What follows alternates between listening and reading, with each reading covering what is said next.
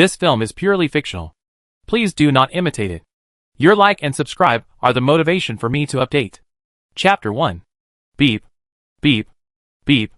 What you see is the yellow sand all over the sky. The towering sand dunes, shining golden light in the sun, and the neatly arranged crescent moons on the sand. A hot current rolled up a small tornado, and the rugged sand and rocks were blown away along the traces of the wind. And it was instantly gray. Under the high-temperature perspective, the sand dunes near and far were folded into a layer of shady images, like the beginning of a mirage. From a distance, sparsely scattered giant columns up to 30 meters high were scattered in the sand, casting short shadows. The vertical hard sharp edges pierced the sand and wind, covered with a thick layer of dust, and the columns had winding and neat scabs left by knife cuts. Below were unknown creeping plants growing tenaciously, with needle-like leaves, withered and yellow, trembling and swaying in the wind under the high temperature. It was so hot that no insects or animals could be seen, only scattered biological skeletons in the sand. The sand and stones made people's faces hurt, and Tang Yu hurriedly walked to a small shadow to hide. The neuron electronic chip had been sending high-temperature alarms in his brain for 3 consecutive minutes. He was a little impatient and temporarily turned off the alarm. The government blocked his ID, and the neuron electronic chip could no longer send or receive any information. However, his neuron electronic chip was improved by the developer Isaac's experiment. In special periods, it can urgently activate the backup information transmission ID and connect to the network information system in a virus-like and powerful way. Although it was only a preliminary experimental function, it helped him a lot at this moment. After debugging the parameters of this pseudo-ID, Tang Yu started the neuron electronic chip and boldly opened the broadcast option on the holographic projection screen. He randomly connected to a political channel to learn about the latest progress of the government's arrest of him after he escaped. Tang Yu is the leading medical biohuman researcher in the entire science and technology city. The senior officials of Gaia City all know that he escaped into the desert while being escorted to Qiantian City for trial. But it seems that no one is chasing him, perhaps tacitly acknowledging that he will die. Now I'm reporting a piece of news. The 54,000th issue of the End of the Century newspaper, originally issued last Thursday, which has been published since 2100, was issued at 12 noon today. At the same time, the board of directors decided to announce that it would cease publication and never resume publication. A week ago, the headquarters of the End of the Century newspaper suffered a large-scale riot caused by spiritual parasitism, and the company suffered heavy losses in personnel. The headquarters has also been taken over and controlled by the government. Since its publication 152 years ago, the End of the Century newspaper has been suspended and resumed several times, leaving many wonderful memories with mankind, but was eventually forced to withdraw from the stage of history by reality. Let us bid farewell to this old friend silently. Hearing about spiritual parasitism, Tang Yu paused, but he did not stop at this piece of news that was not surprising, but looked at the endless desert, staring at the shadows that appeared in the distance. He became a little nervous. The high temperature did not seem to affect him. He did not even have a piece of heat protection equipment on him, and his thin and upright body stood directly in the hot sand. At this time, the undulating hot wind swept across Tang Yu's cold and indifferent face, blowing up his black and fine hair. He had a full forehead, a straight nose, and a smooth and rounded jawline. His skin was cold and white, close to frost and snow, and he looked handsome, except for his eyes, which were like the endless blue sea.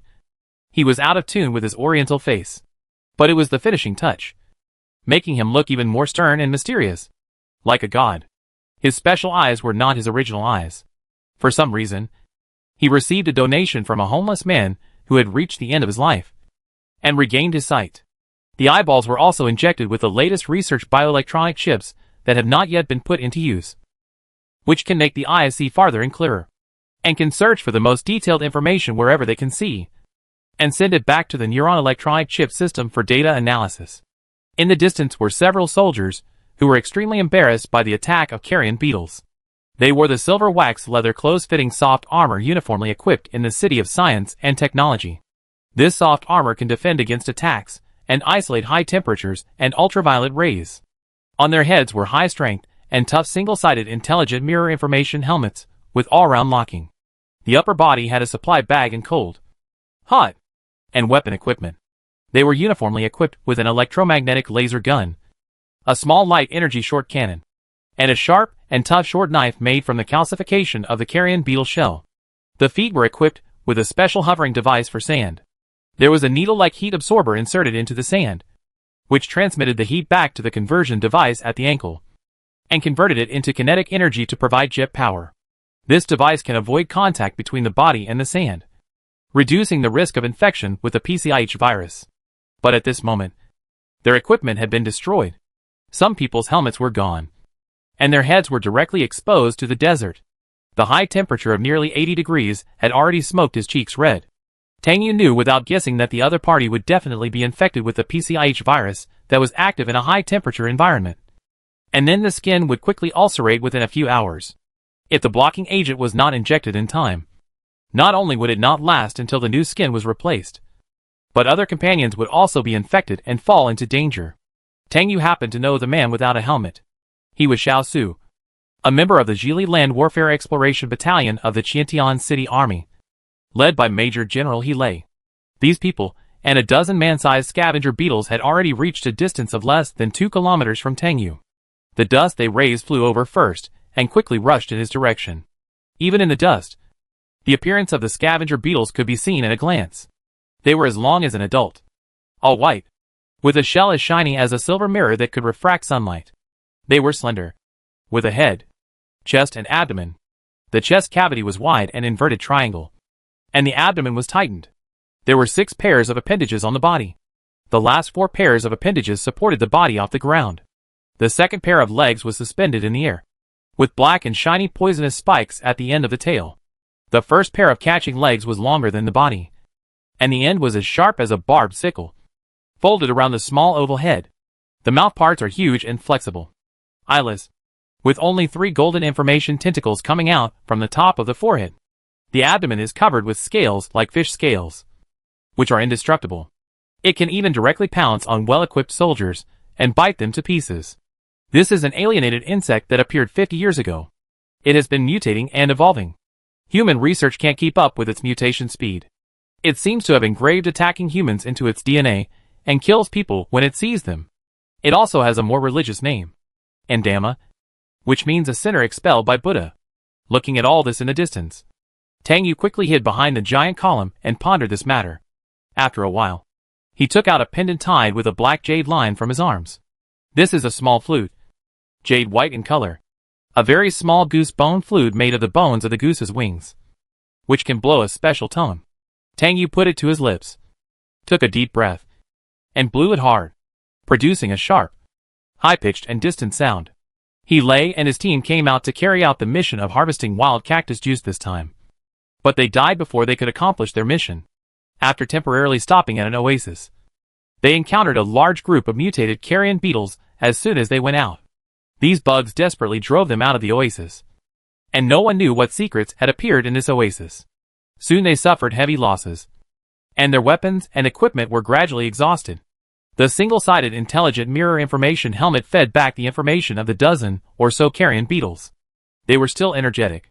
He Lei, who was in the center of the fight, quickly made a decision, contacted several men, and issued the final order. All personnel evacuate. Hilya deploys energy shield for nuclear magnetic recovery.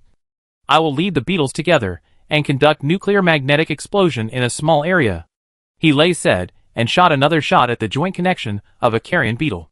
The beetle flew out and rolled a few times, but soon its broken limbs healed and grew rapidly, and it climbed up and entered the battle again. This situation made He Lei want to end the battle even more. He Lei's words surprised several men. Hilya shouted, "Brother Lei, you will be very dangerous. It is easy to be injured by mistake in a nuclear magnetic explosion in a very short time." But while talking, He Lei was already preparing for the nuclear magnetic explosion. He emphasized in a stern voice, "Follow the order. Quick battle and quick decision." Shao Xu is dragged down and everyone is in greater danger. At this time, Shao Xu was already at the end of his strength. The high temperature made him dizzy.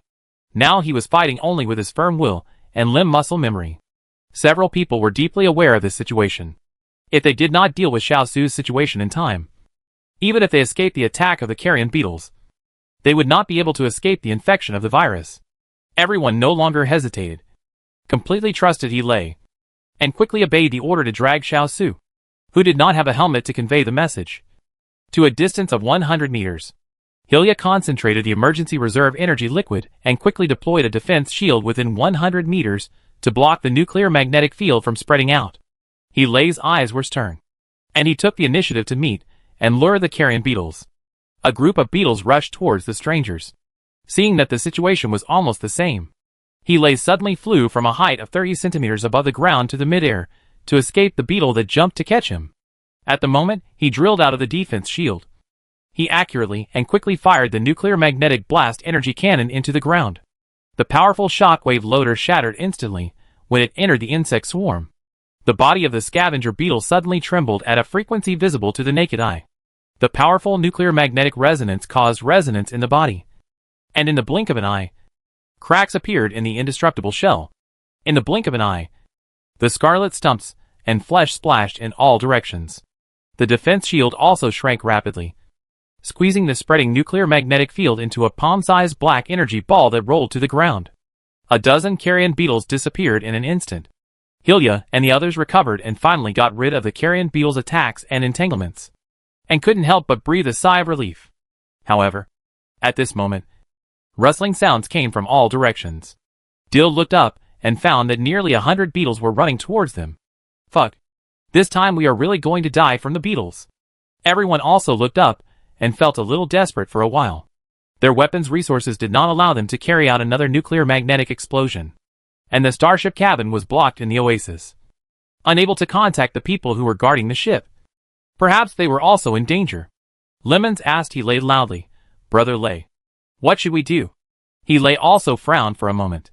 However, just as this huge group of beetles rushed over, a strange tone suddenly sounded in the desert, like a big hand suddenly grasping people's hearts and holding people's breathing. Lei was shocked and immediately reminded, blocked the sound. Then he flew to Shao Xu and turned on the audio interference radio wave near him. Several people quickly turned off the audio receiving function of the single-sided smart mirror information helmet. But they saw that the swarm of insects rushing towards them suddenly stopped, paused for only a moment, and suddenly shook, retracted the 3 information sensors on their heads to receive information, and then turned their bodies to disperse in all directions. This tone lasted for about 3 minutes, and it sounded one after another until the insect tide completely retreated. Chapter 2. The crisis was immediately resolved. Everyone was amazed. Lei immediately turned on the infrared thermal imaging device, and the infrared radiation was sent to the surrounding area of 1 kilometer. Soon, the thermal imaging was sent back. The single-sided intelligent mirror information helmet showed that there was an adult male near the cactus bush 500 meters ahead. He was non-aggressive and had no weapons or equipment. He was not a military man. At this moment, a thin figure walked out from behind the tall giant column. The long-sightedness of the single-sided intelligent mirror information helmet allowed the other party's appearance to be seen at a glance. This is a completely oriental face.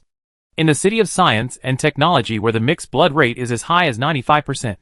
It is also a beautiful landscape. But being close to pure blood also means that the resistance of genes to attack is at the bottom in the end times, and the gene sequence is more likely to be tampered with and mutated. Almost in an instant, Lei activated the hovering device and flew over. The electromagnetic laser gun in his hand was already in a ready state, ready to take the enemy's life at any time. Lei stopped in front of Tang Yu 5 meters away. Tang Yu was well prepared, and at this moment, he looked calmly at the fully armed soldiers pointing guns at him in front of him. Lei was shocked. Shocked that someone could appear in the desert without any high-temperature protection measures. But he was even more shocked that this person was Tang Yu. The two confronted each other for a while. Lemons and others in the distance also entered a state of alert. Hilya held Shao Xu and hid behind his comrades. He took out a light green injection from the storage bag, called Shao Xu to cheer him up, and then opened the injection and injected the liquid into the other party's forehead scalp. This is a blocker used to block the infectiousness of the PCIH virus. The full name of this virus is pandemic cancer of skin and heat. Not long after humans are infected, their skin will quickly ulcerate. If this blocker is injected during the golden 3-hour rescue period, it can control the infection and delay the time of skin ulceration. Unfortunately, there is no cure for PCIH virus, and no antibodies can be obtained. In the early stage, symptoms can be replaced by skin removal to remove the hotbed of virus replication. but in the middle and late stages. The ulcerated skin corrodes the muscles, and it is almost hopeless. It only takes a few hours from the early stage to the middle and late stage. But more people die from PCIH virus because they cannot afford the high cost of rehabilitation after free skin replacement, and eventually die of pain due to rejection reaction of the new skin, or repeated infection of the virus, leading to the collapse of the immune system.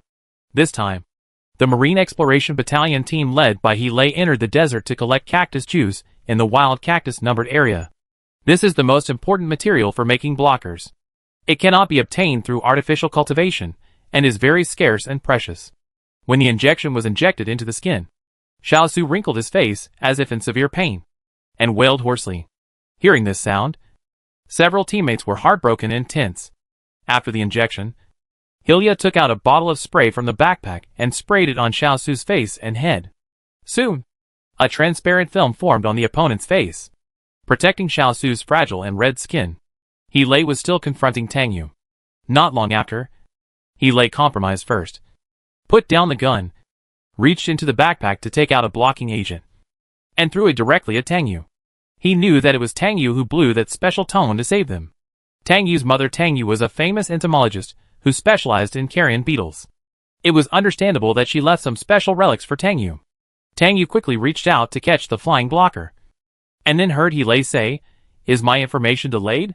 Professor Tang actually fled into the desert without fear of death. Hearing the familiar voice, Tang Yu paused for a moment.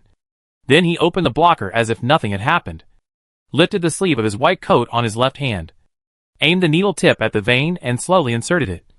And the medicine was almost gone. He didn't care about Hele's ambiguous words, and he couldn't see the other party's expression covered by the one-sided smart mirror information helmet, and he had no way to judge the other party's attitude. Tang Yu had to remain silent for the time being. Hele stared at him coldly, and then opened the full channel to give instructions to the team members. Lemons, bring Wang Jing and Dill to get the cactus juice, and prepare to return in 10 minutes. Lemons received the order and quickly called his teammates to fly over and start today's mission. Tang Yu threw the slender container of the blocking agent back to Hele for recycling, and said, "I saved you." Hele put the syringe of the blocking agent back into the storage bag next to the storage bag, but said, "Your escape only confirms the fact that you are a spiritual parasite." Tang Yu just glanced at Hele and said, "You know I am not." One of the purposes of his escape into the desert was to clear the charge of being a spiritual parasite. Hele immediately asked in a deep voice, "What experiment are you doing?" With Tang Yu's wisdom, even if he was labeled as a spiritual parasite, how could he run into the desert to die for no reason?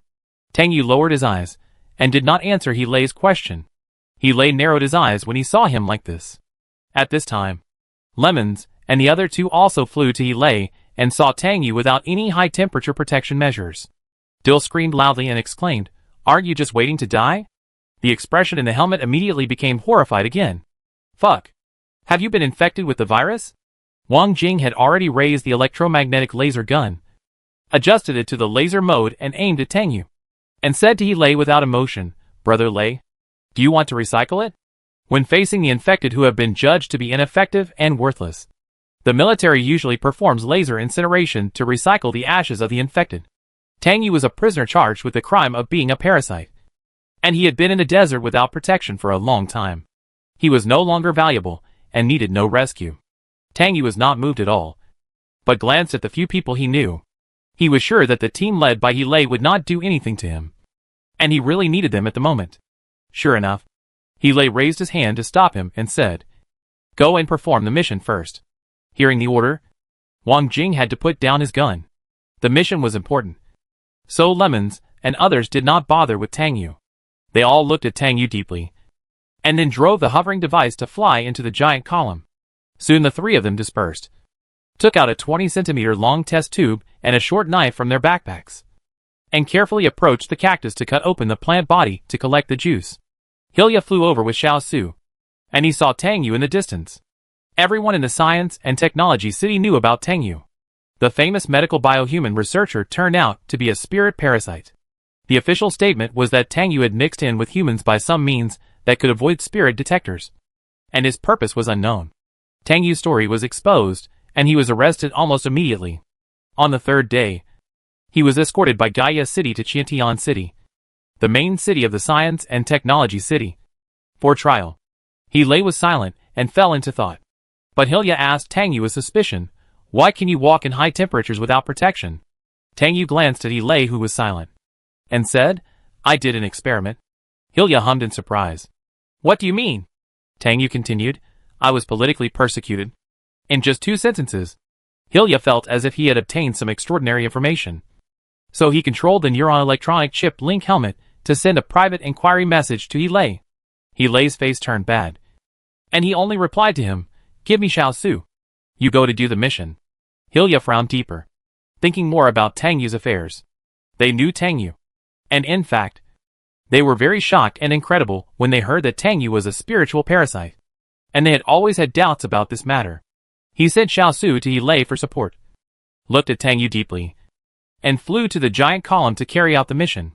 He helped Shao Xu up, then looked at Tang Yu in silence and said, "We will pretend that we have never seen you." This meant that He and his men, as military personnel who knew Tang Yu, would not take the initiative to send him into danger. But they would not care about his affairs either. This made Tang Yu frown. This was not the result he wanted. Otherwise, there would be no point in him escaping. Tang Yu knew that it was not easy to convince the always cold and ruthless He, and there were some grievances between them. In recent years, He had always been cold and ruthless to him. He repeated again, "I saved you. And for our old friendship, you should take me to the oasis first." He couldn't help but clench his palms. But he refused almost without hesitation. "Impossible. First, the latest news about your escape was 4 hours ago. Plus some emergency treatment time. You stayed in the desert for nearly 6 hours. And you have missed the best time to block the infection of PCIH virus. I can directly determine that you are infected with the virus. Even if you take blocking agents, the infectiousness cannot be 100% controlled. I can't joke with my teammates. Secondly," He paused and continued, "I don't want me and my teammates to participate in your so-called political struggle." Tang Yu listened quietly and waited for He to finish before saying, "What you said makes sense." But his gaze towards He became more and more profound. "But I am not infected with the virus. And it is impossible for me to be infected with the virus. My most exposed skin is intact." He was shocked and stopped talking immediately. Tang Yu also looked at him quietly. The two continued to confront each other. The wind gradually started to blow again, and the sand and dust were blown up. And soon a thin layer of dust covered Tang Yu's body. His white coat for experiments had turned khaki, like old clothes that had been covered in dust for many years.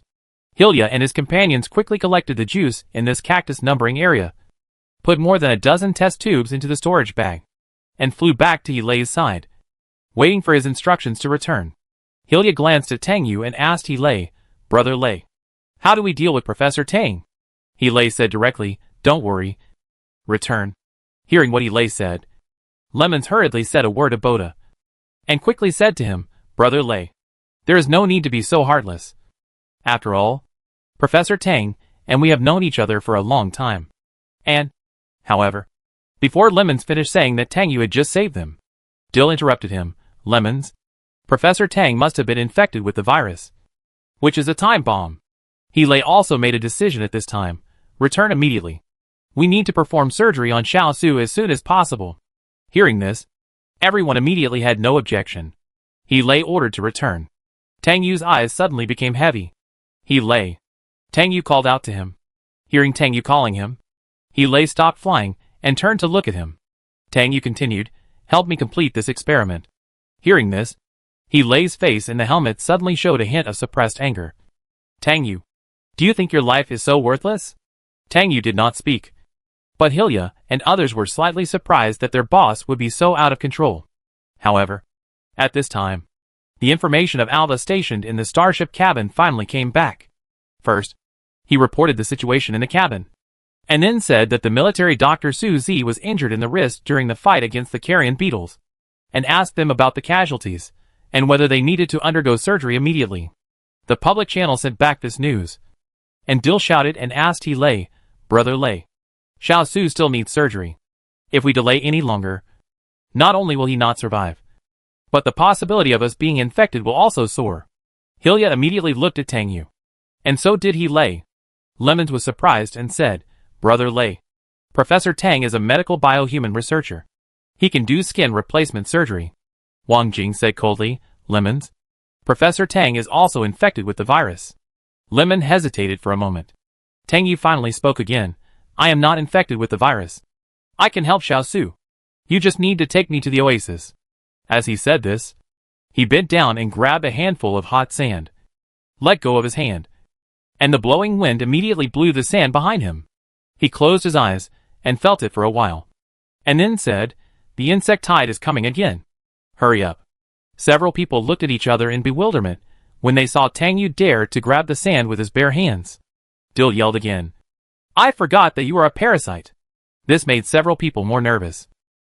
But they were even more puzzled as to why Tang Yu said so confidently that he was not infected with the virus. He was silent for a few seconds, and finally said, Lemons? Take Professor Tang with you and set off. Everyone was neither surprised nor surprised by Lei's decision. Dill and Wang Jing could not refute it anymore. Moreover, Tang Yu had just taken a blocking agent. Even if he was infected with the virus, it would not be so fast to infect people who were close to him. After receiving the order, the tall Lemons flew to Tang Yu's side. He put the storage bag to one side and squatted down, saying to Tang Yu, Professor Tang, come up and I will carry you. Tang Yu paused, said okay, and walked over to get on Lemon's back. Lei looked back at Tang Yu, and then led a few people back to the starship cabin waiting in the oasis. The oasis is at least 20 kilometers away from this cactus-numbered area. If Lei and his team had not flown here while resisting the swarm of insects, they might not be able to complete the mission now. The desert has sufficient heat energy, and the hovering device is very fast. In less than 15 minutes, Lei and his team arrived at the oasis. This oasis looks like a deep jungle from a distance, stretching for at least 8.9 kilometers around, with lush and tall plants growing on it. This is somewhat abrupt in the surrounding desert, especially the clear boundary between the forest and the sand, which adds a sense of weirdness to this natural world. Since humans entered the high-temperature apocalyptic era, forests and grasslands have shrunk sharply. Land has become seriously desertified, and even the ocean has retreated, exposing the terrifying seabed, forming a towering cliff overlooking the vast ocean. The living space of humans has become increasingly narrow. Since the great spiritual parasitic riots in the human world at the beginning of the last century, the population, which had already been sharply reduced, has been reduced by half again. And the survival and development of humans are even more critical. The starship cabin was parked on an open space outside the oasis. The cabin was equipped with a sonic device to interfere with the scavenging beetles. The sonic wave was turned on, and it was temporarily safe here. Shortly after Lei and his team left the cabin, Alva and Suzy went down to the oasis to perform the task of collecting plant samples. As a result, they encountered two scavenging beetles that were not afraid of sonic interference. Although it was successfully hunted, there were still casualties. Suzy was not a combat soldier, so in the process of strangling the carrion beetle, the captured foot scratched the soft armor and injured his wrist. Lei had informed Alva and Suzy in advance about Shao Xu's matter. Suzy had prepared a sterile operating room and a new skin cultivated in advance with Shao Xu's stem cells. Arriving outside the square cabin, the metal square cabin door slowly lowered. Lei and others quickly flew in, and soon the square cabin door was closed again. Alva and Suzy were anxiously waiting for their teammates to return at the door. Suzy was ready to do a positive test for virus infection for the teammates who went out. The A reagent detector can produce results within 30 seconds. After flying into the cabin, everyone turned off the hovering device, put away the sharp needles at the bottom, and dropped them to the ground. They quickly took off the device and put it in the maintenance equipment at the door of the cabin for intelligent maintenance, and then took off the helmets with all-round blockade. Although the helmets have heat dissipation devices, everyone was sweating. Their wet hair stuck to their scalps. Their faces flushed, and they looked extremely embarrassed. Hilya is a delicate-looking blonde. Wang Jing is an oriental face with silver-blue heterochromatic pupils. Dill has curly brown hair. And Lemons is a big bald head with a simple and honest look, with the symbol of the Boda Church painted on his forehead. And Lei is a typical East-West hybrid, with high eyebrows, deep eye sockets, and a straight nose. But he also has the relatively soft facial curves of Oriental people, smooth cheekbones, and a perfect mandibular contraction. And he looks very handsome. But he also had the typical spiky hair style of a soldier. and he was tall and sturdy, which made him handsome and tough. His eyebrows were too sharp, and he looked intimidating without anger. This handsomeness made ordinary people dare not look directly at him. Alva, who was tall and black, was the first to greet him. But he saw Tang Yu, who was dressed differently, in the crowd at a glance. Alva was stunned, and after returning the military salute to He Lei and others, he looked at Tang Yu with a cold face and asked He Lei, "Brother Lei, why is Professor Tang here?" Suzy also returned the salute with a look of surprise, and after turning his eyes back from Tang Yu, he said, "I will do a PCIH virus test for you first." He Lei returned the salute and looked at Suzy and said, "First test Professor Tang, then arrange for Shao Xu's surgery." This made Suzy feel guilty. "Major General, I should protect myself." At this moment, her left wrist was wrapped in a transparent biofilm, and a scratch of about 10 centimeters could be seen directly. At this time, a potion to accelerate the healing of the wound was applied, and it was purple and red, which looked a little scary. He Lei raised his hand to tell her not to say more, but Tang Yu came forward and lifted his sleeves to let Suzy draw blood for a positive test. He asked He Lei slowly, "Where is Shirmo?" Shirmo was the accompanying military doctor of He Lei's Marine Exploration Battalion team, and he was also an old acquaintance of Tang Yu. He Lei just said, "Retired?" Hearing this answer, Tang Yu's expression paused slightly. Shirmo was in his prime, and there were only a few possibilities for his retirement. But Tang Yu did not ask more. Suzy quickly installed a test tube with reagent A on the detector, installed a disposable needle tip, lifted Tang Yu's wrist, and pierced it to draw blood. Soon, the dark red blood flowed into the test tube, and instantly turned light yellow when it encountered reagent A. At this time, the detector ding sounded and reported negative. No infection. However, when this mechanical sound came out, everyone who had just returned from outside, including He Lei, widened their eyes in shock. Dill shouted directly, "Impossible. How could Professor Tang be negative after staying in the desert for so long?" Alva and Suzy were confused. Alva asked Dill, "How did you meet Professor Tang?" "Professor Tang should be..." Alva didn't finish his words, but everyone knew what he wanted to say. How could a prisoner who was to be sent to Chiatian City suddenly appear in their military cabin? Although He Lei also wanted to know why. Shao Xu's condition was urgent, so he didn't give them the opportunity to talk more about Tang Yu. He said directly, "Suzy, give the testing task to Alva, and you assist Professor Tang to perform surgery on Shao Xu." Suzy looked at Tang Yu in surprise, but didn't say much. He handed the tester to Alva, and walked over to Hilya, who was supporting Shao Xu. After checking the extent of Shao Xu's infection, he told Hilya to move him to the sterile operating room. Tang Yu didn't say much and followed him directly. Chapter 3. Tang Yu took off his white coat and entered the disinfection room in the cabin.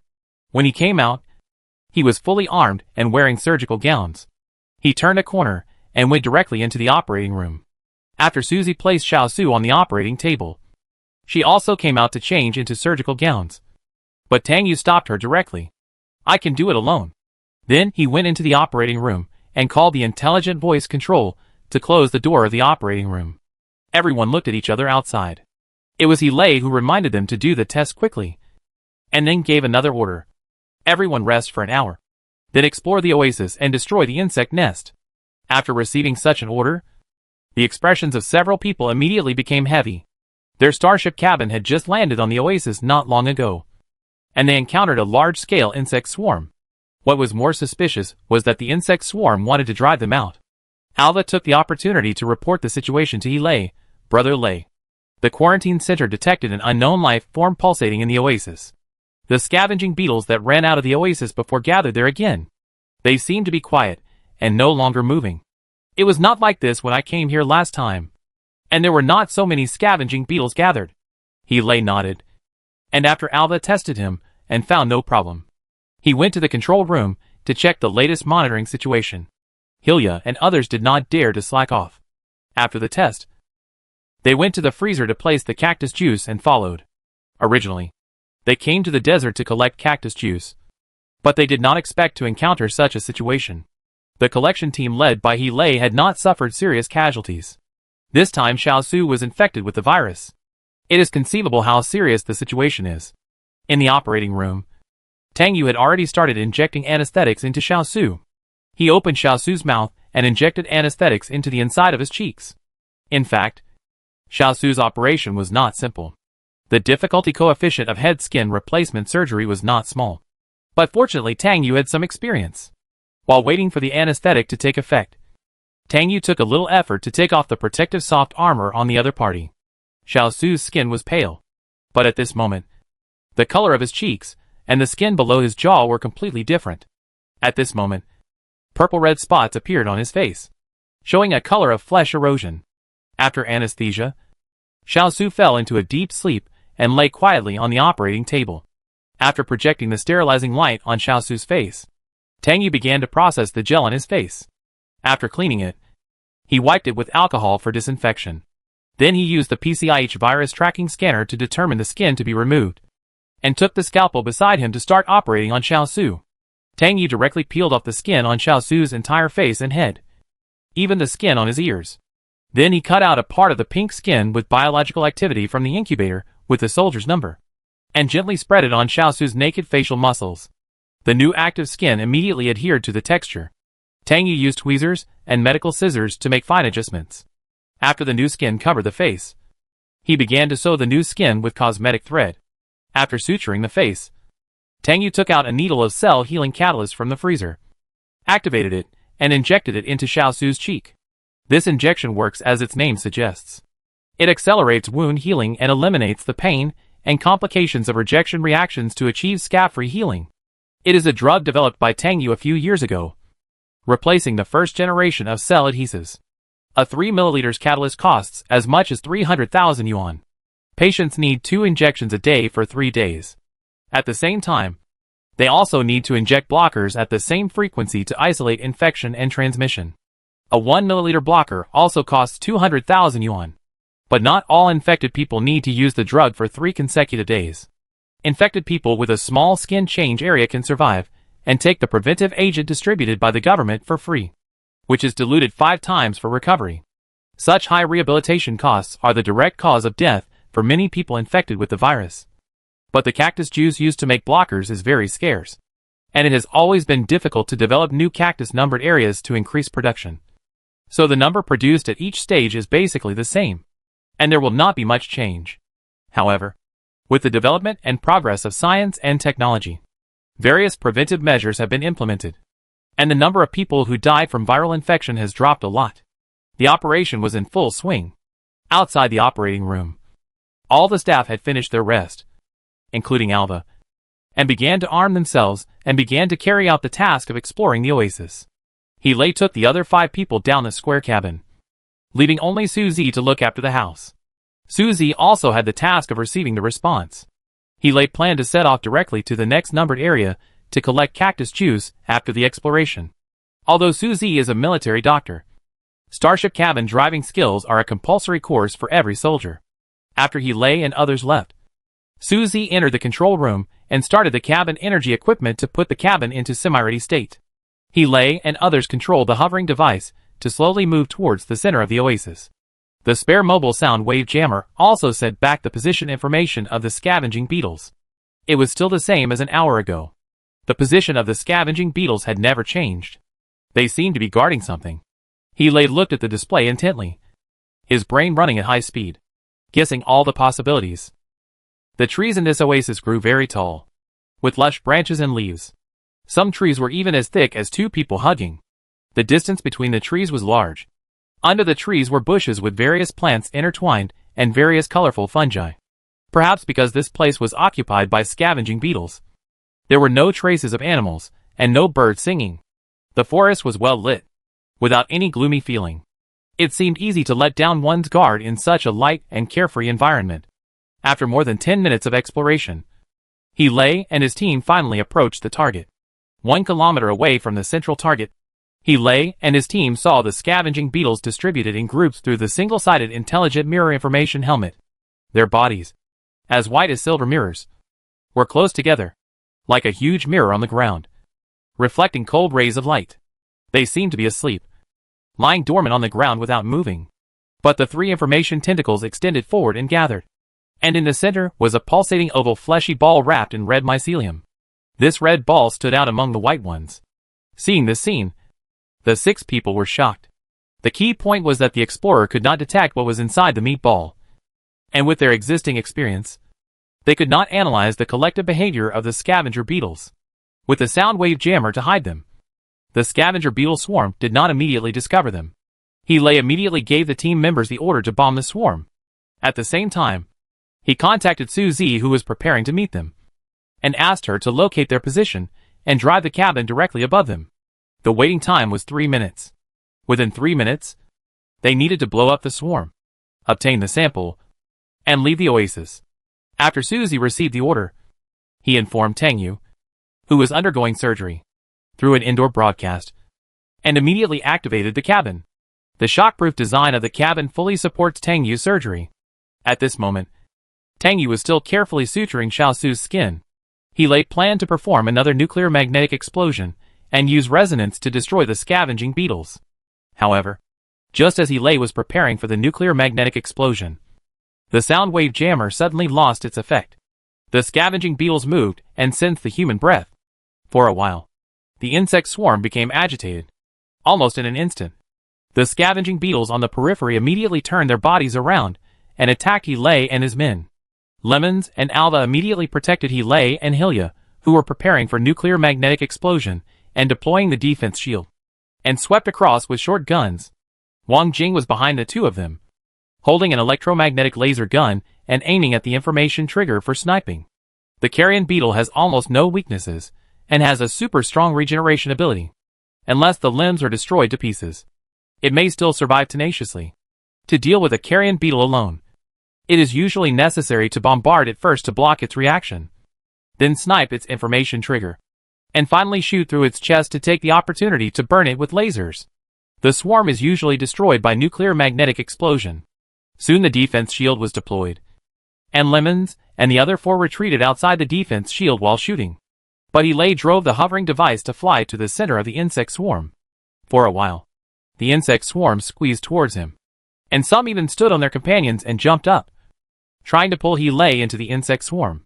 When he reached the vicinity of the red mycelium meatball, Lei suddenly rose up to penetrate the defense shield. And at this moment, he dropped a powerful magnetic wave loader. In the blink of an eye, the magnetic wave with super destructive power hit, causing the insect body to resonate, and the scavenger beetle quickly lost its resistance. The shell of the scavenger beetle cracked visibly. At this time, the engine sound of the starship cabin was gradually approaching. In just 10 seconds, the scavenger beetles broke into pieces and splashed out. However, the meatball in the center was not affected and still pulsated strongly, which shocked people for a while. After Hilya recovered the energy ball, he flew close to Lei and asked him what to do next. Dill asked, "Brother Lei, do you want to take this meatball away?" Lei hesitated for a few seconds and said, "Lemons, go get the specimen, and the others will cover you." After receiving the order, Lemons took out a small mobile freezer from his storage bag and flew to the red mycelium meatball. Soon, Lemons took the mycelium specimen from it, and Lei and his team also recovered some limb specimens of the scavenging beetle and returned to the institute to do the latest research on the mutation of the scavenging beetle. Lemons quickly turned back. However, at this moment, the mycelium meatball suddenly cracked, and more than a dozen golden tentacles stretched out from it and flew towards him. With extremely strong aggressiveness, Lemon sensed the danger and looked back subconsciously. At this time, Lei rushed over and grabbed him and flew into the air, barely avoiding the attack. However, the tentacle seemed to have consciousness and tried desperately to stop Lemons from taking the specimen away. Hilya and the other 2 quickly fired at the meatball, breaking the tentacle and retracting it into the meatball. Lei ordered the cabin to come over immediately and ordered Hilya and the others to evacuate quickly. Hilya and the others flew into the air while fighting.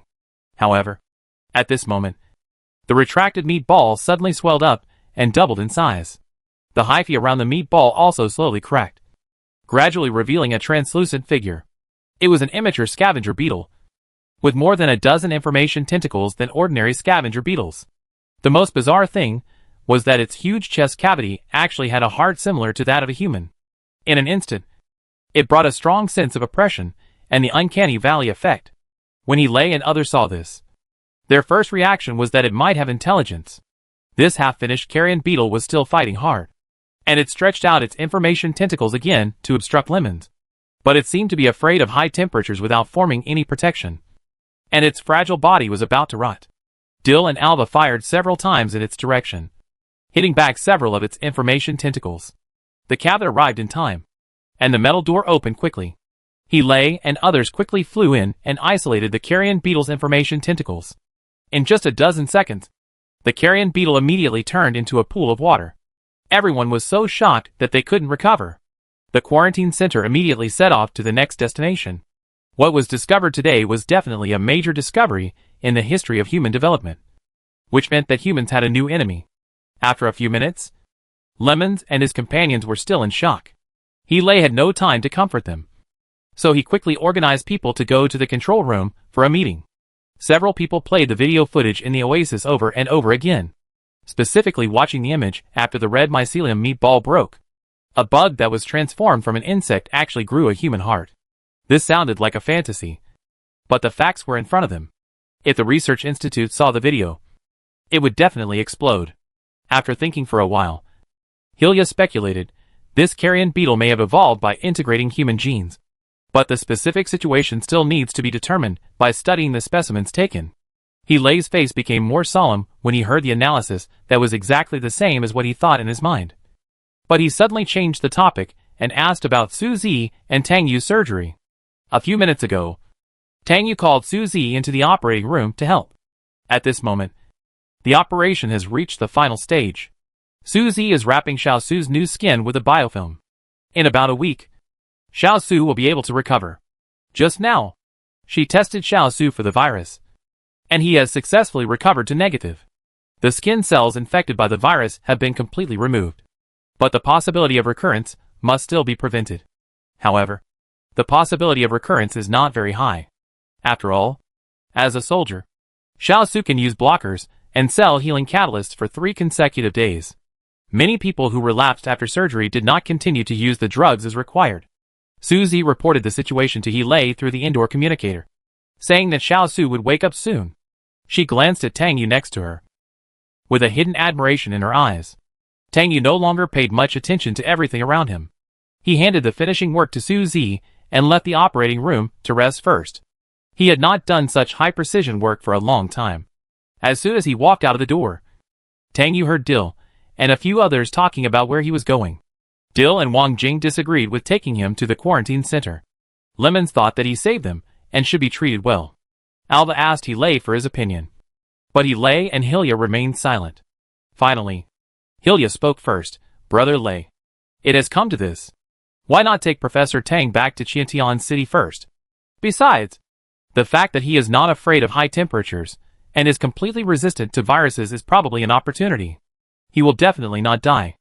Hilay thought the same as Hilya. When he was about to speak, he heard footsteps approaching. He turned around and saw that it was Tang Yu. He looked more tired than when he met him not long ago. Hilay stood up straight, just staring at him silently. Tang Yu didn't say anything either, just looked at the 6 people in the control room coldly. Lemon spoke first to break the stiffness. He smiled and said to Tang Yu, Professor Tang, thank you for saving Shao Xu. Tang Yu just said lightly, it's not a big deal. Lemon said again, the god Boda will bless you. You will be safe. I don't believe you are a spiritual parasite. One of the teachings of the god Boda is that those who have made outstanding contributions to human survival are the incarnation of gods. They are sacred and solemn. Dill couldn't stand it anymore, and shouted at Lemons, Lemons, this is the control room, not the place for you to preach. Lemons frowned helplessly. I just believe in Professor Tang. Tang Yu said to Lemons, thank you. I received your kindness, and God Boda will also bless you. Lemon smiled innocently. Hilay hesitated to speak, and Tang Yu looked at him with a faint gaze. However, at this moment, Hilay's neuron electronic chip suddenly received a call, showing a call from his boss, Lieutenant General Freston Harris. He frowned and was silent for a few seconds before answering the phone and turning on the holographic projection. Seeing their boss suddenly, several people looked serious. The holographic projection showed Freston's face, which was also completely oriental, but he had an expressionless look, and even his eyes were full of indifference. It seemed that he had no emotion at all, like a cold machine that could only give or execute orders, without any greetings. He immediately gave the order. Major General He Lei. Good afternoon. If the exploration team finds the fugitive Tang Yu in the desert, please execute the strangulation order immediately. After hearing this order, several people were shocked, because the Lieutenant General Freston Harris, who issued the order to kill Tang Yu, was none other than Tang Yu's biological father. Chapter 4. He Lei was silent for a while. When Freston saw this, his expressionless face became more serious, and he frowned slightly, obviously very dissatisfied with He Lei's attitude. He Lei, can't you follow the order? Freston asked He Lei in an almost interrogative tone, and his performance surprised the other team members. Although Lieutenant General Freston was their boss, and was used to being cold, he rarely gave orders in a strong tone and attitude. He was one of the few bosses who treated his subordinates gently. In particular, He Lei had outstanding abilities, and had always been the object of Lieutenant General Freston's attention. They thought about it, and felt that it might be because this matter involved Tang Yu. Without waiting for He Lei to answer, Tang Yu, who was standing at the door, said from a distance, He Lei, let me talk to Lieutenant General Freston. The appearance of Lieutenant General Freston was an episode in Tang Yu's plan, which really brought him a lot of trouble. At least the other party should not appear now in his plan. Tang Yu's mood became somewhat heavy, but he could still deal with such unexpected things. Tang Yu's voice was transmitted into the radio equipment of the holographic projection screen, and the audio data was transmitted from Freston's communication equipment without any damage. Freston heard the familiar voice, and his expression was obviously fluctuating. But he still said coldly, Tang Yu, you are still alive. Tang Yu walked slowly to He Lei's side, patted his shoulder gently, and asked He Lei to move the holographic projection screen in front of him. He Lei's face had become very bad, and his eyes became deeper. He glanced at Tang Yu lightly, suppressed some emotions, and moved the holographic projection screen in front of Tang Yu. All of a sudden, Freston's cold face appeared in Tang Yu's eyes, and Tang Yu's equally indifferent face also appeared in Freston's vision. The father and son confronted each other for a while. To be honest, Tang Yu didn't want to confront his father unless it was necessary. His father Freston was often unkind to him. Genes were inherited, and he also followed his father's temperament. The two often parted unhappily. Freston spoke first, in the same questioning tone, why are you running away? In fact, everyone was puzzled by this point. If Tang Yu did not run into the desert, but followed the army escorting him to Qiantian City, perhaps there would be a glimmer of hope for his crime of being a spiritual parasite. After all, Tang Yu is the leading and youngest medical biohuman researcher in the City of Science and Technology. His status is far higher than that of ordinary people. For the survival and development of mankind, a genius scientist like Tang Yu will not be dealt with casually. Besides, Tang Yu has a father who is a lieutenant general, who can maneuver from it. But Tang Yu chose a dead end that seemed to force himself into a desperate situation. As He Lei said, running away further confirmed his guilt as a spiritual parasite. Tang Yu did not answer his question, but said calmly, Lieutenant General, I can surrender myself, but at the same time, I also hope to make a mutually beneficial deal with the super government. Tang Yu's words surprised several team members. They couldn't help but think of Tang Yu's firm statement that he was not infected with the virus not long ago. But they had the same idea. That is, the mystery surrounding Tang Yu was getting bigger and bigger. Freston on the other side of the holographic projection screen was unmoved and said heavily, It's too late. Tang Yu suddenly fell silent and lowered his eyes to think. He had a reason to escape. He was doing a very important experiment with himself and making a huge bet for the survival and development of mankind. His escape from the military starship cabin that was escorting him was planned early.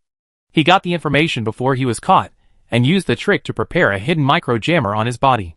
When the cabin entered the completely desert area, the driving speed would slow down. He took the opportunity to turn on the jammer, forcing the starship cabin to stop due to the alarm. Then he took advantage of the turmoil to destroy the anti-high temperature equipment of the soldiers escorting him and took the opportunity to escape into the desert. Previously, he had used some means to obtain the numbered area information of wild cacti. He also knew that the military would send a team to collect cactus juice recently. He also calculated that the starship cabin escorting him would pass through the 9th numbered area on the way to Qiantian City. After he escaped, he only had to wait here for a while, and would be rescued sooner or later. Even if he missed the collection team, he still had a way to return to Qiantian City. He didn't expect that the City of Science and Technology would directly order him to be killed on the spot. He thought that the senior officials would let him die directly in the desert. Seeing Tang Yu silent, Freston's expression did not change, and he turned to the stern He Lei. He still repeated the order just now. Major General He Lei, please execute the order to strangle Tang Yu immediately. He destroyed the military starship cabin and fled into the desert. It is a blasphemy to the entire super government and the City of Science and Technology. The super government ordered that it is necessary to set an example. Surprisingly, the crime explained by Freston was not to strangle Tang Yu, the spiritual parasite, immediately, but he treated Tang Yu so coldly and ruthlessly. And to a large extent, he also determined that Tang Yu was a spiritual parasite. And Lieutenant General Freston hated spiritual parasites the most. Hearing Freston's re-emphasized order, He Lei frowned even more, making a decision in his heart. After a while, he moved the holographic projection screen in front of him again. Facing Freston with a cold expression, he saluted solemnly and slowly expressed his attitude. Lieutenant General Freston, please forgive me for not obeying this order. The prisoner Tang Yu showed no signs of being infected with the PCIH virus after entering the desert. I think he is worth studying at this moment. Please allow my team to take him back to Qiantian City and make plans. Hearing this, Freston's eyes showed obvious surprise, and he asked coldly, Major General He Lei, are you shielding Tang Yu? He Lei replied solemnly and forcefully, no. Freston fell silent. His cold and ruthless face made it hard to guess what he was thinking. But a few seconds later Freston suddenly cut off the communication. The holographic projection screen suddenly disappeared, and the few people in the control room were a little unresponsive. Tang Yu didn't expect He Lei to help him like this, and looked at He Lei with sincerity, saying, thank you. He Lei didn't reply to him, but just looked at him deeply. Hilya glanced at Tang Yu and He Lei, then turned her gaze to Tang Yu, but asked He Lei, Brother Lei, what about Lieutenant General Freston? He Lei's decision was considered to be an open confrontation with his superiors, the entire super government, and the City of Science and Technology. The pressure he faced afterwards was not small. If Tang Yu could not bring the value of the research, I am afraid that He Lei would really be implicated. At that time, it would really become a situation where he failed to help a friend and got himself into trouble. But the most surprising thing is that He Lei and Tang Yu don't have a very harmonious relationship in the eyes of outsiders. He Lei's courtesy to Tang Yu mostly comes from the son of his boss. I didn't expect He Lei to help him so much this time. When asked by Hilya, He Lei did not answer directly, but turned the conversation to Tang Yu and asked him directly, how are you going to solve this crisis? Hearing this, Tang Yu shook his head slowly, did not answer He Lei's question, but just said, please help me take it to Qiantian City. His plan can only be further carried out after entering Qiantian City smoothly. He has only obtained the chips he wants now. He originally encountered in the desert. He Lei and the others were carefully planned by him. He Lei frowned again, looking very unhappy. Seeing Tang Yu like this, Dill couldn't help but sigh heavily, and said, Professor Tang, please don't get us into trouble. Tang Yu only glanced at Dill, who was not doing anything right at the moment, and was silent again, just looking at He Lei, waiting for his answer. Lemons breathed a sigh of relief, walked around the conference table to Tang Yu, put his hands together and bowed slightly, and said a word to Boda. Professor Tang, you are at least the top medical biohuman researcher in the City of Science and Technology. Once you are cleared of the crime of spiritual parasitism, no one can hurt you casually. Hearing this, Dill held his forehead with his hand and said helplessly, Lemons, who gave you the courage to make you so sure that Professor Tang has no danger? Alva couldn't help but laugh at Dill. Lemons has always believed in the blessing of the god Bedoha. Dill rolled his eyes directly, and Lemon showed a helpless look. He Lei avoided Tang Yu's pleading eyes, just hummed, and shifted the topic to another place. He gathered everyone and assigned each of them the next task. In less than 5 minutes, they will enter the next wild cactus number area and need to prepare for another mission. Tang Yu was politely asked to leave the control room by He Lei. Tang Yu knew that he was a burden at the moment, so he didn't cause any trouble. He went into the lounge next to him and sat down against the metal wall. He closed his eyes and began to rest, but he couldn't help but think about his next plan. He Lei took people to the equipment repair room to prepare the weapons that were about to be used in the battle. During this time, he used the neuron electronic chip to pop up a small holographic projection screen and sent a message to Tang Yu, asking him why he fled into the desert. Thinking of Tang Yu's abnormal physical signs after entering the desert and his words about making a deal with the super government. He had a bold guess in his mind. However, as soon as the message was sent, a yellow exclamation mark warning sign appeared, and the system mechanically reminded him 3 times in his mind, "This ID is disabled."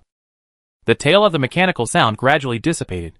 He was stunned for a moment, and then he slowly reacted. But soon his eyes showed anger again. He quickly equipped his weapons, but left the dressing room first, and went to the lounge where Tang Yu was. Tang Yu was alert. He opened his eyes when he heard the noise. He looked up, and saw he lay looking down at him with a gloomy face.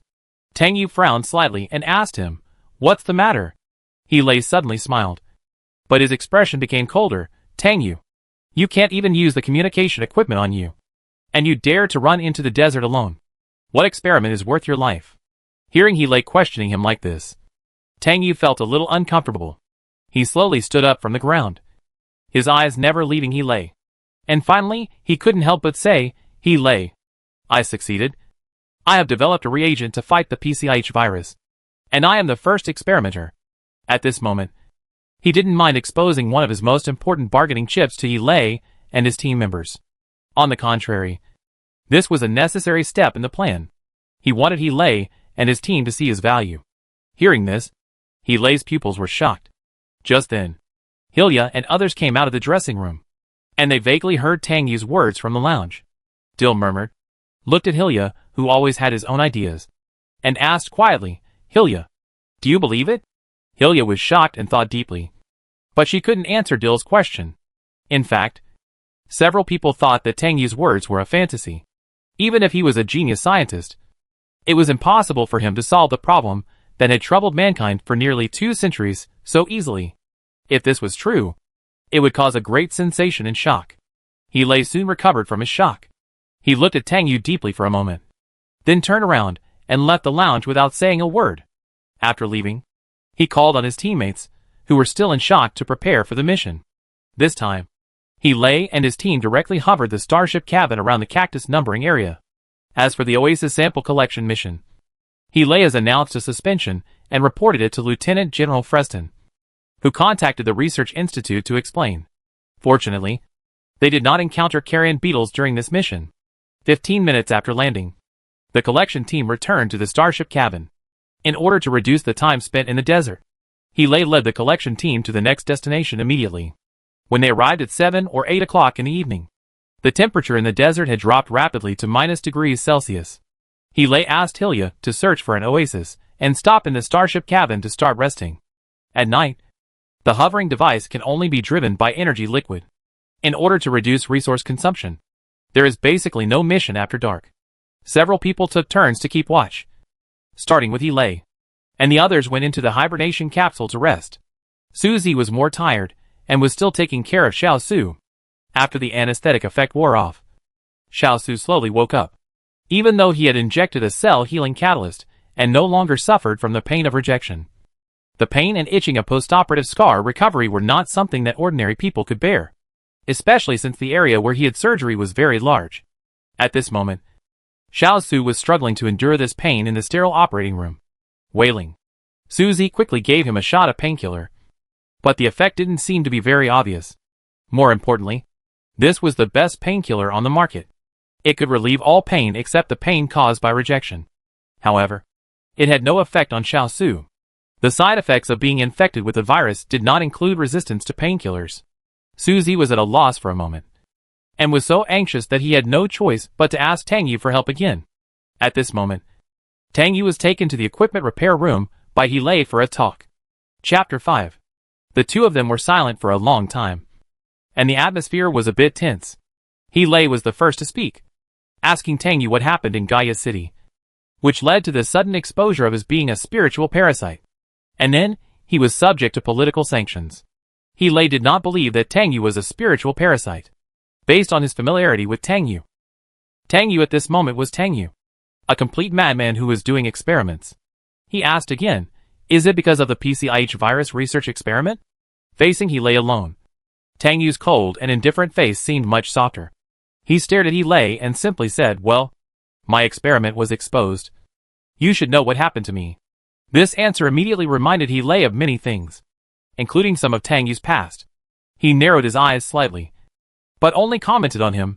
You are indeed the most likely and willing scientist I have ever seen to get involved in political struggles. Tang Yu did not comment on He Lei's words. He just wanted to achieve his own goals through certain means. It didn't matter if He Lei couldn't understand him. Tang Yu didn't want to talk about this topic anymore, and asked He Lei again, what are you going to do about Lieutenant General Freston? He Lei's help in facing his father was beyond his expectation. In fact, he had always been worried that He Lei would be criticized by his father one day. Speaking of Freston, He Lei's face became heavy again, but he just casually said, no big deal. Tang Yu was silent for a while, then said, I owe you. I will slowly pay you back. Hearing this, He Lei's face suddenly became angry again. He stared at Tang Yu and said solemnly, you don't owe me anything. Looking at He Lei, who was in opposition to him, Tang Yu frowned slightly. He opened his mouth to speak, but finally lowered his eyes and remained silent. However, his appearance further provoked He Lei's anger. He Lei has always been a calm and wise leader, but in front of Tang Yu, he inadvertently became a bomb. Tang Yu, I can't guess what you're thinking, whether in the past or now. Tang Yu just kept silent, with a little pain in his heart. He couldn't help but raise his head, wanting to say something to save the situation. But at this time Su Zi just came over and called him Professor Tang at the door.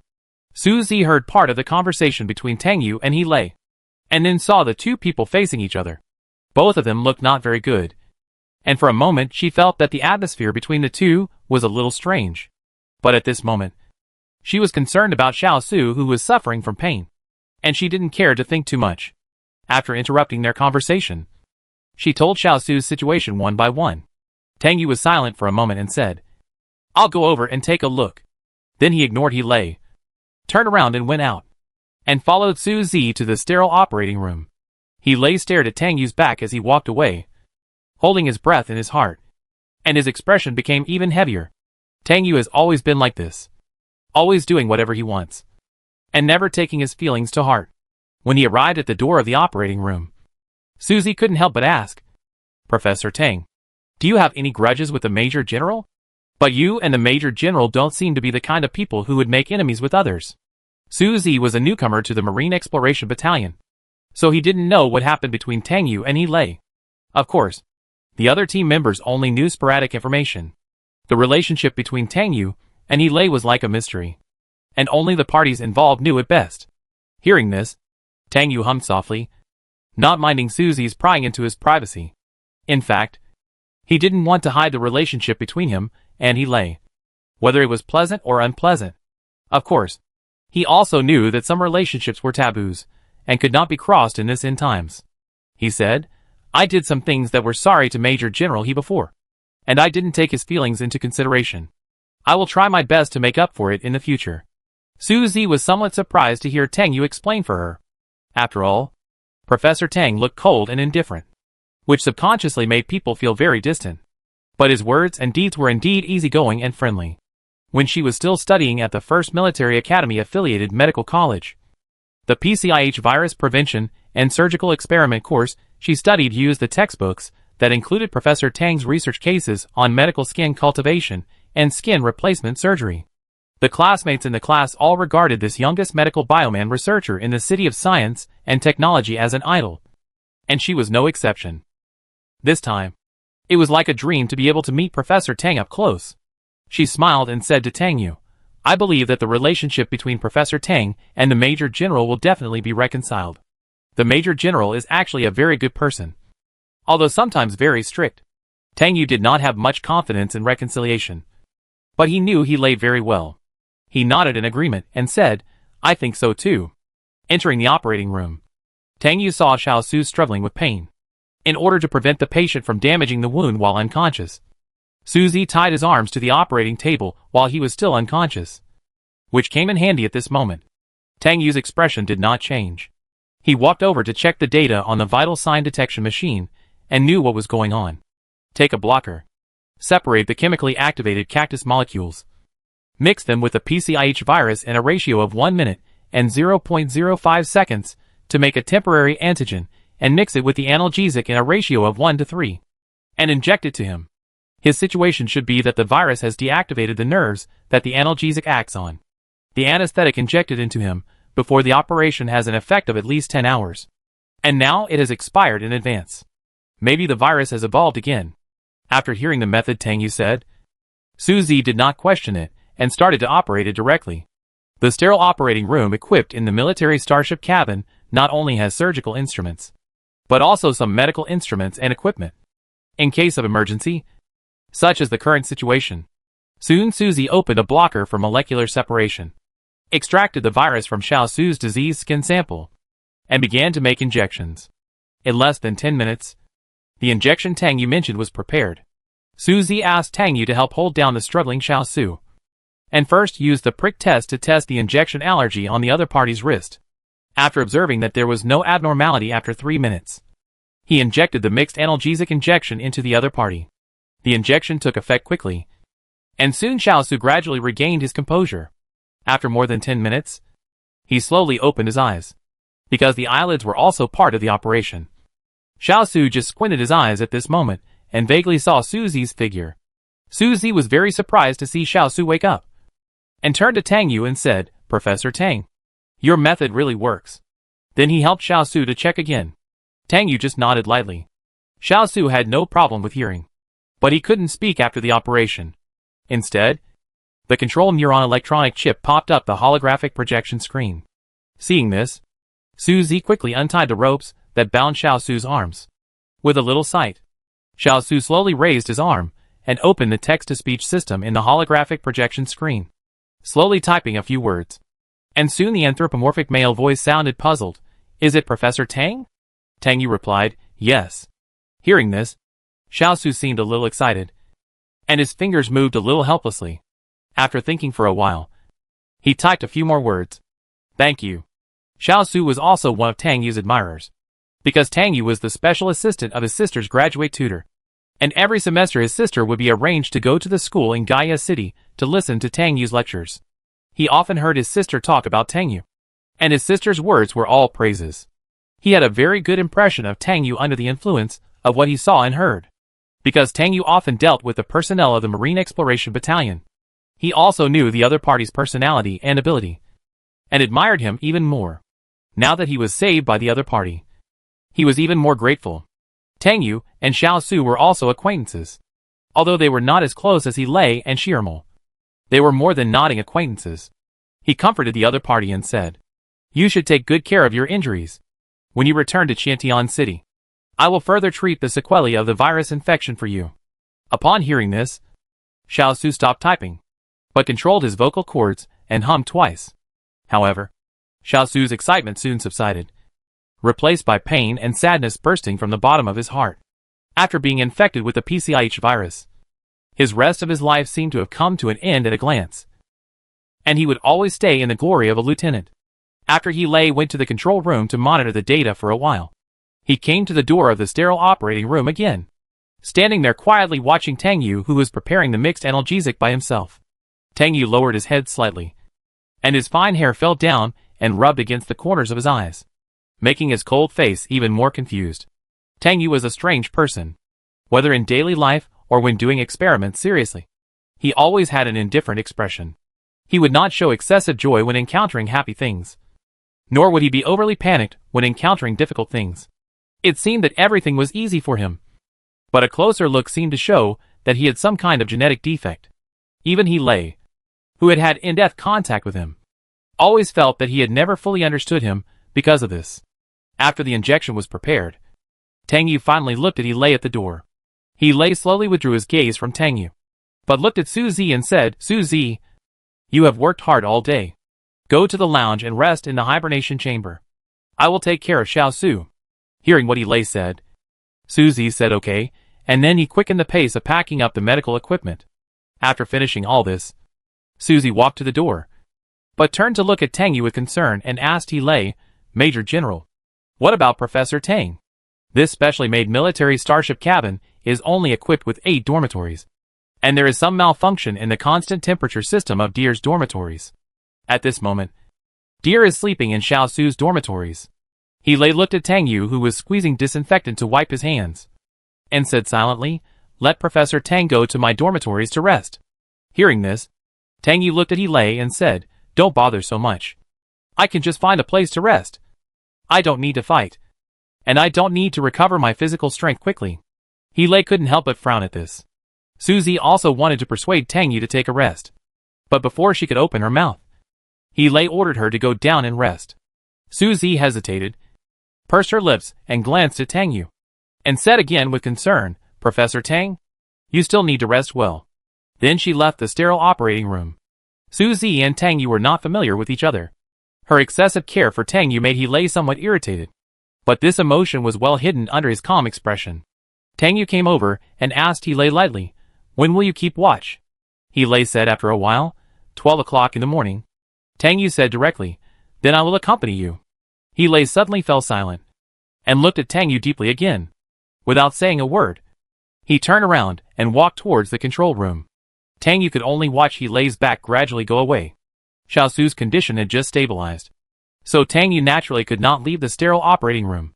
He was unwilling to stay here and stay in the same space with him, so he certainly could not force him. Tang Yu returned to the sterile operating room to monitor Shao Xu's vital signs. After a while, he began to use the simple instruments of the starship to conduct experimental research, and used observation instruments to observe the abnormal division and proliferation of Shao Xu's cells infected with the PCIH virus. The division and proliferation of cells infected by the PCIH virus of Shao Xu are actually different from those of ordinary virus cells. The division of ordinary virus-infected cells is that one mother splits into one daughter. But the division of this virus-infected cell is that the mother splits into two daughters that stick together. The virus-infected cell enters the division period, and the three chromatids are connected by the centromere in a three-dimensional asterisk shape, with the upper end arranged in 123 and the lower end arranged in 321. When dividing, 23, 12, and 31 daughter cells are formed respectively. In this case, the division of the cell changes from 2 to the power of n to the power of 3. This division method is many times more than the original virus-infected cell. But this situation did not shock Tang Yu. Before he was caught, he had discovered this mutation in a special research sample. But he did not expect that this mutated virus would appear in humans so quickly. One of the characteristics of this mutated virus may be the resistance to analgesics shown in Shao Xu. Although ordinary infected people cannot afford the high cost of cell-healing agents and blockers to solve the painful rejection reaction, they can at least reduce the pain after surgery by injecting analgesics. If the virus causes the human body to develop resistance to analgesics, then the number of humans who can survive after surgery is even smaller. At the same time, anesthetics with the same effect may also lose their effect, and humans may not even be able to perform surgery smoothly. This may only be part of the function of the mutant virus. Tang Yu has not had time to do further experiments. He does not know what more serious consequences will be caused by infection with this virus. Although the situation seems to have become more serious, Tang Yu is glad that he has developed a nemesis of this virus.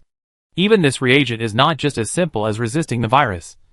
And Shao Xu will be the second beneficiary of his experiment. Tang Yu almost forgot the time while doing the experiment. Soon it was 12 o'clock in the morning. He returned to the sterile operating room again, threw a bag of nutrient solution to Tang Yu and turned away. Tang Yu did not have time to say thank you. Tang Yu could only stare at the nutrient solution for a moment. And after a few seconds, he slowly opened the package and drank it. It was Hilya's turn to take night duty. After Hilya left the lounge, he went straight to the sterile operating room and told Tang Yu to go to his dormant chamber to rest. He added, "We will stay in the desert for at least 3 days. Professor Tang, you should take good care of yourself."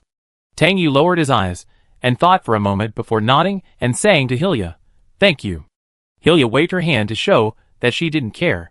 He had just told him when he entered the lounge that he had to get the man to the dormant chamber no matter what. Fortunately, the other party cooperated, because Tang Yu and he didn't have a good relationship. Hilya, the deputy major general, didn't have a close relationship with him. He and Tang Yu were the type who knew each other but didn't communicate much. But Tang Yu was the type that always made people pay attention to his existence.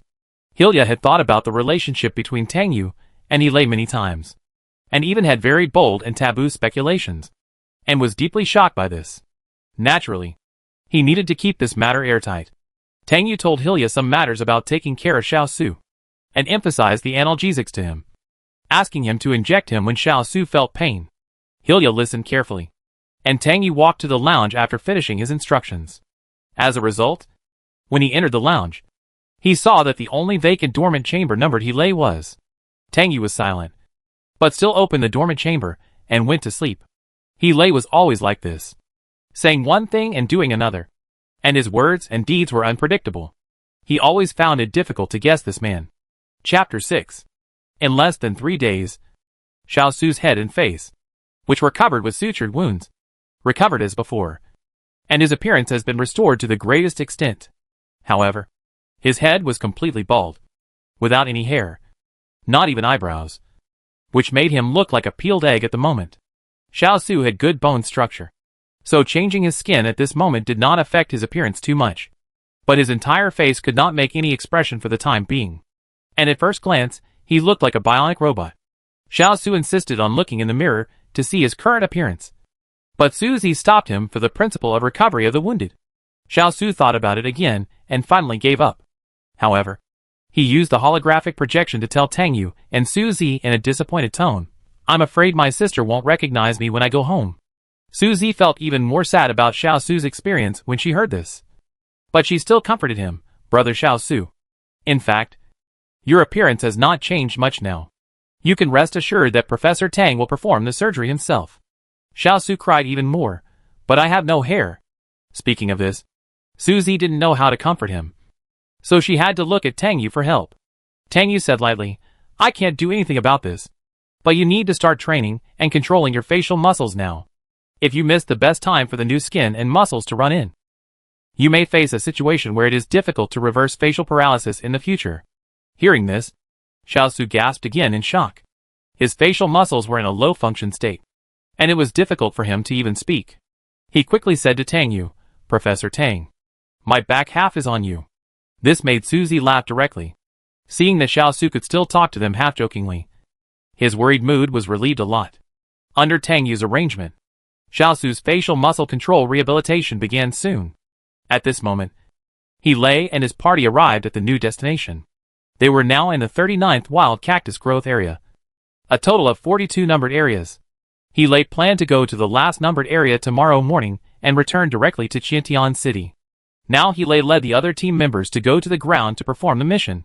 Tang Yu took advantage of the short time when the starship stopped to perform the first facial cell activation operation on Shao Xu. Shao Xu was tied to the operating table again. Tang Yu took the patch of the microwave vibrator and put it on his face. After letting Shao Xu get ready, he turned on the instrument, and the microwave vibrator immediately made a buzzing sound. At first, Shao Xu only felt itchy on his face and wanted to scratch it. After a while, there was a slight pain and a heat coming from the surface of the skin, gradually penetrating into the inner muscles. Not long after, the pain and heat became more and more intense. Shao Xu couldn't help but clench his fists in discomfort, but he still gritted his teeth and endured it. Shao Xu felt as if 3 years had passed in 3 minutes. Tang Yu arranged facial muscle rehabilitation for Shao Xu, 1 minute at a time, 1 hour at a time. After the first time, Tang Yu asked Suzy to let Shao Xu go. After Shao Xu was free, he couldn't help but touch the skin that had just hurt and burned through the transparent biological membrane that was close to his skin to make sure whether his face was still intact. After a while, Shao Xu made a shocking exclamation in an electronic voice. "Who invented this rehabilitation machine? The experience is so amazing and exciting." Tang Yu directly replied to him, "My mentor's mentor." Hearing this, Shao Xu was stunned for a moment, and Suzy couldn't help laughing softly. Hearing the laughter, Shao Xu reacted completely, and quickly controlled the sound to say sorry to Tang Yu. Tang Yu patted his shoulder gently. His face softened. He lay, and the others came back soon. Suzy was busy with Shao Xu, and Tang Yu took the task of testing the PCIH virus positive. After receiving the message from He Lei that he was ready to return to the cabin, he took the detector and reagent A to the door and waited. He Lei was the last one to enter the warehouse. Tang Yu looked at him immediately, and after a glance, he lowered his eyes when He Lei took off his helmet, and began to draw blood for Deer, who came first in an orderly manner. While waiting for the test, He Lei did not forget to talk about the task. The outdoor environment monitor in the 40th area they were about to go to needed to be repaired, and there were often scavenging beetles there, so everyone needed to be prepared for the battle. Hearing this, not only Dill, but also Alva and Lemons wailed. Repairing the outdoor environmental monitor is a difficult and large project. It is estimated that it will take at least 2 hours to work in the desert. It not only consumes energy, but also increases the probability of infection with the PCIH virus. And it is more likely to encounter carrion beetles.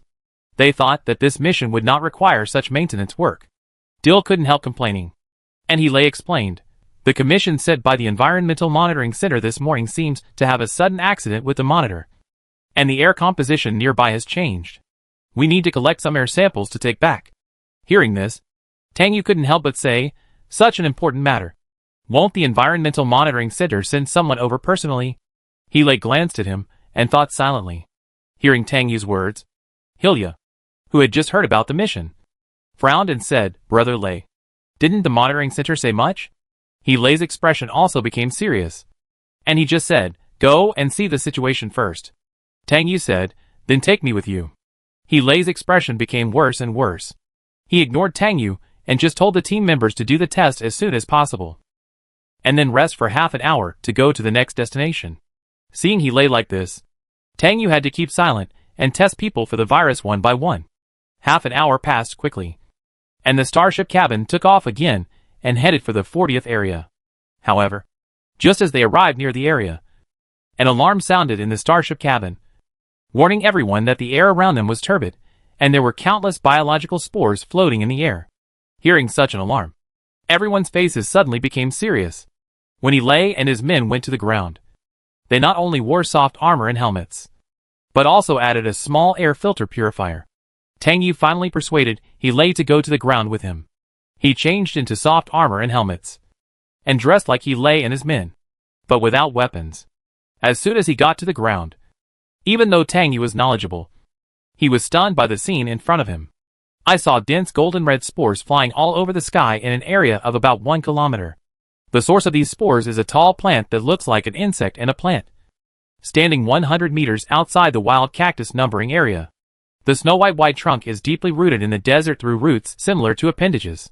It is supported by more than a dozen golden branches that are forked like deer antlers. These golden branches are like a duobao fruit tree covered with duobao fruit. Dense golden balls are formed on the branches. When the balls turn golden red, they fall off the branches and float into the air in the form of spores. This spore ball is non-toxic. It will only disappear after existing in the air for a period of time, returning to the desert in the form of dust, just like foam. But no one can guess what its function is. He Lei and the others immediately recognized the prototype of this strange tree. It was the carrion beetle with a human heart that they saw in the oasis that day. But now it has become a plant. And the location of the heart has now become a group of blue algae attached to the tree trunk and coexisting with it, continuously providing this unique tree with nutrients drawn from the air. All of a sudden, everyone was stunned. They were especially shocked that a beetle could actually become a plant, which is an ecological reverse evolution. But what is even more shocking is that this creature appeared silently, and humans did not even notice its existence. Tang Yu was the first to react. He drove the hovering device to fly closer to the tree and slowly placed his hand on the place where the blue algae was. He actually felt the vigorous vitality. He Lei was frightened by Tang Yu's unprepared operation. He hurried forward to pull Tang Yu over and said to him angrily, "Do you know what danger is?" Tang Yu hummed, but said to him, "The prototype of this thing is the mutated carrion beetle in the video. It seems that new things that humans need to study have appeared again. But now hurry up to repair the environmental monitor. At most half an hour. The carrion beetle swarm may be here." He Lei was very surprised when he heard this. "How did you know?" Tang Yu just said lightly, "It's a genetic intuition. I once injected myself with the reagent of carrion beetles, and I was able to resonate with these things unexpectedly." Hearing this, He Lei's anger was even greater than his shock. He said fiercely, "Tang Yu, you are so terrible." Tang Yu did not speak. He Lei also knew that this was not the time to argue. He quickly gave the team the task of collecting cactus juice, repairing environmental monitors, and collecting air samples. The 6 people immediately split into 2 groups. He Lei took Dilhi Alva to carry out the inspection, and Hilya led Wang Jing and Lemons to collect cactus juice. Tang Yu was left alone. So he stood here at the scavenging beetle plant, connected the helmet with a neuron electronic chip to record images, and took detailed pictures of key places. He thought that the researchers must like this kind of thing. He Lei found the monitor here quickly. To the surprise of several people, the monitor did not malfunction. but was artificially wrapped with red mycelium layer by layer until the monitor temporarily lost its function. Seeing this picture, He Lei's mood became heavier. These mycelium might be caused by the scavenging beetle that had turned into a plant. As they guessed, this kind of evolved scavenging beetle might have wisdom. Assuming that insects cannot have wisdom, there must be something full of wisdom controlling it. He Lei quickly cut off the mycelium around the monitor with a short knife, and then used the maintenance instrument to debug it. Soon the environmental monitor returned to normal. It took only 10 minutes. But at this moment, there was a rustling sound of sand blowing in the distance. He Lei and others turned their heads to look at the source of the sound, and were immediately shocked. Hurry back to the cabin. The swarm of carrion beetles is coming. After He Lei finished speaking, he drove the hovering device at maximum power, and quickly flew towards Tang Yu, who had no weapons or equipment. Hilya and the others had just finished collecting cactus juice, and when they heard the sound, they hurried to fly to the starship cabin. However, they were still a step late, and soon the swarm of insects surrounded them, and a silver-white barrier separated them from the alternate cabin. Fuck. Chapter 7. The swarm of carrion beetles came suddenly, earlier than Tang Yu predicted, and caught everyone off guard. He Lei quickly came to Tang Yu's side, protected him unarmed, and shot at the swarm of carrion beetles with one hand. Tang Yu did not know how to use any cold or hot weapons, so he could only hide behind He Lei obediently, not even daring to say sorry, just trying not to drag the other party down. It was also the first time for him to face the encirclement of the swarm of carrion beetles at close range. It would be a lie to say that he was not afraid. And he was also grateful for He Lei's protection. The swarm of carrion beetles had a certain ability to cooperate in combat. At this moment, they surrounded a group of people in a circle. The outermost part was responsible for gradually narrowing the distance, and the innermost part was responsible for attacking. Every time He Lei and his team tried to control the hovering device to take off, they would be stopped by the scavenger beetles jumping up, making it quite troublesome to escape. At this moment, several people were in danger. He Lei had to protect Tang Yu, so he was quite restrained in the battle, and did not dare to act rashly. Suddenly, a scavenger beetle jumped up and pounced in the direction of He Lei and Tang Yu.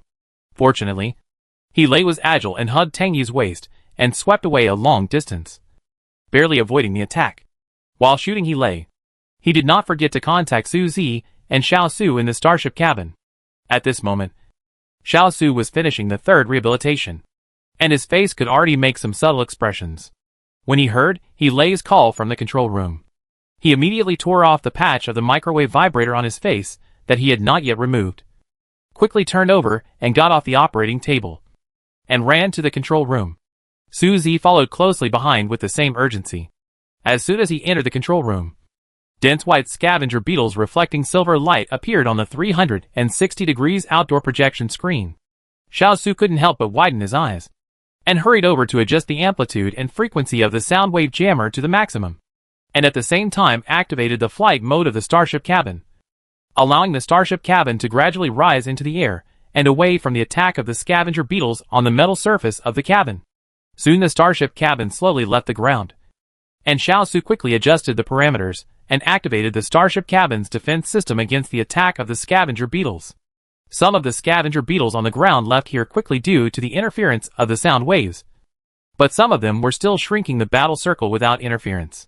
Shao Xu quickly connected to the public frequency communication with several teammates. The situation was critical.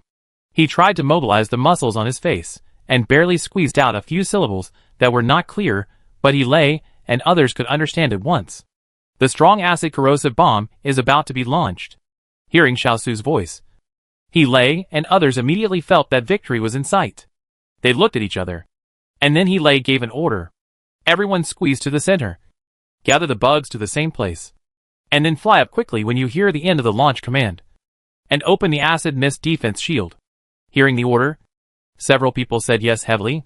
The command was transmitted back to Shao Xu synchronously, and Shao Xu had made the final preparations for the launch of the strong acid corrosive bomb. After the starship cabin flew about 60 meters from the ground, it began to prepare for launch, and He Lei and others were also waiting for that 1-second opportunity. Countdown 10 seconds. 10, 9, 8, 7, 6, 5, 4, 3, loaded and ready to launch. At this moment, He Lei and others drove the power of the foot hovering device to escape from the scavenger beetle, and quickly took off. They saw that the muzzle of the starship cabin had been opened, and something like an iron ball was quickly pushed out. The strong acid corroded the bullet, and hit the ground after it was ejected into the insect swarm. The loaded metal shell exploded quickly, and the strong acid exploded quickly, forming an acid mist that enveloped the scavenger beetle swarm. Soon, the carapaces of the scavenging beetles that touched the acid mist quickly melted into blood. Some scavenging beetles realized that something was wrong and quickly fled in all directions. But they were forced to stop and wait to rot and die because they lost their mobility. Seeing that the scavenging beetles were controlled, He quickly raised his electromagnetic laser gun to snipe the information of the scavenging beetles. And soon the scavenging beetles were killed one by one. After Shao Xu fired the strong acid corrosive bomb, he immediately drove the starship cabin to sprinkle alkaline water mist at the bombing site to neutralize the strong acid. Fortunately, this place is 100 or 200 meters away from the cactus growing area, which can minimize the harm to the cactus area. Soon He and his team cleaned up the battlefield. He went to get a branch specimen of the carrion beetle plant, and then led the team back to the starship cabin. Shao Xu had just recovered from a serious illness. He was almost exhausted from driving the cabin, and fell to the ground without taking a breath. He nervously wiped his forehead, which was still covered with biofilm. Suzy asked about his condition, and quickly took over his work. He confirmed the various parameters of the starship cabin with Shao Xu, received the information sent by He, opened the door of the cabin, and then went to get reagent A to the door to do virus testing for people. Shao Xu rested for a while, and quickly got up and walked outside. Seeing Shao Xu, Dill, who had just taken off his helmet, couldn't help but whistled at him and praised him with a smile. Awesome, Shao Xu. You're stronger than anyone else even when you're injured. Hilya and Alva also gave him a thumbs up. Shao Xu was just able to make some sounds, and now it was difficult for him to control his muscles to speak. So he had to reply to Dill with voice imitation. Ha ha ha. Hearing this slightly funny laughter, the few people who had just been relieved from tension laughed immediately. Tang Yu knew that he had been a hindrance this time, so he sincerely thanked Shao Xu, who quickly waved his hand. He regained his serious expression, and told a few people to finish the test, place the cactus juice and specimens, and then go to the control room for a meeting. The discussion at the meeting was still about the mutated carrion beetle, including its plant-like mutation. He has not yet sent the relevant image data back to the people in the institute. When the time comes, submitting it together with the specimens may be more convincing. During the meeting, the starship cabin had already flown to the next destination, and it was already evening. The meeting still did not come up with any feasible results. He stopped struggling and led the team to go to the field to perform the mission again. Tang Yu conducted another test on Shao Xu, because Shao Xu was forced to speak not long ago. He injured some of his facial muscles and fragile skin. It is possible that his face will not be 100% restored to the flexibility of ordinary people in the future. Hearing the test results, Shao Xu felt like he had been struck by a thunderbolt. Oh my god! This makes my already low appearance even worse. Even a handsome guy can't stand this. Shao Xu wanted to cry, but had no tears. And he was just crying. Tang Yu silently comforted him and said, I'll develop the reagent for you when I get back. Hearing this, Shao Xu's eyes lit up immediately, and the sound of the voice quickly came out. Really? Tang Yu nodded gently. Shao Xu's haze was immediately swept away, and he said, I believe Professor Tang 100%. Who are you? You are my sister's idol. Tang Yu's face did not change after hearing this, but Suzy was amused again. At dusk, the temperature in the desert gradually dropped to more than 20 degrees, which is the most suitable temperature for human survival. He and his team also had some miscellaneous tasks, such as taking a publicity photo of the mission. After more than 2 centuries, some characteristics of human beings have not changed at all. He sent a message to Shao Xu and Suzy, asking Suzy to come down to take pictures. Shao Xu had just been infected with the virus and could not go out to contact the outdoor environment of the desert. So he asked Tang Yu to help him find a position, and then replace Tang Yu and Photoshop him in. Hearing He's arrangement, Shao Xu looked at Tang Yu with a warm face. Professor Tang. Please. Tang Yu was slightly stunned. He didn't expect He to make such an arrangement. He said, It's not a big problem. I'm happy to help you. Although Tang Yu didn't look happy at first glance, he said it sincerely. Shao Xu nodded and urged Tang Yu and Suzy to go down quickly. It would be bad to take pictures when it gets dark. Tang Yu and Suzy quickly went down to meet He Lei and the others. The sunset in the desert was red and big, and the soft and bright golden light elongated people's figures. Alva was arranging the positions quickly. Subconsciously, he arranged Tang Yu in the middle position. He Lei stood on his left. Next to He Lei were Hilya, Lemons and Avar. On Tang Yu's right were Suzy and Wang Jingir. However, everyone was wearing a helmet, so they could only identify people by their figures, and there was no way to look at their faces. Shao Xu watched everyone take photos in the control room, and he felt more and more melancholy. He hoped that he was really standing where Tang Yu was standing. He couldn't help but sigh. But now that things have come to this, he can't be decadent. Outdoor in the desert, Alva controlled the micro-drone to make shooting adjustments. After telling everyone to prepare, he habitually shouted eggplant. Soon, a promotional photo was taken. Dill pulled the thin Wang Jing and made a yeah. Suzy made a heart. Alva saluted solemnly. Lemons put his hands together, and the rest just stood quietly. In their state, it is hard to imagine that they were still in the crisis of carrion beetles the moment before. He Lei asked Alva to make 2 copies of the photo. One with Shao Xu and one with Tang Yu. After all, Tang Yu had been in their team for so many days, and helped a lot. Hearing this, Tang Yu looked at He Lei and said thank you to He Lei very devoutly, thanking him for his protection in the 40th area and for his recognition of himself in the past few days. He Lei just hummed lightly, and called the team members to return to the starship cabin quickly. Soon Shao Xu received the photoshopped electronic photos of him. He was now a little impatient to go back to see his sister on vacation, and hand the printed photos to her to share. This was his first time standing in the center position. Sure enough, Professor Tang was awesome. His sister would definitely praise him when she saw him. As the sky darkened, the team found a small oasis to stop before the temperature in the desert completely dropped to 0 degrees Celsius. Although the temperature in the oasis was not high, it was barely above 0 degrees Celsius. A few hours passed in a flash. At 4 o'clock in the morning, it was already dawn, and the dark sky gradually turned gray. He Lei left the hibernation chamber on time and replaced Avar, who was on guard last time. Tang Yu calculated the time and came out of the hibernation chamber when He Lei started his shift, and followed He Lei to the control room. He Lei had heard the footsteps a long time ago, but he did not ask, but just went into the control room by himself and started to look at the outdoor surveillance screen. Tang Yu also said nothing, walked to He Lei's side and stood quietly. His eyes could not help but stare at He Lei's profile. His appearance made He Lei no longer able to ignore his existence. After enduring for a while, He Lei turned his head and said to him, "Take you to Qiantian City. I can't take care of other things."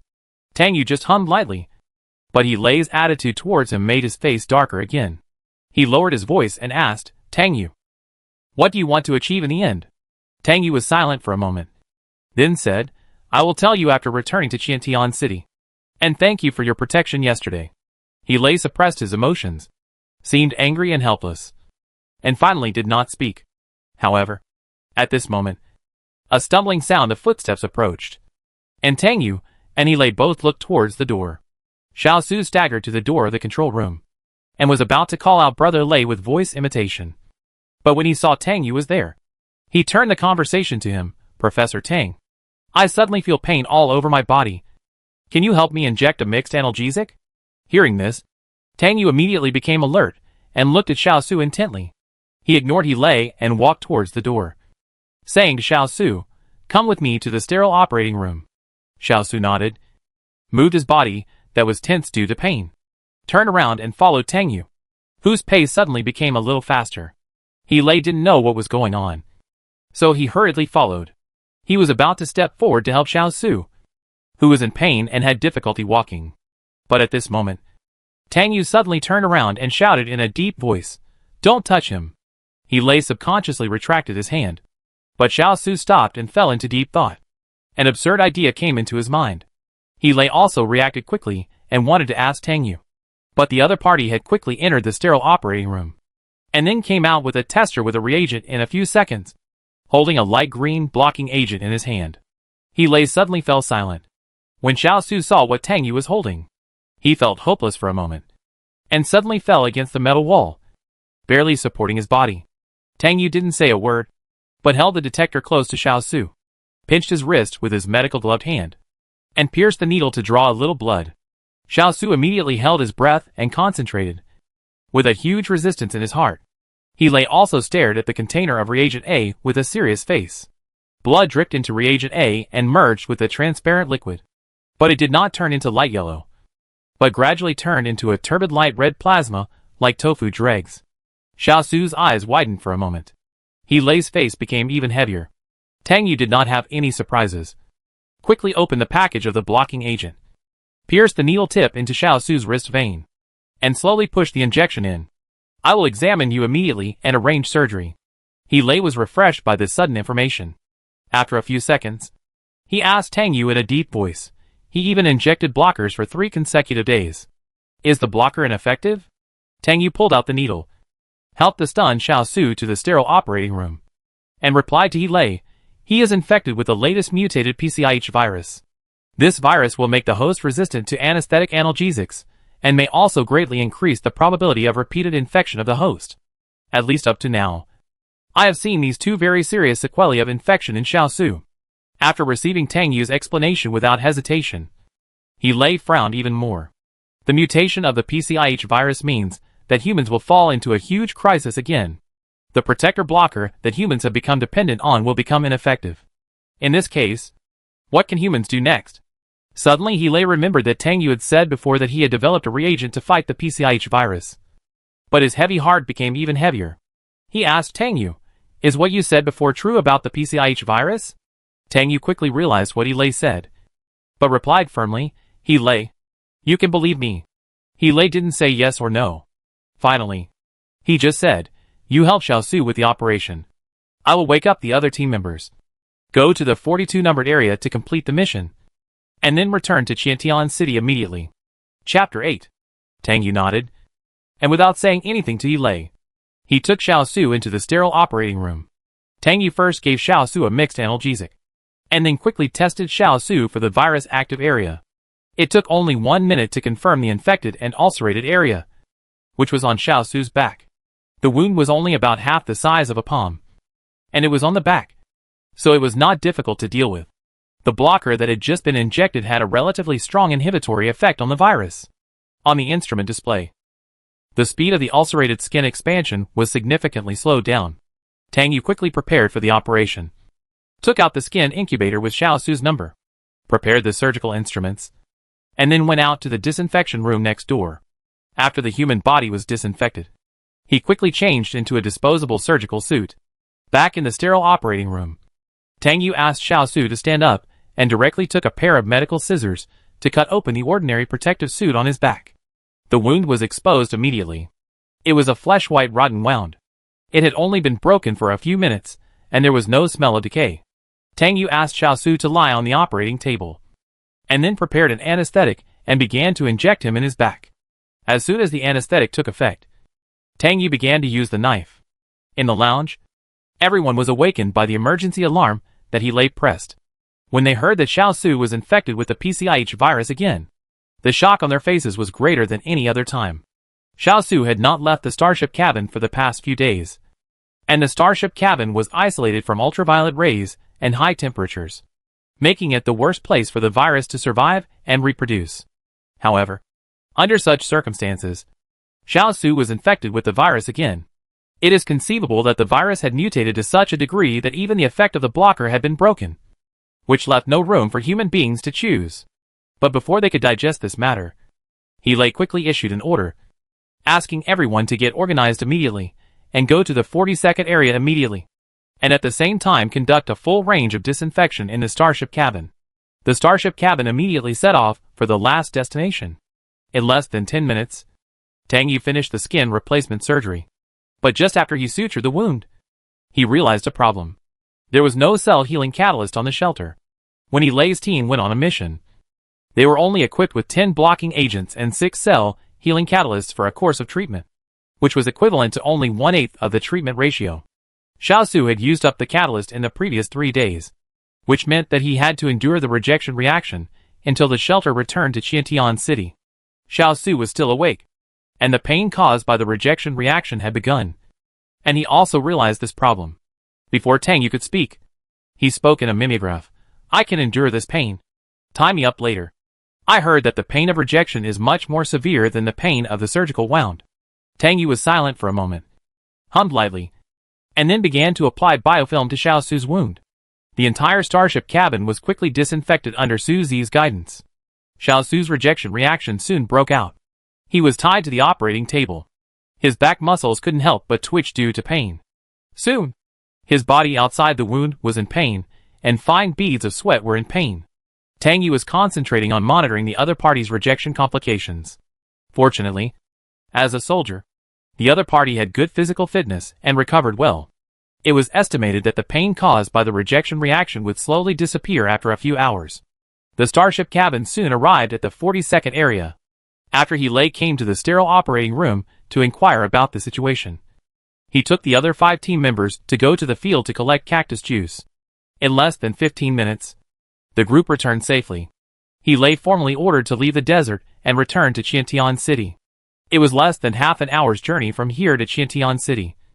But they deliberately slowed down. On the way back, several members of the team crowded outside the sterile operating room, watching Tang Yu and Su Zi soothing and comforting Shao Xu, who was suffering from rejection. The conditions here were simple, and Tang Yu didn't even have the opportunity to temporarily configure a cell healing catalyst. Shao Xu's muffled groan hurt several people's hearts. Deer became more and more irritated, and shouted to Tang Yu outside the door, "Professor Tang, haven't you developed a reagent to resist the PCH virus? Can you save Shao Xu?" Shao Xu has fought side by side with them for 4 or 5 years, and their friendship is deep. How can they bear to watch each other being ruthlessly killed by the PCH virus? Tang Yu turned to the door and glanced at him, still saying calmly, "Okay. After entering Qiantian City, I will go to the institute to apply for the right to use the laboratory to prepare reagents for Shao Xu." Hearing this, Lemons recited a few words of Boda, and said with hope on his face, "Then Shao Xu can be saved. Boda God will definitely bless him." Now everyone believes that Tang Yu has made a reagent to resist the PCH virus. Even if they don't believe it, they have to believe it at this moment, because this is related to Shao Xu's life. On the operating table, Shao Xu was already somewhat unconscious due to the pain, but he still forced his will, slowly opened his eyes, tried to mobilize his facial muscles, and said to Tang Yu and Su Zi with difficulty, "Water." Tang Yu's ears were sharp. After hearing this faint and vague voice, he immediately went to the table beside to get a test tube of boiled distilled water, lifted Shao Xu's chin, and slowly fed the water into his mouth. Lei and Xia came out of the control room and saw that everyone was gathered at the door of the sterile operating room. So they asked them to disperse. The 4 people frowned, and Dill pouted helplessly. "We are concerned about Shao Xu. There is nothing we can do," Lei hummed. And at this time Tang Yu came out of the sterile operating room and spoke directly to Lei. "After sending me to Qiantian City, can you help me use the laboratory of the Research Institute? My laboratory is in Gaia City, and it is sealed." Lei answered very straightforwardly this time, "Okay. Shao Xu will be in your hands." Tang Yu nodded firmly. 1 hour later, the starship cabin entered the territory of Qiantian City and drove slowly. The cabin drove into a 4 or 5 kilometer long solar panel area. Looking down from above, rows of panels were neatly arranged, which was quite spectacular. Up to now, solar energy has become one of the important new energy sources for mankind. Further ahead, there is a forest. A forest growing around the city of science and technology. Each tree is at least 40 meters high, as thick as 2 adults hugging together, and lush and green. This is a new species developed by humans to cope with high temperatures. It grows fast, has deep roots in the ground, is wind-resistant and sand-proof, drought-resistant and high-temperature resistant, and plays a very important role in moisturizing and cooling the city of science and technology. After passing through a forest with a radius of 10 kilometers, there is the city of science and technology. Since humans embarked on the journey of the end of the world, many prosperous cities have disappeared. Only dozens of them have survived in the world, and slowly developed into today's science and technology cities. As of today, due to the sharp decline in population and the increasingly harsh environment, only 18 science and technology cities have survived, led by Qiantian City in the east, radiating to the whole world. Other cities have become symbols of the desert and a page illustration in the history book of mankind. As the largest science and technology city, Xiantian City accommodates more than 20 million people. It has a diameter of 140 kilometers and a 15-meter high city wall, on which are laid light panels that reflect ultraviolet rays. The city is divided into the inner city and the outer city. The area with a diameter of 30 kilometers in the center of the city is the political, military and scientific research center, and the outer city is the living center. The outer city has planting areas, animal husbandry areas, light industrial areas, commercial areas, military and police areas, education areas, residential areas, medical areas, and homeless management offices, except for the residential area, medical area, education area, and commercial area, which are scattered and numbered for the convenience of the people. The others are large areas with unified planning. All science and technology cities are probably constructed in this way. Since 150 years ago, human lifestyles have undergone earth-shaking changes. Xiantian City has special ship parking lots, which are located in the four directions of southeast, northwest, and northeast and extend out of the city. These four ship parking lots are also the gateways for humans to enter and exit the city. The north gate is a military-only ship parking lot. The west gate and the south gate are cargo-only ship parking lots. And the east gate is a passenger-only ship parking lot. People in the City of Science and Technology are not allowed to leave the city at will. Every time they go to other cities, they need to apply for approval and record. Lei and his team have made preparations for the Starship cabin to land at the North Gate ship parking field, and a special person will come to pick them up. After entering Xiantian City, the group changed into the most ordinary military uniforms, but they all wore narrow anti-high temperature biological intelligent neck rings around their necks. This technological product can automatically adjust a person's body temperature and body sensation after charging. The ring is hollow and can be injected with medical-grade light shielding agents and atomized to reflect ultraviolet rays, protecting the human body from high temperatures and reducing the risk of infection with the PCIH virus. In less than an hour, Shao Xu's rejection reaction had become very weak. Although he survived, his face was pale at the moment, and it seemed that he might faint at any time. However, he still stubbornly changed into a new military uniform, stood side by side with several teammates, and waited for Lei's command. Tang Yu also stood in the team. He had already notified the super government through Lei's communication that he wanted to surrender. Perhaps Freston deliberately concealed the fact that Tang Yu was still alive. At this moment, the super government knew that Tang Yu did not die in the desert, and even returned to Xiantian City, where he was originally escorted. He did not even flee and hide, but took the initiative to ask to surrender. The most shocking thing is that the other party was not infected at all. The super government also sent guards to arrest Tang Yu. As for Lei and his group's behavior of taking in the fugitive, the super government temporarily maintained its attitude. After Freston informed Lei that his order to kill Tang Yu on the spot failed, he contacted the president of the super government and decided not to execute the order. The president also guessed Freston's intention. After all, Tang Yu was his son. This matter could only be handled conservatively, and he could not blindly follow the radicals' ideas. And naturally, he could not directly blame Lei and his group. After Lei explained some precautions for returning to the city, his eyes fell on Tang Yu. I have submitted an application to the Institute for the use of the laboratory. I have also informed Lieutenant General Freston of this matter. He will help you out and bail you out. You just need to wait. Tang Yu nodded gently. Others also looked at Tang Yu, especially Shao Xu. He forced a weak smile with his still stiff face and said to Tang Yu with a smile, "Professor Tang, I'm still waiting for you to save my life." Shao Xu was still very optimistic with Tang Yu. Tang Yu nodded heavily. Lei had not yet reported the latest variant of the PCIH virus that Shao Xu was infected with to his superiors and the Institute. The latest virus sample was planned to be submitted to the Institute together with the specimens collected during the mission after returning to the city. If the Institute was notified in advance, Shao Xu might not be able to rest after returning to the city with injuries, and would be pulled for research. The starship cabin slowly stopped at the numbered area west of the shipyard. 2 minutes later, after the engine was completely shut down, Lei pressed the cabin opening button near the door. The door slowly opened. The first stop for them was naturally to conduct a positive test for the PCIH virus, and they needed to be isolated in the isolation room of the shipyard for 24 hours, and then do 3 consecutive tests to completely adapt to the environment in the city without virus infection before they were released. When the group walked down the cabin, The virus detection specialist in white isolation clothing came up first and asked everyone to line up for virus testing in turn. The guard team personnel came up before the military personnel, and their target was Tang Yu, who was walking on the outermost side on the right. The captain in charge ordered the virus detection specialist to test Tang Yu first, and they would take Tang Yu away first. The virus detection specialist directly rejected the captain's request, pointed at Shao Xu, who was in the first place, and said, "He has been infected with the virus and had surgery. I want to make sure he has not been infected again." Hearing this, the captain of the security team was surprised, and then he took his people to avoid it, but asked Tang Yu to trouble him to go with them later. Tang Yu nodded indifferently. Shao Xu's heart was beating like a drum at this moment. He was afraid that he would suddenly become positive again after another test, which would make the already pessimistic situation worse. But many times it might be that he was overconscious.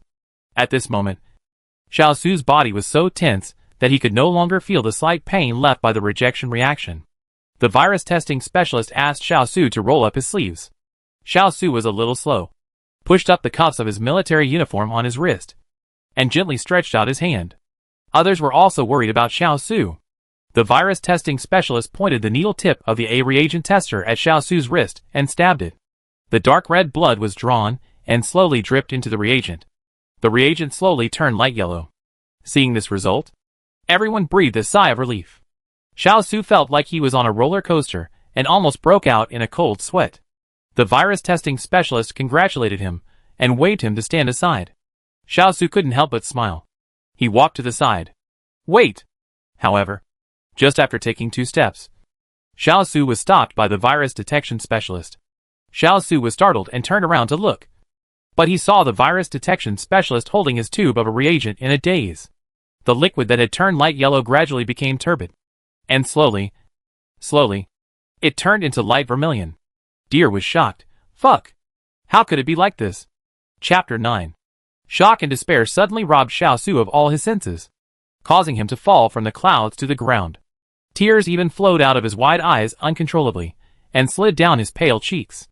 Not long ago, Tang Yu told him in the quarantine center that if he was infected with the virus again, his immune system would probably collapse completely. He would not survive. Tang Yu was rarely shocked. He stared blankly in the direction of Shao Xu. It had only been a few hours, and Shao Xu had been infected with the PCIH virus again. It was only a matter of time to prepare the reagents to save Shao Xu. Shao Xu was an episode outside his plan, but he became very out of his control. The mutated PCIH virus was more capable of robbing people's lives than he had imagined. It was He Lei who reacted first and reminded the virus testing specialist to sound the alarm immediately.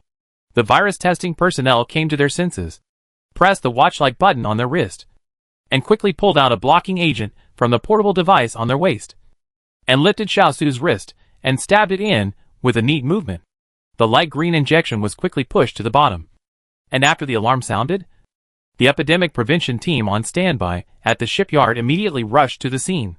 The surrounding staff and soldiers who had returned from outside heard the sudden alarm, and even though they were well trained, they immediately panicked. They immediately raised the guard, but the situation quickly stabilized, and the tester who was helping others do the test also ran over to help. Tang Yu, He Lei, and 8 others who were in the same space as Shao Xu were quickly tested and taken away for isolation. Other people who were in close contact with the space were also taken away for isolation after testing. The entire docking platform stopped operating immediately. Shao Xu was taken away directly by the epidemic prevention team and transported from the isolation channel to the PCIH virus infection operating room specially equipped at the docking station. This time Shao Xu did not feel any pain, but felt that every muscle in his body was being dissolved. As soon as he was taken to the door of the operating room by the epidemic prevention team, Shao Xu lost his thigh strength and fell to the ground. The fully armed epidemic prevention personnel hurried to help him up. However, he saw that the pants on his thighs were gradually stained dark by something like liquid, and the place where his thighs were supported by muscles slowly deflated. Shao Xu looked at the scene in disbelief. He was really melting now, but he really couldn't feel the pain. Someone said, "His hand." Shao Xu looked over and saw that the skin and muscles on the back of his hand were also slowly dissolving. The sticky liquid mixed with blood and water dripped down along the finger bones, and soon a small pool of water gathered on the ground. Shao Xu looked at it blankly. But there was only one thought in his mind now. That he really couldn't live to see his sister. He hadn't shown her the group photo of the mission. The epidemic prevention personnel were stunned for a moment. And it took more than 10 seconds for them to react. They immediately sounded the first level alert alarm, and completely blocked the entire Bayman military ship parking lot for disinfection. This was also the first time that the epidemic prevention team encountered such a situation. In less than 10 minutes, 1/3 of Shao Xu's skin and muscles dissolved. And Shao Xu could only watch himself turn into a pool of blood. At this moment, Shao Xu looked like a lamb to be slaughtered by the PCIH virus. The news of the full closure of the Bayman military shipyard quickly spread to the isolation room, where Tang Yu and He Lei were. They knew that the only one who could cause such a big scene could be Shao Xu. Everyone felt extremely heavy. Tang Yu looked towards the window. It was the time when the sun rose, and the light was good. He murmured, Shao Xu can't adapt to the new environment. The virus will attack his body again. He can't survive. When Tang Yu said this, everyone felt like they had heard a death notice. No one tried to refute him, because they knew the facts very well. Dill hammered the wall in annoyance. Damn! This is so unfair. Hilya asked Tang Yu in a heavy tone, Professor Tang, can your resistance agent also deal with the new mutated virus? Tang Yu hummed softly. This made everyone even more silent. They couldn't help but clench their fists. Lemons had already started to recite the scriptures of the Boda Church to pray for Shao Xu's last prayer. Tang Yu couldn't tell what kind of mood he was in now. Originally, Shao Xu would be the first beneficiary of his experiment. He would survive, and he would help him prove that the PCIH virus resistance agent was really developed. And he could also become the most important part of helping him to clear his name and complete his plan. He also has an ultimate goal, which is to exchange the virus resistance agent with the super government in exchange for the opportunity to enter the universe system. He wants to know all the information about spirits and spirit parasitism in the past 100 years. His mother died of spirit parasitism. He must study the way for humans and spirits to coexist. But Shao Xu is destined to die. And his death will force him to choose between his personal interests and the interests of all mankind. He thinks that he should announce the results as soon as possible after clearing his name, and then make another plan to enter the universe system. The newly mutated PCIH virus is already depriving humans of their chances of survival. And there can be no delay. His original plan was to trade directly with the super government. But after Gaia's city lord discovered his research results and framed him for the crime of spiritual parasitism, he needed to clear the charges before trading. Now he needed to give up his plan for the time being. However, the technology of in vitro development of fertilized eggs for the coexistence of humans and spiritual bodies was also imminent. And he was a little clueless for a while. Thinking of this, Tang Yu couldn't help but look at He Lei, who had an equally heavy expression. He Lei also happened to look at him. And the two looked at each other silently. In less than 4 hours, Shao Xu was dead. The tragic death of Shao Xu soon alarmed the military and the research institute. With the help of the epidemic prevention team, the institute quickly obtained some of Shao Xu's remaining skin samples for observation and research, and discovered for the first time a new virus that replicates and divides at the power of 3. Compared with the previous shock, the institute seemed even more silent at this moment. Except for reporting this grim information to the upper level, they dared not make any statement. After all, once the information was announced, all the people in the City of Science and Technology would become restless. Because Shao Xu's death meant that the blocker on which humans depended for survival had lost its effect again, just like its predecessors. This is the lifeblood of humans now. Tang Yu and others were isolated at the North Gate shipyard for 3 days, and were transferred out only after confirming that there was no infection. Tang Yu was first taken to the inner city by the guard team, who had also finished quarantine, and was put on a police light energy suspension car. However, he was not taken directly to meet the president of the super government, but was sent to the quarantine center in the inner city for another quarantine. All the inner city staff who came back from outside had to be quarantined here for 1 day. The same was true for He Lei and his group. But Tang Yu was separated from them now. Tang Yu was not in a hurry to waste time. He waited quietly. Under He Lei's persuasion, Freston decided to protect his son. After Tang Yu was sent to the inner city quarantine center, he submitted a request to meet the president. The super government is located in the center of Qiantian City. It is an octagonal building with a very recognizable architecture, corresponding to the Tai Chi Bagua of Chinese culture that has been passed down to this day. The military building is next to the octagon. Freston left his office and came to the octagon, heading straight to President Coulter's office on the top floor of the octagon. The president had been waiting for Freston for a long time. Tang Yu had previously communicated with the president's secretary through Helay's communicator. The president was the first person to know that Tang Yu was not dead, except for Freston and Helay's team. The president has thought a lot about Tang Yu's affairs, but has not yet found a balance point. When he arrived at the door of the office, Freston knocked on the door, and a voice came from inside. "Mr. President, good afternoon." Freston saluted the other party. The president smiled kindly and motioned Freston to find a place to sit down.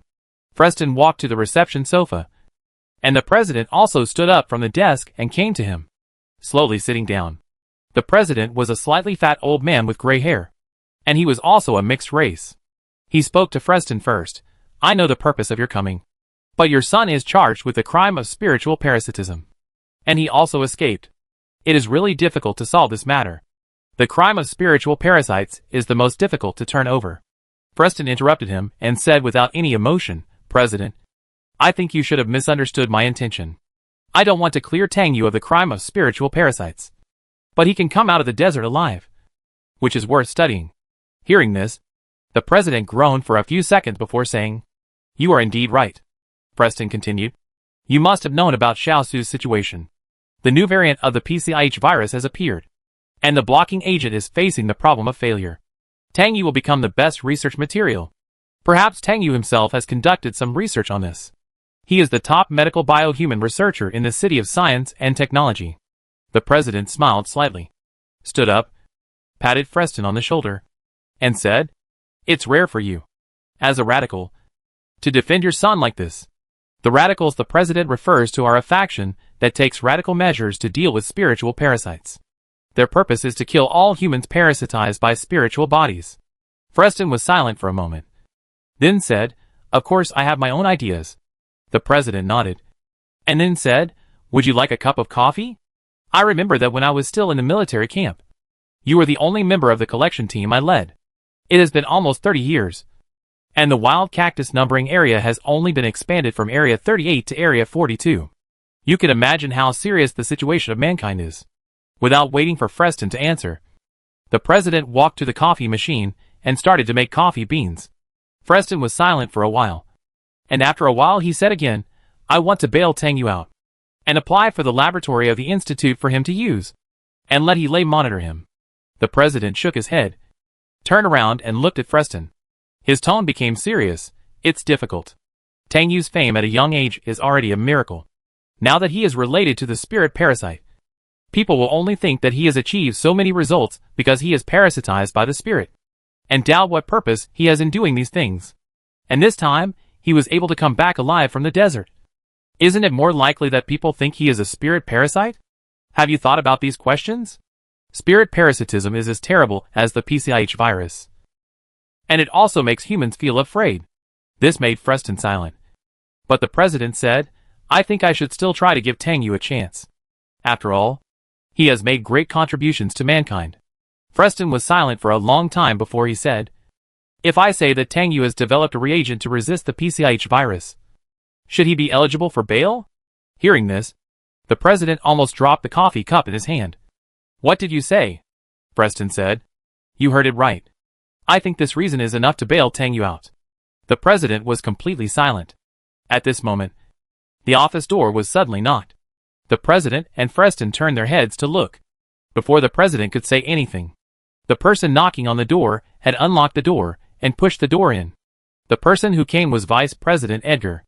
At this moment, he walked in with a smile on his face and said, "My arrival did not disturb the conversation between Mr. President and Lieutenant General Freston." When the president saw Edgar, his face turned cold instantly, and he asked him, "Vice President, why are you here? Your office should be downstairs." Edgar was not angry because of the president's questioning. Instead, he was still smiling, like an old fox. He walked in and said, "Dear Mr. President, I am just here to tell you on behalf of your secretary. Don't forget the gene repair surgery tomorrow. You old man, please take care of your health." The president's face became darker, but he didn't say anything. Edgar walked to Freston and sat down, smiling, and said to him, "If I'm not mistaken, The intention of the Lieutenant General to come to the Octagon in the future is to bail out the prisoner Tang Yu. Freston was also silent. Edgar didn't care. Just continued, the Lieutenant General is also an important member of the Radicals. You won't betray just because Tang Yu is your son? Chapter 10. The President came over, put 2 cups of coffee on the table, and sat next to Freston to face Edgar. He said seriously, Tang Yu's current problem can no longer be singled out. Edgar grabbed a cup of coffee and took a sip, then replied slowly, but no matter what, Tang Yu is now charged with the crime of being a spiritual parasite. And he also escaped halfway, completely defying the super government. Theoretically, he will not be granted bail. The President and Freston both stared at him in silence. Edgar put down the coffee cup, but stood up, and finally said, since the President is going to perform a gene repair operation tomorrow, I will meet the prisoner Tang Yu first. We Radicals must have a representative to say a few words, to give everyone an explanation. After saying that, Edgar turned around and left the door of the President's office, just as casually and forcefully as when he came. Watching people leave, the President sighed. The Scott family has become too strong, which is not a good sign. Freston said with a gloomy face, as the old saying goes, prosperity must decline. Since the Vice President is going to meet Tang Yu tomorrow, I will postpone the matter of bailing Tang Yu for the time being. But if Tang Yu's life is in danger, I will not sit idly by. The President nodded, and asked Freston seriously, what you just said about Tang Yu having developed a reagent to resist the PCIH virus. Is it true? Freston said, I think you will get the most accurate answer to this question after you meet Tang Yu in person. The President couldn't help but sigh, chatted with Freston for a few more words, and then asked him to leave the presidential office. Tang Yu, who was in the quarantine center, was notified by the security team to meet the Vice President tomorrow. This notice made Tang Yu alert for a while, and he was afraid that his plan would get out of hand. Taking advantage of the day of quarantine, Tang Yu used a fake ID to make a lot of preparations. Once the situation deviated from his original plan, he would immediately start Plan B. The next morning, Tang Yu was taken out of the quarantine center by the security team and taken to the Octagon building. Tang Yu was very familiar with the inner city of Qiantian City. Before he was 16 years old, he lived with his mother in Gaia City. After his mother died, he was taken to Qiantian City by his father at the age of 17. It was also in Qiantian City that he formally met Major He Lei, who was only 18 years old at the time and was already his father's capable subordinate. He Lei was born a commoner, but with his extraordinary talent, he became a major soon after he came of age. Tang Yu also deeply realized from this incident how important wisdom and ability are for humans to survive in this apocalypse.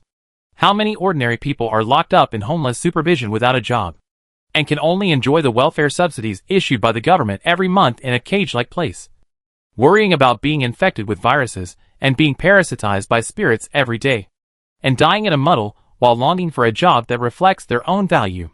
Humans often think that the apocalypse is too bad. Maybe there is wailing everywhere, but it is not the case. In this end times, people are not suffering, but on the contrary, they have better welfare. The advancement of science and technology has brought huge productivity, and because the population has dropped sharply to only about 200 million, even if there are only 18 science and technology cities, the government has sufficient resources to benefit the grassroots people. Even if there is class differentiation, everyone has a consensus that humans are the most valuable resource in the end times, and no other resources can replace them. However, in the end times, due to the invasion of viruses and the threat of spiritual parasitism, the entire society is highly tense. Among the unemployed, mental illness is prevalent, but society does not allow suicide, and many people are suffering in happiness and pain. Tang Yu was soon brought to the Octagon building. He stopped and couldn't help but turn his head to look at the Research Institute building next to the super government. He had worked in this building before. In the inner city, the Octagon building, the military building, and the Research Institute building are 3 pillars, which also reflect the 3 most important forces of this city of science and technology: politics, military, and scientific research. Not long after, Tang Yu was brought to the door of the Vice President's office. Tang Yu was familiar with the Vice President. At this moment, he was expressionless, waiting for the captain of the security team to knock on the door, and then the Vice President to let him in. Come in. Soon a brisk voice came from the door, which sounded very friendly. making it impossible to associate the person inside with the vice president, or even to associate the other party with a prisoner who had escaped. Tang Yu lowered his eyes slightly, and thought for a few seconds before slowly pushing the door open and walking in.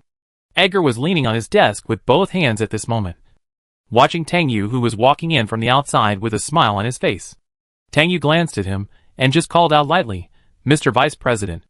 Edgar raised his hand to signal him, "Don't be restrained. Sit down." His words were not at all like the attitude he should have towards a prisoner, and the other party was a member of the radical faction.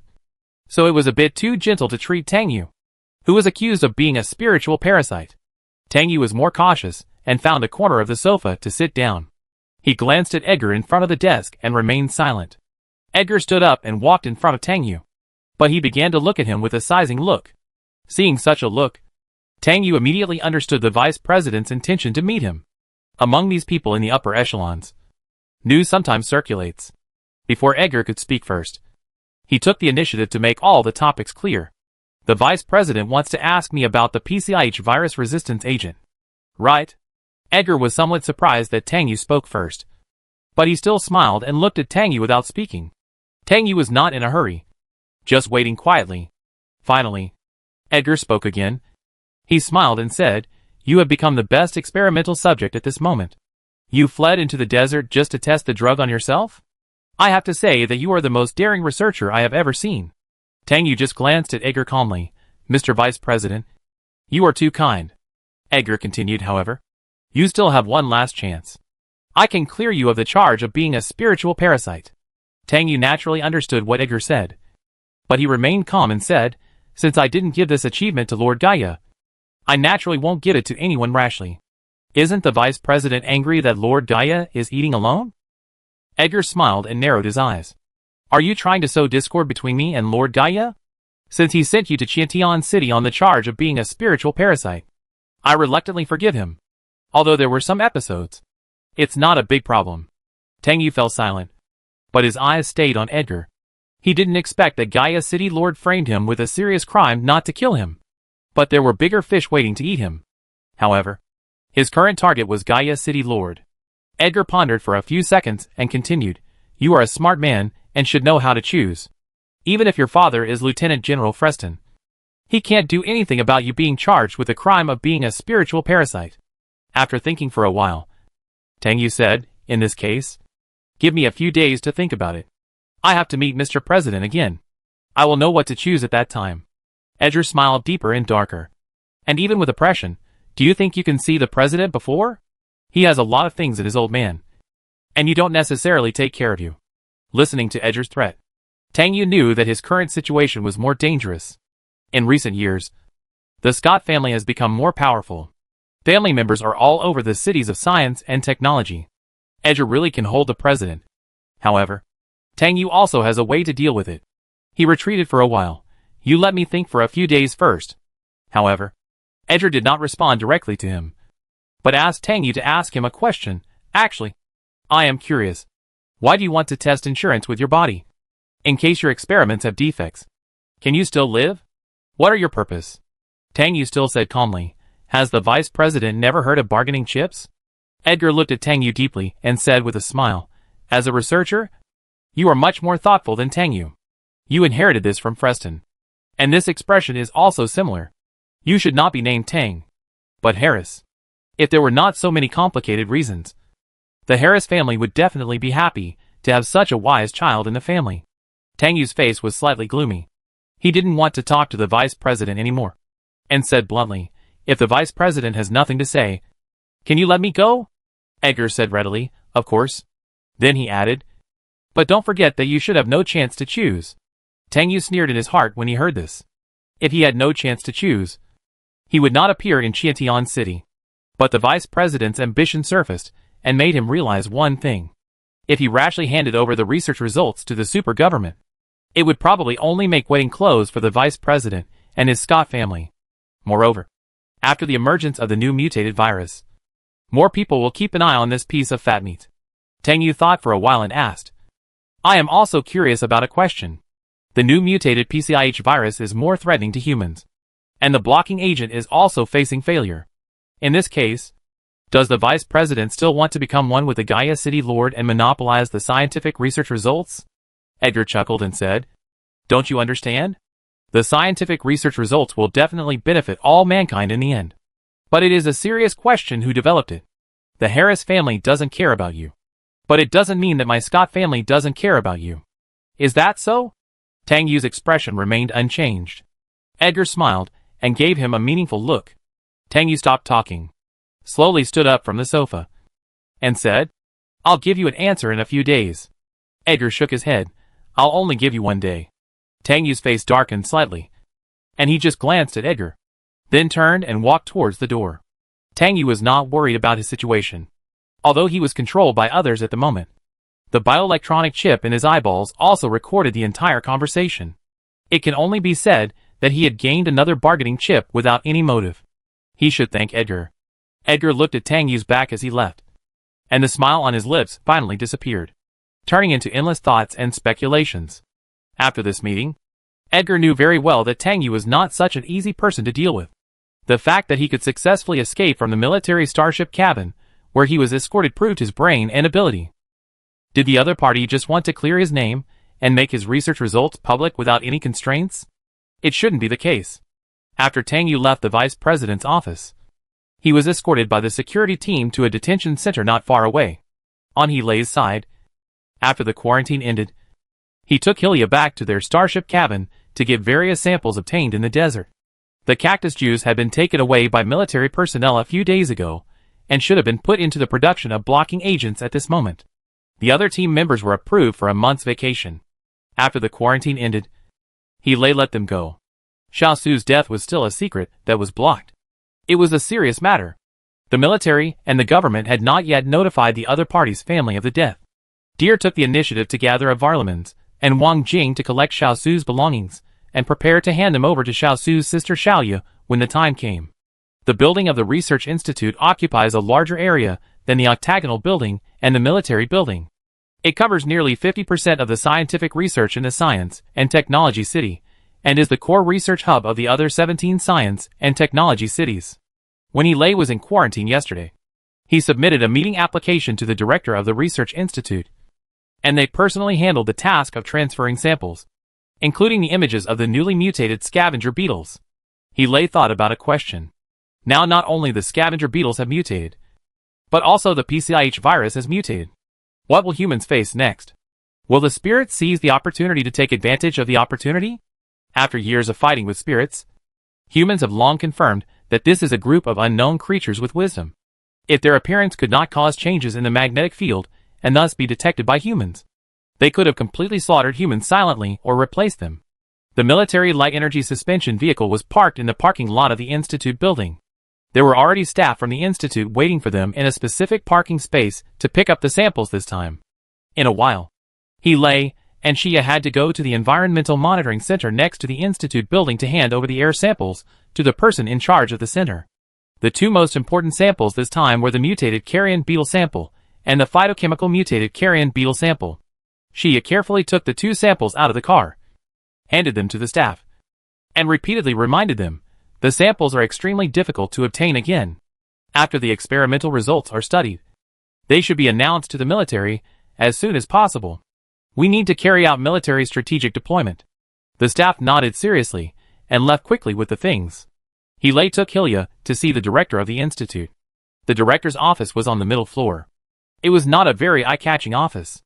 It had the same fireproof door as other research rooms, and a somewhat old director's office sign was posted on the door. He Lei was very familiar with the institute. When he was on vacation, Tang Yu often secretly invited him to be an experimental assistant. But many people in the building knew He Lei, not because He Lei was a frequent visitor here, but because He Lei was the youngest civilian major general in the City of Science and Technology, and because of his handsome appearance. Many women flocked to him. As soon as he came in from the door, He Lei received many greetings from people. However, seeing that He Lei and Hilya both had stern expressions, he did not dare to talk to them much, but just quietly went down to spread gossip. When he walked to the door of the dean's office, He Lei found that the door was ajar. After a moment of hesitation, he went forward to knock on the door. However, at this time, the dean's stern rebuke came from the office. Your environmental monitoring center has been slack in the past 2 years. The environmental specimens submitted have become more and more perfunctory. The matter of District 40 has proved your attitude. Where did you use the funds? At this time, another voice sounded bitterly, Dean. This can't be blamed on our center. Now the environment is getting worse and worse. This task is more difficult to execute. And the efficiency is naturally not as good as in previous years. We also have difficulties. This time, the matter of District 40 is just a matter of the military sending people to collect cactus juice. Hearing this, Hele and Hylia's faces suddenly became ugly. What do you mean by incidental? A small collection team almost went to hell because of this incident. Hele went forward to knock on the door, then pushed it open and walked in. Chapter 11. Hearing the knock on the door, Dean Jiang Shuping and the head of the Environmental Monitoring Center Nicholas stopped talking and looked at the door, only to see Hele walked in from the outside with great momentum. Before the two could react, Hele said bluntly, Dean Jiang, I have brought you something that will shock you on this mission. Do you mind spending a few minutes with me to watch a video? He walked directly towards Dean Jiang, ignoring the head of the Environmental Monitoring Department. Dean Jiang is an old man with white hair, but vigorous spirit. He is over 80 years old this year. He has a pair of hazel eyes unique to Slavs. But at first glance, he looks like an oriental face like Tengyu. Speaking of Jiang Shuping, the dean of the institute, none of the City of Science and Technology does not know him. He can be said to be a milestone in the City of Science and Technology. After the PCIH virus has contagious, the blocking agent that blocks contagious and delays skin ulcers was developed by Dean Jiang. At that time, Dean Jiang was also a young man who was a big deal. When I saw Hele at first glance, Dean Jiang immediately patted his head and was annoyed. Go visit the trainer and forget everything you want. The opponent's reaction made Hele's cold face rarely a helpless smile. Instead, the environmental test minister was embarrassed immediately, looking at Hele, who ignored him directly, and he couldn't wait to cover his face immediately. What was more difficult than hearing the lord behind him, especially since the other party was Hele, a major general in the military who had always acted decisively and vigorously. Knowing that Hele was going to see Dean Jiang, the Minister of Environmental Measurement was ready to say goodbye and slip away. But Hele saw through his thoughts and took the initiative to say to the other party without waiting for him to speak, I'm really sorry. I forgot that the Minister of Environmental Measurement is also here. I just want to give you the air sample of the 40th area to save you from making another trip. Hele's words made the Minister of Environmental Measurement even more embarrassed, especially looking at the other party's cold eyes. And he knew that the other party was deliberately squeezing him. But he couldn't say anything. Dean Jiang had no intention of helping the Minister of Environmental Measurement out of the siege. Hele's team went on a mission to help the Institute bring back a lot of valuable things. He knew the hardships involved and was very grateful to Hele and his team. Naturally, he would not allow the Minister of Environmental Measurement to say lightly that it was a byproduct. In the past 2 years, the atmosphere in the Environmental Monitoring Center has become worse and worse, which is also a headache for him. After all, the Environmental Monitoring Center is affiliated with the Institute. The Minister of Environmental Monitoring laughed twice and greeted Hele. Major General, he is back so soon? I guess you must have been tired on the way. Hele smiled coldly. I have been in quarantine in the city for 3 or 4 days, so it's not a big deal. This made the Minister of Environmental Monitoring stunned and even more embarrassed. Seeing that Hele had been annoying enough, Hylia came out to smooth things over in time, took out the container with air samples from his backpack, and handed it to the Minister of Environmental Monitoring. Hele took the opportunity to say, we took pictures of the entire number 40 area at that time. If the Minister of Environmental Monitoring is not busy, let's take a look together. The Minister of Environmental Testing felt guilty and dared not say that he had no time. He quickly nodded after taking the sample container. Dean Jiang also looked serious and asked Hele, apart from the new mutated PCIH virus, what new discoveries have you made this time? Hele turned on the holographic projection screen and the indoor electronic screen. After clicking on the system connected to the indoor electronic screen, the image immediately jumped out on the electronic screen. Hele pulled a video to the beginning. This is the image of the mutated carrion beetle they recorded in the oasis. This image was also sent back to the military yesterday. After the senior military officials saw the image, they immediately connected with Hele remotely and held an analysis and discussion meeting overnight. The result is naturally to wait for the research results of the Institute, no matter how urgent this matter is. The fact of force majeure is also in front of us. The image is played slowly. The first thing that appears is a group of carrion beetles like pilgrims. The white shells reflecting silver light almost make the video overexposed. Then it is the red mycelium meatball. Seeing this, Dean Jiang and the Minister of Environmental Measurement both look solemn. This thing is really the first time they have seen it. After that, because Alva, who is responsible for recording the video, joined the battle, the video shook for a while. But the image of the carrion beetle group being exploded by the nuclear magnetic field was still completely recorded. However, in order not to affect the viewer's perception, he mosaic this part. The next thing to appear was the mutant carrion beetle. The huge human heart grew in its translucent body, and the scarlet color and pulsating blue blood vessels brought an indescribable visual shock and uncanny valley effect. Even the experienced Dean Jiang was stunned by the scene. And the Minister of Environmental Measurement and Testing retched directly after seeing this scene. And his face was pale with fear. He glanced at the Minister of Environmental Measurement and Testing, who had no courage, and explained, "This is the mutant carrion beetle we encountered in the oasis near the 9th area. It is also the first time that this new species has been discovered. But this thing should have appeared earlier." As he said this, he opened another video clip, which was a vegetative mutant carrion beetle shot by Tang Yu himself. Seeing the mutant carrion beetle growing like a tree, Dean Jiang showed a more solemn expression. His wrinkled face was even more wrinkled, and his bright eyes were thinking quickly, resisting the overwhelming pressure. He continued to explain, "This is the 40th area. The environmental monitor has a problem because it was wrapped by the hyphae spit out by this thing. So it temporarily lost its function." As he said this, he played the picture that was specially taken. Hearing this, the Minister of Environmental Measurement barely concentrated a little and said in surprise, "What is going on?" Dean Jiang was shocked by Helay's explanation and shook his body. He said slowly, "That is to say, this new mutant may have intelligence?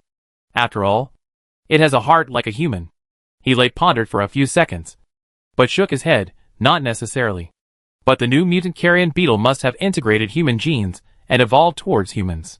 But what makes people want to explore more is that the mutated carrion beetle has undergone reverse evolution. The original position of its heart actually grew ancient blue algae that spanned tens of thousands of centuries on Earth, and the golden red spores it produced. All of this is very mysterious." Such an explanation made Dean Jiang unable to organize words for a while, or the existing language was so exhausted that it could not describe the current situation of mankind. Soon, Helay took Hilya out of the Research Institute building, after they returned to the military building to submit the mission report and deal with some follow-up matters. They would also enter a 1-month rest period as usual. When they came back from vacation, they would continue to devote themselves to the next cactus juice collection mission. After leaving the military building, Hilya and Helay parted ways. But Helay did not go directly back to the house assigned to him in the inner city, but went directly to the detention center to meet Tang Yu. Lieutenant General Freston sent him a message yesterday saying that the vice president asked to meet Tang Yu today. However, when he reported the name of the person he wanted to meet at the front desk, he was told that Tang Yu had been ordered by the vice president to temporarily not let him contact anyone except the president and the vice president. Hearing such an order, Helay's face suddenly turned cold, and he even showed some rare anxiety. "I know. Please make sure he is safe." Helay had no choice but to turn around and leave the detention center. Later, Edgar took the initiative to contact Gaia City Lord in the closed vice president's office. And soon a mixed-race man with shrewd and flattering eyes appeared on the holographic projection screen. Oyama Nakazawa greeted Edgar in a flattering way, and asked Edgar if he had any instructions. Edgar knew that Gaia City Lord was a slippery fence-sitter, so he didn't waste any more words with him, and still asked about the things he had asked him to do before. Has Tang Yu's laboratory still not found the most critical experimental steps and materials?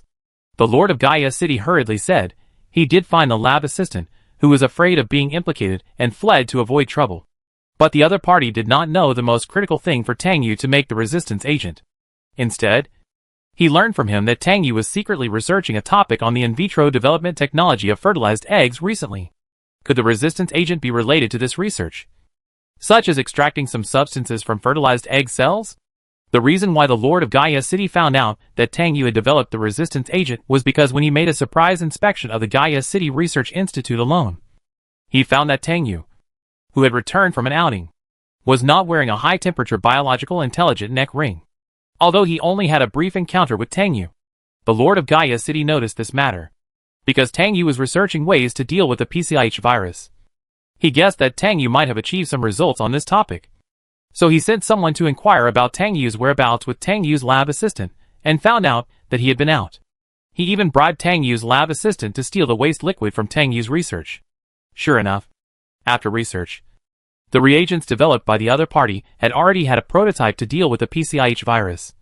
But Gaia City Lord was a very far-sighted politician in some ways. He was completely sure that Tang Yu had developed a reagent to resist the virus. So when he thought the time was right, he persuaded and wooed Tang Yu, wanting to take this achievement for himself. But the result was naturally a failure. But Gaia City Lord was not angry.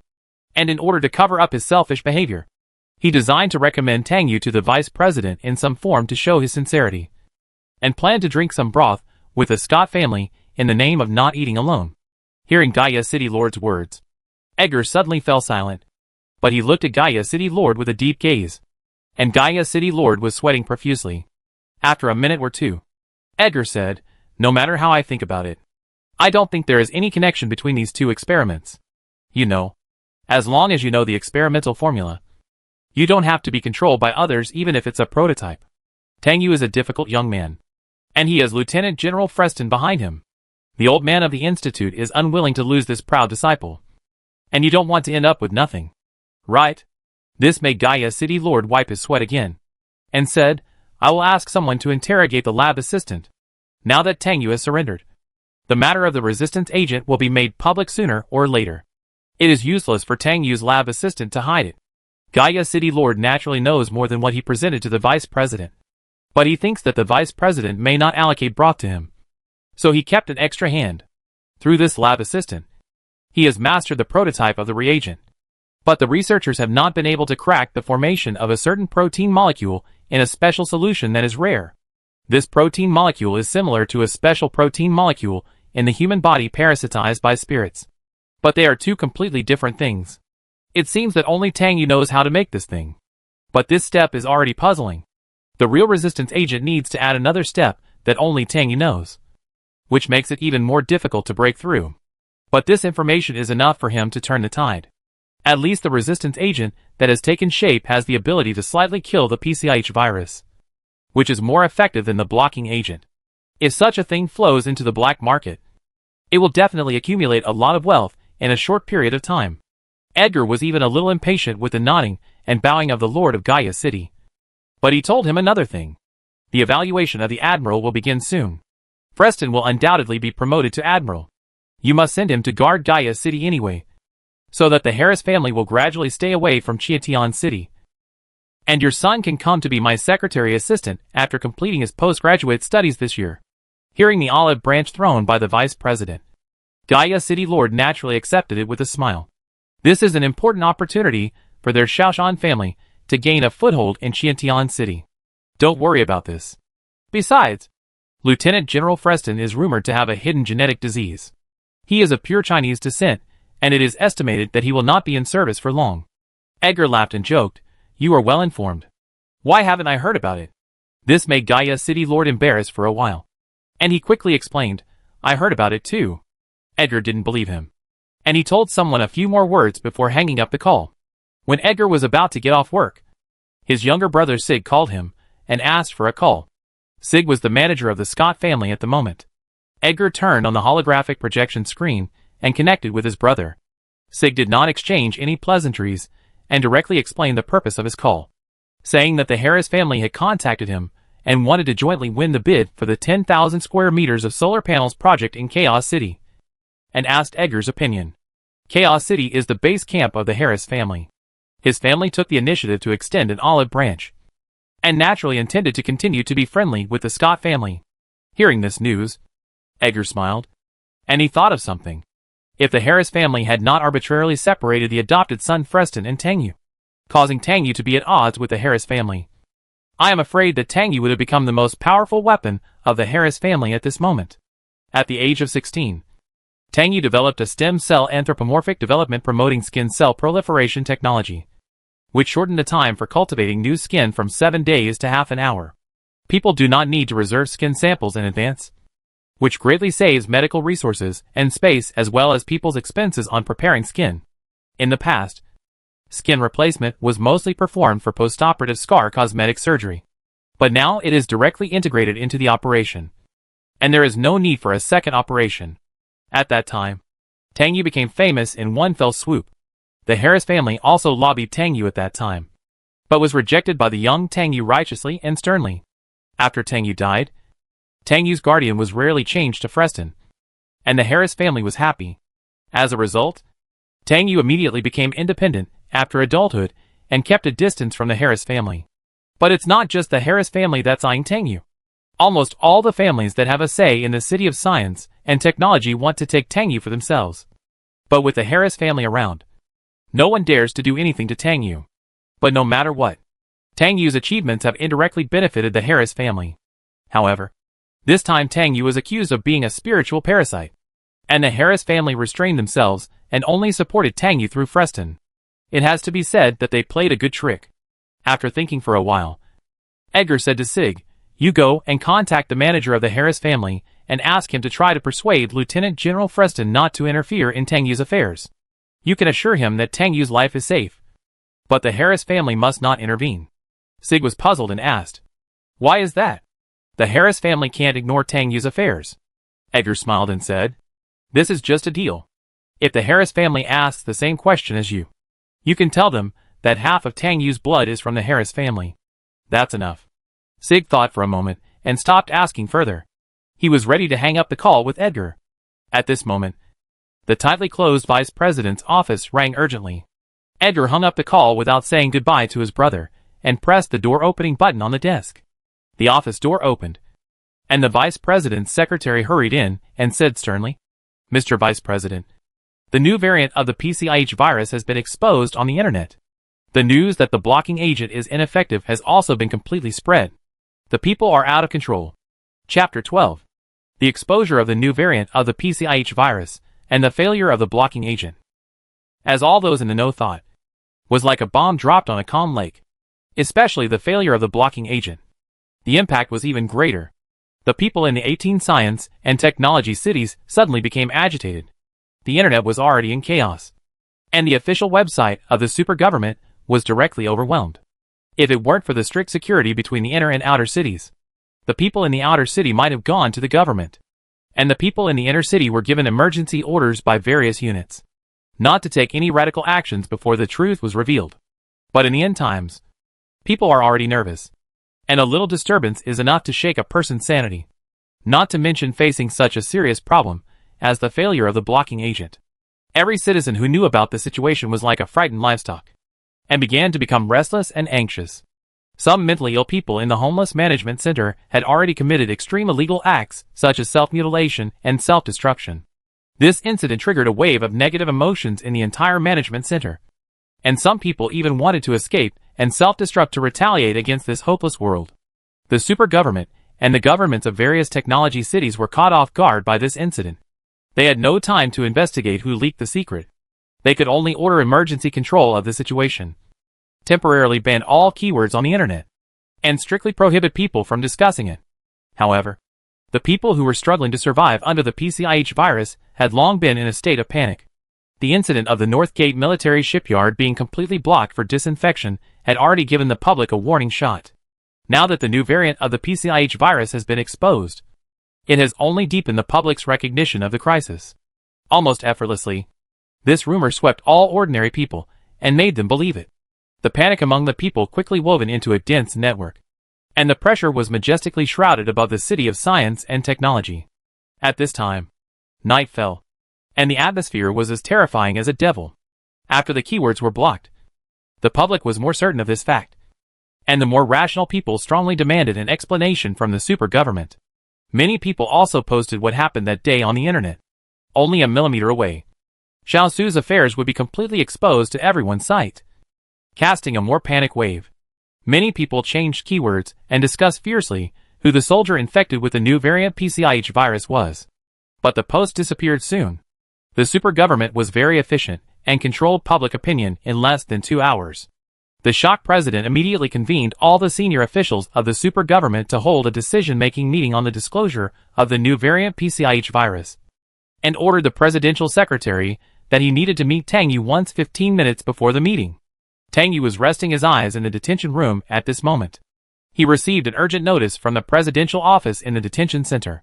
He didn't have time to ask anything, and was taken out of the detention center by the security personnel and sent to the Octagon. However, just when Tang Yu arrived at the door of the Octagon building, a more explosive piece of information appeared on the internet. A person who claimed to be Tang Yu's laboratory assistant started a live broadcast on the internet. He looked haggard and his eyes were even a little dull. Facing the camera, he said very quickly, "I am Tang Yu's laboratory assistant. Tang Yu has developed an agent to resist the PCIH virus and is the first successful tester. He is not a spiritual parasite. Not a spiritual parasite." After saying that, he took out a handful of sleeping pills and fed them into his mouth in full view of everyone, and fell in the live broadcast room. It seemed that the person who was monitoring him quickly found him, rescued him, and sent him to the nearest hospital. Everyone who knows Tang Yu knows his lab assistant. There are only 2 of them in his studio.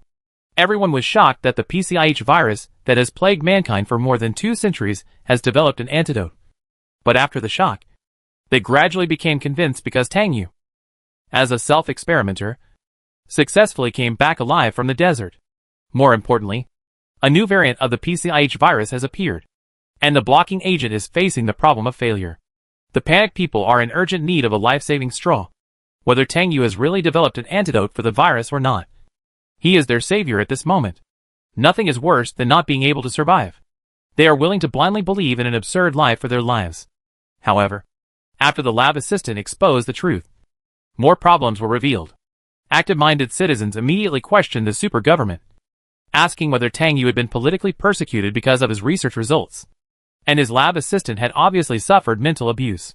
The questioners gathered in a few minutes, directly pushing the super government to the forefront, and questioning Gaia City, whether Tang Yu was a spirit parasite who could avoid spirit monitors. Was it true or a lie? Since Tang Yu was a spirit parasite, why did the spirit monitor that had been operating normally for hundreds of years lose its effect in front of him? But the rumors came and went quickly, and soon the more than 10 seconds of live video that went viral was immediately deleted by the entire network and could not be uploaded again. And the words Tang Yu and lab assistant instantly became blocked words, and the questions of the people became a few lines of words that were destined to be asked but not answered. The internet suddenly became silent again, and the entire city of science and technology was under martial law both online and offline. After this incident, Tang Yu could no longer see the president immediately, and could only be taken to a waiting room by the security team to wait for the summons. At this moment, Tang Yu's ID was still disabled, and he could not access the internet, and the fake ID could not be used openly on the screen. So in theory Tang Yu knew nothing about what happened. After about 2 hours, the president summoned Tang Yu again. Before this, the president was busy dealing with the new variant PCIH virus, and the online rumor that Tang Yu was politically persecuted. He convened a high-level meeting of the super government in advance and urgently deployed the release of the new variant PCIH virus. Everyone in the super government unanimously decided to publish the 3D vertical map of the new virus, and the causes and consequences of the first discovery at 8 o'clock tomorrow morning, and officially announced that Shao Xu died of the new virus. As for Tang Yu's matter, it was much more complicated, and the entire super government was arguing. Some people said that Tang Yu should immediately come up with the formula of the resistance agent for the PCIH virus. Some people said that the truth that Tang Yu was not a spiritual parasite had yet to be found out and rumors should not be believed. And some people insisted that Tang Yu was politically persecuted and demanded a thorough investigation. Some people said that everything happened too coincidentally, and suspected that someone was using Tang Yu for political struggle, and whether the resistance agent against the PCIH virus was real was still empty talk. Even if Tang Yu came back alive from the desert, it could not prove that his experiment was successful. Instead, it was more likely that he was a mysterious spiritual parasite. The president was annoyed by these remarks. But what worried him most was that Vice President Edgar had a heavy face and did not say a word, which made him unable to guess what the other party was planning. But in any case, he urgently needed to meet Tang Yu once. For Edgar, The fact that Tang Yu had developed a PCIH virus resistance agent was exposed, which completely broke his threat plan, making a dream that was within his reach instantly become a bubble, and also completely shattered the Scott family's plan to take the power to the next level. Tang Yu's loud assistant's public appearance and disclosure of the facts made him doubt Gaia's city lord, thinking that he had betrayed him. For example, someone had instigated Gaia's city lord to stop his plan and rescue Tang Yu at the same time.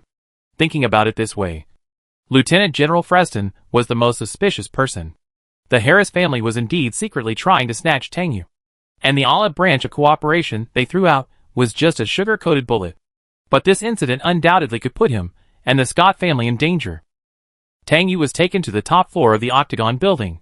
Coincidentally, when he was taken to the door of the president's office, the president also rushed over from the other side in a hurry, and the old and the young met in front of the office door. The president said without any greetings, "Let's go in and talk." Compared to his usual kindness, the president was much more serious at this moment. Tang Yu replied softly, "Okay," and followed the president into the office. The president waved the guards away and completely closed the door of the president's office. Tang Yu just stood there quietly, with a calm expression, waiting for the president to speak first with his hands hanging down. The president pointed to the sofa, said sit, and said, "Would you like a cup of coffee?"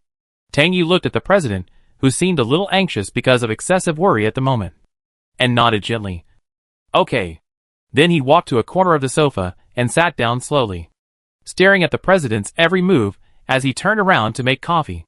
The process of brewing coffee made the president calm down slowly, and his high-speed brain gradually found the flood discharge point and sorted out key clues. The president took a long time to brew coffee this time, and almost forgot about Tang Yu's existence. But Tang Yu was also patient, and was calmly waiting for a conversation to start. Meeting the president was part of his plan, and everything was within his plan. About 10 minutes later, the president took 2 cups of coffee and walked to the coffee table and slowly put them down. After hesitating for a few seconds, he slowly sat opposite Tang Yu and looked at him with complicated eyes. The president looked at Tang Yu for a moment, and then briefly told Tang Yu about 2 major events that happened on the internet not long ago. After finishing speaking, the president pondered for a long time, and finally asked seriously, "Did you arrange all this?" The reason why he was so suspicious was that everything was heading in the direction that was favorable to Tang Yu. Tang Yu did not change his expression when he heard this, and his face remained calm. He did not say yes or no. However, his attitude was exactly equivalent to tacit agreement, and the president frowned even more when he saw this. If all this was really arranged by Tang Yu, then he really could not imagine how meticulous his thinking and extraordinary adventurous spirit were. However, at this time, Tang Yu slowly said, "Let me meet with Lieutenant General Freston alone, regarding the crisis and accusations that the super government is facing at the moment. I will give the president a satisfactory answer, but at the same time, I also ask the super government to clear my name and agree to one of my requests." His words made the president fall into thought, but more of an exploration and guess about Tang Yu. At this moment, Tang Yu was like a calm sea, making it impossible to guess whether it was really peaceful or turbulent. "What are you going to do?" the president asked solemnly. Tang Yu said nothing. The president was increasingly puzzled about what Tang Yu was going to do next. Was it just to clear himself of the charges? Or did the meeting between the vice president and him trigger some new motivations for him? But in any case, he was in a passive position at the moment. After a long while, the president made a decision and said, "I can promise you to meet with Freston, but you must promise me to thoroughly publish the resistance agent. Humans need it." At this time, the president had chosen to believe that Tang Yu had developed a reagent to fight the virus. Tang Yu just said a word of good. In fact, whether the resistance agent could be successfully published was not based on his personal attitude at all. Chapter 13. The president called his secretary in and told him to accompany Tang Yu to the military building to meet Freston, and asked him to contact him immediately to make an appointment for the specific time of the meeting. Freston was on emergency standby at the military building at the moment. Tang Yu's initiative to meet him was within his expectations and beyond his expectations. He just couldn't imagine what Tang Yu would talk to him after seeing him. After thinking for a while, Freston still agreed with the presidential secretary to meet at 10 to 10:15. After waiting for a while in the Octagon, the presidential secretary took Tang Yu and was escorted by several members of the security team to the military building next door. which was only a 5-minute walk away. Tang Yu still had a calm face. His cold and indifferent expression blended into the tense night, making him look even more mysterious. The president's secretary continued to explain things to Tang Yu. After meeting with Lieutenant General Freston, Professor Tang, you need to be taken back to the Octagon for custody. This is the message the president just sent back to me. The president's secretary looked heavier than before leaving the Octagon. Tang Yu glanced at him calmly and said, Am I in danger now? The president's secretary said without hiding anything, Yes. The president has determined that the detention center can no longer ensure your safety. But the Octagon's defense system is the best in the entire Qiantian city. Tang Yu fell silent and stopped talking. However, at this moment, Tang Yu's sensitive nerves suddenly activated, and a sudden sense of crisis swept over him instantly. He subconsciously turned sideways, and at this time, the security team member next to him had raised his pistol towards him. The bullet flew towards him with a bang, just brushing his shoulder. The strong impact made him stagger back a few steps. His skin was cut, and blood immediately gushed out. Tang Yu was shocked. Someone actually wanted to assassinate him. Tang Yu covered his shoulder in pain. Almost in an instant, the security team member who shot was taken down. He struggled to escape, but in the chaos, someone fired a shot and killed him directly. Tang Yu looked at the shooter lying in a pool of blood. His mind was turning over and over. His brain was working at high speed, and he figured out the cause and effect in almost an instant. Then he decisively turned around and left everyone behind and ran to the military building. If he didn't take this opportunity to meet Lieutenant General Freston, the possibility of him meeting him in the future would be very small. The gunshot immediately attracted the patrol soldiers of the military building, and the president's secretary was still in this sudden change and didn't react. The military building had sounded the alarm because of the gunshot, and when Tang Yu ran to the door, he was immediately stopped by several tall armed soldiers on duty. Tang Yu didn't have time to explain, and said in a deep voice, I am Tang Yu. I have an appointment to meet Lieutenant General Freston. The soldiers on duty were no strangers to Tang Yu. But now that the military building had sounded the second-level alarm, they could not let anyone go directly into the military building. Someone said tactfully, You are injured? Treat the wound first. Tang Yu's expression became more serious. I must see Lieutenant General Freston immediately. He looked back and saw that the president's secretary was leading the military patrol personnel to the gate. His situation became more urgent. Several soldiers on duty looked at each other, hesitating for a long time. Tang Yu's expression became more and more cold because of anxiety. He planned to take a risk. Let him in. Just as Tang Yu was about to force his way in, He Lei, who was also on standby at the military, suddenly appeared at the gate.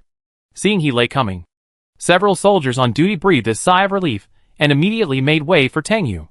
Tang Yu only had time to look at He Lei, and then hurriedly ran into the building and headed straight for the exclusive elevator for the high-level offices. The offices of all lieutenant generals, admirals and marshals in Qiantian City were on the 18th floor. He Lei watched Tang Yu, who was smelling of blood, gradually run away, and his face became worse and worse. His cold eyes narrowed slightly and shot directly at the presidential secretary and several patrol soldiers who happened to run to the door. What happened? The presidential secretary forced himself to calm down and said concisely, Professor Tang was assassinated. He Lei's pupils suddenly shrank upon hearing this, and he was extremely shocked. From the exposure of the new mutant virus to the live broadcast of Tang Yu's laboratory assistant, less than 4 hours had passed, and Tang Yu was assassinated, let alone the reason for the assassination. How capable and efficient the person who was trying to deal with him must be. He Lei's face immediately showed anger. Where is the murderer? A patrol soldier who came over from behind replied angrily, He has been shot dead. And the guard who shot and killed people has also been controlled. It is very likely the result of chaos. He Lei's face became even uglier upon hearing this. He didn't think the matter was that simple. Now things are getting more and more chaotic, and there are more and more people trying to fish in troubled waters. He directly ordered, Keep a good look at the people and investigate this matter strictly. Here, Tang Yu took the exclusive elevator to the 18th floor quickly. After leaving the elevator door, he went straight to Freston's office. At this moment, he had already shed a sleeve of blood. In a while, the blood might flow down from his fingertips. But Tang Yu didn't care about it at all, because the military building suddenly sounded the alarm. Many generals on standby in the military began to visit each other. Seeing Tang Yu coming with a cold face, They all cast surprised eyes. Tang Yu glanced at everything around him lightly, then walked to the end of the corridor on the left, pushed open Freston's half-closed office door, and then closed the door heavily. Freston was about to contact Lei to learn about the alarm. But before he could get through, he was interrupted by the sound of the door being pushed and closed. He subconsciously looked at the door. Freston was still indifferent. He paused for a few seconds, turned off the holographic projection screen, and then turned to look at Tang Yu, who was now covered in blood. "You are injured." Freston couldn't help but frown slightly. Tang Yu's stern expression eased a little, and he said bluntly, "I was just assassinated. But I have a very important thing that I need you to do for me." Hearing this, Freston looked at Tang Yu deeply for a few seconds, then lowered his eyes and pondered.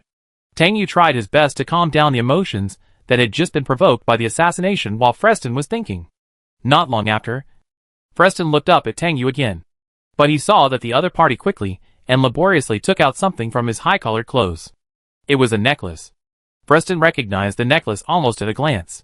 It was one of Tang Yu's relics. It had been locked up and carefully treasured by Tang Yu. He had asked for it many times but failed to get it. After thinking for a few seconds, Freston asked, "What do you want me to do for you?" Freston knew very well that those things on the internet would bring countless troubles to Tang Yu, such as the assassination he encountered in the military building. However, as a father, he needs to ensure his son's minimum personal safety. Tang Yu took off the goose bone flute necklace and took out a translucent soft plastic chip that was less than the size of a fingernail. He looked at Freston with this thing and said quickly, "There is evidence in it that Gaia City Lord framed me because he could not monopolize the resistance agent." At this moment, the super government, the military, and the research institute are at the forefront of the storm because of the new mutated PCIH virus. They need to come up with a point for the people to vent their anger. Gaia City Lord is undoubtedly the best choice. You don't want the city of science and technology to be completely chaotic because of this incident. Right? Tang Yu's words made Freston narrow his eyes slightly. He felt that he seemed to understand his son less and less. But there was no doubt that he had become part of the other party's careful calculation. He pondered for a while before saying, "Since you have evidence to clear your name, why don't you say it as soon as you turn yourself in? There are so many coincidences tonight. I have reason to suspect that they are all your work." Facing Freston's questioning, Tang Yu also didn't say yes or no. However, he took another step closer to Freston, stretched out his hand to pull up the other party's hand, and then put the entire goose bone flute necklace and soft rubber chip into the other party's palm, and slowly closed the other party's palm.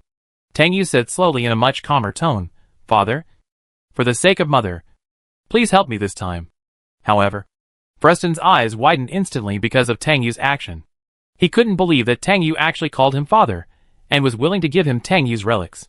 Looking at Freston's reaction, Tang Yu's expression remained unchanged. He continued, "The Harris family has also changed recently. I think Aunt Jero will definitely need this timely rain to accelerate the pain of the change of power." In a sense, Tang Yu was making a deal with the Harris family in disguise. This made Freston wake up instantly. He stared at Tang Yu closely, and his expression gradually became cold. He couldn't help but look at his son, whom he had rarely seen in the past 2 years, and felt that he was becoming more and more unfamiliar. Under his seemingly peaceful appearance, he was hiding a turbulent underworld. Freston quickly pulled his hand out of Tang Yu's palm, slowly opened his palm and looked at the jade-white goose bone flute, and was even reluctant to move his eyes away. After more than 10 seconds, he raised his eyes to look at Tang Yu, who was no longer panicked, and said coldly, "Are you just trying to clear your name?" Tang Yu made such a big scene, and stirred up almost all the turmoil in the city of science and technology by himself, and even played the emotional card with him, who had a stiff relationship with each other. How could it be as simple as just clearing his name? And who is secretly helping Tang Yu is a point of fear and vigilance. What is the other party's purpose? Tang Yu was still silent. He just looked at Freston quietly, waiting for his response. But he was injured and needed to be treated immediately, so he couldn't delay with his father for a long time. So when Freston made a decision, Tang Yu said, "I'm injured. You won't just watch me die, right?" This made Freston's few emotions waver, and he felt sympathy for his son. He still looked heavy, but slowly promised Tang Yu, "I will clear your name for you. You wait for the result." This was exactly what Tang Yu wanted. His goal was achieved, so he nodded gently. Tang Yu had nothing else to say to his father. So he prepared to say goodbye and leave his office. However, before turning around and leaving, he remembered something and said one more thing to Freston. If you are unfortunate enough to encounter a swarm of carrion beetles, blow this goosebone flute. This is a talisman left by your powerful mother, and you will be safe. After saying this, Tang Yu walked towards the door, leaving Freston, who was stunned by this sentence. Tang Yu opened the door and walked out a few steps. As expected, he saw he lay standing not far away. It seemed that he had just come up a few seconds ago. He looked anxious and held an emergency medical kit in his hand. Before Tang Yu could walk over, he ran over with the emergency medical kit in his arms. The two of them met face to face, and he stuffed the box into Tang Yu's uninjured hand without saying a word. Then opened the medical box and took out the hemostatic bandage inside, and quickly wrapped it around Tang Yu's injured arm. Tang Yu silently let he treat his wound urgently. In less than half a minute, he helped to wrap the bandage. He frowned and said coldly, I will take people to escort you to the hospital to treat your wound. You'd better be quiet recently. Tang Yu hummed lightly, but asked, Do you know who assassinated me? He restrained his sharp eyes and looked at him. His face gradually became thoughtful, thinking about what kind of person Tang Yu was, and asked puzzledly, Do you know? Tang Yu fell silent and did not answer He words. He saw his expression and immediately understood. He could not help showing a little anger on his face. He whispered to Tang Yu, You know it, right? Tang Yu just looked at him calmly. His response made He even more angry. He gritted his teeth and said, Professor Tang, do you know that you almost died tonight? I know. Tang Yu finally spoke. Paused, frowned slightly in grievance. Wanted to say something to save the situation, but couldn't find any suitable words after thinking about it. So he had to say, So don't be angry. Okay? He was almost choked by Tang Yu's appearance. His anger subsided, and he suddenly calmed down.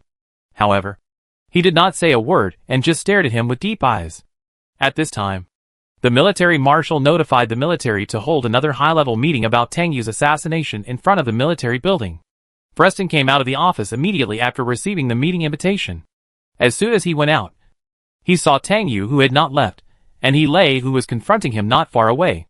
Freston's face suddenly darkened again, and he called He's name directly from a distance. He's heart trembled, and he answered, saluted in Freston's direction, and quickly reported what he was doing at the moment. Tang Yu glanced at He, who immediately became businesslike with him. Not wanting to drag him down, he immediately distanced himself from him. Now the situation was critical. Freston put the overall situation first, and no longer cared about some personal matters. He strode over and formally gave an order. I will ask the marshal to bail Tang Yu out again. During this period, you will be responsible for protecting Tang Yu's safety. Everything is based on Tang Yu's safety as the top priority. This order made He stunned, but he quickly agreed and said seriously, Yes, guaranteed to complete the task. After saying that, Freston glanced at Tang Yu, who was still calm, and turned to walk towards the meeting room. Tang Yu really didn't expect that his father would allow He to protect him closely. Chapter 14. When the president learned that Tang Yu was assassinated on the way to the military building, he was furious and ordered a thorough investigation. He also sent several guards to assist the president's secretary in taking Tang Yu back to the octagon for protection. At the same time, he ordered a complete blockade of the matter to prevent it from fermenting on the internet and causing a new round of panic among the people. If the people knew that Tang Yu, who could make resistance agents, was assassinated after knowing that the new virus blocker was ineffective, they would completely lose confidence in the super government. He took Tang Yu from the 18th floor to the lobby of the military building, met with the president's secretary who was anxiously waiting, and conveyed to the other party the order issued by Lieutenant General Freston that he would protect Tang Yu closely. The president's secretary also told the truth that the security team sent by the president to protect Tang Yu was on the way and would escort him to the hospital for treatment. Tang Yu only felt the symptoms of the injury now. He felt a little dizzy and couldn't help but hold He's arm and gradually pressed the center of gravity of his body onto him. Fortunately, He was by his side. Otherwise, he would not dare to let himself get weak. Seeing this, He quickly supported him and turned to the president's secretary and said, I will take the military to send him to the hospital first, and you will take the security team to pick him up and take him back to the octagon. The vice president's secretary knew that Tang Yu was not in a good condition at the moment, so he could only do as he was told. Then he turned on the holographic projection screen and urgently contacted the security team that came here to convey the latest instructions. He immediately called a few soldiers on duty and asked them to get the military light-powered suspension vehicle. In just 3 minutes, he took Tang Yu to the nearest hospital and notified the hospital to impose martial law for 1 hour in advance. Not long after the high-level military meeting ended, Marshal Proust took the initiative to contact the president and asked the government's senior officials and military personnel to hold an emergency meeting together. After receiving the request, the president's stern expression became even heavier. It was already late at night, and the solemn octagon building was as bright as day. Not long after, a group of people rushed into the octagon building, led by the nearly 70-year-old military marshal. But the only people who met with the government's senior officials this time were him, Lieutenant General Freston, and the only 2 generals in Qiantian City. The president has led the vice president to prepare the meeting room. Although the military proposed to hold a meeting with the government's top leaders, the president only invited the vice president and the Senate chairman to attend the emergency meeting for confidentiality.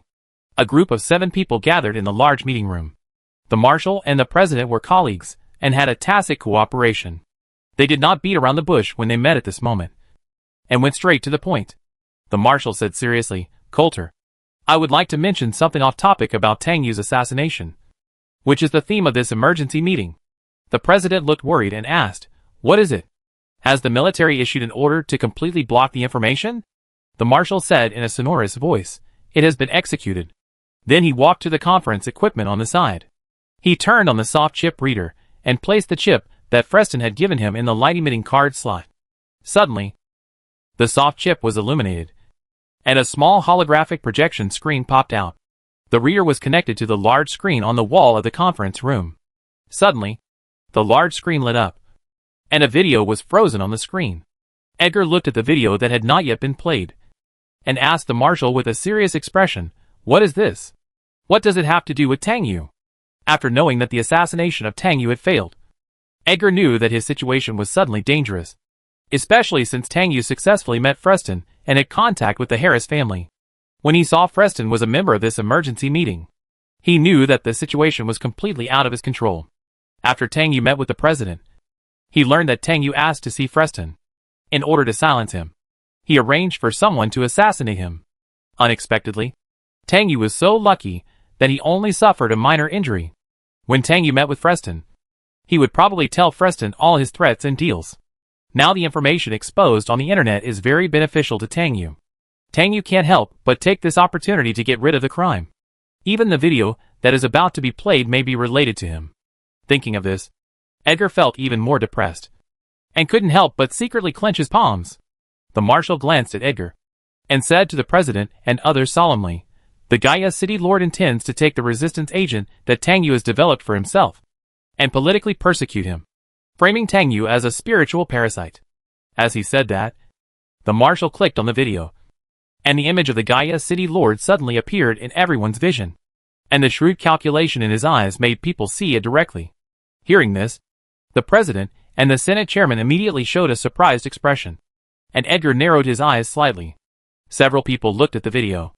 In the video, the Gaia City Lord directly asked Tang Yu to hand over the reagent formula of the resistance agent to him, and invited Tang Yu to work with him to make a fortune with him on the black market before the reagent was made public. Tang Yu did not show up in the video, but he rejected it righteously, and advised the other party to put the survival and development of mankind first, and not to have evil thoughts. He also said that he would contact the super government immediately to release the reagent. The video was only a few dozen seconds long, but several people were silent after watching it. The marshal and others who watched it again looked even worse. After more than 10 seconds, the marshal said in a deep voice again, "Coulter, this is a very serious matter." The president finally reacted, and a trace of guilt appeared on his majestic face. He said, "The Lord of Gaia has such selfishness, which is the dereliction of duty of the super government." Edgar saw that the video only contained information about the Lord of Gaia. He was surprised that it was fake, but he became more and more suspicious. Why didn't Tang Yu expose him? The fact that Tang Yu had developed an antidote was exposed to the public. Sooner or later, his charge as a spiritual parasite would be cleared in the public support, so he would no longer have the bargaining chip to threaten Tang Yu. But the conversation between him and Tang Yu became a very dangerous time bomb for him. Gaia City Lord had an incident, and he could easily get away from it. But Tang Yu was an uncontrollable factor. Edgar couldn't help but look at Freston, and Freston noticed that his eyes only glanced at him lightly. Seeing Freston's eyes like this, Edgar was more convinced that Tang Yu did not tell Freston about his threat to him. But now, he couldn't guess what Tang Yu wanted to do. Was he trying to threaten him with this? However, since Tang Yu was targeting Gaia City Lord, and the super government and the military were still investigating who assassinated Tang Yu, it would be better to put all the blame on Gaia City Lord. After all, Gaia City Lord's motives were only big, and everything could be explained. The other party was the most suitable person to take the blame. So Edgar took the opportunity to say, since Gaia City Lord had such dirty thoughts and behaviors, I think there is every reason to suspect that he was the real murderer who assassinated Tang Yu. What do you think?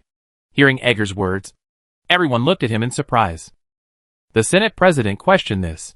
It is impossible for Gaia City Lord to obtain information so quickly, unless someone helped him. Before Tang Yu was assassinated, he only met you, the Vice President, and Mr. President. This made Edgar feel even more depressed. But his expression did not change. He just snorted and said, before I met Tang Yu, I didn't know there was any resistance agent. The Marshal frowned and thought deeply and said, in any case, Gaia City Lord's affairs must be strictly investigated and punished. And Tang Yu must be cleared of all charges. We can't joke about the fate of mankind. Coulter, what do you think? The president now looked like a knife hanging over his head. He said in a deep voice, I will take this matter seriously. After the meeting, I will immediately issue an order to suspend all duties of Gaia City Lord. The Deputy City Lord will temporarily take over the political affairs of Gaia City, and let the General of Gaia City immediately arrest Gaia City Lord politically. As for Tang Yu's affairs, a clarification announcement will be issued immediately after Gaia City Lord's affairs are concluded. The Marshal nodded solemnly. Seeing that the core topic of the meeting had been decided at once, Edgar said at the right time, this video evidence comes from Tang Yu, right? Freston looked at him with a probing look and said, yes. Does the Vice President have any opinion?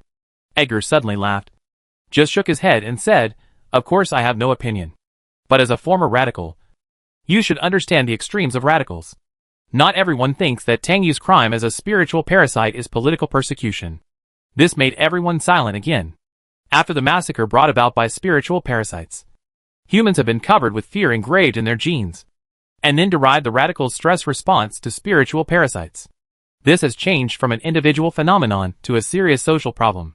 Edgar said again, regarding the assassination of Tang Yu, I think the truth will come out eventually. But the real murderer has not been found yet. So why not push Gaia City Lord out to take the blame temporarily? Now the internet is in a mess because of the new virus and the blocker. If the people knew that their lifeline was almost gone, would they still have absolute trust in the super government and the military? Edgar's bold and blatant proposal surprised the participants even more. The Senate chairman said to Edgar with a cold face, the Vice President suggested this. Isn't he afraid of being criticized? Edgar didn't care about him. The Scott family now had the confidence to say such things. He just looked at the President and the Marshal and asked, what do you think of this? The President and the Marshal did not answer immediately, but they were thinking and deciding with heavy expressions. In fact, the Vice President's suggestion is a solution for the current situation. After all, the Gaia City Lord has a crime with solid evidence. After that, more evidence can be found, and the charge of assassinating Tang Yu will become insignificant. Now stabilizing the social situation is the top priority. Only by stabilizing all variables can we talk about any measures that are beneficial to mankind. The President and the Marshal looked at each other and saw the answer in each other's eyes. They decided to act according to the Vice President's suggestion. After all, political struggles always sacrifice some people. The President finally decided, let's do this. When the real murderer is caught, execute him secretly. Edgar laughed happily in his heart, and was already thinking about how to make everyone believe that Gaia City Lord was the murderer who assassinated Tang Yu. As for Tang Yu, he couldn't let him clear the charge of being a spiritual parasite so easily. Tang Yu handed over the formula of the resistance agent to benefit all mankind, which did not conflict with his continued charge of being a spiritual parasite. He would never let Tang Yu turn over completely. Freston secretly looked at Edgar for a few times, wondering why the other party was so bad to Gaia City Lord, and was also surprised that as the Vice President, with the Scott family as the backing, He already had such a big say. The meeting lasted only 15 minutes. After the military had left the octagon, the marshal asked the two admirals to return to the military building and wait for orders. He took Freston to the hospital where Tang Yu was. His purpose was very simple. Only by letting some people see that the military and the super government attach great importance to Tang Yu, they would not rashly attack Tang Yu again. After getting on the light energy suspension car, Freston expressed his gratitude to the marshal in a very sincere manner. After all, when the video of Gaia City Lord was played in the high-level meeting of the military not long ago, it aroused many people's doubts.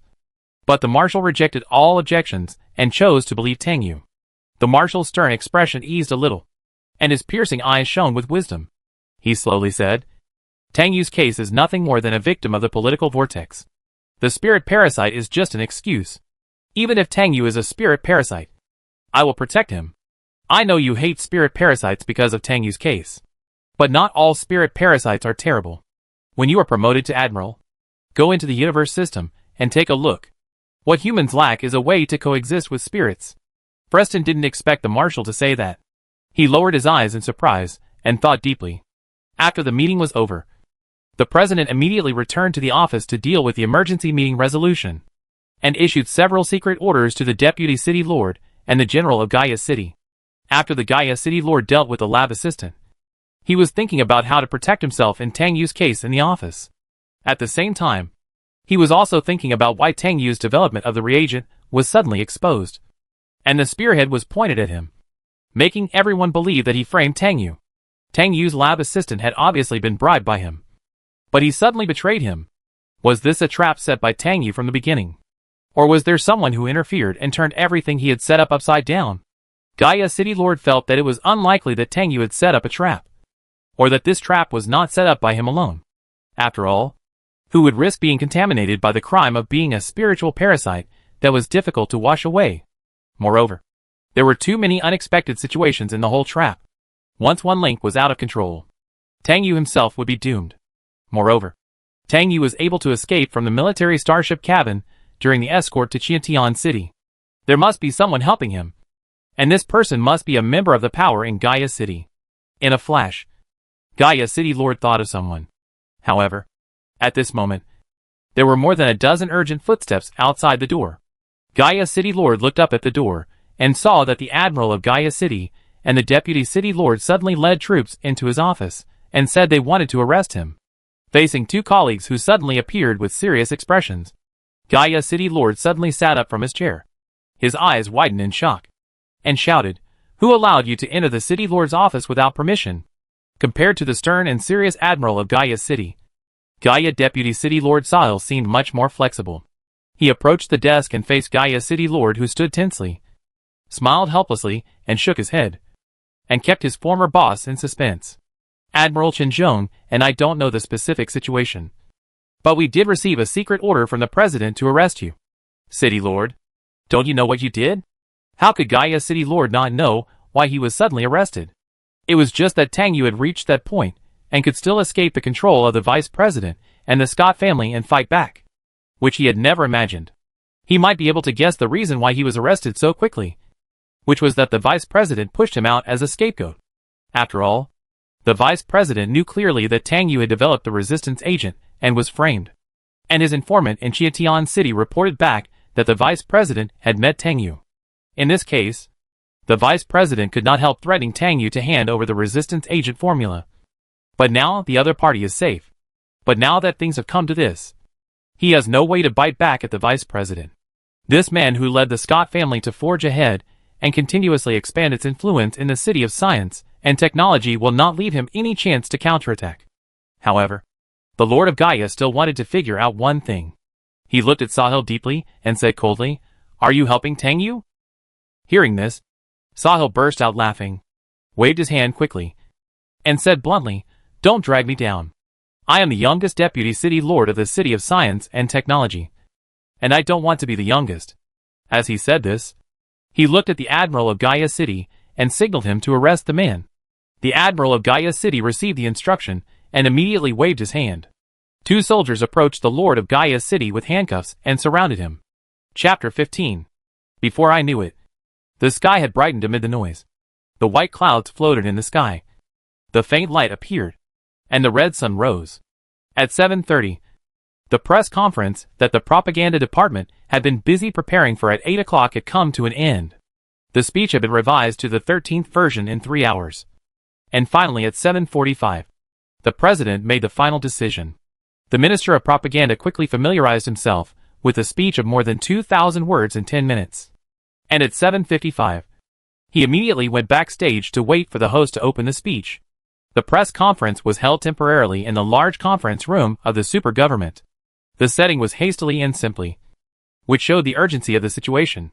At 8 o'clock, the host appeared on the live camera on time, named the theme of the press conference in a few words, and then invited the spokesperson and the minister of propaganda to give a speech at the press conference. The minister of propaganda was more serious than before.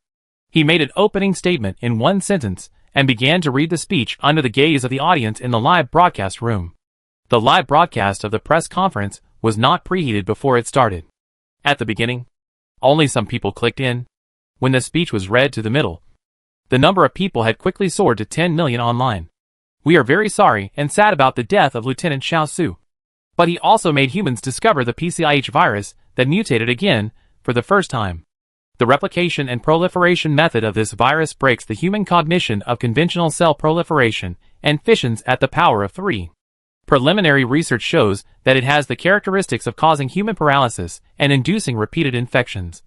And the blocking agent has failed to work against it. But this virus has not yet appeared on a large scale. The blocking agent is still effective against non-mutated viruses. And it still has the effect of preventing infection and blocking infectiousness. The public does not need to worry too much about this matter.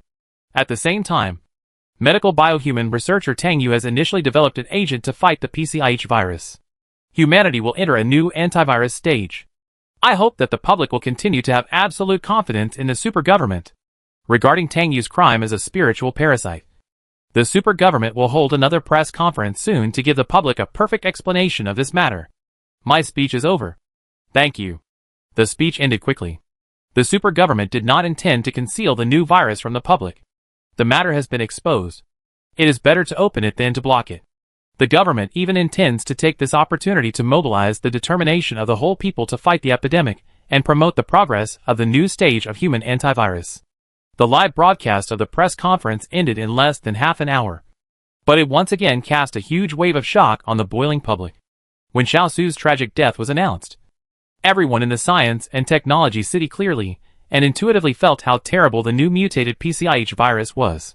In the late stage of virus infection, the human body will dissolve rapidly.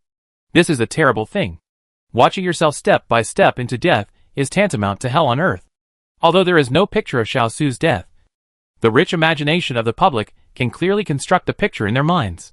It is more terrible than the broken limbs after a car accident. Thinking about it for a second longer will make people vomit directly. This reminds people of a nuclear radiation treatment case at the end of the 20th century. A few days after the patient was exposed to nuclear radiation, his skin began to fall off piece by piece, exposing pink flesh that was festering and oozing water. Later, the patient's intestinal mucosa fell off. Bleeding began in the body cavity, and blood came out of his urine and feces. Later, blood and body fluid seeped out of the muscles that had lost their skin, making them sticky. Finally, his eyes began to bleed, and he was almost blind. This kind of tragic situation of human beings approaching death, which actually happened, is terrifying enough. Not to mention that Shao Xu died in a short period of time when his muscles all over his body dissolved. It is said that his consciousness gradually disappeared after his body dissolved. No one could imagine what kind of pain he faced before his death. But the existing human cognition can make people empathize with his pain instantly.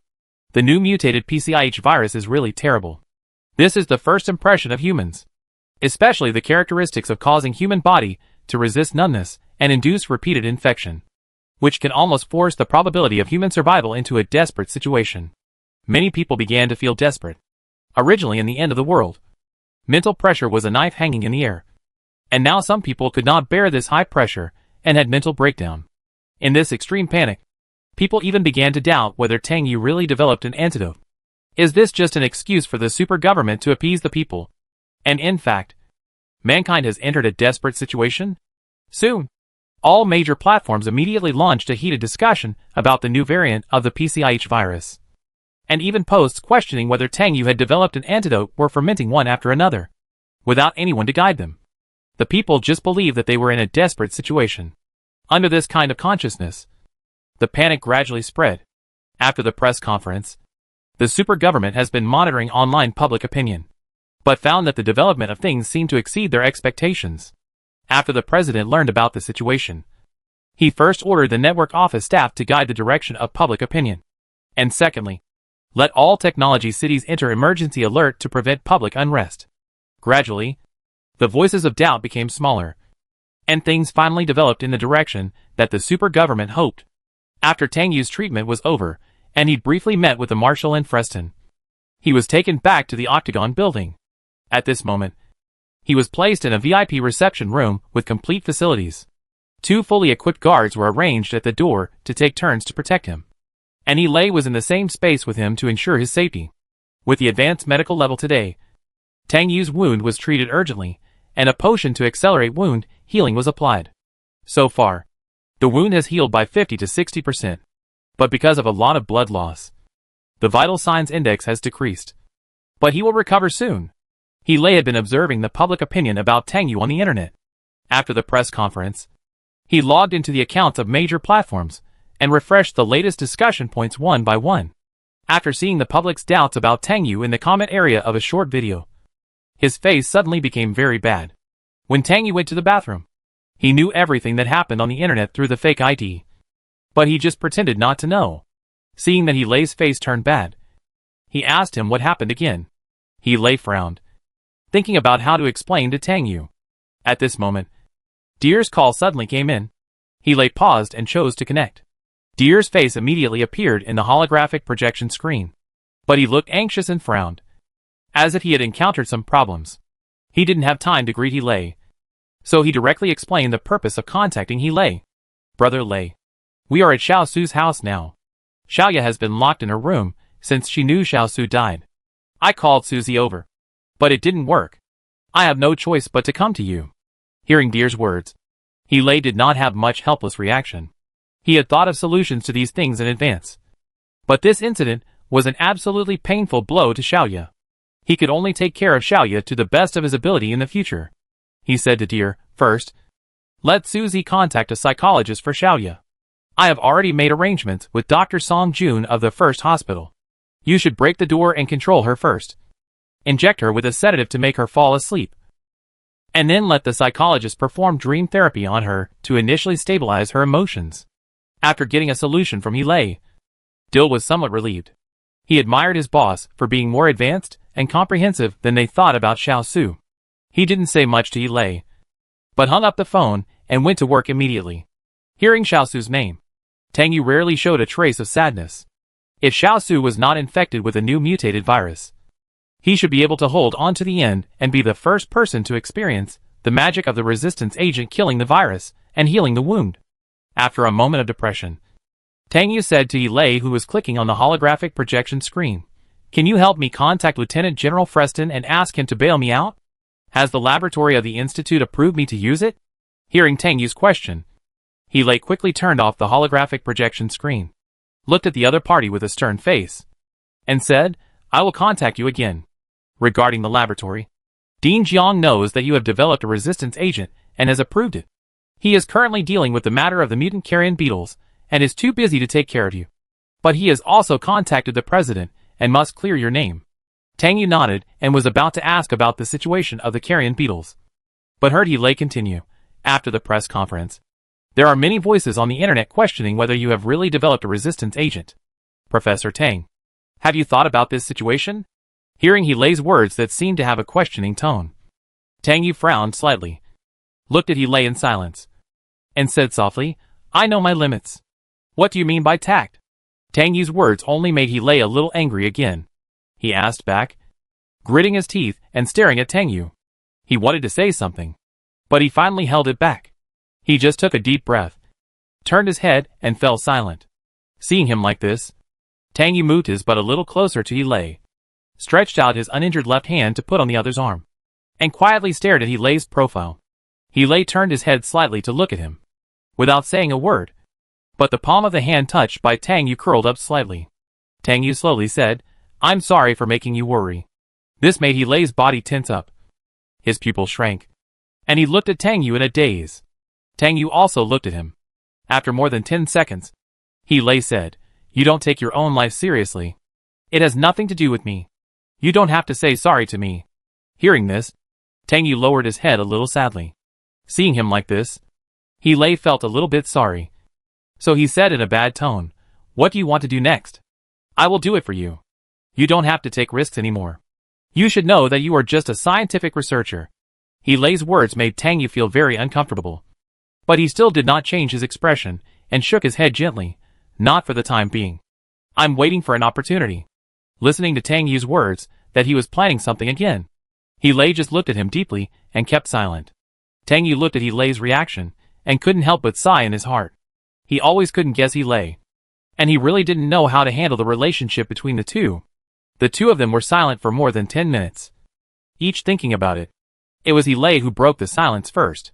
He contacted Freston again, and asked him to bail Tang Yu out again, and send Tang Yu to the laboratory of the Institute immediately. After knowing the voices questioning Tang Yu on the internet, Freston had already decided to bail Tang Yu out. Not long after receiving He's request, he contacted the president, who was even busier at the moment. The president approved Freston's request to bail Tang Yu out without any hesitation and asked him to submit a bail process. In about 3 days, Tang Yu will be released on bail. After a week or so, when the Gaia City Lord's affairs are thoroughly investigated and made public, Tang Yu will basically be cleared of the charges. However, after one night, another voice appeared on the internet.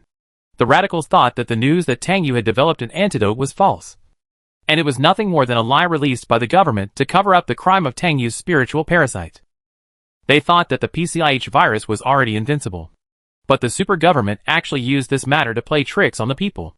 They asked the super government to show some credibility, and stop blindly favoring a spiritual parasite. After the super government noticed this incident, it immediately cleaned up the discordant comments on the internet. But the radicals were not only active online. In less than a day, more and more people from the outer city holding horizontal signs gathered outside the inner city to demonstrate, demanding that the super government give the people an explanation, and that the super government must take a serious attitude towards the survival and development of mankind. Not only did the radical people in the outer city make a fuss, but the radical people in the inner city also surrounded the super government. A lot of guards on duty to maintain order in front of the octagonal building have been added. And the situation was chaotic for a while. The situation in other technology cities is not as optimistic as that in Xiantian City. Because of this incident, people have even committed self-mutilation and self-destruction to warn the government. They even shouted that Tang Yu had returned from the desert safely. How could this ability beyond human science not be parasitized by a spirit?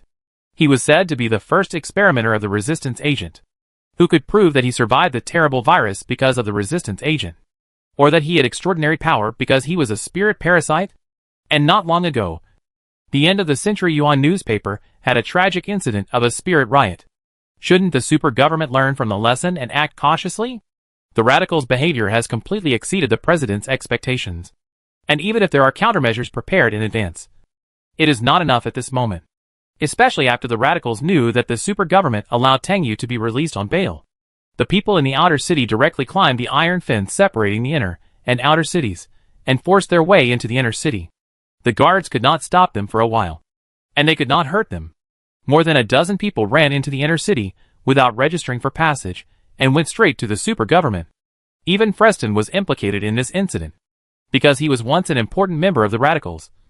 But now, he wanted to bail out his son, who was charged with the crime of being a spirit parasite.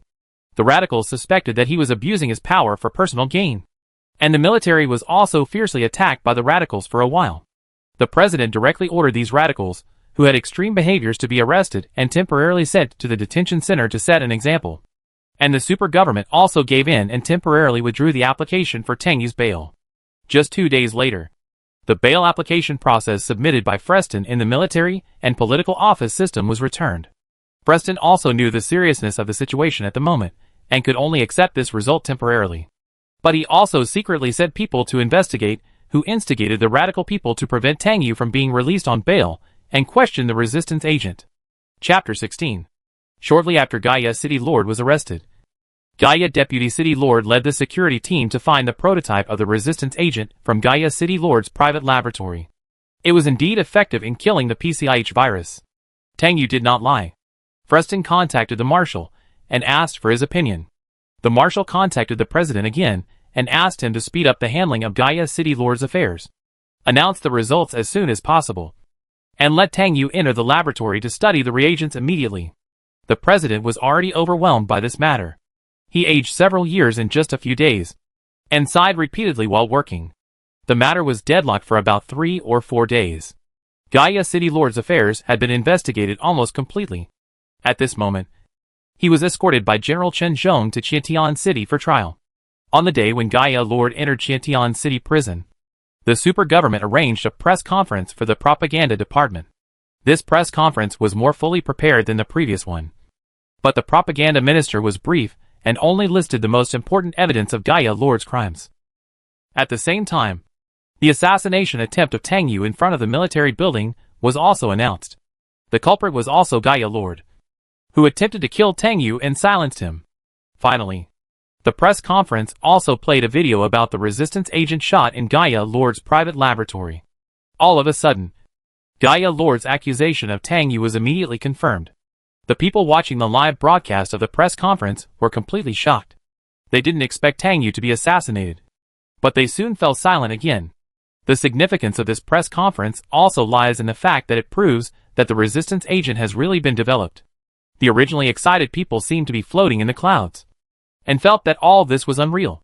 However, the matter of Gaia City Lord did not convince everyone. Some radicals still insisted that Tang Yu's charge of being a spiritual parasite had nothing to do with political persecution, and everything was an excuse to clear Tang Yu of the crime. They radically believed that although Tang Yu had developed the resistance agent, he was now charged with the crime of being a spiritual parasite, and he was guilty. He should not live in this world, and he must be executed immediately. The extreme radicals did not care who this person was, as long as he was linked to the crime of being a spiritual parasite. This person must be punished.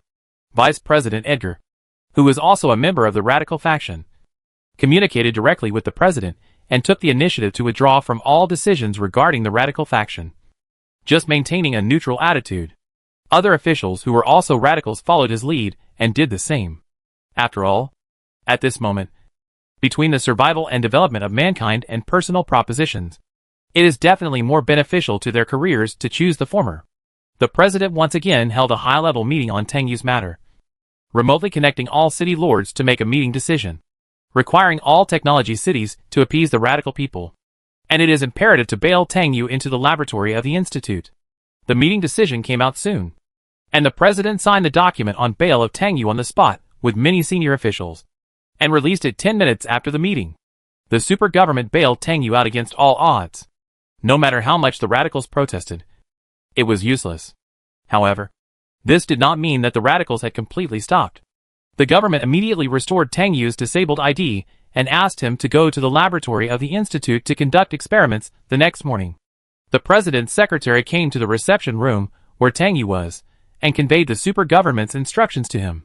Tang Yu's injuries had recovered almost completely in the past few days, and he was almost losing patience in the reception room. When he saw the president's secretary knocking on the door and coming in, he knew that things had turned around. At this moment, Tang Yu was in a much happier mood than before. He had long expected that Edgar would use the radicals to stop him. He was waiting for this farce to stop him. Only when the people are more opposed at the beginning, when the resistance agent really benefits mankind, will the people believe in him more and more, and he will gain a more transcendent status. At that time, it will be much easier to ask the president and the marshal to let him enter the universe system. This is also one of the strategies he came up with based on the actual situation after Shao Xu's incident. When he dealt with the Gaia City Lord, he deliberately left Edgar, who he also had a handle on, undealt with, hoping that Edgar could do something to promote his plan. After the president's secretary conveyed the order, he said to Tang Yu, "Mr. President asked me to convey it to you again. Now the radicals are making a fuss in the city. When the radicals' affairs are a little calmer, we will immediately issue a notice to clear your name. Please wait patiently for 2 days." Tang Yu nodded, and did not comment or make any requests on the decision of the president and others. But he did make a request of his own. "Can I live outside?" Tang Yu's request made the president's secretary look embarrassed for a moment. But he did not directly refuse. Instead, he said, "I will report this matter to the president first before making a decision. Now the radicals are a dangerous factor for you. And your personal safety is very important." Tang Yu understood the considerations of the president's secretary. But it was not convenient for him to do things in the octagon.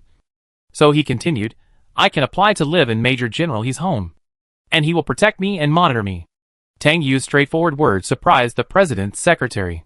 He looked at Tang Yu sideways because of this decision that he had not discussed with him. He could not help but frown slightly. The president's secretary said, "I think it should be okay to live in Major General He's house. I will convey your request to the president first. See you later."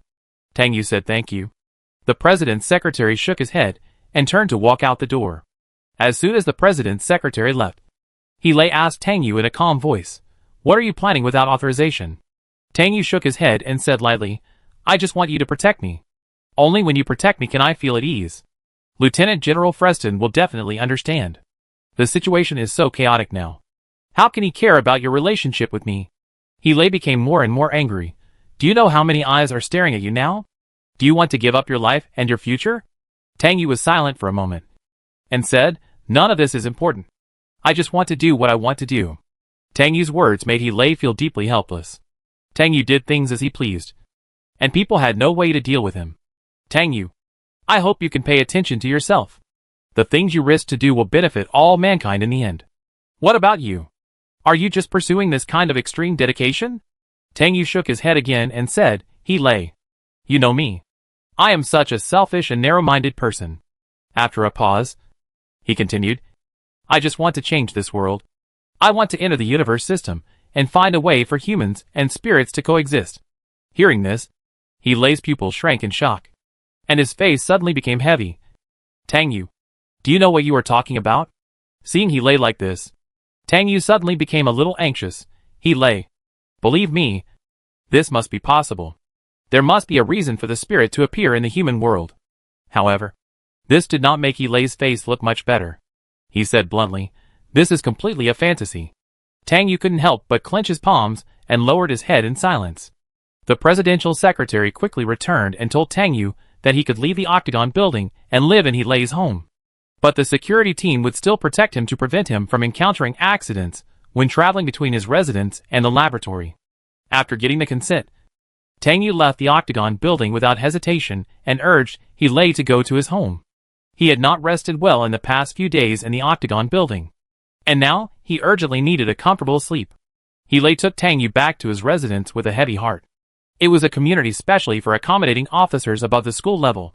After getting off He's private light energy suspension car, Tang Yu looked at the familiar community in front of him. It was still the same as in his memory. The begonias downstairs were still blooming vigorously, and had not changed much in the 4 years since he left. When he came to Qiantian City at the age of 17, he lived in this community. Lieutenant General Freston's house was allocated here. Coincidentally, the house allocated to He was opposite his house. There were only 2 households living on the 23rd floor of Building 15. Lieutenant General Freston and He were usually very busy in the military. He could only spend more time with He when He was on vacation. Later, he simply lived in He's house. He only went back to his own residence for 2 days when Lieutenant General Freston came home. He thought that his relationship with He was well hidden, but Lieutenant General Freston still found out. In the city of science and technology, feelings between men are taboos, and the Boda Church does not allow homosexual love. However, he did not care whether it was a taboo or not.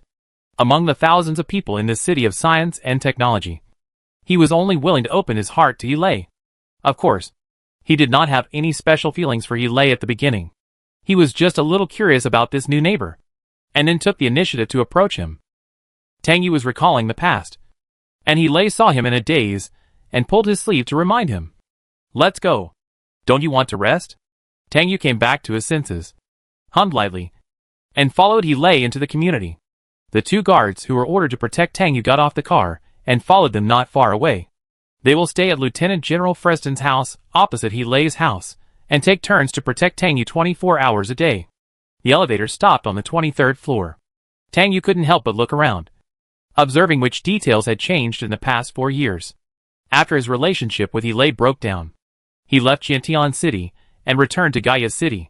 He stayed in a temporary guest house when he came back to Qiantian City several times, and he hadn't been back here yet.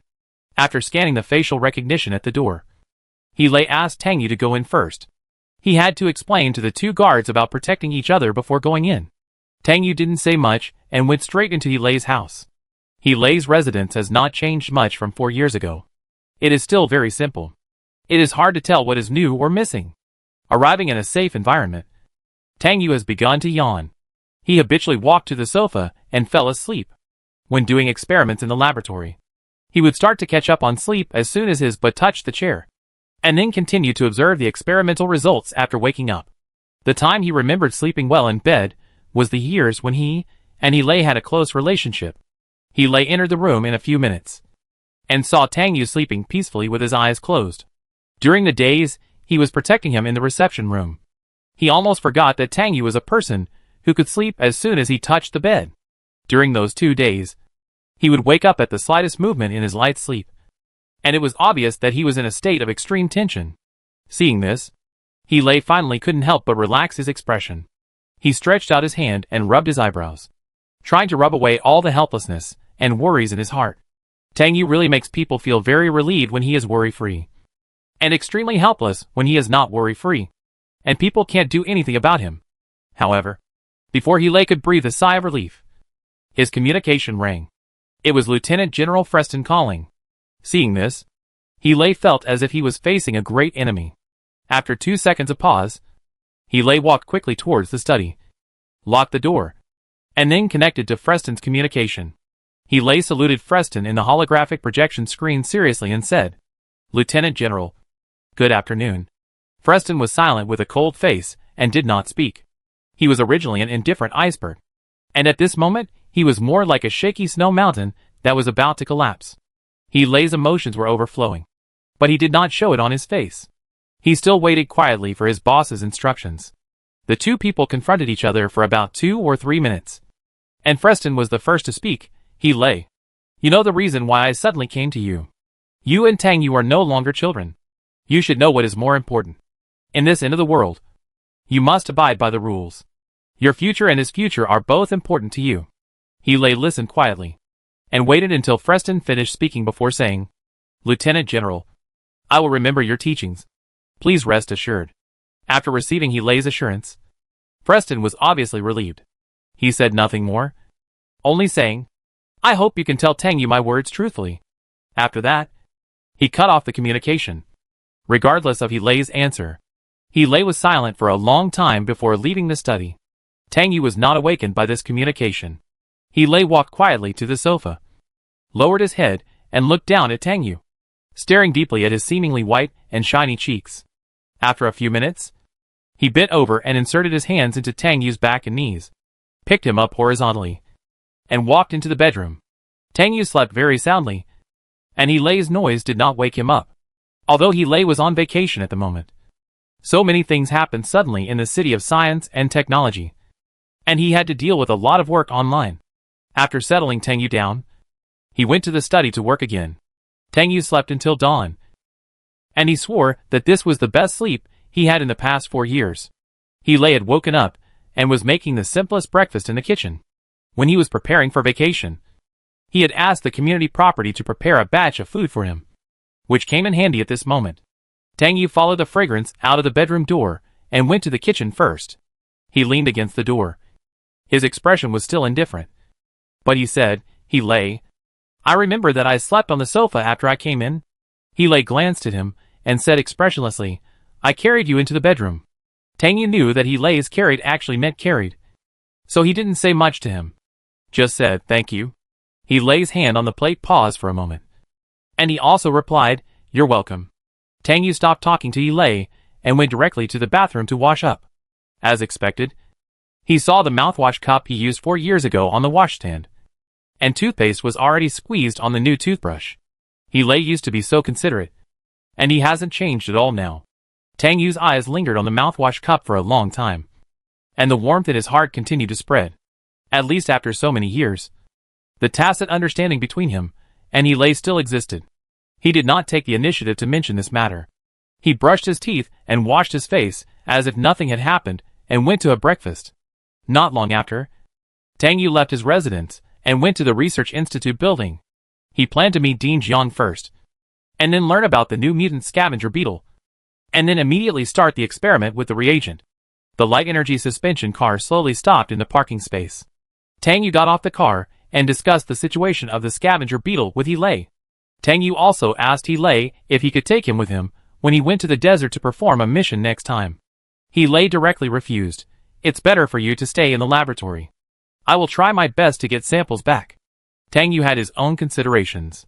The planted scavenger beetle attracted his attention because the PCIH virus resistance agent he developed was integrated with the genes of the scavenger beetle. The scavenger beetle itself evolved by integrating the genes of fungi. He wanted to know more about whether the planted scavenger beetle could help him develop a more effective resistance agent. He frowned slightly, and then heard He Lay say, "What's the matter with your flute?" Tang Yu was stunned for a moment, and soon realized that the flute He Lay was talking about was the goosebone flute, which saved their lives in the desert. He said, "That is a relic left by my mother. You know she is a senior researcher of carrion beetles. The tone of this thing has a soothing effect on carrion beetles, but it is harmful to humans. She was going to give it to Lieutenant General Freston." He Lay was silent for a moment, but at this moment, a sharp alarm suddenly came from the Research Institute. Tang Yu and He Lay looked stern, and their eyes showed surprise. This is a warning alarm for a sudden spiritual parasitic accident. Tang Yu and He Lay looked at the source of the sound, and without having time to discuss, they immediately ran into the Institute to check what happened. At this moment, the security personnel of the Institute had blocked the entrance and stopped all the researchers who had not yet entered the Institute. The crowd had begun to get agitated, looking around and talking. The hottest topic on the internet now is spiritual parasitism. But a spiritual parasitic accident suddenly occurred at this critical moment.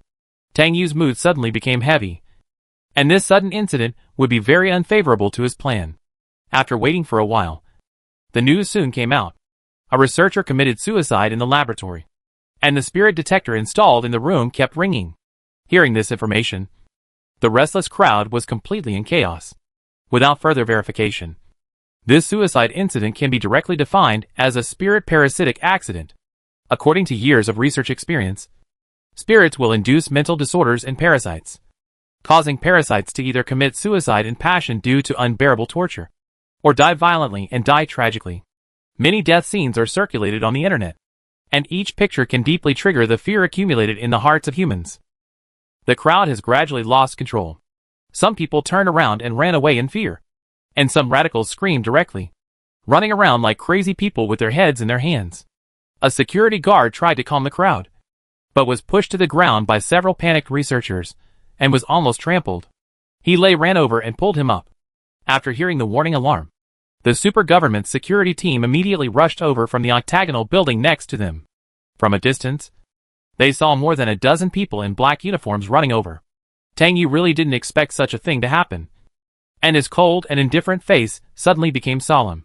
He Lay saw that the situation was getting more and more difficult to control, so he took advantage of the chaos when no one noticed Tang Yu and quickly took the other person's wrist away from the Institute building. The radicals in the Institute were crazy at this moment. If Tang Yu was discovered, he would definitely become the target of public criticism. Extreme radicals are a group of lunatics.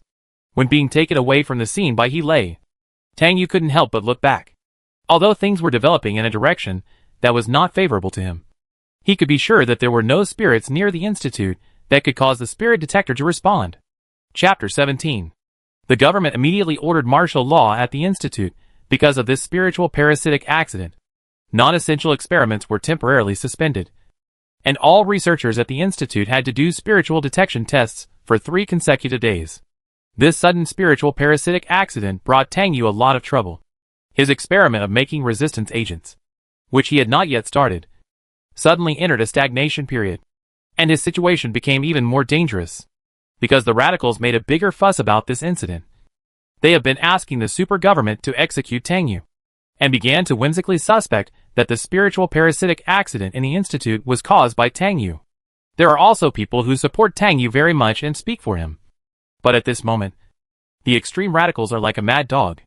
If any netizen says something that does not conform to their position, they will be chased by them and instilled with the extreme radicals' morbid thoughts about spiritual parasites. In one sentence, they are like a group of fresh zombies with full attack power.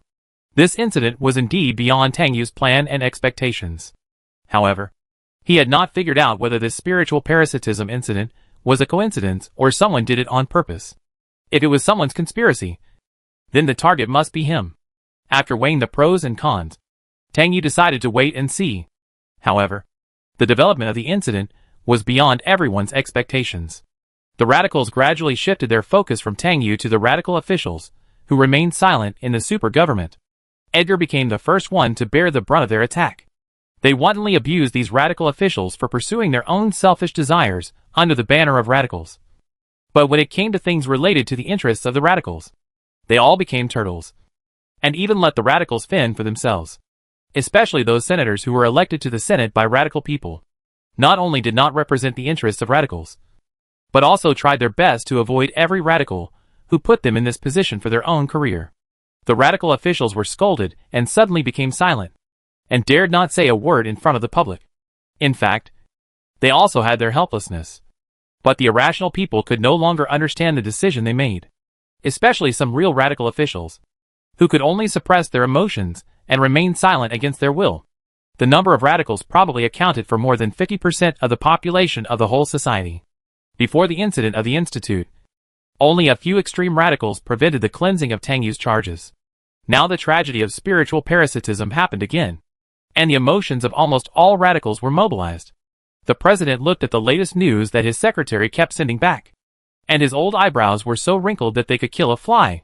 He suspected that the spiritual parasitic accident in the Institute was a conspiracy designed by someone.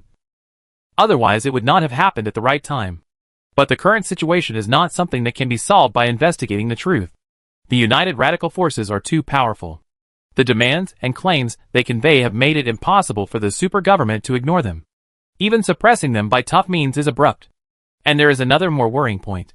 Once the radical personnel in the government and the military can't resist this huge chaos and start to participate in this incident, the consequences will be even more disastrous. The president paced back and forth in the office, thinking about the solution.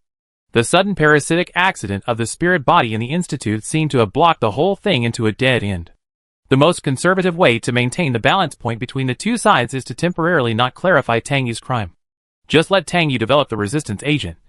Wait for the reagent to come out, and then pardon the other party in the name of Tang Yu's great contribution. But whether Tang Yu can accept this method is still a question. The other party made such a big fuss before, and forced the super government to make a choice just to clear the charges. Now, he is not cleared of the charges, and handed over the most favorable chips for him. The possibility of the other party's willingness is very low. And there are many dangers hidden around that seem to put Tang Yu to death.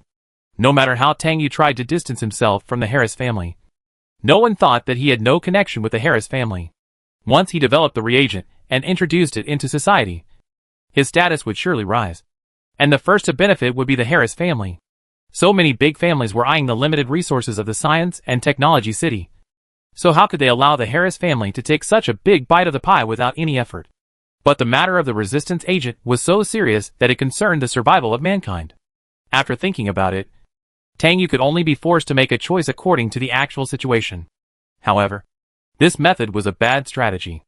As the president, he could not directly offend Tang Yu and the Harris family, and he needed to come up with a way to appease the radical people and let them put the survival of mankind first and temporarily put aside their personal intense emotions. After all, the radical behavior of the radicals had affected the social order and the healthy development of some economies. But he thought of many ways, but they were all overturned by the president himself. Just when the president was at a loss, there was a hurried knock on the door. The president's expression became more serious, and he called someone in. After the presidential secretary opened the door, he reported to the president anxiously without caring about his posture, "Mr. President, the vice president was shot around the eye by a little girl with a slingshot while giving a speech to appease radicals in the outer city. He is now being sent to the first hospital for treatment." What? The news caught the president off guard. He didn't expect that something unexpected would happen again. But there is no doubt that the whole thing has become more serious. However, The president gradually dispelled some of his suspicions about Edgar because of this incident. He suspected that Edgar was the culprit who pushed all this, because only Edgar had met Tang Yu before, assuming that he knew about the resistance agent in advance and threatened Tang Yu. Then when Tang Yu met Freston, he was assassinated, and the other party actually had a motive to act. And even his proposal to let the super government push the assassination charge to Gaia City Lord also had a reasonable explanation. In this way, the spiritual body parasitic accident that happened at the critical moment of the Institute also had a reasonable explanation. But the problem is that the investigation results seem to show that all this is true. And Edgar has always been a perverse and meticulous person. And he never even takes risks. This sudden accident of being injured in the speech shows that the radicals are indeed pointing their spearheads at him, which really clears his suspicion. But if it wasn't Edgar who did these things, who would be in charge of everything? The president was puzzled and couldn't find a suitable culprit for a while. But even if Edgar did these things, the Stott family is now powerful, and it won't be difficult for him for a while. The president quickly brainstormed about these things and made a decision in a hurry. After a while, he signaled to his secretary that he knew about this matter, and then gave a serious order: notify all government officials, including the mayors of each city, to hold an emergency meeting in 15 minutes, and invite the marshal of the military department at the same time. Yes. The president's secretary did not ask much. After receiving the order, he immediately returned to the office to announce the meeting. Not long after the president's secretary left, the president's neuron electronic chip suddenly received Edgar's communication. The president hesitated for a few seconds before the holographic projection screen popped up. Edgar's new image suddenly appeared in front of the president. A transparent biofilm was pasted on his right eye. A wound caused by a hard object could be clearly seen in the corner of his eye. At this time, a purple potion that accelerated the healing of the wound was applied, which looked a bit scary. The president was silent for a while. Edgar's face was heavy. He changed his previous way of speaking and said to the president directly, "Mr. President, I don't think I need to say more about the radicals. I am contacting you now just to tell you a decision I have been struggling with for a long time. The radical people have come to this point, which has a lot to do with our radical official silence and neutrality. I don't want things to get worse, so I decided to stand on the radical side again, which should at least have some effect on appeasing the radical people. As the vice president of the entire science and technology city, I think this is what I must do at this moment. As for clearing Tang Yu's charge of being a spiritual parasite, I think I can't help. I'm sorry." After Edgar finished speaking, the president fell into a deep silence. Edgar's sudden change of position was beyond his expectations, but it was actually within his expectations. There was one thing that Edgar said that he agreed with very much. If Edgar continued to lead the radicals from the radical standpoint, at least the radicals would not act recklessly because they were leaderless. However, once Edgar made his stand clear, other radical officials would immediately make a choice and choose to stand on the side of the radicals. In this situation, it seemed that Tang Yu could only be persuaded to compromise. The president was silent for several minutes before responding to Edgar's words. "I know your decision. As the vice president, please fulfill your duty to guide the radicals. I will hold a high-level meeting in 10 minutes. Be ready to attend." Edgar nodded without saying much, and hung up the call after bidding farewell to the president. The president looked at the extinguished call, sighed deeply, and fell into silence again. The incident of Vice President Edgar being attacked at the speech had been widely reported on the internet. Although many people condemned the radical people for their extreme behavior, more people condemned the radical officials for their deaf and dumb behavior. He first learned about the super government's decision on Tang Yu through Freston, and was furious for a while. Tang Yu was paying attention to the development of the situation online at this moment. Seeing he lay staring at the holographic projection screen with a bad face, his mood became even heavier. He thought for a while and asked, "Can things get worse?" He looked at Tang Yu with a very complicated expression on his handsome face. He was silent for a long time before saying, "The super government does not intend to clear you of the crime of being a spiritual parasite for the time being, but you need to continue to develop resistance agents. Soon, they will announce this decision to all citizens." Hearing the super government's decision, Tang Yu suddenly fell silent. But such a result was actually within his expectations. He only said, "Impossible." After a pause, he said, "I will refuse. If I can't even ensure my own safety, I seem to have the right to decide not to make fearless sacrifices and contributions for the survival and development of all mankind. Things went beyond his plan. If the super government did not stand on his side, he would adopt a new strategy, at least to ensure safety first, and naturally not to let himself sacrifice too much due to various accidents. Hearing this statement that was very consistent with Tang Yu's character, he closed his eyes and took a deep breath. But he cast another heavy fact. You are against the super government and all mankind. Tang Yu was silent immediately. What he said was true. This was his current situation. He looked at Tang Yu deeply, thought about it and asked, tell me, is the development of things to this point in your plan, or beyond the plan? Tang Yu was silent for a few seconds before he said solemnly, not planned. In fact, since Lieutenant General Freston issued the order to kill him on the spot, unexpected accidents have come one after another, which makes him feel extremely difficult and pushes him into a desperate situation step by step. But if there were no such accidents, how could the entire science and technology city be activated? In a sense, everything was in his plan. Tang Yu's words made He's anger rise suddenly. He clenched his palms tightly, and it took a while to calm down this helpless anger.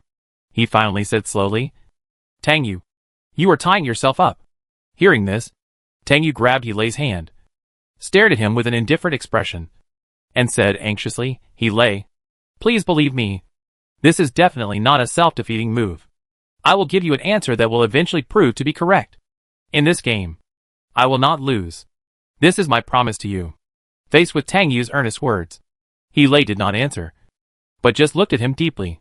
After a while, He stood up suddenly and said in a deep voice, I have to go out for a while. During the 3 hours when I can't protect you closely, you should pay attention to your own safety. Tang Yu asked him in surprise, what are you going to do?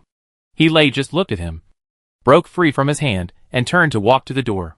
He quickly put on his military uniform and opened the door and walked out.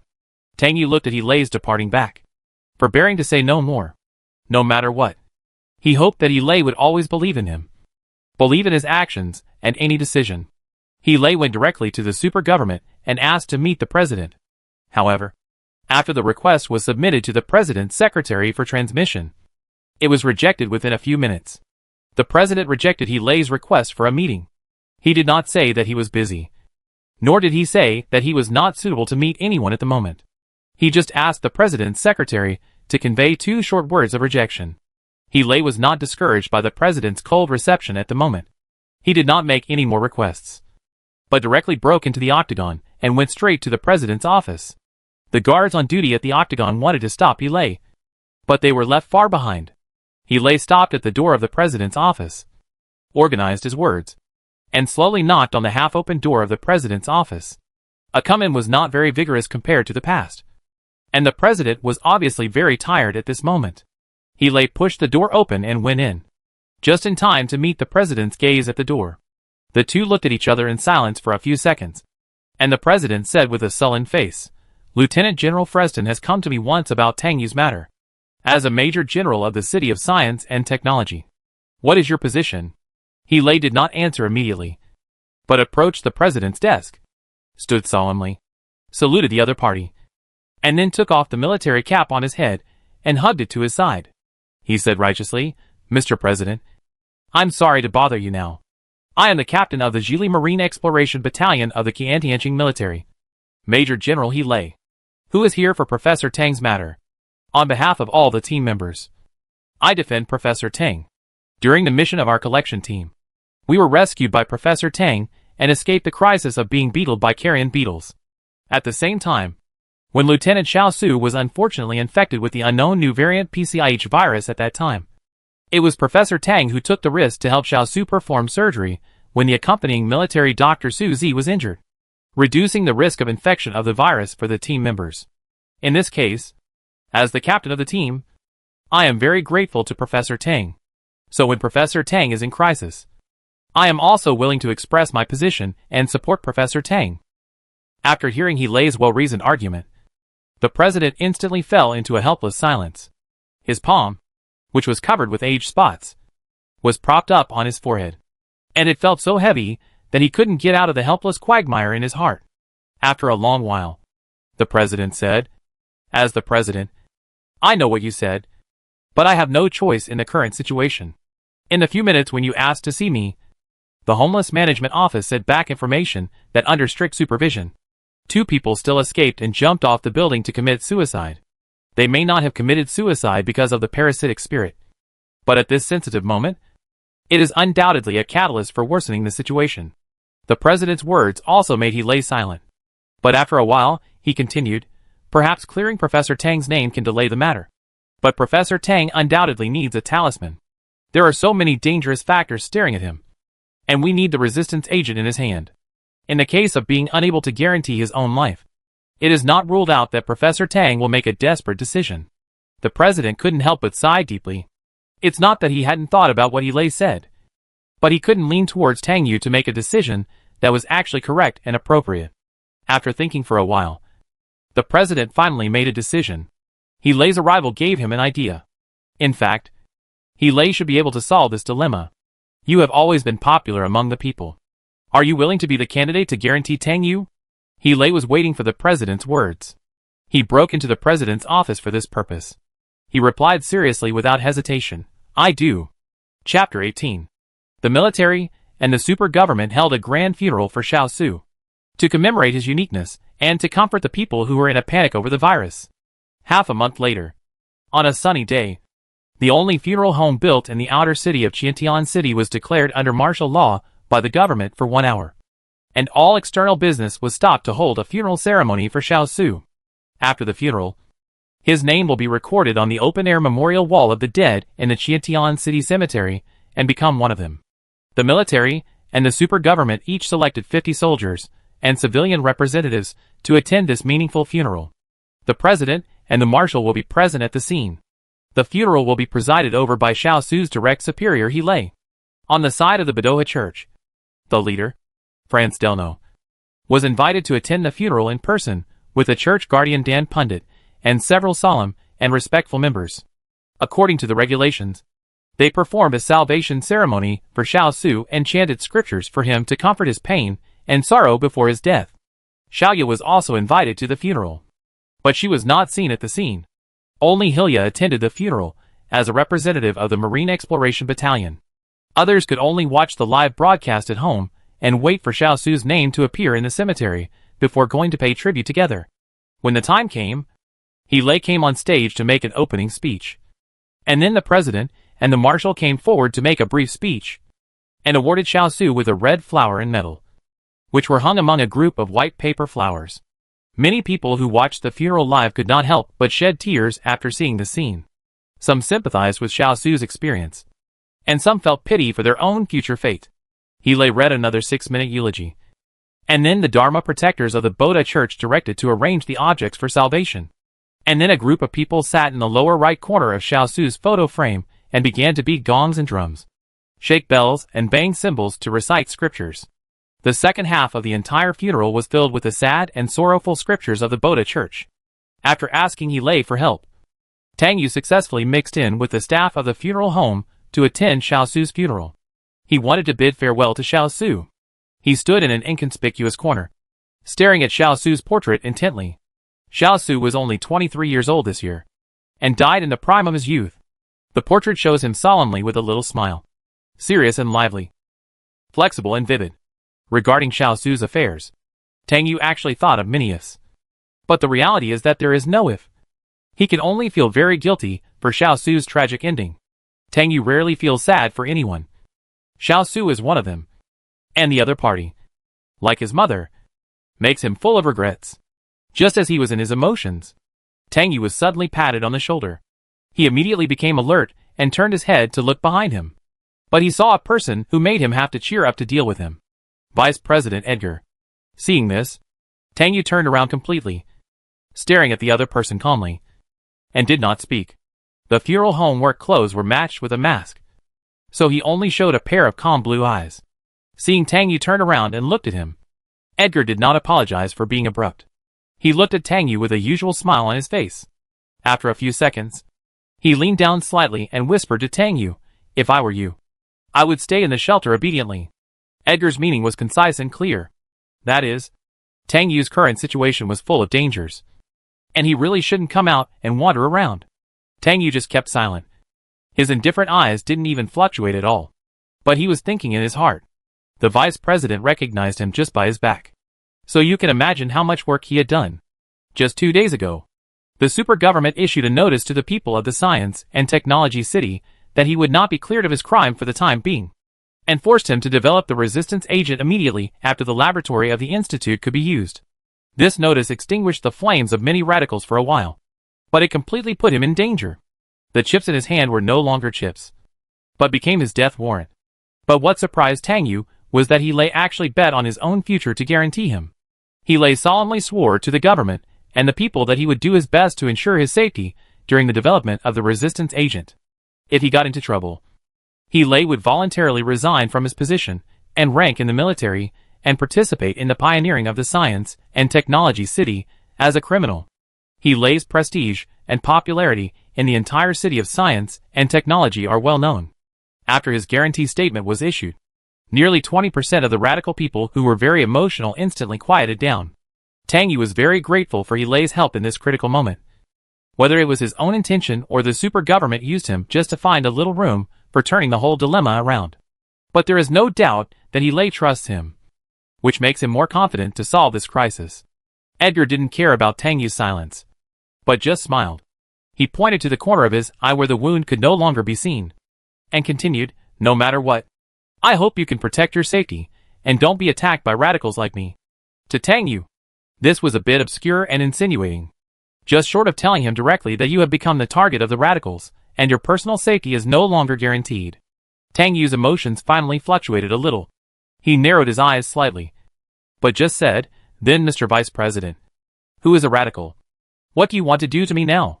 The Vice President returned to the radicals again, making him completely sure that everything was done by the other party. Tang Yu's straightforward questioning made Edgar stunned for a moment. After a moment, his smile became more profound. But he just reached out and patted Tang Yu's shoulder again, comforting Tang Yu like a real elder. "You are the hope of the entire city of science and technology. Cherish your chance to survive. As the Vice President, I will not let anyone from the radicals hurt you." This made Tang Yu lower his eyes slightly. The person who was most capable of hurting him was the Vice President himself. Tang Yu did not respond to Edgar's high-sounding and insincere words for some unknown purpose, but turned around and looked at the funeral scene indifferently. He was not worried that Edgar would do anything out of line to him at this moment. In this situation, Edgar dared not act rashly. Otherwise the super government would catch the handle of the radicals and break the current balance. Edgar did not leave here to go somewhere else. He stood behind Tang Yu, his eyes deep, and continued to look at Tang Yu. What he was thinking about was how to force Tang Yu to produce the resistance agent and make him unable to turn over forever. He felt that the situation created by the radicals could not completely shackle Tang Yu. The other party was such a smart and wise person that he would not give in just because of such a setback. Moreover, he still had a handle in Tang Yu's hand, so he couldn't take it lightly.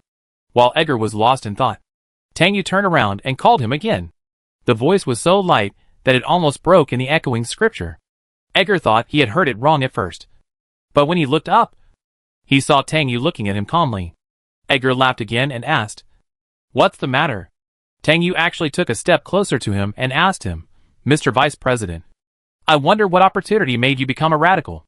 Edgar frowned slightly at this irrelevant question. He couldn't understand Tang Yu's purpose for asking this question for a moment, and just asked conservatively, "What do you think is the opportunity?" Tang Yu didn't catch the ball he threw back, but just said, "If one day the spirit parasite becomes your life-saving talisman, what will you do?" This made Edgar feel even more nonsensical. But the words spoken from Tang Yu's mouth, even if they seemed to be nonsense, might contain some meaning. Not to mention such words involving sensitive words. But he couldn't guess what Tang Yu's purpose was. He just said, "If it's true as you said, then as the leader of the radicals, I can choose to commit suicide on the spot." Tang Yu nodded, hummed, and said very bluntly, "Then I look forward to such a day." Edgar laughed immediately, "Although I can't guess your thoughts, I still want to say that you are daydreaming." Tang Yu just glanced at Edgar indifferently, and turned back to continue to focus on the funeral. Edgar's face suddenly sank. To be honest, Tang Yu did plant a mystery for him that he wanted to solve, but couldn't solve at this moment. If the spirit parasite can become a life-saving talisman, Then the hundreds of millions of humans who died in the hands of the spirits have become experimental subjects. Soon the salvation ceremony ended. The chanting stopped abruptly, and the funeral was declared over. The people who attended the funeral dispersed in an orderly manner. Tang Yu left the scene and went to the lounge of the funeral home staff, waiting for He Lei, who had already made an appointment to pick him up. The guards assigned by the super government to protect him suddenly withdrew, but only officially issued an order for He Lei, a major general of the military, to personally protect him. He Lei's name was also signed on the document. Tang Yu did not delve into the matter. On the contrary, it was more convenient for him to do things with fewer people around him. Edgar did not entangle Tang Yu, but just left him a message that the laboratories in the Research Institute building had not yet set a time to open, and asked him to protect his life during this period. Tang Yu was indifferent to Edgar's blatant threat. He just glanced at him and left. After He Lei dealt with the funeral scene, he hurried back to the lounge where he had agreed to meet with Tang Yu. He knocked on the door and pushed it open. Tang Yu had changed into his casual clothes and was waiting for him. He walked towards Tang Yu, frowning slightly. "I saw the vice president looking for you." Tang Yu nodded gently and said, "He just told me to be careful." He did not intend to expose Edgar's evil deeds now. On the contrary, he wanted to protect Edgar. Edgar was a meticulous person and would definitely guess the purpose of his actions. At that time, Edgar would do many things by himself without him having to do anything, which would affect the situation invisibly and let him get the result he wanted. He Lei was half believing and half doubting. Is that so? Seeing that He Lei had some doubts about this matter, Tang Yu's expression softened a little, and he asked, "Does the military have doubts about the vice president?" He Lei nodded, and said with a heavy expression, "At least I do." He narrowed his eyes slightly, and stared at Tang Yu. "If you want to make any plans from this, I hope you can consider your current safety first." Tang Yu replied, "I know this. My current future is connected with yours. I will not act rashly." This made He Lei's face look bad again, and his voice was slightly cold. "This has nothing to do with my future. But you must put yourself in the most important position." Tang Yu knew that He Lei was concerned about him, so he nodded and said, "Okay, I'll remember your words." This made He Lei look a little better. Tang Yu followed He Lei out of the funeral home. As soon as he got on the light energy suspension vehicle, he told He Lei about a plan he had made. He wanted to meet someone. Shirmo, He Lei's former military doctor. Hearing this request, He Lei was slightly stunned and asked Tang Yu, "Why are you going to see him?" Tang Yu said lightly, "To see an old friend." He Lei looked at him with a puzzled look, and didn't believe that Tang Yu was going to see someone for such a trivial purpose. He tentatively said, "This is inappropriate." Tang Yu was silent for a moment, and confessed his purpose to He Lei. "He is a familiar person. I want to invite him to be my test subject." He Lei was silent, thought about it, and replied, "In this case, I will contact Shirmo first. He is working in the soldiers' resettlement camp now." The soldiers' resettlement camp is located in the military and police area, which is not divided into inner and outer cities. It is located in an area where the inner and outer cities meet. All soldiers who are not retired normally and can still contribute to the army will be placed here, as the most special area in the entire Qiantian city planning. The military and police area runs through the inner and outer cities in a fan-shaped form. The 2-meter and 5-meter high white wall surrounds the entire military and police area. Tang Yu and He Lei left the funeral home and passed through a commercial area and an education area, and then bypassed the planting area, and were able to enter the military and police area from the door in the southwest corner. 10% of the military forces of the entire science and technology city are concentrated here, and 50% of the military equipment research and development and manufacturing of the entire science and technology city are also undertaken. The Qiantian City Military Department is directly under the jurisdiction of more than 10 secret military bases outside the city. Knowing that Tang Yu was coming to visit him, CRMO hurriedly left the classroom after finishing a class and returned to his assigned residence. After he retired from the front line, he began to work as an assistant teacher for the practical class of military medical students, and completely transferred to the rear. During his vacation after returning from the last mission, his body suddenly could not adapt to the environment in the city because he had entered the desert. Unfortunately, he was infected with the PCIH virus, although only a small piece of skin on his arm, half the size of a palm, was ulcerated, and it did not completely affect his health. But because soldiers who were infected with the virus could no longer stay on the front line, he was forced to retire at the best age and entered the rear of the military. Being infected with the virus was the most regrettable thing in his life. Soon Tang Yu and he Lei entered the gate of the military police area and came to the downstairs of Zirmo's residence. It was Tang Yu's first time here. After getting off the car, he first looked around this compact high-rise residential area before following he Lei to the front. When the two walked to the elevator, there happened to be a man in a ginger jacket waiting there, with a conspicuous press card hanging on his chest. But when he saw Tang Yu and he Lei, he widened his eyes exaggeratedly, and then slipped in front of Tang Yu. Chapter 19. Oh my god! It's Professor Tang. I know you even if you're wearing a mask. I'm your die-hard fan. He Lei reacted quickly. When the man approached, he stood in front of Tang Yu, then grabbed the man's arm and pinned him down, and shouted coldly, "Dasa, as the chief reporter of the Central Daily News, is this your etiquette and attitude?" The man named Dasa quickly surrendered and begged for mercy, shouting, "I'm sorry, Major General He Lei. I should say hello to you first." After saying that, he felt something was wrong and quickly changed his words. "I shouldn't be so close to Professor Tang, but I swear I really don't have any malice or even aggression. You also know that I am a die-hard fan of Professor Tang." He Lei snorted coldly, then slowly let Dasa go, and warned, "Please keep a distance of more than 2 meters from Professor Tang." Dasa immediately had a sad face, but he looked at Tang Yu and shouted again, "Professor Tang, long time no see. I was just about to interview you, but the department has issued a special task." Tang Yu still had an indifferent expression, and his blue eyes just watched everything happening in front of him quietly. Dasa was not unfamiliar to him. He had been interviewed by him several times. At the same time, he was Dill's brother and had close contacts with He Lei and others. But at this moment, he didn't want to get involved with anyone from the newspaper, so as to avoid unnecessary trouble and make many more difficult things.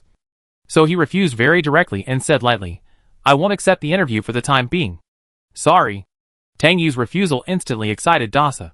He wanted to move closer to Tang Yu to play the emotional card, but was stopped by He Lei's glare.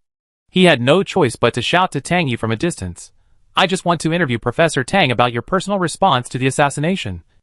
And I also want to interview you about the resistance agent. And I also want to write an article about your miraculous desert survival. There are too many topics about you. Please let me interview you." Dasa's heartfelt words made Tang Yu speechless. This is outdoors, not suitable for saying such things. Although the personnel in the military and police area are of good quality, they can't stand Dasa's blatantness. So He Lei warned Dasa again with a cold face, without considering his friend's feelings at all. Dasa quickly raised his hands to surrender and looked at Tang Yu with grievance. Tang Yu was still unmoved by Dasa's earnest request. He rejected him again and said sincerely, "I have nothing to say about the assassination and the resistance agent. As for the desert survival record, you can ask Dill directly. He knows the truth very well." Just as the elevator reached the first floor, the door gradually opened and someone walked out. In order not to be easily exposed, Tang Yu subconsciously hid behind He Lei to hide himself. The person who came out of the elevator recognized He Lei and immediately stood up and saluted him very seriously. After He Lei returned the salute, he immediately walked into the elevator, and Tang Yu hurriedly followed him. Dasa reacted and squeezed into the elevator that was about to close. He got himself into the elevator just as the door closed. He Lei didn't expect Dasa to follow him so tactlessly. He protected Tang Yu behind him and stared at him unhappily. Dasa pretended not to see him and wanted to talk to Tang Yu again. However, Tang Yu was blocked by He Lei and became depressed again. But when he saw the elevator press the button for the 24th floor, Dasa exclaimed again and said, "Are you also going to find Shirama? I'm going to find him to do an interview about informal retired soldiers. And I'm going to give him a surprise. Professor Tang, we are really destined to meet." Faced with Dasa's overwhelming enthusiasm, Tang Yu was silent and could only helplessly reply, "It is indeed fate." He now somewhat understands Deer's hostility towards him. Everything has its reasons. For example, Deer often hears Dasa mention him, and then becomes bored with him, although Dasa usually seems to be aloof. But at this moment facing his idol Tang Yu, he is more active. He always tries to talk to Tang Yu over He Lei. Even if He Lei glares at him, he is not afraid. In just 2 minutes of riding the elevator, he has already expressed many of his heartfelt words to Tang Yu about meeting his idol. The elevator stopped at the 24th floor, and the elevator door slowly opened. It was still He Lei who reminded Dasa that they had arrived and asked him to get out quickly. Dasa hurried out of the elevator, and Tang Yu followed He Lei out.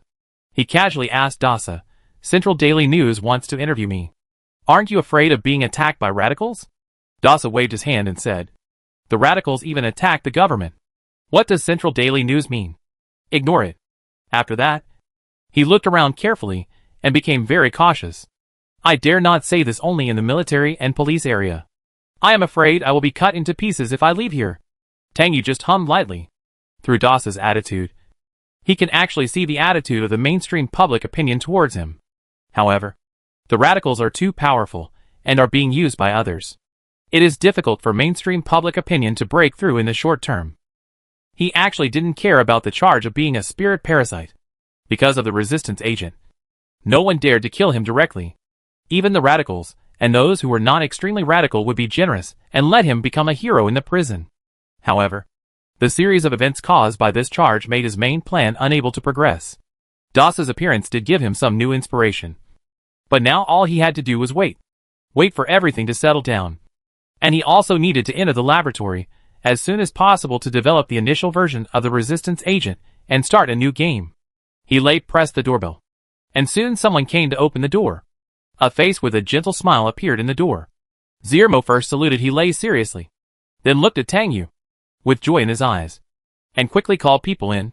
In fact, Tang Yu is not accused of being a spiritual parasite. His prestige and popularity are not inferior to He Lei. The research he has done benefits all mankind. Whether it is the stem cell anthropomorphic development to promote skin cell proliferation technology or cell healing catalyst. From the attitude of Lemons and Dasa towards Tang Yu, we can see how popular he was with the public before. Zirmo is also one of Tang Yu's loyal fans. The two of them met each other inseparable from He Lei. When Tang Yu was doing experiments before, Zirmo, as a military doctor, also gave him a lot of help. Zirmo said to Tang Yu while letting the door in, "I originally planned to visit you on vacation, but I didn't expect you to come first." Tang Yu shook his head and said, "It's nothing. I'm sorry. I just learned from Major General He that you retired because of the PCIH virus." Shirmo's gentle face showed a little loneliness, which was fleeting. He only said, "This is an accident. Who could have thought that after what happened to Shao Xu? I am very glad that I am still alive." After saying this, Shirmo quickly changed the subject. "While waiting for you, I baked some semi-finished desserts. I will go to the kitchen to do the last step." Dasa, who had remained silent when He Lei rang the doorbell, spoke at the right time and greeted Shirmo. "Dear old friend, have you forgotten me?" Zirmo smiled at him. "No. I'm just afraid that you will steal the show." Hearing this, Dasa immediately made a heartbreaking gesture of covering his chest and said, "Compared to Professor Tang, I am just a pile of mud in the lotus pond." Zirmo shrugged and walked to the kitchen. Dasa explained his purpose behind him. "I will interview you later. An interview about informal retired soldiers." Zirmo nodded with his back to him. When passing by the side bedroom, Zirmo saw little Danny leaning on the door crack to look out of the living room. And then he remembered that there was another child at home. So he walked to the door of the side bedroom first and said to little Danny, who had always had a low sense of presence, "There are guests at home. You can come out to meet them." This is a child who is probably only 8 or 9 years old, with a pair of black eyes, but his face is full of defense. Like a wild cat that always defends its territory and does not allow others to step into it.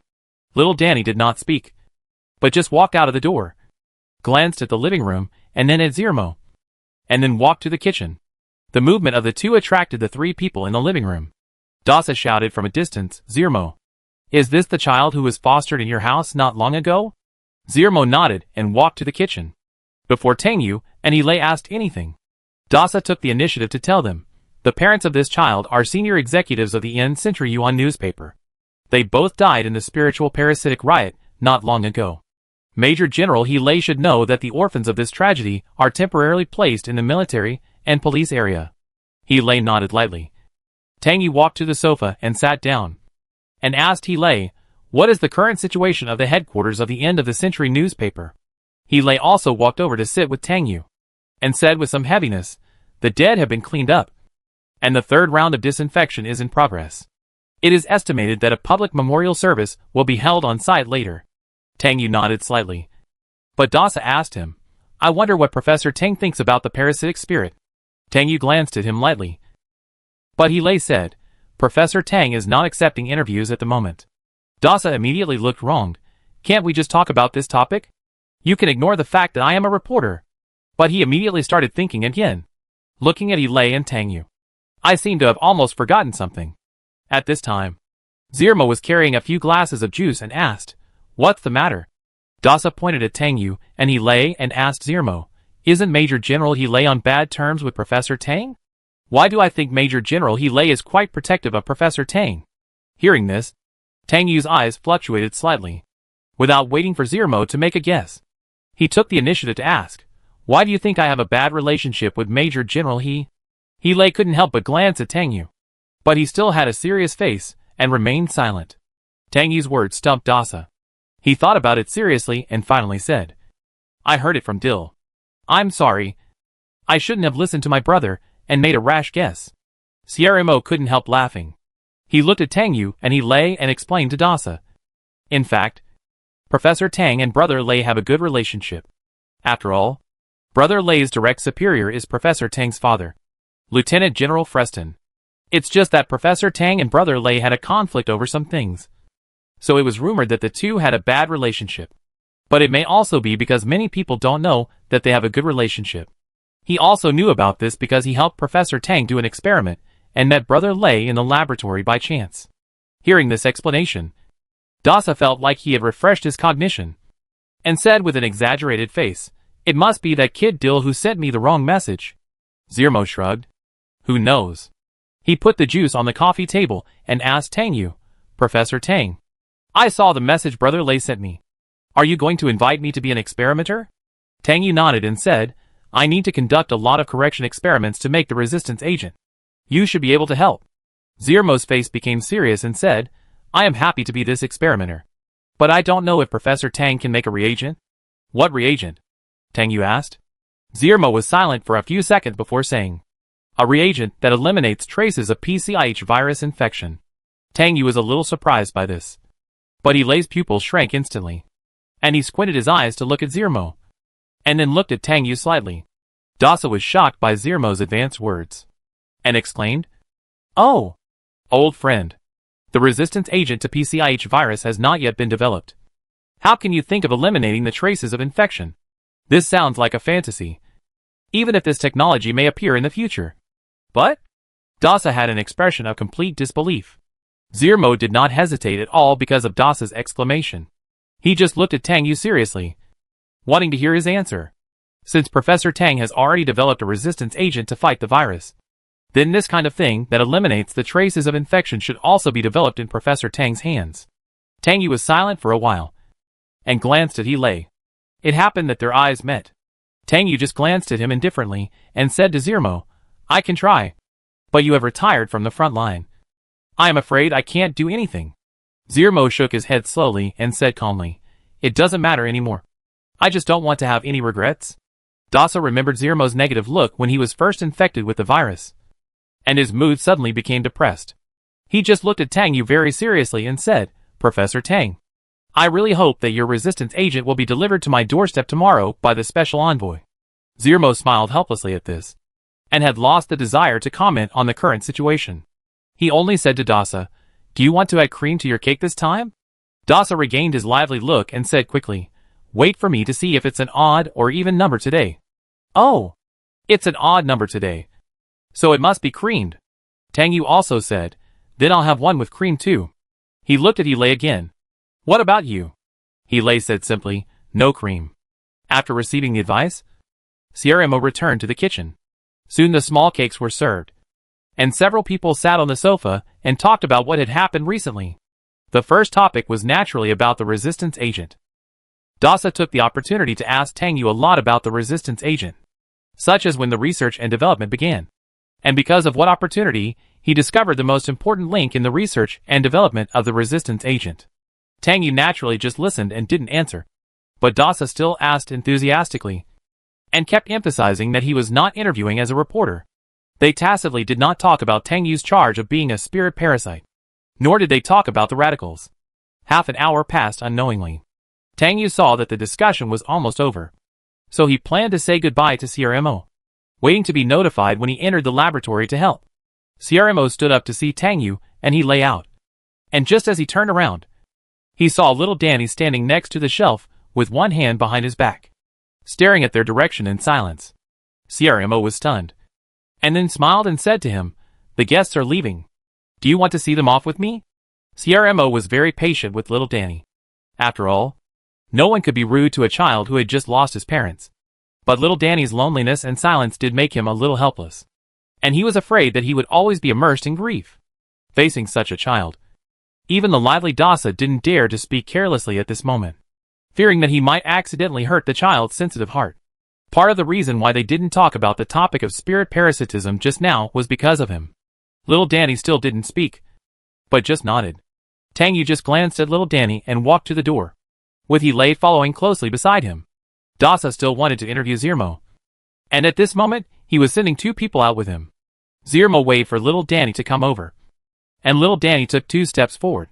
However, at this time, little Danny suddenly rushed to the door, and he took out his hand behind his back, holding a sharp knife in his palm. He slipped through Dasa and stabbed straight at Tang Yu's back. He Lei, who was beside Tang Yu, reacted quickly. In the blink of an eye, he grabbed Danny's waving arm. With a little force, the other party loosened his fingers holding the knife. He took the opportunity to take the sharp knife away. Tang Yu turned around sharply and subconsciously took 2 steps back. His indifferent expression showed a little surprise. Zirmo and Dasa were stunned by this scene. They didn't expect Danny to suddenly assassinate Tang Yu. When Danny realized that the assassination failed, he screamed in an instant and struggled desperately to break free from He Lei's shackles. "Let me go! I want to kill this spiritual parasite. I want to kill him!" He Lei covered Danny's mouth without saying a word, and said to Zirmo, who was in a daze, "Call the rescue center immediately and send a traumatic stress interventionist." Zirmo finally reacted, quickly opened the holographic projection screen, and clicked on the communication code of the rescue center that served the military and police department. Little Danny was still struggling in He Lei's hands, and his dark eyes were covered with a layer of hatred, which was the hatred for the spirit and the spirit parasite. Dasa quickly went to find a rope and asked He Lei to tie up little Danny first, so that he would not do anything extreme when he lost his mind. Little Danny was quickly tied up and laid horizontally on the sofa. Knowing that he was in a bad situation, he stopped struggling and shouting, but stared fiercely in the direction of Tang Yu. Zirmo quickly hung up the call, looking at the look of little Danny, and helplessly said to Tang Yu, "Professor Tang, I'm really sorry. I apologize to you for what little Danny did. I will give you an explanation. In the more than a week that little Danny was fostered with him, he didn't realize that the other party was actually an extreme radical, holding such indiscriminate hatred and aggression against the spirit parasite. And the key is that he was only 9 years old." Tang Yu regained his calm expression, shook his head, and just said, "Take good care of him." He Lei didn't intend to let Tang Yu stay here for long, so he said to Zirmo, "The rest of the matter will be left to you to handle. I will take Professor Tang away first, and you can report to me after the matter is resolved." Zirmo quickly responded. He Lei nodded, and then asked Tang Yu to leave Zirmo's house. Tang Yu entered and exited the elevator in silence. When he was about to get on the light energy suspension car, he couldn't help asking He Lei, "Tell me, why do people hate spirits and spirit parasites so much?" He Lei heard this, twisted Tang Yu's shoulders, lowered his head slightly and faced him, and said coldly, "Tang Yu, is it appropriate for you to say this? Have you forgotten how your mother died?" Tang Yu was forced to look at He Lei, looking at his cold face, and fell silent again under the other party's questioning. He Lei looked at Tang Yu's still indifferent look, and almost gritted his teeth and said, "As a human, you should not sympathize with spirits. You almost got injured again today. Do you still think that humans and spirits can coexist?" Tang Yu didn't want to hear He Lei say such things. He was much calmer than before, and still insisted on his own ideas. "He Lei, please believe me. Humans and spirits can coexist, and I will not let my mother die in vain." At this moment, He Lei fell silent again. After a while, he still said to Tang Yu, "This is impossible." Chapter 20. Unexpectedly, Dasa still didn't give up. He went straight to He Lei's residence the next morning to find Tang Yu and try to persuade him to accept the interview. as a reporter for the Central Daily News. Dasa has extensive connections and is eloquent. He can come and go freely in Xiantian City. Tang Yu rarely has time to sleep in. He just got up from the bed and heard He Lei knocking on his door. He got out of bed with sleepy eyes and walked to the door to open it. He was about to ask He Lei what was going on. But He Lei spoke first. Dasa is here. He has been staying at the door for almost half an hour. I was going to send him away, but I came to tell you first. Hearing this, Tang Yu uttered a small ah, yawned and walked out, saying, Are all reporters from the Central Daily News so persistent? He Lei commented coldly, Only him. Tang Yu thought about it. Yesterday, Danny's assassination of him made him realize one thing deeply. That is, the extreme radicals are completely uncontrollable factors. If he accepts Dasa's interview, perhaps he can use the opportunity of the Central Daily News interviewing him to divert the attention of the radicals, who have calmed down a little with the matter of the resistance agent. After making up his mind, he looked at He Lei and whispered, Let him in. I will accept his interview about the resistance agent. He Lei didn't expect Tang Yu to suddenly change his mind, and frowned slightly. But he didn't say much. Just said, Go wash up and have breakfast first. I'll let him in. Tang Yu nodded, and said, Accompany me to various commercial areas today. He Lei showed a puzzled expression, and couldn't help asking him, What are you going to do? If there is anything that doesn't need to be bought on site, I can ask Hilya to go and buy it for you. Thinking that Tang Yu was almost injured in an accident yesterday, He Lei would never let him go directly to a crowded place. Tang Yu had his own plan, but he couldn't tell He Lei the specific situation. He just said, Go and find a suitable experimenter. He Lei frowned again and asked in confusion, Recruiting volunteers? Tang Yu pondered for a few seconds and said, I guess so. He Lei's mind sank slightly. He knew very well that Tang Yu would not do anything aimlessly. He must have his own considerations. He just didn't want him to take risks again and again. But he couldn't stop Tang Yu from doing these things. He was silent for a moment and replied, In that case, I will call Hilya to protect you. Tang Yu did not refuse. It didn't take long for He Lei to let Dasa in. However, Dasa changed his active and jumping attitude when knocking on the door. Instead, he walked to the sofa and sat down seriously. After greeting Tang Yu from a distance, he turned on the holographic projection screen and clicked on the memo system, waiting for Tang Yu to accept his interview. Tang Yu was somewhat surprised to see Dasa suddenly become serious, but he didn't show it on his face. He just straightened his home clothes and sat down in front of him, and went straight to the point. I only accept interviews about resistance agents. I have some information to pass on to you. Dasa nodded, but said, But I have an unfortunate news to tell you. The department leader just sent me a message to cancel all interviews with you. Tang Yu was slightly stunned. He really didn't expect such a sudden change. But he just hummed lightly and said, It doesn't matter. However, Dasa laughed again and said, But don't worry. I went against the crowd and told the leader that I must interview you. Whether the manuscript can be published is a matter for the future. What's the point of worrying now? Dasa didn't expect to receive this notice to stop the interview suddenly.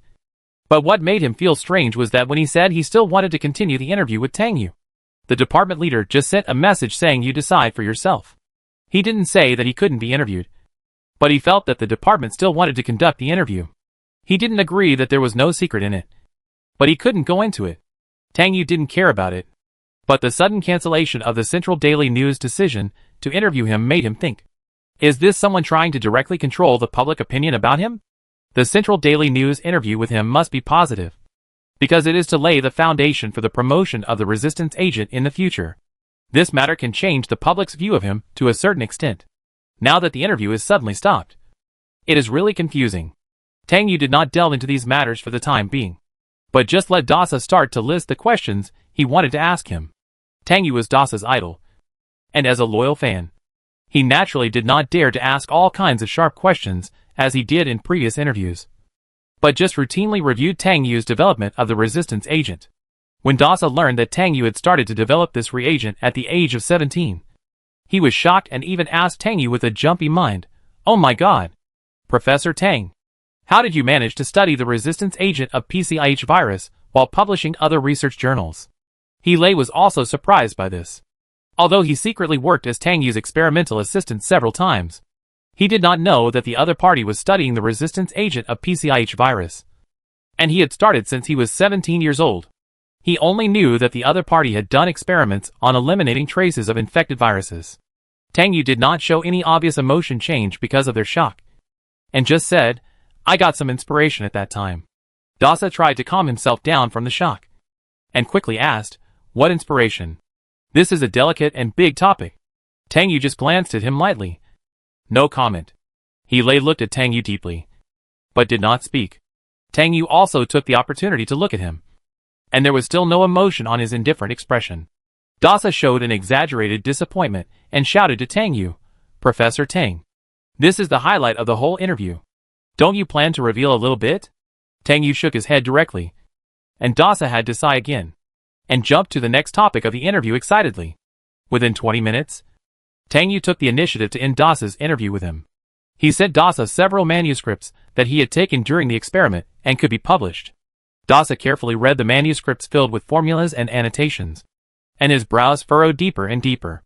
Although Tang Yu's thin, strong and sharp handwriting made it easy to read, he read it carefully from beginning to end, but he still couldn't understand what it was about with his limited high school chemistry and biology knowledge.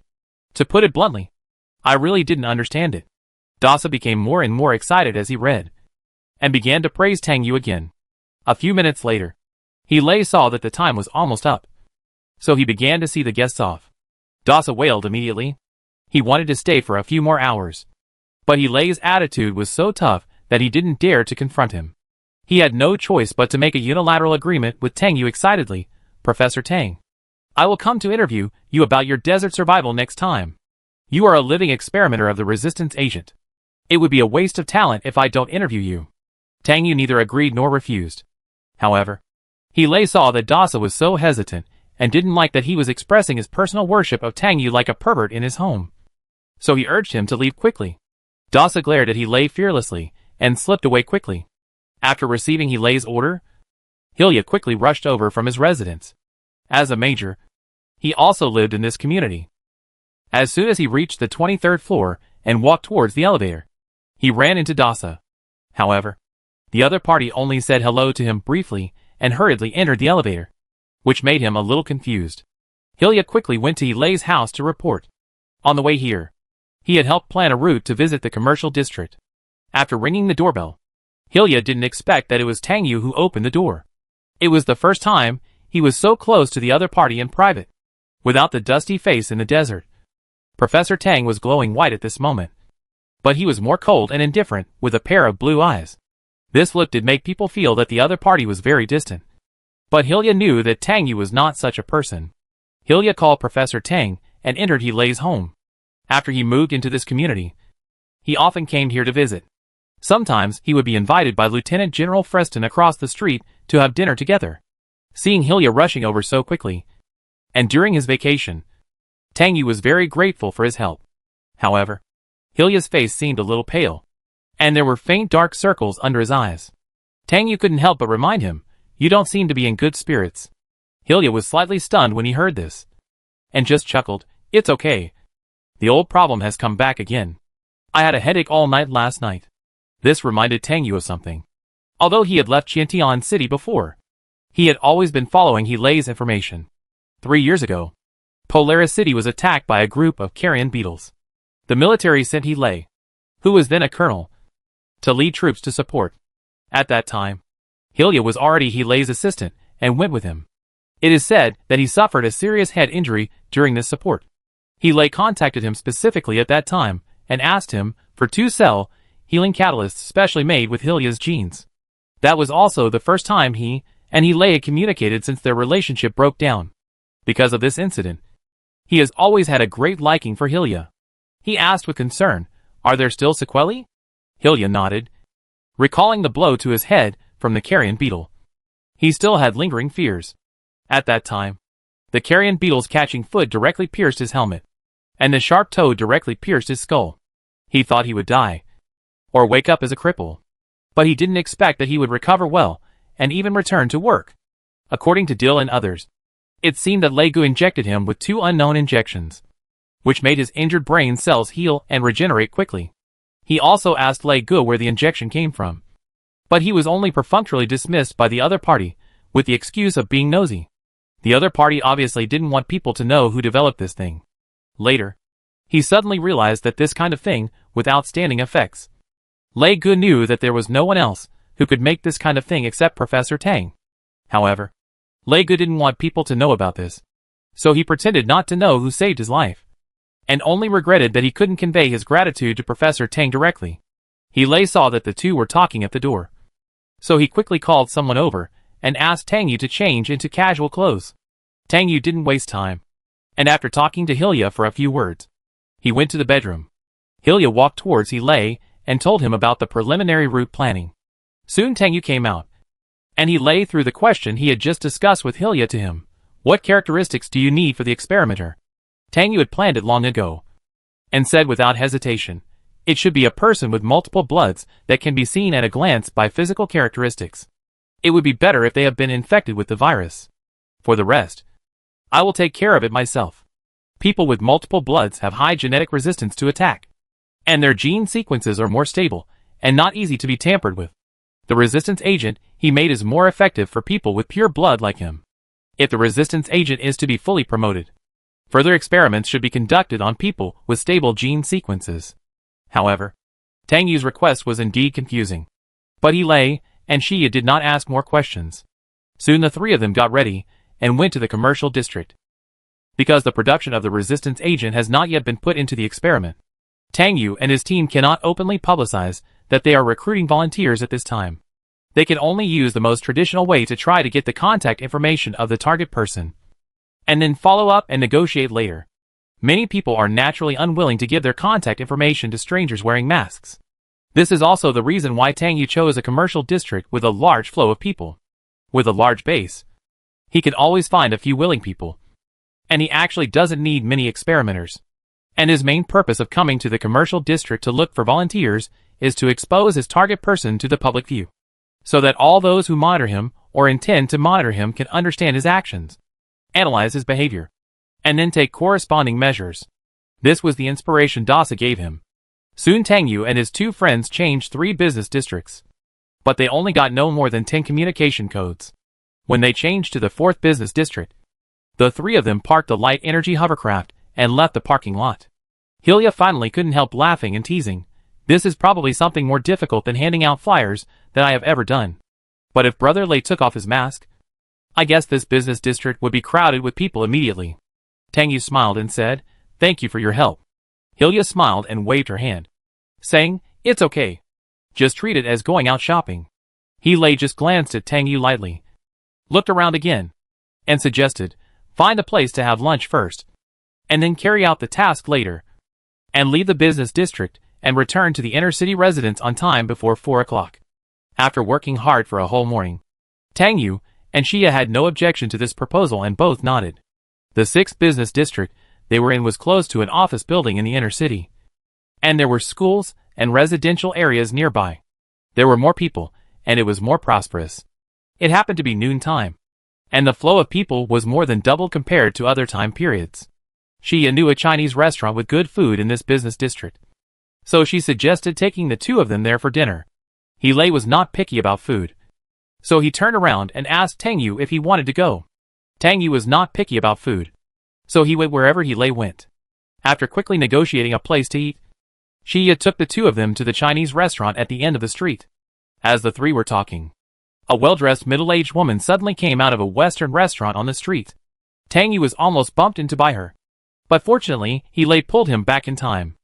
Hilya saw the woman clearly and said in surprise, is that Susie's mother? Tang Yu also looked in the direction where the woman left, but she had already merged into the crowd. Major General, Major Hilya, you are also in the commercial district? At this time, a slightly surprised voice came from the door of the Western restaurant. The 3 of them looked at the source of the sound and saw Susie as expected, but Susie's eyes were slightly red at this moment, as if she had cried, and there was a clearly visible red slap mark on her fair left cheek. Seeing this, Hilya hurried forward to ask Susie what happened.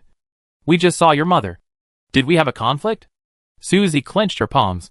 Tears welled up in her eyes, but she twisted her lips and didn't say anything. Seeing her like this, Tang Yu was also a little worried about her. So he said, you go to the place where we eat, and we can talk about it later. Hearing the familiar voice, Suzy immediately looked at Tang Yu, only to find that the person with He was him. She was surprised and said, "Professor Tang is here too?" Tang Yu nodded, and He said, "Let's go first." Suzy nodded quickly and followed Tang Yu and the other two. After walking for a while, Suzy calmed down and organized her words before she told her story. She wiped the tears from her eyes gently, and then said softly, "My mother asked me out today to get married. During the quarantine period after my mission, my parents secretly arranged a marriage for me with an official who had been married 4 times.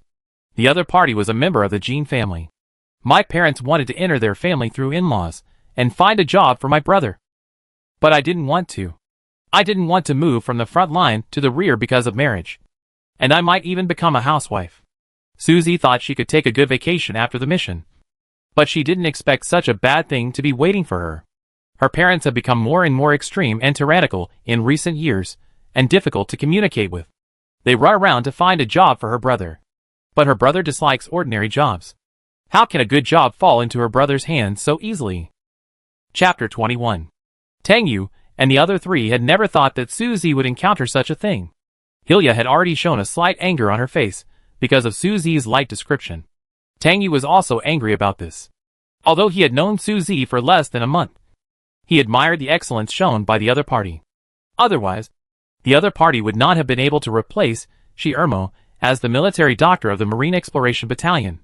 And the selection of members of the Marine Exploration Battalion was notoriously strict.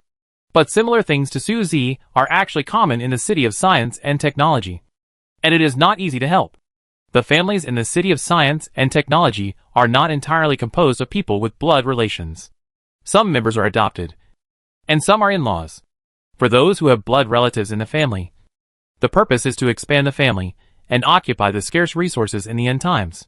For those who are not blood relatives, it is to rely on others and give more resources. In the City of Science and Technology, people who lose their jobs will have their houses allocated according to their jobs taken back. If they do not have the help of relatives and friends, they will be forcibly sent to the Homeless Management Center after 3 days. Only by finding a new job can they get out of the Homeless Management Center. But in this end times, jobs are actually a scarce resource.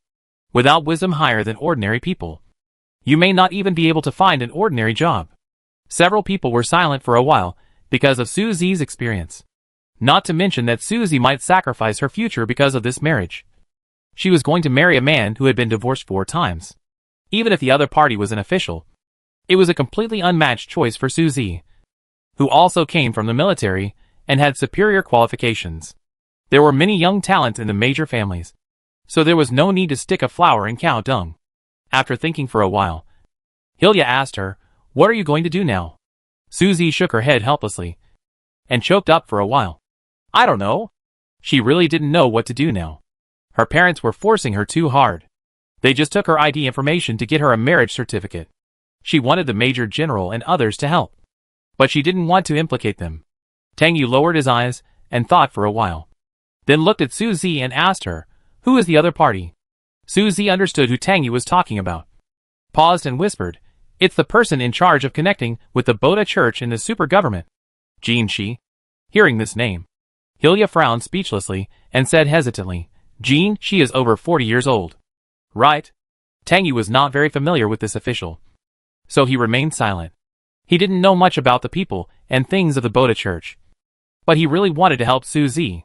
He didn't want such an excellent and tough girl to fall into the fire pit. He looked at He and asked, "Do you have a way?" He looked at Tang Yu calmly and said coldly, "Jean, she may be just one of the candidates. Even if we help this time, Suzy's parents will not give up." Although He's words were a little cold, they directly pointed out the essence. This is indeed the case. Even if Suzy's parents don't force her to marry Jean Shi, they will force her to marry Zhang Shi and Li Shi. Suzy is just a tool for her parents to get close to the big family. Suzy almost couldn't hold back her tears. She had never been so fragile when she was training in the army, sweating and bleeding. She didn't expect that her precious tears were all shed because of family reasons. Tang Yu suddenly fell silent. He thought for a while, and then said to Suzy, "I will try to discuss this with Jean Shi. After all, you are a member of the Marine Exploration Battalion, and I believe he will not do anything wrong." Hearing what He said, Susie immediately saw a glimmer of hope, and a look of surprise appeared on her face.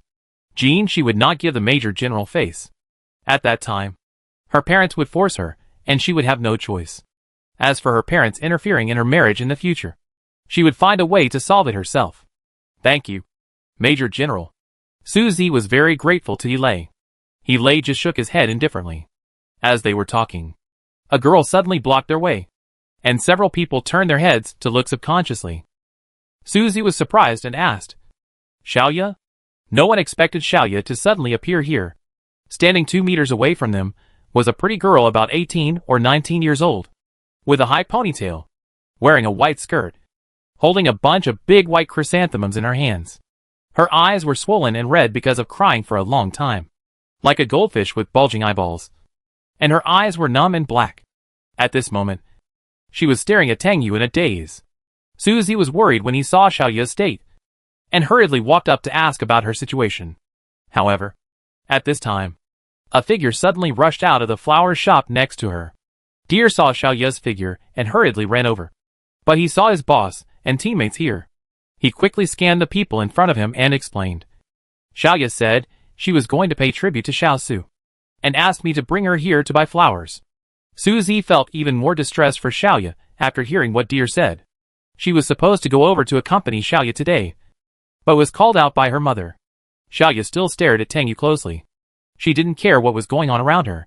She took 2 small steps forward and called out in a hoarse voice, Teacher Tang. Tang Yu's eyes were also focused on Xiaoya at this moment. Xiaoya and Shao Xu had similar eyes. When he saw Xiaoya's eyes, he seemed to see Shao Xu for a moment. Tang Yu's sad mood rose again. But facing Xiaoya, who had lost her loved one, his sadness was insignificant. He comforted Xiaoya. My condolences. These words made Xiaoya's dry eyes moist again. She looked straight ahead into the void, no longer focusing on Tang Yu. Tears suddenly flowed from her eyes, slid down her haggard cheeks along the dark circles under her eyes, gathered at her thin chin and dripped onto the ground. Her lips trembled, and she said, Teacher Tang, thank you for saving my brother. Tang Yu suddenly fell silent, not knowing what words to say to suit the current situation.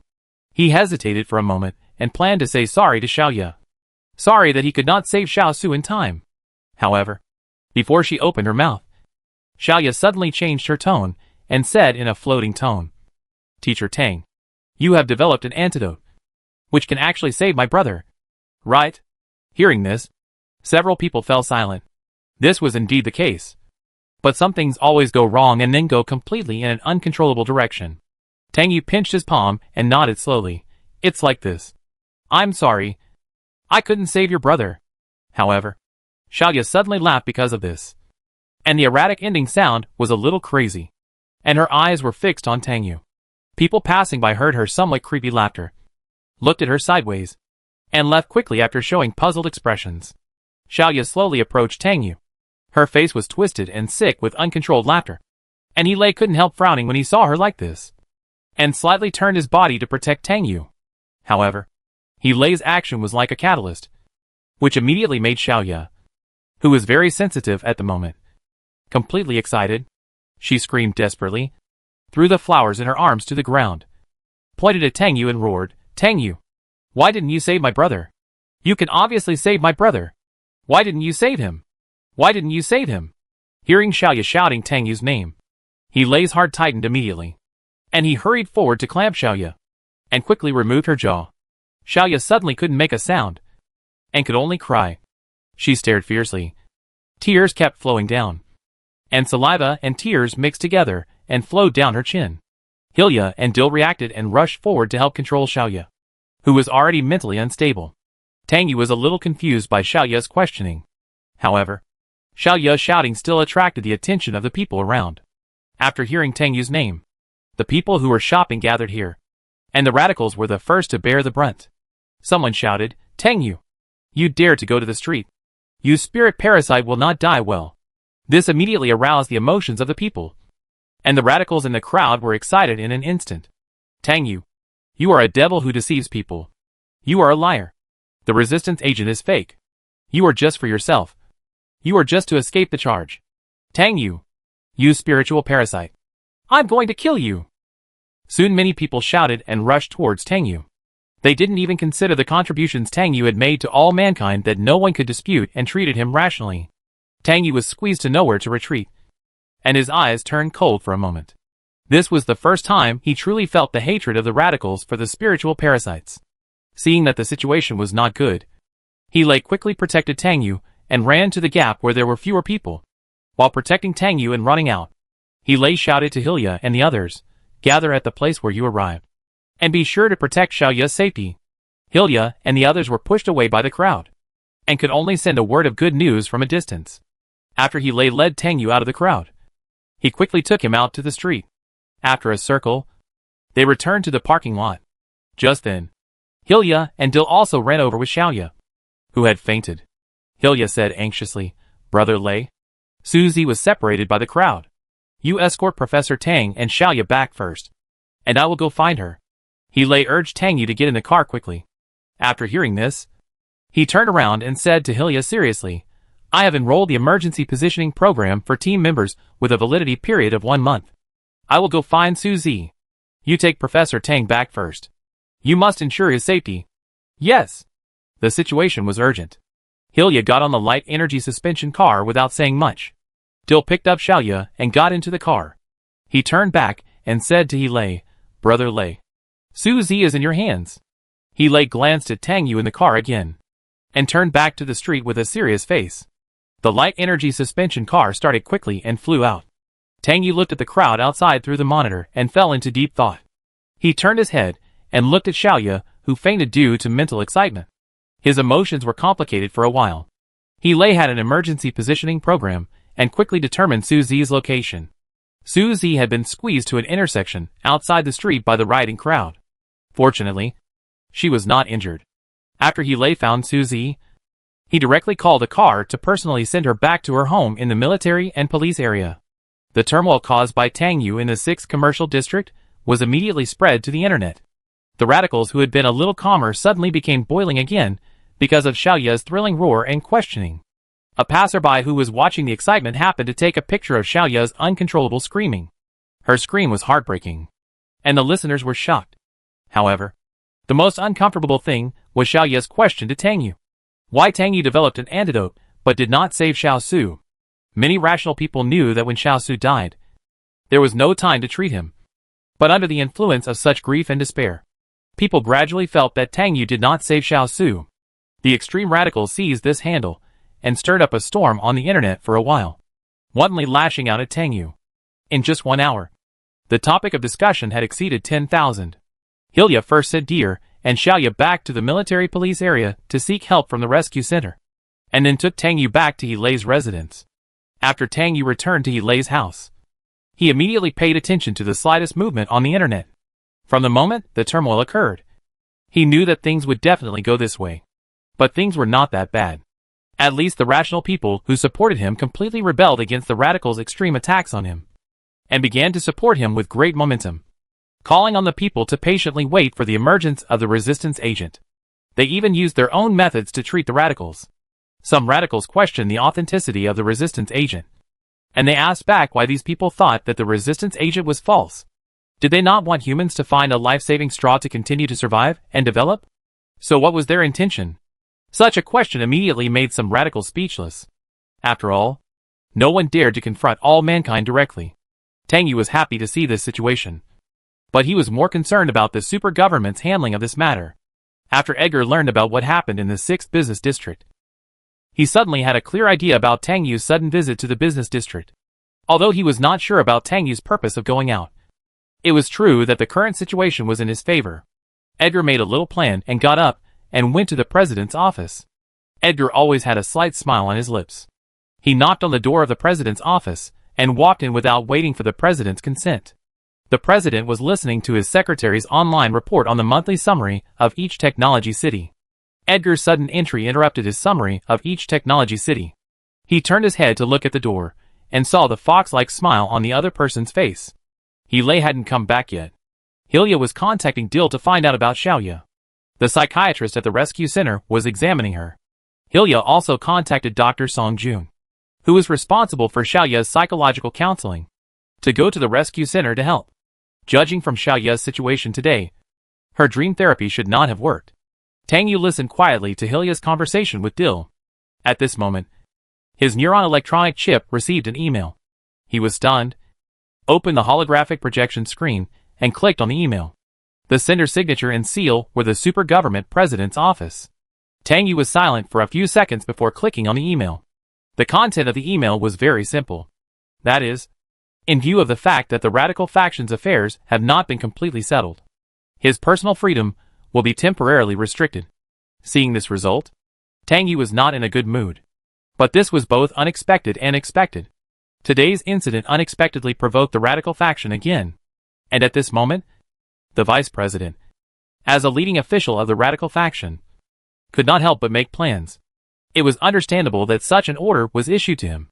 However, the president was unable to suppress the vice president's arrogance and directly ordered him to restrict his freedom. Regardless of whether the president had considered protecting him or not, he was not very satisfied with this result. Restricting his personal freedom meant that he could not do many things directly, unless someone helped him. However, Tang Yu finally decided to wait and see. His wandering around the commercial districts today was equivalent to throwing out bait. Now he just had to wait for useful fish to take the bait. Shao Xu's sudden incident became a useful catalyst for him. He was waiting for an opportunity. Chapter 22. After Suzy was sent back by He, she kept hesitating downstairs in the community and didn't want to go up. Once she returned home, she would have to face the irresistible marriage problem. She didn't want to quarrel with her parents. She had finally worked hard to get a job that belonged to her, and she didn't want to let her dream be shattered. Moreover, she had never met Jinshi, a man, and had no understanding of him. But she had been forced to become his fiancé. She did search for some of his romantic anecdotes on the internet, and he had been divorced 4 times. So you can imagine what kind of character he is. These women were unwilling to be with him even if they had to give up the resources of the Jin family, which was enough to explain the problem. Suzy stood downstairs for half an hour, and finally mustered up the courage to go upstairs. She decided to tell her mother clearly again that she would not fulfill the engagement, although she was worried about her own affairs. Suzy still paid attention to the things about Tang Yu on the internet. She clicked on the most popular platforms to see that the matter had fermented very strongly in a short period of time. The extreme remarks on the platform made Suzy's head hurt. She just couldn't understand one thing. Why such a good person as Professor Tang was slandered and distrusted by radicals. Although there must be someone who deliberately guided them, there were still so many people who couldn't think independently that it was shocking. Suzy arrived at the floor unknowingly.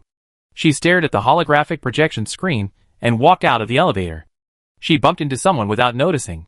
"Sister, why are you walking so carelessly? You heard me." Suzy reacted immediately.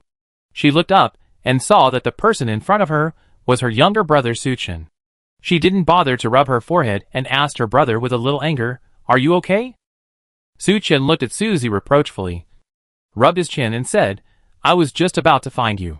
Mr. Jean just sent a message to my mother, saying that he would come to visit in person. He heard that you encountered unrest in the 6th commercial district, so he came to see you. It's a good opportunity for you to get to know each other. You are already engaged, and he will be my brother-in-law in the future."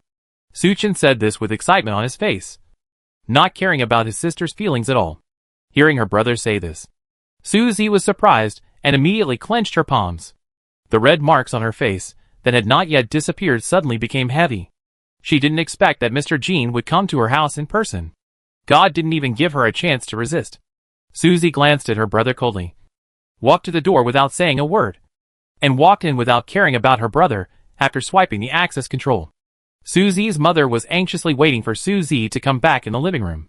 Her face was no longer angry, as in the 6th commercial district, but full of anxiety. Hearing the sound of the door opening, she immediately looked at the door. Seeing that it was Suzy who came back, she ran to the door with a happy face and hugged Suzy in her arms. Suzy was caught off guard by the hug, and most of the words she had organized in her head were instantly scattered. She was about to ask her mother what happened, but she heard her mother suddenly say excitedly, "Mr. Jean is coming. Fortunately you came back in time." Hearing this, Suzy's heart suddenly sank. She pushed her mother away and said angrily, "Mom, I have already made my attitude clear to you. I will not marry him." Suzy's mother did not show anger because of Suzy's resistance at this moment. but instead advised her softly, I know you have complaints about our arbitrary decisions. But Mr. Jean is a big piece of fat meat. If we get him, our family will be rich. Your brother will definitely get a good job, even as an assistant secretary, which is better than your father's previous job of serving dishes. You are the hope of our family now. Can't you make a little sacrifice for the sake of our family? This made Susie tremble with anger. What do you mean by a little sacrifice? You asked me to marry a man in his 40s, who has been married for the 4th time and sacrificed my happiness and career. Is this a little sacrifice? Susie's mother ignored Susie's angry question and still persuaded him softly. What if he has been married 4 times? Mr. Jean has no children. As long as you give him a child, our position in the Jean family will be more stable. At this time, Scorching also came in from outside and said to Susie in a bad tone, Sister, Mr. Jean is an important member of the Jean family.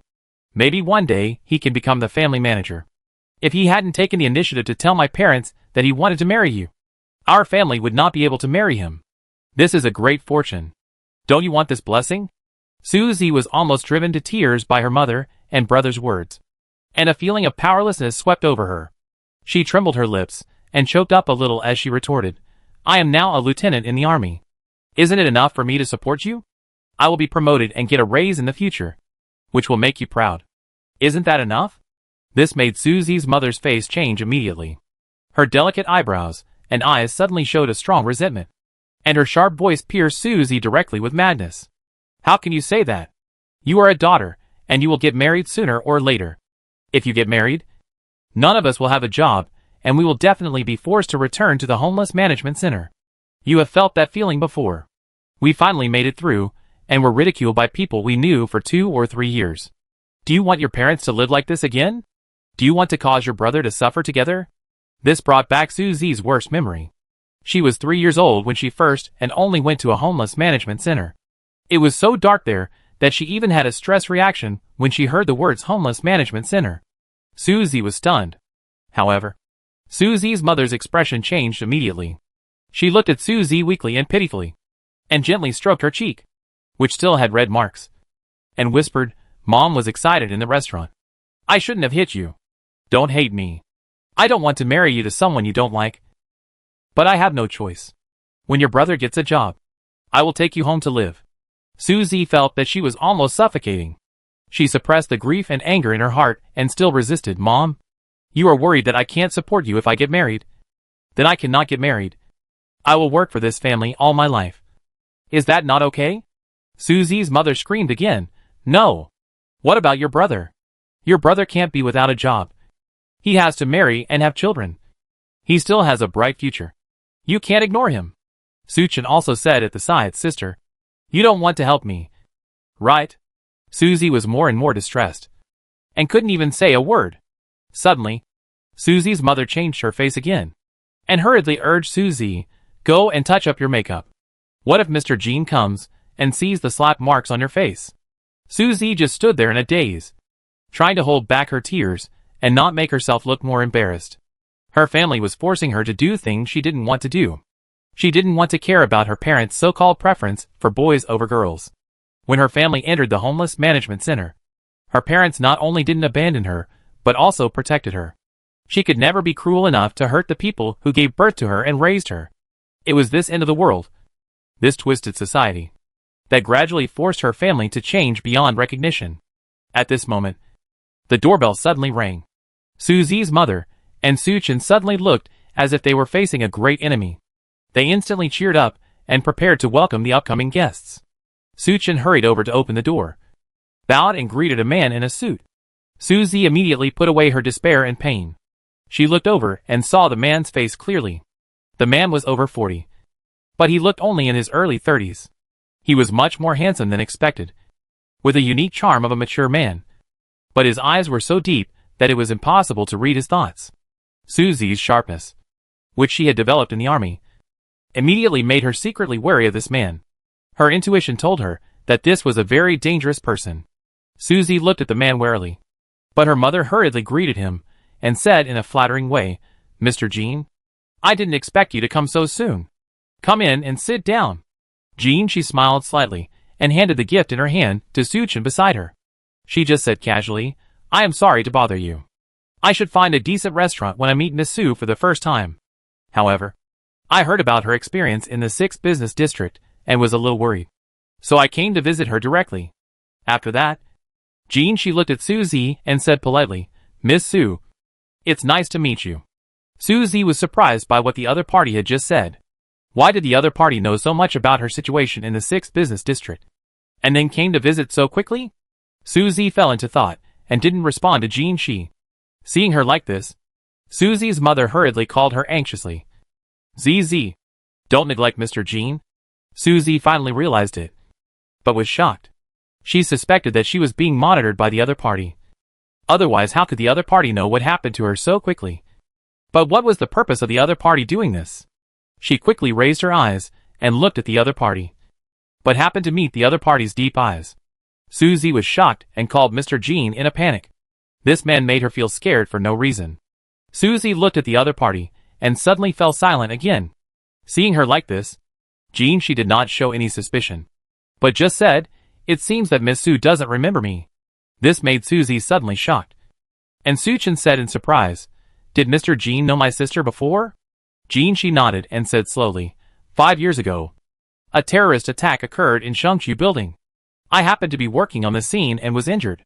It was Miss Su who gave me first aid. Miss Su should still be a student at that time. Suzy fell into deep thought because of the other party's words.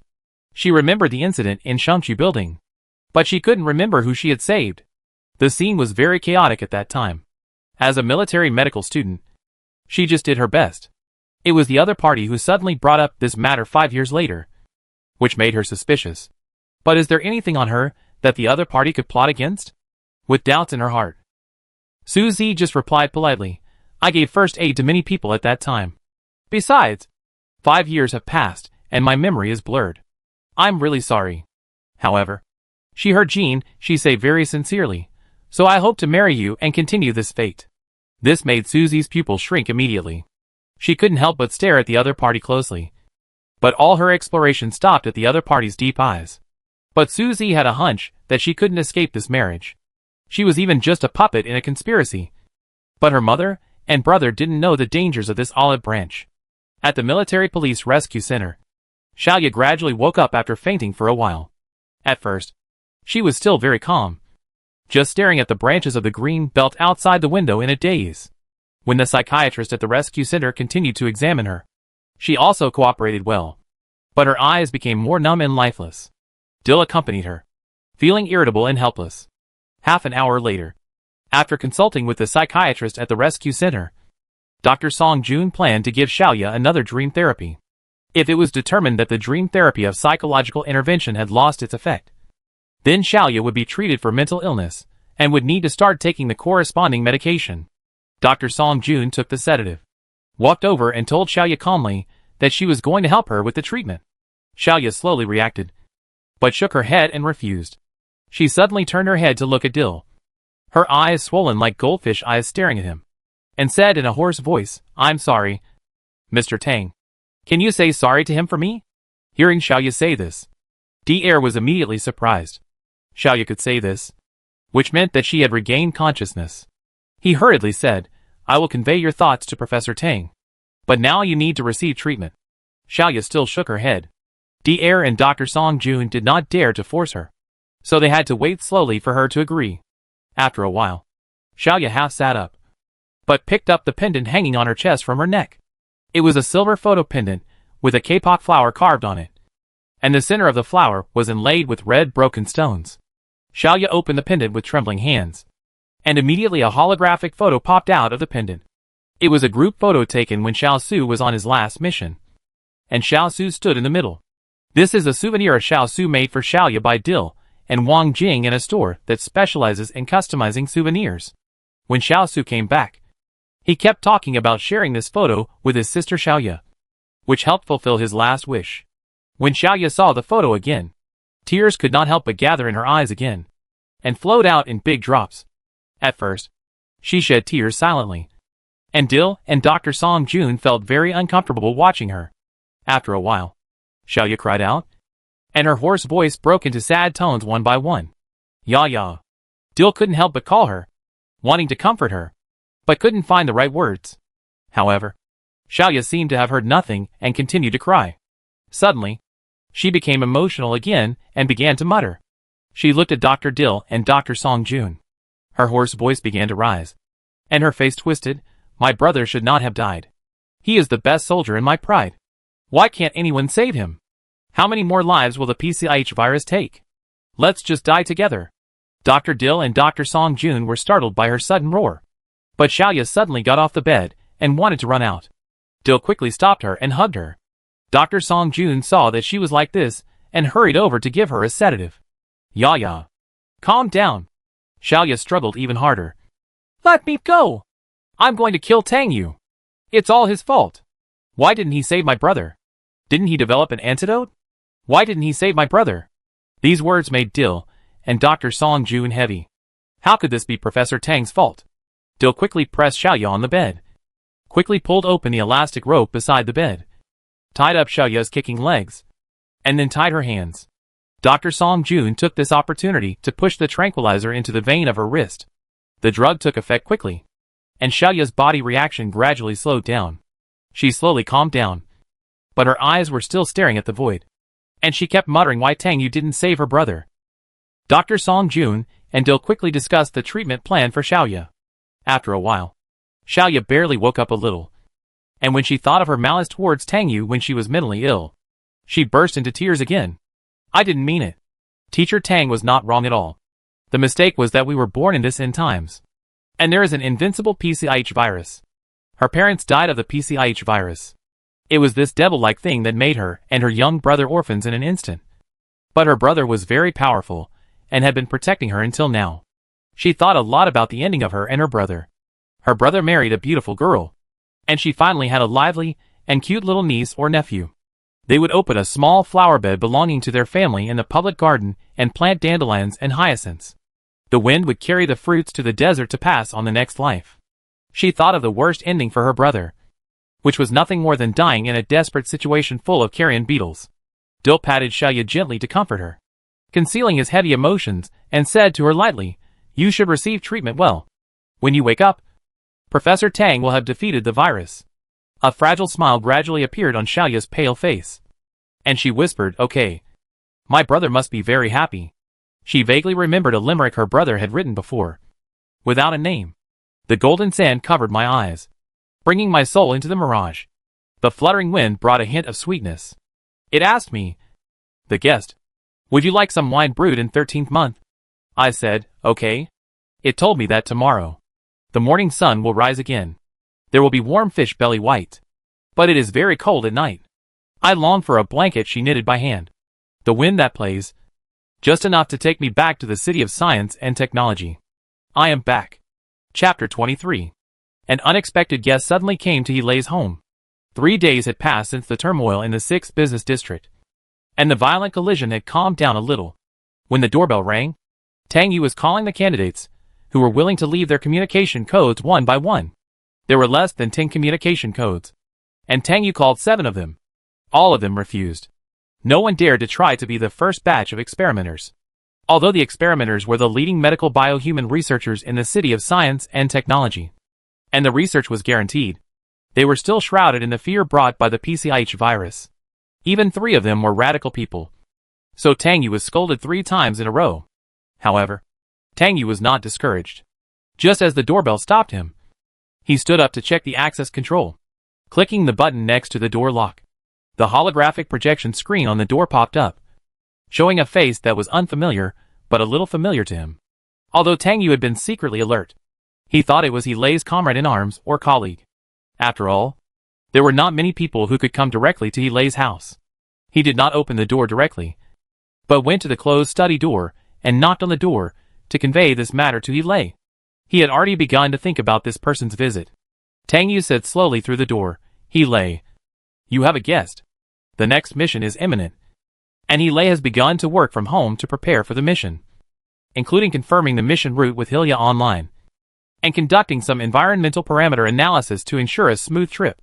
Hearing Tang Yu's words in the study, Heilei paused and interrupted his conversation with Xia. Seeing that Heilei's expression suddenly became serious, Xia asked in confusion, Brother Lei, what happened? He lay paused for a few seconds and narrowed his eyes slightly. A guest is coming. Shia was stunned for a moment, and suddenly realized that not many people knew where he lived, and even fewer people could visit him. Moreover, in this troubled time, no one should dare to go to his house. He hurriedly said, "Do you need me to come? Will Professor Tang be in danger?" He raised his hand to stop him. "I'll go out and take a look first, and contact you later." Hilya nodded seriously, and hung up the call quickly. He turned off the holographic projection screen, and walked out the door directly. Tang Yu saw that He's expression became colder, and lowered his eyes slightly. It seemed that the situation was similar to what he thought. After all, the person who came to He should have mentioned it to him in advance. He looked like he didn't know. It seemed that someone had already started to act. He didn't even speculate that the target must be him. It's just that whether this is a good move or a bad move is still unknown. He asked Tang Yu, "Don't you know the person who came?" Tang Yu raised his eyes to look at him, and shook his head, a little familiar. But not? He said nothing, walked to the door, and clicked on the surveillance holographic projection screen. But the face that appeared surprised him a little. He turned to Tang Yu and said, "It's Jean Shi." It stands to reason that Jean Shi didn't know where he lived. Tang Yu was stunned for a moment, thinking that he had heard it wrong. No wonder he felt that this person was familiar. It turned out to be the official Jean Shi who had been searched on the internet a few days ago. What was the purpose of the other party coming here so blatantly? Tang Yu thought about it in his heart. And He also thought about it. He said to Tang Yu, "Open the door first to find out what's going on." He didn't plan to talk to Jean Shi through the holographic projection screen, as that would not have any test effect. Tang Yu nodded, lowered his eyes, and squinted slightly. He glanced at him and said again, "I don't care what you plan. Don't take risks again." Tang Yu raised his eyes to look at He, lowered his eyes again, and hummed softly. He adjusted his expression, and opened the door to face Jean Shi. Jean Shi did not show any resentment, because she had been waiting at the door for a long time. After seeing He, she even smiled and said politely, "Major General He, I am visiting you in person. Sorry to bother you." He did not intend to let Jean Shi in, but just blocked the door with his body and asked him seriously, "I wonder what the Commissioner Jean is here for?" Jean Shi is the chairman of the super government's religious management office, responsible for contacting France, the head of the Boda Church, on religious and political affairs. The Boda Church has its own independent management, and is not directly under the jurisdiction of the super government. In the city of science and technology, politics, military, scientific research, and religion are independent of each other, and are all subject to political supervision. Jean Shi did not beat around the bush, and directly stated his purpose. He said, "My fiancée Suzy was previously dragged into the turmoil in the 6th Commercial District. Thanks to the help of Major General He, she is safe. As her fiancée, I want to come and thank Major General He in person." However, although he was talking to He, his eyes passed him and looked at Tang Yu, who showed a little silhouette behind He. Tang Yu and He were both shocked by each other's words. It was unreasonable for a 3-year-old child to hear that a high-ranking official would come to thank a commoner fiancé who had just been engaged. Moreover, Suzy did not have a good impression of him. To put it bluntly, it was a bit like a weasel paying New Year's greetings to a chicken. Moreover, the fact that he was so concerned about Suzy was itself suspicious. It could only be said that he was using Suzy to achieve certain goals. Even if the turmoil in the 6th Business District was not used as an opportunity, there would be other opportunities for him to have an intersection with Tang Yu. Tang Yu seemed to have guessed Jean Shi's intention. He walked out from behind He and looked at the door. He looked at Jean Shi, who was even a little easygoing and friendly, and said, "He, please let Commissioner Jean come in." He frowned and looked at Tang Yu, saying coldly, "You should know that you can't mess around anymore. Your situation is already messy enough. This situation can be seen at a glance that Jean Shi must have come for Tang Yu." Tang Yu was silent for a while, but Jean Shi said again, "Major General He, you don't have to be so wary of me. I'm just responsible for delivering messages." Tang Yu immediately thought in his heart, Jean Shi's appearance doesn't look like someone who is only responsible for delivering messages. The other party can use Suzy to get close to him, and he must have a conspiracy. He still has a solemn face, but Jean Shi throws out a fact that seems true and false. "Major General He doesn't really think that the super government doesn't know that I'm here, right?" whether she was being mysterious or telling the truth. He didn't believe him. He just gave him a warning look. Even if Tang Yu wanted to bypass the super government and cooperate with she to alleviate the current predicament, he couldn't easily let Tang Yu throw himself into danger even if he could turn a blind eye. Tang Yu concealed his various thoughts and pretended to be convinced by she. He said again, why don't we listen to what Commissioner wants to say? If you are afraid of the super government's criticism, you can directly report Commissioner Jin's improper behavior afterwards. She didn't expect Tang Yu to say this so bluntly. He convicted him before he did anything. His deep eyes suddenly surged with undercurrents, secretly thinking and guessing Tang Yu's thoughts. He knew that Tang Yu was not an easy person to deal with. But his coming here was just to give him a chance. It depends on whether he is willing to put aside his doubts and move on. As for Major General Tang Yu should be able to deal with him himself in order to achieve his goal. He doesn't have to worry at all. Heard Tang Yu say this, and knew that he had made up his mind to get involved with Shi and the forces behind him, and even temporarily stood on the opposite side of the super government. It would be useless for him to stop him. As for the criticism of the military and the super government, it was nothing to him. He was silent for a moment and led Shi in. Commissioner please. Shi smiled. Major General, he is too polite. When Shi entered Lei's house, he did not waste time and went straight to the point to explain his purpose. After he placed the thank you gift he brought symbolically on the shelf, he turned around and said to Lei, I have some secrets to tell Professor Tang briefly. Can Major General please step aside for a moment? This made Lei narrow his eyes dangerously. He did not want Tang Yu and she to be alone. But she was not afraid of Lei's cold face, but just quietly waited for Lei's compromise. Tang Yu heard this, but ignored she's request. He glanced at Lei and said directly, Commissioner if you have anything to say, you can speak directly, and there is no need to avoid Major General she lowered his eyes and thought deeply after hearing this. He couldn't figure out for a moment whether Tang Yu really intended to cooperate with him or just wanted to cut off his fire. After all, if his visit today did not achieve the expected results, many dangers against him would follow, and he didn't want to fall into danger. He asked tentatively, it seems that Professor Tang trusts Major General very much? Tang Yu didn't want to answer she's question. He said straight to the point, I wonder if Commissioner came here to pass on a message for the family or for the head of the Boda Church. She didn't expect Tang Yu to see through his intentions so quickly, and directly pointed out Mr. France, the head of the Boda Church. This made him more cautious about Tang Yu and dared not underestimate him. This is a man who can stand in the center of the storm and attract a pack of wolves. His super high IQ is not only used in scientific research. The former Gaia City Lord is a very vivid example. She did not directly answer Tang Yu's question, but raised his arm to take off a black diamond cufflink on his suit, and said to the cufflink, Mr. France, I have met Professor Tang at this moment. What instructions do you have next? After that, he said to Tang Yu, this is a disposable untraceable communicator newly developed by the Research Institute. You can talk directly to Mr. France without worry. If you don't look at this thing carefully, you really can't see the mysterious difference in it. People will only think it is an exquisite cufflink. In fact, there is a white rice-sized electronic chip embedded on the back of the cufflinks. The circuit is exquisitely designed using nanotechnology and is specifically used for transmission and communication. If you want to read past information, the electronic chip will automatically destroy and cause irreversible damage to the reading device.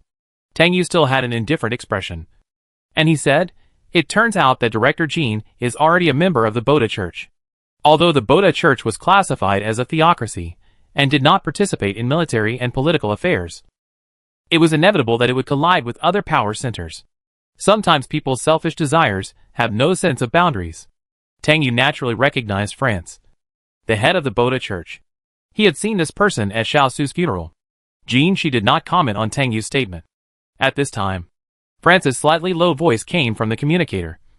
Professor Tang, good afternoon. I'm sorry that this is the first time I talk to you through the communication device, but I believe we will meet soon. Hearing France's voice, remained silent. Tang Yu pondered for a moment before saying lightly, I wonder what Mr. France wants to see me about. France on the other end of the communicator quickly replied to him, without even beating around the bush. He said, you can develop an inhibitor. I hope we can make a deal. Tang Yu was silent for a few seconds before saying, "Please go ahead." France suddenly laughed and said, "With your attitude, can I assume that you have agreed to the deal?" Tang Yu remained silent. So the conversation fell silent. Jean, she did not seem to have any intention of warming up and coordinating. He just kept staring at Tang Yu, not missing any of his details. Francis felt Tang Yu's silence, laughed again, and said, "I'd better state my purpose directly. My son has been infected with the PCIH virus twice, and his immunity has become extremely low. But he is a genius, and the hope of the Delno family in the future. I hope you can cure him completely. And as the head of the Boda Church, I will give you the protection that the super government cannot give you. And the private laboratory I set up specifically for my son will also be open to you forever." Francis' words were sincere and heartfelt. If he really admired him, he might be believed. However, Tang Yu did not believe that he cooperated with him just for his son, who had been infected with the virus. He was more likely to cooperate with him for the resistance agent in his hand. The Delno family was behind him, but the head of the Boda Church was one of the big fish he wanted to catch. No matter what the other party was under, he had no reason not to cooperate with him. He just wanted to take this opportunity to turn the tables and reverse the unoptimistic situation for him. The super government was restrained by the vice president, and the Boda Church was a force that could confront it. However, Tang Yu did not immediately respond to the olive branch thrown by France, but looked at He, silently asking the other party what he was thinking at the moment. He just looked at him deeply and said, "You make your own choice. I have no right to interfere, including the super government. I believe Mr. France will have a suitable reason to let you enter his private laboratory." Jean, she couldn't help but look at him sideways because of He's words. But before Tang Yu could react to He's words, he heard France on the other end of the communicator smile. "Major General He, give my regards to the Marshal and Lieutenant General Freston." France's words almost showed that he was blatantly trying to win over Tang Yu. He didn't seem to be afraid that the super government and the military would know about this. He calmed down and replied politely, "The headquarters of the Boda Church is not far from the military building." Francis just smiled. Tang Yu had stalled for enough time. So he said, "I wonder if Mr. Francis' private laboratory can be open to me tomorrow." Francis didn't expect Tang Yu to have such high execution ability. After being slightly surprised, he said with great surprise, "Of course, I can provide you with a laboratory at any time, and I will make you more satisfied than the research institute at any time." Tang Yu's expression still did not fluctuate much, and he slowly said, "Okay." The transaction was over. Jean, she left quickly, and He did not routinely report the matter to Freston. He just stressed to Tang Yu again with an unhappy look, "You still choose to take a risk this time. But your life is the most important anyway." Tang Yu smiled slightly when he heard him say that, and said, "I knew you would stand by me and support me no matter what." He suddenly fell silent. He glanced at Tang Yu and changed the subject. "How many test subjects have you found?" Tang Yu showed a little helplessness on his indifferent face. "0. He frowned slightly, but he seemed to think of something, and his face became worse. He said to Tang Yu in a bad tone, "Don't use yourself for experiments again." Tang Yu hummed softly, not feeling sad because of He's bad attitude towards him. He knew that He was caring about him awkwardly, and he also knew that he had caused a great psychological trauma to the other party because of the experiment. From the moment the resistance agent took effect on him, he never thought of using himself for experiments again. He confessed to He, "The resistance agent now needs to be tested on the target group with high genetic resistance to attack." He immediately understood what Tang Yu said. He was silent for a moment and said, "I'll think of a way." The super government and the military quickly received information about Jean Shi's visit to He's residence. The president and the marshal were tacitly aware that the Boda Church had finally intervened in Tang Yu's matter. How could the Delno family, who managed the Boda Church, remain indifferent when Tang Yu was robbed by other forces? Tang Yu could bring too many benefits. The latest example was that the Harris family changed its new manager. Jera Harris, who was close to Lieutenant General Freston, successfully kicked out her cousin and became the new manager of the family. Just as Jean Shi approached Tang Yu, Jera, the new manager of the Harris family, who had been in office for a few days, contacted her brother Freston. Jera was an outstanding woman with dark red hair. At this moment, she was the chairman of the Women's Federation headquartered in Chaos City, and a very important member of the Harris family. After Jera communicated with Freston, She went straight to the point and explained her intentions. She hoped Freston could persuade Tang Yu to return to the Harris family completely, so that the Harris family could give him shelter openly. Naturally, the Harris family had other plans. After hearing Jera's words, Freston fell into silence. And his silence made Jera confused and hesitant. "Brother, is there anything wrong?" Freston pondered for a moment before saying, "Is this their proposal at the family meeting that I just missed?" Jera was silent for a few seconds, but still said truthfully, "Yes." Freston said bluntly, "The Harris family does not have the strength to shelter Tang Yu now. And it is not only the Harris family that wants to get Tang Yu." Jera agreed with what Freston said. But after thinking about it, she said, "How can we know if it won't work if we don't try? You bailed Tang Yu out against all odds before. So Tang Yu should be more inclined to the Harris family." Although Jera stated the facts, Freston's cold face did not fluctuate at all. He still said, "Tang Yu has his own ideas, which are definitely not something that the Harris family can influence."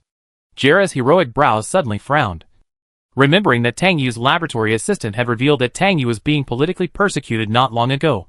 She didn't know if Tang Yu himself had done it, but it was true that someone was secretly helping him, and no family had yet found out who this force was. From this point of view, Tang Yu may indeed have his own ideas. No one would think that a researcher who dares to use himself as an experiment is a mediocre person. After weighing the pros and cons in his mind, Jera said slowly, "I will try my best to persuade the family members to wait and see." Freston did not say much about Jera's change of mind. He believed that Jera would make his own decision. Jera said again, "Does the selection of admirals in the near future require me to do anything else?" Freston just shook his head. "I will contact you immediately if there is any situation." Jera nodded, and did not talk to Freston anymore, and directly cut off the communication. This call gave Jera a headache. Many people in the Harris family wanted to persuade Tang Yu to return to the Harris family. But Freston, who was the easiest to negotiate with Tang Yu, directly refused to do this. No one in the family could do this. Moreover, this would more or less intensify the conflicts within the family. She even had to worry that someone would make inappropriate decisions and actions against Tang Yu without authorization, which would put the Harris family in danger. However, when Jera was still unable to think of a suitable solution, the headquarters of the Boda Church suddenly announced a message on the official account that the head of the Boda Church, France, was willing to transfer his private laboratory in the name of the Boda Church to Tang Yu, who was temporarily unable to enter the laboratory of the Institute. He also explained clearly that everything was for the survival and development of mankind. As the faith of mankind in the last days, the Boda Church should contribute its own meager strength. There are not many families with private laboratories, but there are some. However, only France, the head of the Boda Church, who belongs to the Nord family, dared to make such a risky decision, which shocked all the families who were watching. Once the Boda Church chooses to stand on Tang Yu's side, the radicals who are against Tang Yu will immediately target the Boda Church. Or because the number of people with extreme beliefs will decrease, there will still be a large number of radicals who will hate the Boda Church and the Delno family. At the same time, the relationship between the Delno family and the major families will also change subtly. Jera looked at this fresh news and was somewhat surprised. He was somewhat glad that he did not implement the wishes of the family members. In front of a family like Delno, the Harris family was indeed slightly inferior. No one dared to question the influence of the Boda Church. The Delno family was a presence that even the super government was afraid of. Chapter 24. The announcement of the Boda Church caused tens of millions of people active on the internet to fall silent. Especially the radical people were dumbfounded. Even the most sacred and authoritative Boda Church in the city of science and technology protected Tang Yu. But the internet was not quiet for more than 3 minutes. A flood of comments suddenly swept in. The first to bear the brunt were the extreme radicals who lashed out and abused the Boda Church. No one in this group of people was willing to think about the so-called truth. And no one tried to figure out the political undercurrents in the whole thing. No one still had a reverence for religion. They were extremely crazy and only believed in their own will. The internet was suddenly filled with smoke again.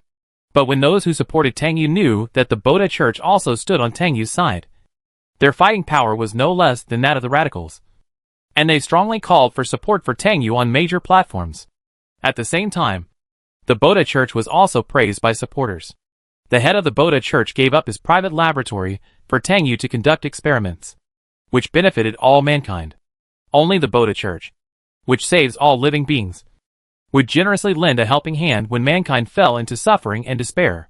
However, whether it was those who attacked or praised the Boda Church, they all gathered around. For a time, the headquarters of the Boda Church was crowded with people, and even the super government urgently dispatched security personnel to maintain order. The headquarters of the Boda Church is not a towering science and technology building, but a temple covering an area of more than 200,000 square meters. There are 1,200 Buddha statues of various sizes enshrined in it, including 3 main halls, 10 side halls, 9 small buildings, and an open-air Buddha statue forest. It is the most mysterious and retro existence in the entire Qiantian city.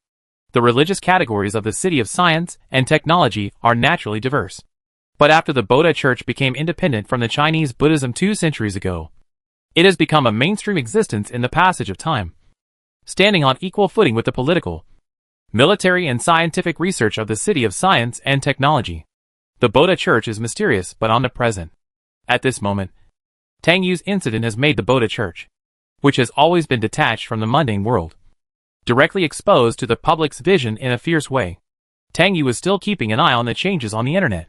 What he didn't expect was that the 3 radical people he had called not long ago all called him back. 2 of them still cursed him, but one of them expressed his willingness to be his experimenter under the protection of the god of Boda. Tang Yu felt a little absurd for a moment, but this showed the huge influence of the Boda Church, which was a more powerful force than He Lei's personal worship. Tang Yu naturally didn't dare to accept being a radical experimenter. In order to stop being harassed, he had to block the communication codes of these 3 people. At this time, He Lei, who continued to go back to the study to work, came out again. With a heavy face, he approached Tang Yu and said to him, "I asked Hilya to protect you. The marshal summoned me back to the military building to discuss things." Hearing this, Tang Yu's expression immediately became solemn. After a pause, he said, "It seems that I have implicated you." Although he said so, Tang Yu had other thoughts about this matter. The head of the Boda Church almost blatantly made a move to win him over. Logically, neither the military nor the super government would act rashly at this time. Even if both parties wanted to warn He Lei because of his indulgence, they would not act immediately to avoid a wave of resistance and criticism from the people who support him and He Lei. But the military marshal summoned He Lei at this moment, which was indeed intriguing. He Lei did not take up Tang Yu's words, but only said, "For you, it doesn't make much difference whether the laboratory is in the research institute or Mr. France's territory. Similarly, for the super government and the military, it doesn't make any difference where the resistance agent is developed." Tang Yu didn't expect He Lei to speak so directly to him, pointing out the essence of the matter. His expression eased a little, and he just nodded and said, "Then be careful." He Lei nodded, and went into the bedroom to change his casual clothes without saying much. Tang Yu watched He Lei walk into the bedroom, watching him take off his black t-shirt and put on a white military shirt with his back to him. But at this moment, he had no intention of watching his muscular and powerful back. But his thoughts gradually extended.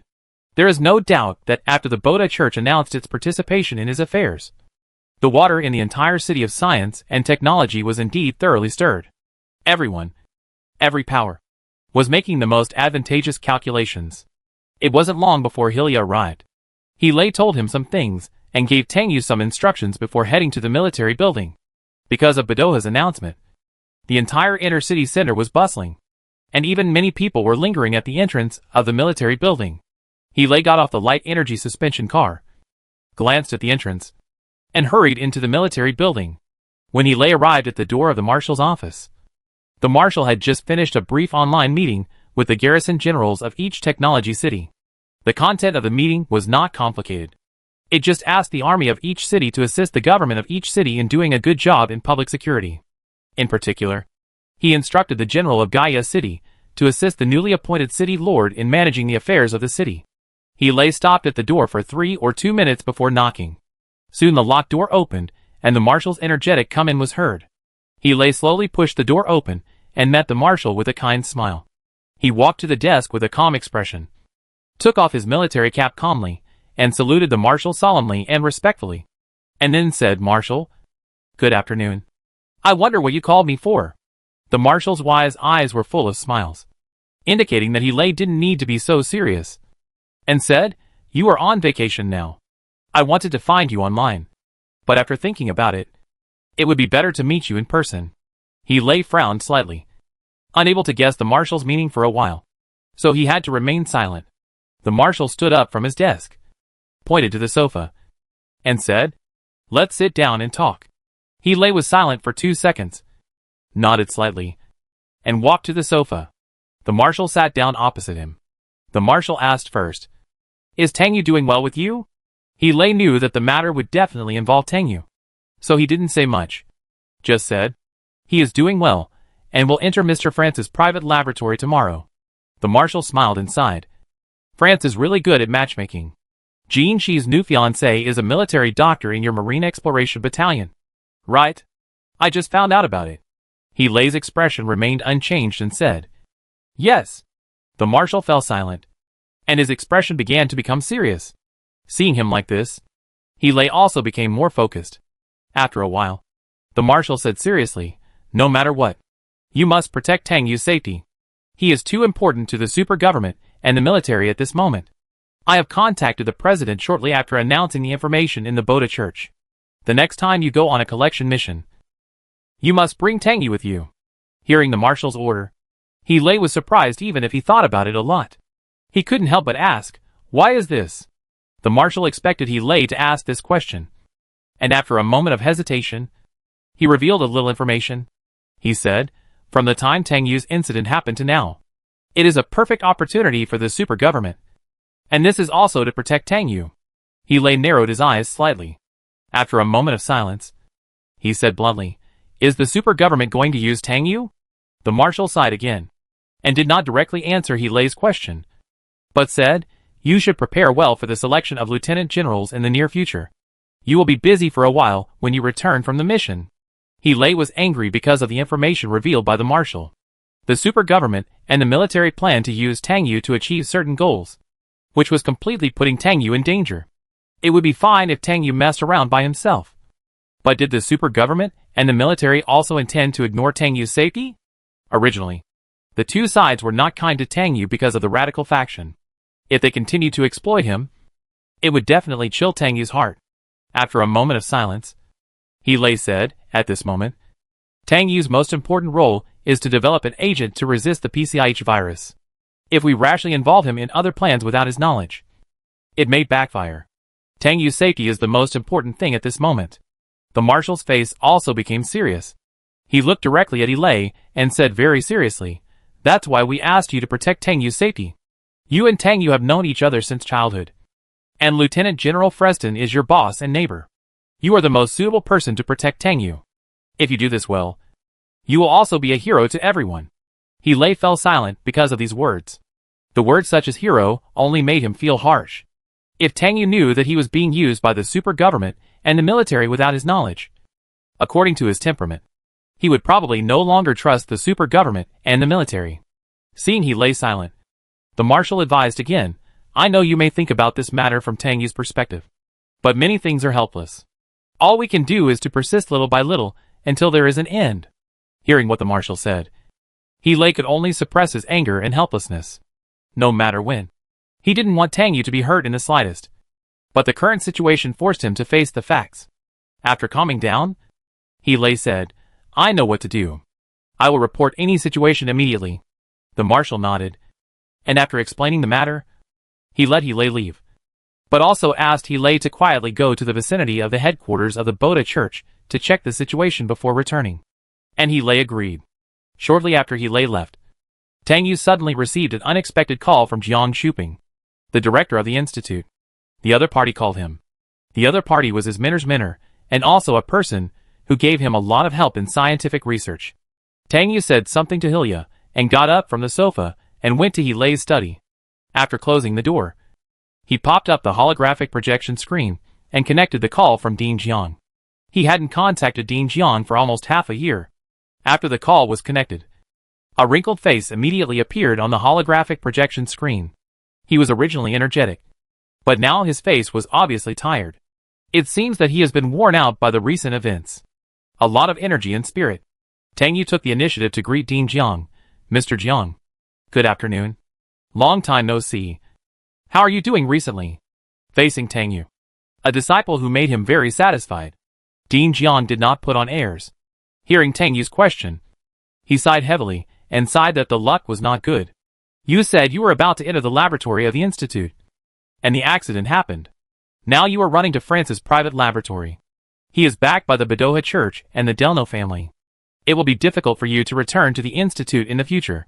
I may not be able to get you back. Hearing Dean Jiang say this, Tang Yu felt funny and helpless. But he still comforted Dean Jiang without changing his expression. Mr. Jiang, don't worry too much. This is just a stopgap measure. Dean Jiang was not very optimistic. His clear eyes stared at Tang Yu on the holographic projection screen and said solemnly, You are still charged with the crime of being a spiritual parasite, and you have the resistance agent. What I regret most now is that I can't protect you even though I am old and experienced. Wait for me to think of a way. Your mentor asked me to take care of you before he died. I really don't know which will come first. Tomorrow or an accident. Tang Yu was silent for a while, and said firmly, Don't worry, Mr. Jiang. I will be fine. Dean Jiang sighed again. I called you specifically to learn about your recent situation. You have entered Frieza's private laboratory.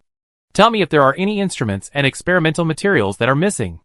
In order to develop this resistance agent, the Institute will help you at all costs. Tang Yu nodded quickly. Thank you, Mr. Jiang. I'll treat you to a meal when I'm free. Dean Jiang smiled rarely, but waved his hand. You don't have to treat me to a meal. When you develop an inhibitor, I'll treat you to a big meal. Your uncle Jiang has a big business, so you can honor me. Tang Yu's eyes rarely showed a smile, nodded, and said, Okay. Dean Jiang called just to find out about Tang Yu's recent situation, because he knew that many things were already a foregone conclusion, and he could not control them. So he could only be forced into the undercurrent of various struggles. Tang Yu chatted with Dean Jiang in a cheerful mood. The two chatted about all sorts of things for a while. Seeing Dean Jiang's relaxed expression, Tang Yu also felt a little relieved.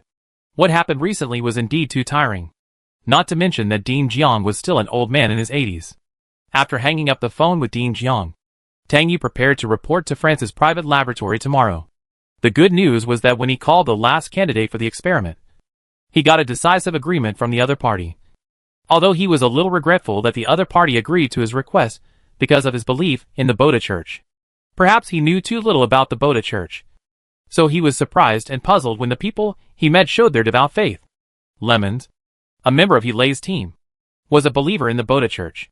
It was said that he was influenced by his family. The City of Science and Technology was originally intended to prevent the military and political aspects from interfering with religious issues.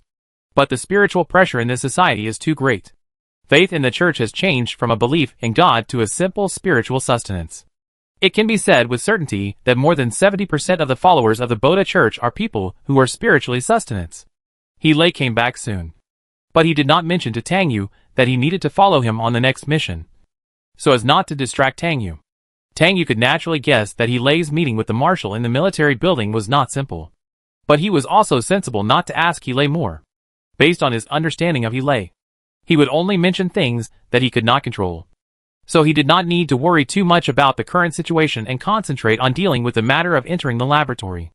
At the headquarters of the Boda Church, Dan Pundit, the guardian of the Boda Church, went to the headquarters office after worshipping Buddha in the main hall, and went to France's office. He is the highest ranking member of the Boda Church except the bishop and the head of the church. Like Lemons, he is bald and has a swastika painted on his forehead with golden paint. France was playing with a set of chess made of jade with inscribed gold and silver characters. The chessboard was also made of precious large-leaf red sandalwood. This set of chess was more of a collection than a set of chess. Dan knocked on the door before saying, Mr. France, the bishop asked me to tell you something. France looked up at the door and waved to Dan with a smile. Just right. Come and play a game of chess with me. Dan stepped into the office and smiled. This chess should be Mr. France's new treasure. I am so lucky. France asked him to sit down and asked him, Why didn't the bishop come to see me in person? What message did he ask you to bring? Dan smiled and sighed, clasped his hands together, and chanted a Buddha. Then said disapprovingly, The bishop is old and sometimes doesn't understand very well. He only told me to tell you. Mr. France, the sun is at its zenith and then it sets. And the moon is waxing and then it wanes. This did not cause much reaction in France. He continued to play chess and said with a smile, What the bishop said is indeed true. But I also have many frustrations. My son has no time to wait. Dan took this opportunity to ask again, is Mr. Asa feeling better? Francis just shook his head and said helplessly, recently? He went to Xuanfeng City to attend a scientific research lecture. He is so willful. Mr. Asa is really dedicated. Dan sighed. And France called him to start moving the chess pieces. Dan's mind became active. And he said, what if the bishop suddenly colludes with the super government and lets Professor Tang go back to the institute? Francis was still focused on the chessboard. But he said bluntly, Dan, the bishop is a practitioner that even I admire. He is a true servant of the god Pada. Don't taint him with our filthy desires. Dan was immediately ashamed and said, you are right. But he lowered his eyes and hid his other thoughts. Later, when the lights in the octagon building were turned on one after another, Edgar came to the president's office with a document. The president was no longer surprised by Edgar's casual comings and goings in his office. He just glanced at the approaching person and lowered his head to look at the documents in his hand. What's the matter? Edgar still had that foxy smile on his face. He waved the documents in his hand and said, President, do you also need to take a look at the judgment of Koyama Nakazawa submitted by the Supreme Court? The president just looked up at him and said, no need. I believe in the vice president's ability to handle things. Sign it for me. Edgar's smile widened a little, but there was an undercurrent in his eyes. He did not immediately hand the documents to the president, but talked about a topic that was somewhat unrelated for the time being. He said, what if the Delno family really uses the Boda Church to monopolize the resistance agent? Hearing this, the president paused while flipping through the documents. He looked up at Edgar and said meaningfully, is the vice president unsure? Edgar smiled immediately. I never get involved in things that I'm unsure of. I feel very relieved to follow the president. Chapter 25. Early the next morning, France personally sent a member of the Boda Church to Helei's residence to pick up Tang Yu to his private laboratory. Tang Yu got up early in the morning and had breakfast under Helei's care. Soon, the people sent by France arrived downstairs of Helei's residence. Helei intended to send Tang Yu to France's private laboratory, but was rejected by Tang Yu. At this time, the more he was alone, the less likely he would dare to let others act rashly. At the same time, he could also lure the snake out of the hole and stir up more turbulent undercurrents. Tang Yu was not afraid of things going wrong. Helei showed a more worried look. Seeing him like this, Tang Yu just said, I know my limits. Helei thought of what the marshal had called him to discuss yesterday, and decided to try not to let Tang Yu take risks. Even if he went downstairs to meet France's people, it would have some warning effect. Then I'll take you downstairs. Seeing that Helei insisted again and again, Tang Yu had no choice but to let him go. Tang Yu was taken downstairs by Helei, and as soon as he left the corridor, he saw Dan Pundit, the guardian of the Boda Church, whom he had met at Shao Xu's funeral. The other party's slightly younger face was looking in his direction with a kind face. Before he could go forward to greet him, Helei took the lead to greet the guardian of the Boda Church. Helei said bluntly, I will pick Tang Yu up on time at 6 o'clock in the evening. Dan put his hands together and bowed, saying gently, I will tell Mr. France what Major General he meant. But Mr. France will not only provide Professor Tang with a laboratory, but also ensure Professor Tang's safety. Major General he does not need to worry. Helei said nothing, but turned around and emphasized to Tang Yu again, be sure to keep in touch at all times. Otherwise, I will take necessary measures. This was not only said to Tang Yu, but also to Dan and France. Tang Yu nodded and said, thank you, Major General he. After he finished speaking, he went to say hello to Dan again, saying lightly, let's go. Dan stretched out his hand and made a gesture of invitation. Tang Yu returned a greeting slightly and walked towards the light energy hovercraft sent by France. Dan said goodbye to Helei briefly and followed Tang Yu. Helei watched Tang Yu get on the car, and his frown never relaxed until the light energy suspension car left his sight. France's private laboratory was located in the residence he was assigned to. The 120 square meter house was completely transformed into a large and two small laboratories, which were fully equipped and in no way inferior to the laboratories of the Research Institute. Francis had spent a huge amount of money to build this 5 years ago. At that time, his son Asa had just been infected with the PCIH virus. France loved his son so much that he opened a laboratory to develop reagents for him to resist the PCIH virus. But there was no progress. 2 years later, Asa was infected with the virus again, and his body's immunity became very poor. Gradually, the laboratory no longer conducted experiments on the PCIH virus, but became a special rehabilitation treatment laboratory for Asa. When Tang Yu entered the laboratory for the first time, Frost specially called his son, who was busy with experiments, to meet Tang Yu. Although both of them were researchers, they had almost no intersection because of their different research fields. Yasa is a physical chemistry genius in the field of aerospace. He is only 24 years old this year. But like Tang Yu, he has nearly 10 years of scientific research experience in the scientific research community. Decades ago, humans were able to transport back a substance from the moon that weighed 1 ton per cubic centimeter. Its scientific name is whitestone, which can catalyze the energy generated by the explosion of desert dust into liquid energy, making it a new energy source used in all walks of life, such as the most direct fuel for starship cabins, an indispensable auxiliary material for light energy suspension vehicles, and an energy source for military weapons. Asa is the researcher who increased the utilization rate of this energy liquid from 70% to 96.5%. This is the most exciting scientific research achievement in recent years.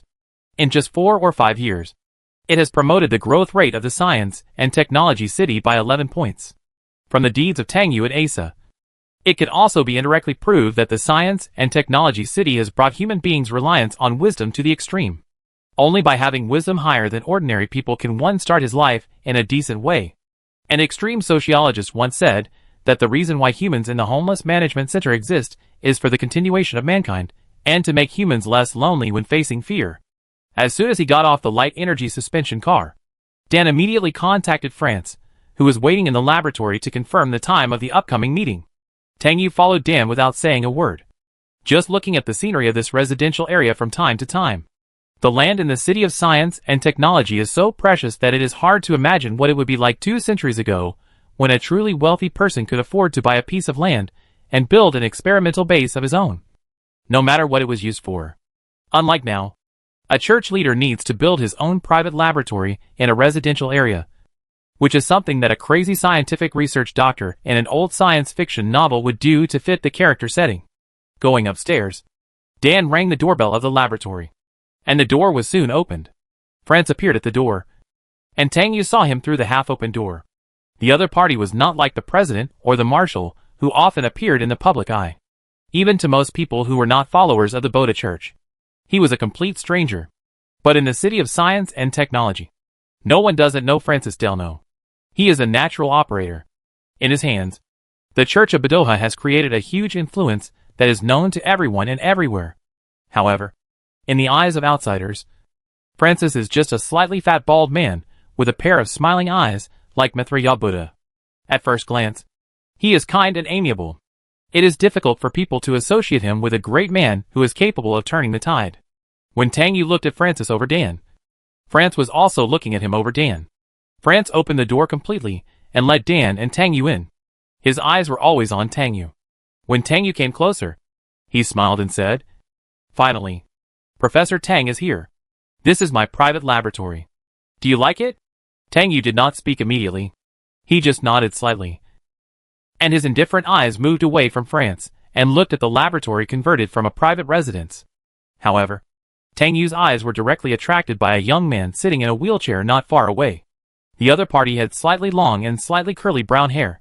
His face was pale, and his deep blue eyes were looking at him steadily at this moment with melancholy. He had an elegant temperament and exquisite appearance like an aristocrat, like a romantic poet recorded in a Western fantasy novel several centuries ago. The other party slowly stood up from the wheelchair. His tall and slender figure walked towards them, then stood in front of him, stretched out his hand, and said, "Hello, I am Asa. Nice to meet you, Professor Tang." Asa's voice was a slightly hoarse and gentle whisper, sounding like the murmur of a patient who had just recovered from a serious illness and was tolerant of the world, which made people feel close to him inexplicably. Tang Yu was slightly stunned, but his expression did not change much. He also stretched out his hand and shook hands with Asa politely, saying, "Nice to meet you, Professor Asa." Tang Yu was not unfamiliar with Asa Delno. After all, the other party was also a household name because of his scientific research achievements. It was just that he and the other party had no intersection because of their different work fields. No one could have expected that the Delno family which grew up by managing the Boda Church, would produce a scientific research genius. His emergence in the scientific research community directly established Delno's status as the first family in the city of science and technology. In this case, it is no wonder that France would do everything for his son and must protect his life. Francis did not expect that his son, who had always been indifferent to external affairs, would be so proactive in treating Tang Yu. But he thought it was a good thing. He never thought that it was a long-term strategy to win over Tang Yu by exchanging interests. He needed to integrate the members of the Delno family into Tang Yu's social life and completely bind Tang Yu and the Delno family through a dense network of relationships. Once an effective resistance agent to the PCIH virus is released, Tang Yu will gain an unprecedented transcendent status. And this is exactly where he can take advantage of it. And the Delno family will surely be able to take this opportunity to successfully enter the octagon. France said with a smile, "You young people get to know each other quickly. After you finish looking at the laboratory, go to the next house and sit down and have a cup of tea. The other house on the whole floor also belongs to the Delno family, and it is specially allocated to Asa." Tang Yu let go of Asa's hand and said lightly, "I appreciate Mr. Francis' kindness. But in order to complete the research task faster, we should start the experiment as soon as possible. I need a day to prepare for the experiment." Francis naturally likes Tang Yu's high efficiency, but he can feel that Tang Yu is deliberately avoiding talking to him, which makes France feel more depressed. It is indeed a difficult thing to tame Tang Yu and start a long-term cooperation with the Delno family. Not to mention that there is a more difficult Harris family behind Tang Yu. But France also knew that some things cannot be rushed. He replied to Tang Yu in a serious tone, "Professor Tang, please feel free to do the experiment. I will do my best to meet the conditions. After that," he said, "in this case, I won't waste any more time here. Let Asa accompany Professor Tang to understand the entire laboratory. You young people will communicate better." At this time, Asa also said, "Okay, Father, let me take Professor Tang to familiarize himself with the laboratory. You still have busy work to deal with." Francis nodded in appreciation. He was happy to see his son's positive attitude towards Tang Yu. Tang Yu glanced at Asa lightly and said, "Thank you." Asa shook his head slowly and said, "This is what I should do. When the resistance agent is developed, it will benefit all mankind. I look forward to that day." As he spoke, his eyes became more hopeful, and he looked at Tang Yu with enthusiasm. He seemed to firmly believe that Tang Yu would be able to do this and bring good news to the people suffering from the PCIH virus. When Tang Yu saw Asa's pure appearance, he was unable to connect him with the Delno family for a while. He was like a holy and exquisite sculpture, standing on the bank of the dirty river, which was amazing. Chapter 26. Tang Yu refused France's request to arrange an experimental assistant for him. He didn't want anyone to see his experimental process, especially at this critical moment. France didn't force him, and still had the attitude of, "I will try my best to meet your needs." Tang Yu only prepared experimental equipment on the first day he entered this private laboratory. On the second day, he asked Silmer to come over and drew a tube of his blood to start making experimental solvents. On the morning of the third day, Tang Yu received a password freezer that he had asked the experimental assistant to send secretly. It stores the most critical and important thing for making resistance agents, which is also what the former Gaia City Lord has been looking for, but has not found. A special protein he named Special Therapeutic Gene Fibrin. Before he was persecuted by the former Gaia City Lord, he asked the current Gaia City Lord Sahil to deposit this thing in his personal bank account. Tang Yu also received the white mouse he had specially cultivated before. A white mouse with a mutated gene fragment of a scavenging beetle. The skin of the limbs of this white mouse hardened into a carapace like a scavenging beetle, and its eyes had degenerated. But it had super photosensitivity and information collection capabilities, and also had extremely strong healing abilities. It was also a vital thing for making resistance agents. Tang Yu took out one of the test tubes containing gel-like flocculent biological liquid from the freezer, extracted a part with a tiny syringe, and injected it into the solvent made of Silmer's blood. Soon, the gel-like flocculent biological liquid spread in the solvent, and the solvent gradually turned into milky white milk. Tang Yu gently shook the test tube, and then let the preliminarily prepared reagent stand, waiting for this special protein to begin to mutate under the catalytic effect. The mutated SEGF protein will have a strong cell-killing ability. 15 minutes later, Tang Yu drew a syringe of reagent, caught a little white mouse, and gently pierced the skin of its head with the syringe, pushing the reagent to the bottom. In less than 30 seconds, the little white mouse became excited and active. Tang Yu put the little white mouse back into the experimental box. As soon as it got into the box, the little white mouse ran around, and the squeaking sound kept coming out. Not long after, the little white mouse began to lose its hair. In just 10 minutes, the white mouse turned into a pink and tender naked little meat mouse. However, the effect of the reagent did not stop. Soon, cracks appeared on the back skin of the mouse. Fine blood beads oozed out from the long and narrow wounds. However, in just a dozen seconds, the wound healed again and the blood quickly dried. But not long after, the skin of the mouse cracked and bled again, and then healed. And it went on and on. There were only the miserable cries of the mouse in the laboratory. 3 hours later, the mouse completely lost its vitality, and could only lie in this small box and gasp weakly. Its strong healing ability prevented it from dying. However, the frequency of its skin cracking became lower and lower, and its recovery speed became faster and faster. This is an important process for the STGF protein to mutate into a protein that can specifically kill PCIH viruses. Tang Yu named it mutation of special healing gene fibrin. At this time, the cell-killing property of this specially treated MSHGF protein was greatly neutralized, and it engulfed a part of the healing genes of the mice, and began to have the contradictory ability of both killing viruses and healing wounds. After this step, the experiment was basically completed. However, Tang Yu did not rush to do the last step of the experiment, but began to contact the man who agreed to be the experimenter. Tang Yu knew that the laboratory was equipped with surveillance cameras, and his every move was monitored. So he did not intend to complete the last step of the experiment in this laboratory. When the sun was at its hottest at noon, Tang Yu took a few tiny syringes, a freezer, and a small box of mice covered with white cloth and left the laboratory. France sent 2 security guards from the Boda Church to guard the door, claiming that they were protecting Tang Yu. When Tang Yu opened the door and went out, the 2 security guards followed him. Tang Yu did not say much, but walked straight into the elevator. When he reached the bottom of the building, Tang Yu stopped the 2 people from following him. He did not go far, but stopped at a place under the building where the sun was shining directly, and put the box of mice under the sun. Then he quickly opened the freezer, took out a tube of light red reagent, extracted a little of the contents, and then reached into the small box to take out the mouse, and drew a little blood from its tiny veins. Tang Yu put the mouse back into the small box covered with white cloth, and soon the reagent in the syringe changed rapidly. The original light red substance was replaced by a translucent substance, and the red was gradually swallowed up. This is the initial process of using targeted labeling technology to let MSHGF protein mark PCIH virus. This light red liquid is the PCIH virus susceptibility agent.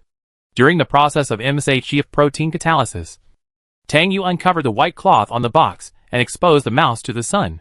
The average outdoor temperature in the end of the world has exceeded 60 degrees Celsius. If you are directly exposed to the sun, you are very likely to be infected with the PCIH virus. Tang Yu's next step is to let the mice be infected with the PCIH virus, and then quickly push the susceptible catalytic MSHGF protein reagent into the mice at the early stage of infection to complete the final reagent development steps. The results will come out soon, but Tang Yu will naturally not hand over the reagent directly to France or the super government before all his goals are achieved. He will not easily reveal his cards.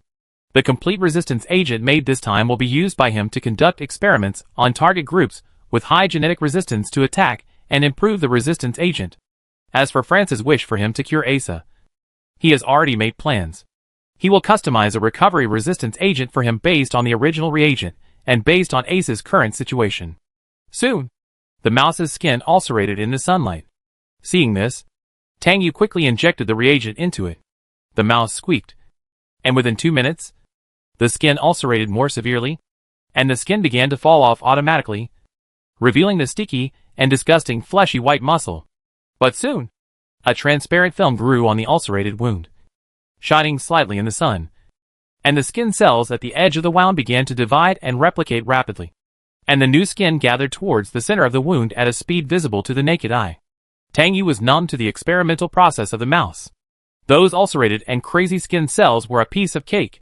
He just stared at the mouse's recovery. Tang Yu was already immune to the PCIH virus, and was not afraid of infection. At this moment, he stood quietly under the scorching sun without any shelter. The two security guards in the shadow of the corridor looked at each other, and then cast complicated eyes on Tang Yu under the scorching sun again. They instantly felt that the rumors about Tang Yu on the internet were almost true. High temperatures and viruses really couldn't hurt him. Even if there was an anti-high temperature biological intelligent neck ring that could protect the human body from high temperatures to a large extent. They didn't dare to be as bold as Tang Yu and expose themselves directly to the scorching sun. Tang Yu counted the time while checking the holographic projection screen. After some experiments and improvements, the time for the last step had been shortened from 1 day to only 5 minutes. After 5 minutes, the previously ulcerated skin of the mouse completely healed. If it weren't for the difference between the new and old skin, it would be basically impossible to tell that the mouse had been infected with the PCIH virus. This also intuitively conveyed a message to the researchers that the MCHF protein had completed the marking of the PCIH virus and had the characteristics of precise killing. The mouse defeated the PCIH virus. Since the virus was rampant, many animals on the Earth have been directly extinct. Only less than 35% of the species barely survive in oases, or in protected areas specially opened up by humans. If the resistance agent really comes out, it will benefit not only humans. Once the organism obtains antibodies and passes them on through genes, the PCIH virus will not be a threat, and will even be completely isolated from the biological world. And the human desire to restore the green earth will also be successfully put into practice. After the skin healed, the mouse even gradually regained its vitality, and the squeaking sound was no longer as thin as a mosquito. Tang Yu stretched out his hand to tease it, and he was in a good mood. After that, it was only necessary to strip out the MCHF protein with the PCIH virus-targeted sniping function in the mouse, and prepare the resistance agent in a ratio of 1:9 between protein and solvent for intravenous injection into the human body. After the resistance agent is injected into a person who is not infected with the virus, the MCHF protein will release an enzyme in the human body.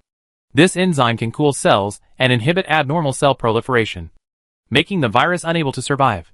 Because the outside temperature is just high, the heat energy can just alleviate the excessive cooling of the enzyme, allowing the human body to reach a balance. Because of this, the human body has a certain probability of gaining the ability to be immune to high temperatures due to different constitutions and the role of enzymes. Just like Tang Yu, when people infected with the virus are injected with resistance agents, the MCHF protein, which already has a targeted function, will specifically find the PCIH virus to kill it. At the same time, the healing gene in the MCHF protein will be integrated into ordinary skin cells, which can stimulate the damaged cells to repair quickly, accelerate the replication of normal cell chromosomes, and quickly recover from wounds, thereby defeating the PCIH virus. Tang Yu packed up his things and prepared to go back to the laboratory. Professor Tang, the sun is so strong outside. What are you doing? At this moment, a somewhat anxious voice sounded. Tang Yu looked up and saw Asa sliding towards him in a smart wheelchair. Tang Yu just glanced at Asa and did not reply to him immediately. After retracting his gaze, he continued his actions. He covered the box containing the mice with a white cloth again, then picked up the freezer on the ground, stood there waiting for Asa to come over, and then returned to the laboratory with him. Asa controlled the wheelchair to approach Tang Yu. He did not feel any discomfort because Tang Yu did not reply to him. Seeing that Tang Yu was holding something in his hand, he asked him in surprise, "Are you doing experiments outdoors?" Tang Yu nodded gently, without saying much. Just said, "Aren't you back to the institute? How come you have time to come here?" The research conducted by Ace's project team in the laboratory of the institute building is at a critical point at this moment. After the parasitic accident, it was not stopped, so Asa still needs to go back and forth to the institute building. Asa replied, "The key point of the experiment has been overcome. The members of the project team said that I need to rest for a few days. I just have time to watch you do the experiment." Tang Yu nodded, and then called Asa back to the laboratory. Asa hurriedly followed him. When they arrived at the elevator entrance and waited for the elevator, Tang Yu said, "You came at the right time." Asa looked puzzled by this. He looked up at Tang Yu and whispered, "Is there anything I can do to help?" Tang Yu nodded and said truthfully, "I plan to customize a healing resistance agent for you. I have read your medical examination report sent to me by Mr. France. Your body is already very fragile, and should not be able to withstand normal resistance agents." Hearing this, Asa was stunned. His deep blue eyes stared straight at Tang Yu, and he did not react for a while. The elevator quickly stopped on the first floor. Tang Yu called out to the dazed Asa and told him that he could enter the elevator. Asa reacted and quickly controlled the smart wheelchair to slide into the elevator. Tang Yu followed him into the elevator. Asa turned his wheelchair around to face Tang Yu and asked again in surprise, "Have you achieved any results in your experimental research?" Tang Yu was silent for a moment and only said, "I think so." Asa was more and more surprised, but he was always elegant and restrained. After being excited for more than 10 seconds, he quickly calmed down and smiled slightly. "Then I will be the first beneficiary of your resistance agent." Hearing Asa's words, Tang Yu was dazed for a moment. Speaking of the first beneficiary of the resistance agent, he couldn't help but think of Shao Xu, who was resting in the Science and Technology City Cemetery. Originally, Shao Xu would be his first beneficiary. Tang Yu fell silent directly. Seeing him like this, Ace's beautiful eyes returned to melancholy. He frowned slightly and asked, "Is there any problem?" After a pause, he lowered his eyes and murmured, "I know that my body's immunity is very low after being infected with the virus twice, and the possibility of recovery is not high." Hearing Ace's pessimistic and negative words, Tang Yu knew that the other party had thought wrong. So he comforted him, "Don't worry. I promised Mr. France that I would give you a healthy body." Although Tang Yu said so, Asa actually did not have much hope for this. He just wanted Tang Yu to develop an antidote to help more people. And then, there would be no more people dying from the PCIH virus in the world. Back in the laboratory, Tang Yu immediately took out a red substance that increased blood circulation from the laboratory table and fed it to the little white mouse. And then let the little white mouse run back and forth in the box. Squeaking, Asa just sat in a wheelchair and quietly watched Tang Yu conduct the experiment. Looking at Tang Yu's serious and focused face, Asa suddenly, and for no reason, completely trusted Tang Yu to cure him. Even if it was a matter of many obstacles in reality. He just had this absurd idea at this moment. Asa was not familiar with Tang Yu before.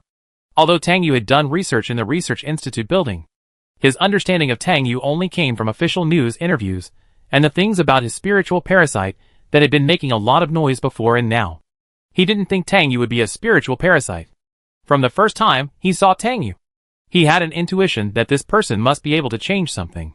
He was impressed by the other person's cold and indifferent image, but he seemed to have an invisible magic that attracted people to focus their attention on him. As he was lost in thought, Asa saw Tang Yu walking towards him with a petri dish and a pair of tweezers, and heard him say lightly, "I need a few of your hair follicles to extract your genes." Asa came back to his senses. Although he didn't know what Tang Yu was going to do, he nodded quickly and asked, "How long will this research take?" With permission, Tang Yu approached the back of Asa's head and randomly selected a few thick hairs and pulled them out. Asa frowned slightly in pain. After Tang Yu carefully put the hair with follicles into the petri dish, he replied, "Maybe it will be fast. Maybe it will be slow." This answer made Asa look puzzled again. He frowned and asked, "I don't understand what you mean.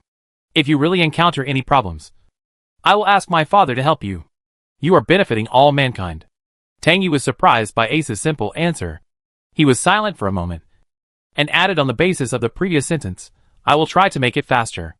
This made Asa's brows relax slightly, and he said, "My father said that when you develop an antidote, he can help you completely clear the charge of being a spiritual parasite." Tang Yu handled the hair follicles in an orderly manner with both hands. He took the ultrasonic cell-breaking instrument to operate it, and replied to Asa after a while, "Really?" Asa nodded twice with confidence, and a faint smile appeared on the corner of his mouth. "I will help you too. In my opinion, outstanding scientific researchers are not controlled by any political constraints." Bacon also said, "The real and legitimate goal of science is nothing more than this, to give new discoveries and new powers to human life. This is the idea I have always implemented in practice." Hearing such ideal and pure thoughts, Tang Yu couldn't help but look back at Asa. At this moment, when he talked about scientific research, his blue eyes were shining, and he didn't seem so depressed. He agreed, "Me too." After that, he put the broken hair follicle cells into the solvent again, and took out the protease acetate precipitate RNA enzyme and other things that can extract DNA nucleic acid fragments from the locker, and added them in turn for reaction. Hearing that Tang Yu also agreed with his idea, Ace's smile gradually widened, and he looked very happy. After a while, he said, "In fact, every night, I have been wondering when the PCIH virus will leave human life.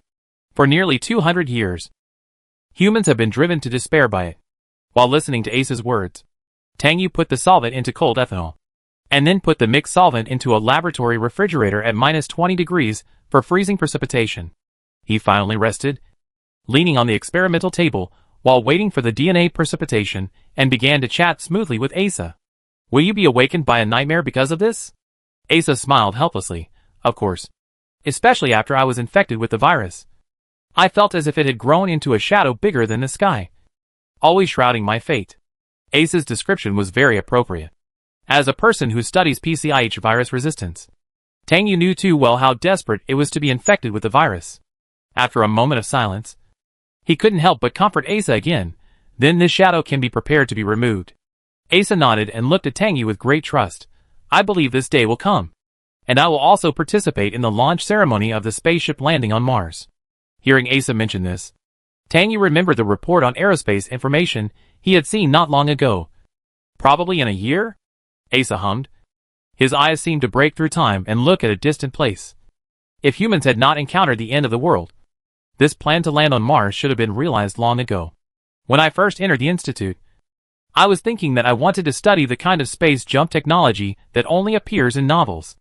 As long as there is enough fuel, the space starship is fast enough to ignore the passage of time, and then use gravity freezing technology to balance the gravity that is regarded as resistance in the vacuum universe, so that the starship can glide in the universe where the resistance is infinitely close to zero, and finally reach the other side of the destination in a short time. At this point, Asa was obviously excited, and his eyes fell back on Tang Yu. Do you want to travel in the universe? One day, humans will build a space-time corridor between the new habitat they find and Mother Earth, and everyone can travel between their homeland and new home at will. Asa's words were like ethereal notes hitting Tang Yu's ears. He was immediately trembling at Asa's thoughts. He really thought that if humans could find a new habitable planet, they would not live so badly. But this is undoubtedly an extremely difficult thing. After billions of years, the entire Milky Way gave birth to the Earth, a planet suitable for nurturing life. There may be a living space similar to the Earth and the universe, but it may be far away and can run through thousands of years of human history. Humans can only reluctantly live and die with the lingering Earth. If one day the Earth can be resurrected, it must be that the gods are tired of this doomsday game. Tang Yu thought about it and replied, it seems not bad to travel in the universe. This can be said to be everyone's dream and fantasy when they are still in their childhood. Ace's deep blue eyes were full of smiles. Yes, this is the goal I am committed to achieving. Chapter 27. Tang Yu talked to Asa about all sorts of things for a long time. As a researcher, Asa is undoubtedly knowledgeable, and Tang Yu even learned a lot of interesting knowledge from him. Soon the time for the precipitation step of extracting DNA was up, and Tang Yu took the reagent out of the freezer and began to separate the purest nucleic acid, and then analyze Ace's genetic code. He needed to use Ace's genetic data to prepare the most suitable ratio of resistance agent for him, and at the same time, he would integrate gene healing technology into it to repair Ace's damaged immune system. Seeing that Tang Yu was concentrating on his research again, Asa no longer disturbed him, but took a very precious physical book from the bookshelf outside and read it quietly. Decoding the genetic code is not a simple matter. It even requires researchers to have sufficient experience to judge the results. Tang Yu concentrated on observing between the ultramicroscope and the electronic screen, and could not take care of Asa for a while. It was soon Tang Yu's daily time to get off work. But Ace's genetic code was only half decoded. But Tang Yu did not plan to work overtime. He picked up the little white mouse and put it back in a small portable box. He needed to carry this important thing with him at all times, not only to observe its situation at any time, but also to prevent someone from taking it away. He also needed to take away the freezer box containing the reagents for temporary storage before the resistance agent was announced. These things were his only experimental materials, and not a single bit of them could be wasted. Tang Yu quickly packed up his things, and when Asa saw that he was going back, he said, I'll take you back. Tang Yu was stunned when he heard this, and subconsciously wanted to say no. After all, Asa's residence was next to the laboratory. But after thinking about it, he agreed. France must be very happy to see Asa and him close. After all, the other party was so blatantly trying to win him over. Tang Yu nodded lightly. Then let's go. In the past, The security personnel outside the door would pick me up and drop me off. Asa hummed twice, then controlled the wheelchair and followed Tang Yu's pace. After leaving the laboratory, Asa explained to the two security guards that they only needed to take them downstairs to take the light-powered suspension car, and they didn't need to take Tang Yu back. Hearing this decision, the two security guards hesitated for a moment, but seeing Asa's firm attitude, they didn't dare to say anything more.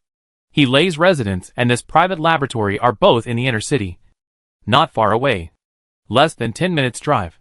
Soon the light-powered suspension car drove to the downstairs of He Lei's community. The suspension car temporarily stopped near the entrance of the community. Tang Yu got off the car, and Asa followed him in to take Tang Yu in. Asa still had a smile on his face. Even when he walked forward, he tilted his head slightly and stared at Tang Yu. He said to Tang Yu excitedly, "When you finish this experiment, can you accept my invitation to visit my laboratory?" Tang Yu didn't expect Asa to say that. He had never been to the aerospace research area where Asa was. The Research Institute building was the largest activity area in the inner city of Qiantian City, covering an area of 7.8 square kilometers. The name of the Research Institute building was just a general name for the entire research base. Sometimes you need to use a portable light-powered hovering device to quickly reach another destination. Tang Yu was also very interested in aerospace, so he said without hesitation, "Okay." After getting Tang Yu's response, Asa's happiness rose to another level. Taking advantage of the last few minutes with Tang Yu, he chatted with Tang Yu about a few more topics. Tang Yu was not bored with Asa's various topics, and even had a kind of sympathy for him as a fellow researcher. Asa was a very pure person, so pure that it was hard to imagine that he was born in the powerful Delno family in the city of science and technology. Asa was not a fool, but from his character, it can be seen that France's upbringing of this son was completely out of the template of the so-called future manager of the family, or the person in power in the city of science and technology, and only let him do what he was good at and liked. This was also the reason why he gradually looked up to France. In a sense, the other party was really a far-sighted politician. When the power was at its peak, Asa would inevitably be the retreat of the Delno family. Therefore, Tang Yu was also willing to communicate with Asa, even though he did have some use for Asa. But apart from these political considerations, he was actually very willing to be friends with Asa. As he was talking, Tang Yu vaguely saw a familiar figure in front of him. He paused and immediately looked over to see the other person clearly. Sure enough, it was He Lei himself. At this moment, He Lei was looking sideways in their direction. Judging from the direction he came from, he probably went to find Hilya. But He Lei's expression was not very good. His eyes were like torches, staring closely at Asa beside him. Asa also noticed He Lei's gaze. He turned his head and saw that it was He Lei, the Major General of the military department. So he restrained the excitement and joy on his face, and politely nodded and greeted He Lei at a distance. Tang Yu walked towards He Lei quickly, with a smile in his eyes. "What a coincidence. I thought I could see you only when I got home." He Lei just hummed, and then looked at Asa, who was gradually approaching, and said, "You and Professor Asa knew each other before?" Tang Yu didn't expect He Lei to ask this, just shook his head, and He Lei frowned even more tightly. "You look very familiar with each other." Asa approached the two of them, and heard what He Lei said, and immediately let go of some of his nervousness and vigilance. After greeting He Lei with a slight smile, he said, "It's just that Professor Tang and I are more like-minded. He is the first person I have a good chat with." This made He Lei's face suddenly become strange. But Asa's attention was still on Tang Yu, so he didn't pay attention to this detail in detail. Instead, Tang Yu saw that He Lei's face changed again, and he couldn't guess what he was thinking. Seeing that Tang Yu and He Lei had met, Asa had no intention of staying here any longer. After saying a few words to the two, he said goodbye and left. Tang Yu did not forget to remind Asa to be careful on the way back. Asa smiled and nodded. The interaction between the two immediately attracted He Lei's sidelong glances, and He Lei's face became even worse. When Asa completely left the community, Tang Yu looked at He Lei, frowned slightly with a little confusion, and said to him, "Don't you like Asa? In fact, you don't have to associate him with France, and the Delno family behind him, and the Boda Church." Tang Yu's words made He Lei silent. He did not answer the other party's question, but just looked at him again, and then called him to go home. "Let's go. I'll go back and make dinner for you." Tang Yu didn't quite understand what He Lei meant, but he didn't ask much. He just handed the freezer in his hand to Lei and told him, "Please put this thing in your account and save it for me." Lei's thoughts were interrupted by what Tang Yu just said. And he subconsciously asked, "What is this?" Tang Yu didn't mean to hide anything from Lei, and said trustingly, "The most critical material for making the resistance agent." Lei was surprised to hear this. And after taking the freezer, he said heavily, "If you have any accidents on the road, I really can't imagine it." Tang Yu fell silent after hearing this. What Lei said was indeed true. But the god of luck did not let him down. Before he could figure out how to bring this thing back safely, Asa appeared and helped him. Lei pondered for a moment, and seemed to have thought of something. His heavy expression not only did not ease but became worse. It seems that Asa is not completely unpleasant. This made Tang Yu show a helpless expression. "You really don't like Asa." This time Lei did not remain silent, and directly expressed his thoughts. "Asa seems to have a good impression of you." Hearing this, Tang Yu was stunned for a moment. "Are you afraid that I will get too close to the Delno family?" Tang Yu's speculation made Lei frown. Seeing him like this, Tang Yu immediately knew that this did not seem to be his idea. And for a moment, he could not guess what Lei wanted to express.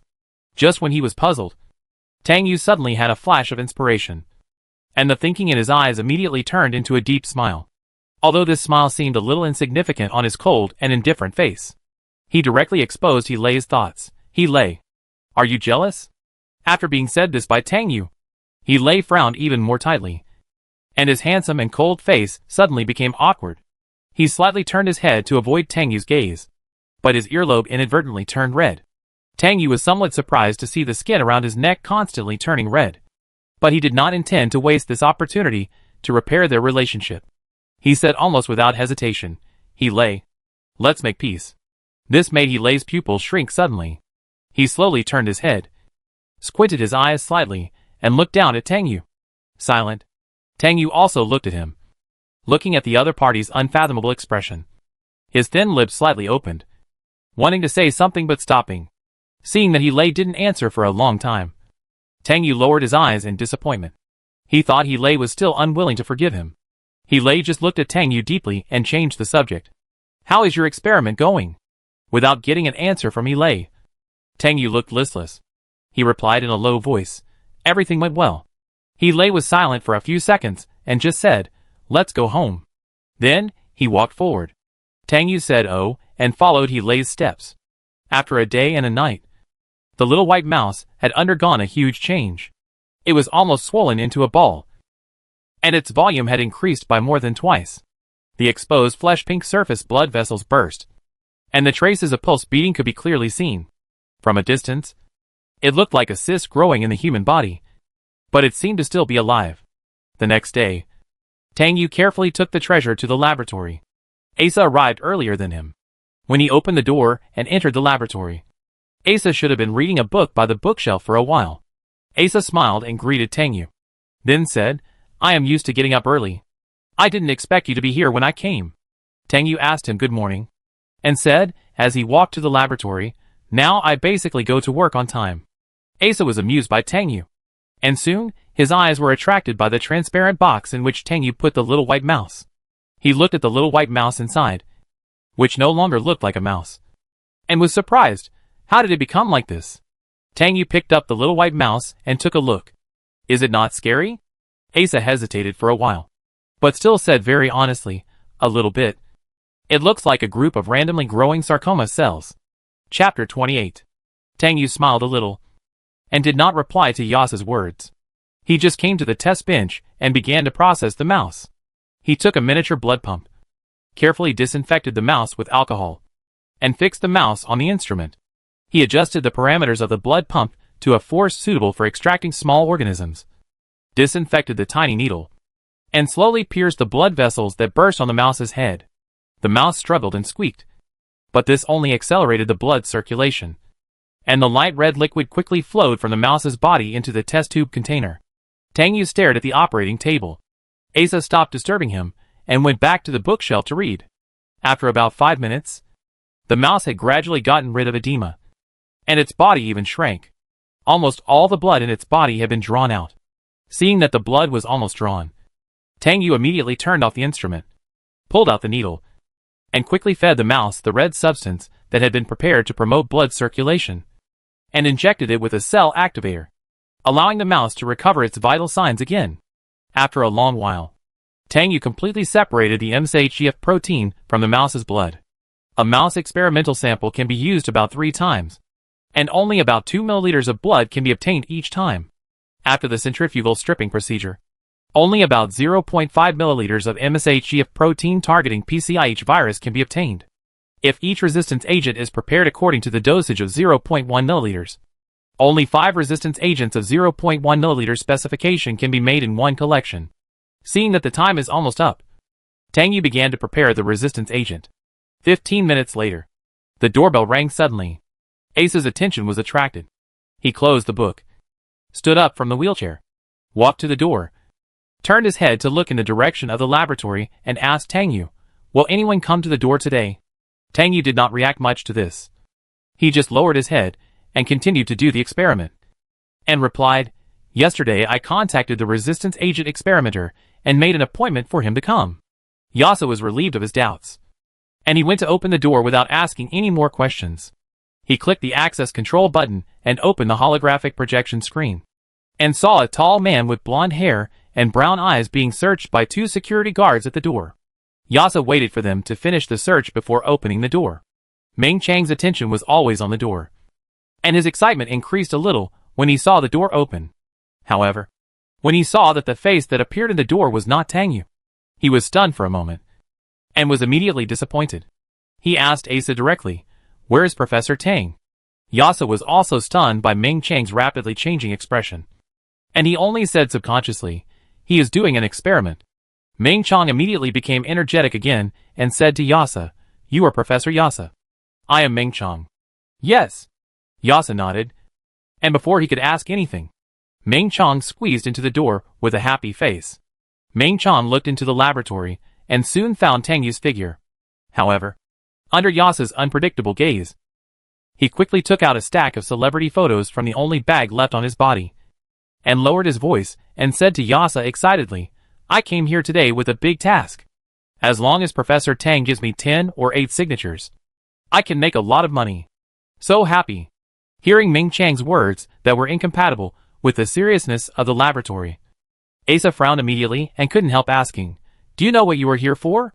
Ming Chang nodded quickly, "I know. I am here to be an experimenter." Asa was silent for a while, looking for a suitable response to Ming Chang's words, but he racked his brains and couldn't find any more appropriate words. So he had to say, "This is a very dangerous thing. You should be very serious." Ming Chang smiled and didn't care much about it. "I believe in Professor Tang very much." At this time, Tang Yu came out of the laboratory after washing his hands, and saw Ming Chang and greeted him briefly, "Hello. I am Tang Yu." Seeing Tang Yu, Ming Chang raised his voice in surprise, "Hello, Professor Tang. If I knew it was you who asked for my contact information that day, I would have become good friends with you now." Tang Yu was a little uncomfortable with Ming Chang's familiarity. He seemed to see the shadow of Dasa in him. Just thinking about it, he heard Ming Chang exclaimed again, "Professor Tang, did you see the news half an hour ago? My good friend Dasa posted a personal interview with you on his personal account. This report on the development process of the resistance agent has been forwarded 10,000 times in just 10 minutes. Hearing Ming Chang's words, Tang Yu was stunned for a moment. He didn't expect Dasa to publish an interview about him so quickly. However, if this interview was only posted on Dasa's personal account, then his situation still seemed not very optimistic. Yasa was surprised and asked Tang Yu, "Did Dasa interview you?" Tang Yu nodded, then turned on the holographic projection screen. Yasa also came to Tang Yu and watched this unexpected thing with him. Yasa was puzzled. Dasa is a reporter for the Central Daily News. Why didn't you publish your report in the electronic newspaper? Ming Chang held his chin and said seriously, "I guess it's to make it easier for the people to make trouble when the officials don't intervene." Yasa's eyes widened slightly because of Ming Chang's answer, and asked Tang Yu again, "Is that so?" Tang Yu's expression did not change, and he said casually, "Maybe." Tang Yu clicked on the platform where Dasa posted the interview and searched for Dasa's personal account. The interview was pinned on the homepage by Dasa, and he could see it at a glance. Tang Yu first scrolled down the article to take a look at the likes and comments. It had only been published for more than half an hour, but the interview had 30,000 reposts and 23,000 likes. and there were already more than 8,000 comments. This number of views was not small. Tang Yu thought about it, and still clicked on the comment area. He thought that many of the comments in the comment area would be controlled by radicals. But he didn't expect that the comment area was unusually harmonious. The comments with the most likes at the top were actually netizens' personal thoughts supporting him in developing an antidote. After glancing at the interview, Tang Yu closed the holographic projection screen. Yasa was very happy because of the support for Tang Yu in the comment area, and said, "There are so many people supporting you on the internet. Those radical people should be restrained." Tang Yu nodded. The effect of Dasa's report was indeed unexpectedly good. But he didn't believe that there was no competition among various forces. Ming Chong was very direct. He handed the celebrity card and pen in his hand to Tang Yu, and said excitedly, "Professor Tang, please sign a few autographs for me. Now you are so popular. Every signature is money." Yasa frowned helplessly, and said to Ming Chong, "Isn't this inappropriate?" Ming Chong smiled carelessly. "Then I can keep it as a souvenir." It was the first time that Asa met such a straightforward person like Ming Chong. Tang Yu didn't say anything. He took the celebrity card from Ming Chong and signed his name in a flamboyant manner, and also added some extra words. Although he was signing, Tang Yu quickly changed the topic to the experiment. He said to Ming Chong seriously, "Did you follow the precautions I told you yesterday? I will take your initial physical data, and then start injecting you with resistance agents. After that, I will practice PCIH virus infection on you to test your immunity to the virus after injecting resistance agents." Ming Chong also became serious. He nodded quickly, but still said a little unremarkably, "I didn't smoke, drink, eat sweet or salty food yesterday. Didn't do any strenuous exercise, and didn't have any nightlife." Tang Yu hummed and handed the signed celebrity card back to Ming Chong. Ming Chong quickly took it as if he had received an imperial decree. Grinning and carefully put these treasures into the file bag in his bag. "Professor Tang, can I come to you for an autograph next time? I'm afraid these celebrity cards are too popular, so I can't help but sell my share." Asa couldn't help laughing. "You can be very firm in not selling." Ming Chong shrugged helplessly, indicating that he had no way to deal with himself. Tang Yu stopped interrupting Ming Chong. He returned to the laboratory to get some things and asked Ming Chong to go to another small laboratory. There was an instrument for collecting body data. Tang Yu asked Ming Chong to take off his clothes as much as possible and let him lie on the instrument. Ming Chong was a little embarrassed, and his wheat-colored skin turned red all of a sudden. But he didn't forget to talk to Tang Yu. If other people knew that you and Professor Tang had such an experience, they would be jealous to death. Tang Yu was silent for a while before saying, "You really look like Dasa." After that, he called Yasa to come over to help. Hearing Tang Yu say this, Ming Chong became more excited. "Of course. He and I are good brothers from different fathers and mothers." Asa entered the laboratory and asked Ming Chong curiously, "What do you do?" For someone like Ming Chong who is always in high spirits and always talks about money, it is hard to imagine what he does. Maybe he is a reporter, because he looks a lot like Dasa. Ming Chong coughed lightly and said seriously, "Corpse collector." This profession surprised Tang Yu and Asa a little. To be honest, this is a very serious job. Seeing them like this, Ming Chong thought they didn't understand the details and quickly explained. "We patrol the city of science and technology every day. Once the instrument detects a dead body, such as a person or animal body that died accidentally outside but was not found, then the body needs to be disposed of quickly. Otherwise, once the dead body is infected with the PCIH virus and the virus becomes contagious, the humans nearby will suffer." After explaining, he looked at Tang Yu proudly again. "There are only 16 corpse collectors in Qiantian City, and I am one of them. Isn't it great, Professor Tang?" Tang Yu was silent for a moment, and replied, "You are very good." Ming Chong suddenly smiled helplessly. "But the pressure of doing this job is too great. Many colleagues can't stand it and transfer to other jobs. One is because it is very easy to be infected with the PCIH virus, and the other is that facing the death of people is much more terrible than the virus." Hearing Ming Chong mention the corpse collector, Asa couldn't help but recall a lot of things about death. But many things are helpless. He eased his heady expression and said, "But soon all this will change." Ming Chong agreed with what Yasa said, nodded quickly and looked at Tang Yu. "You are right. I believe in Professor Tang." Tang Yu did not say anything else. He fixed the experimental equipment on Ming Chong and pressed the start button. He did not need to wait here for the data results. So he asked Yasa to supervise the operation of the equipment and asked him to help watch here while he continued to analyze the other party's genetic code. Yasa took the task very readily, and Tang Yu gave Meng Chan a few more words and left the laboratory. As soon as he returned to another laboratory, Tang Yu did not start the experiment immediately, but called He Lei's communication and told him that he would rest in the laboratory tonight and would not go back. He Lei didn't say anything, but just told him to be careful. He also mentioned to Tang Yu about the interview released by Dasa, saying that he would keep an eye on the development of the matter.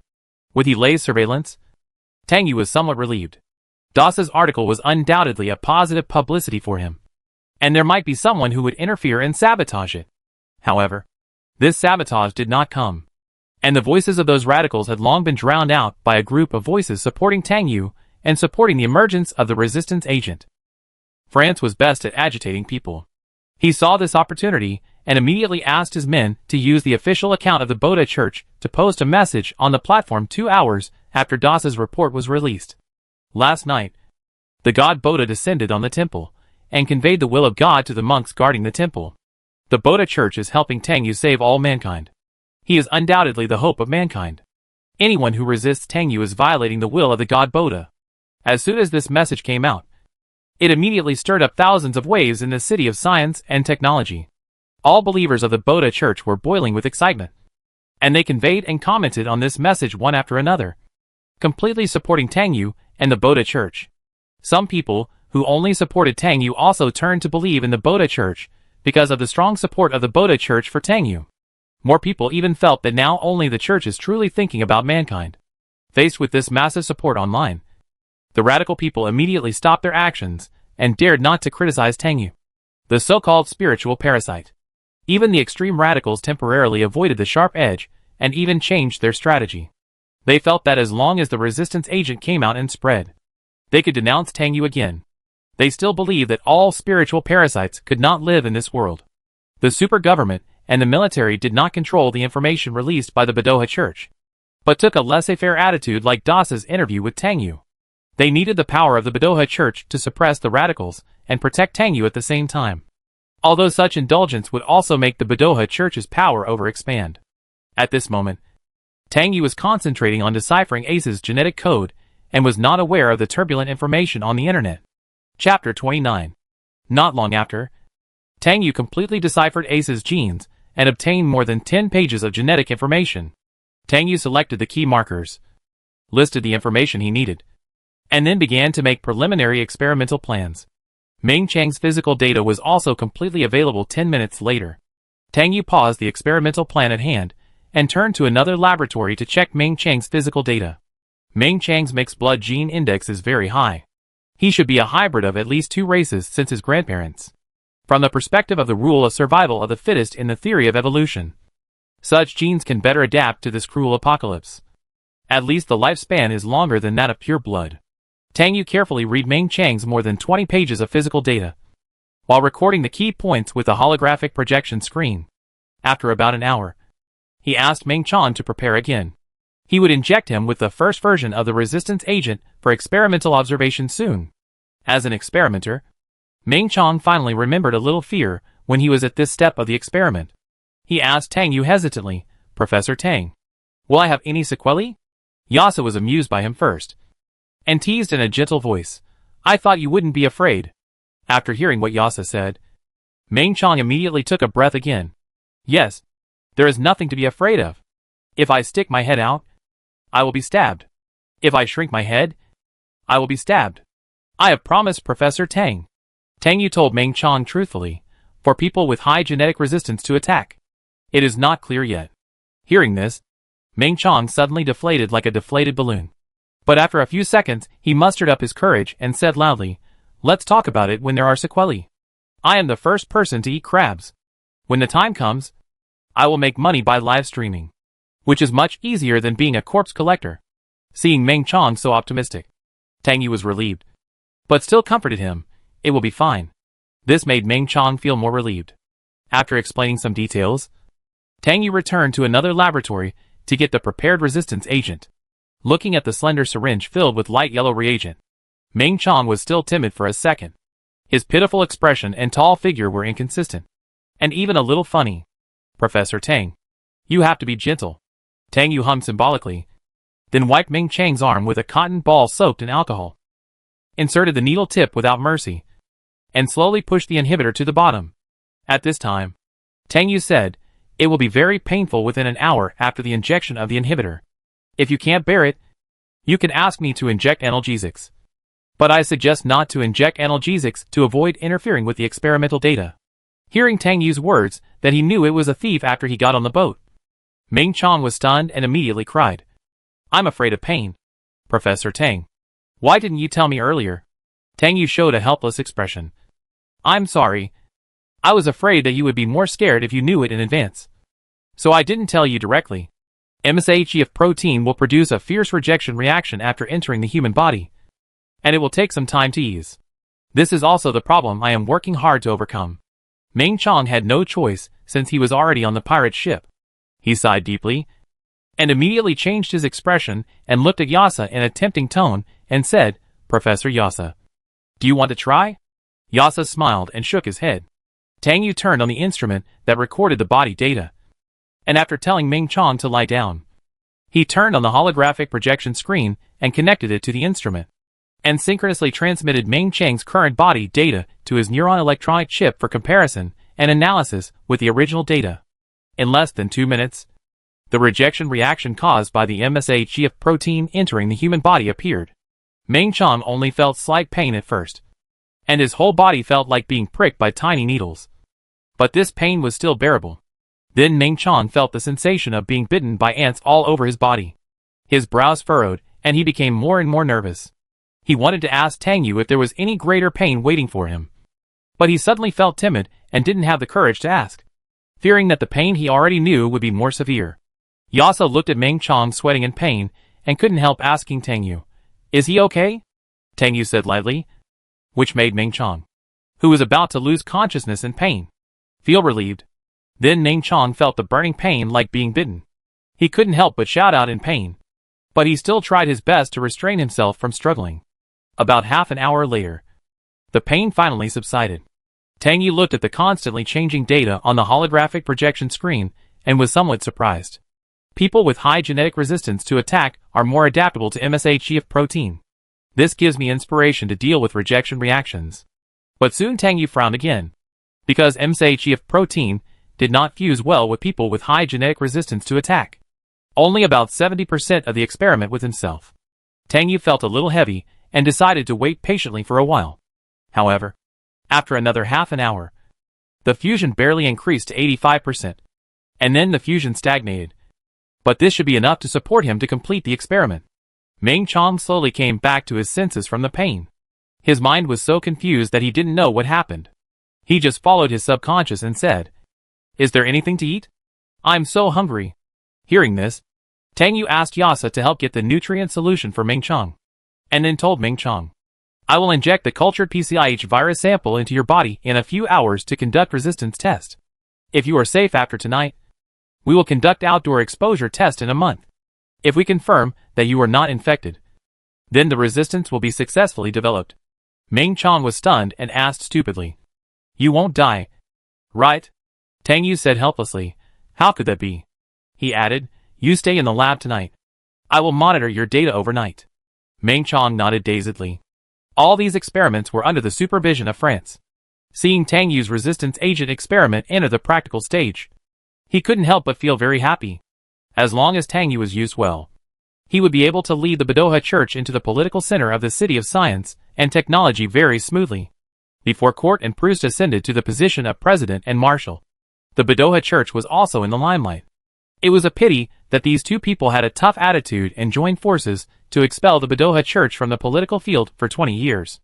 Now it is time for the Boda Church to return and regain the right to speak. By 9 o'clock in the evening, Ming Chang's physical indicators had stabilized.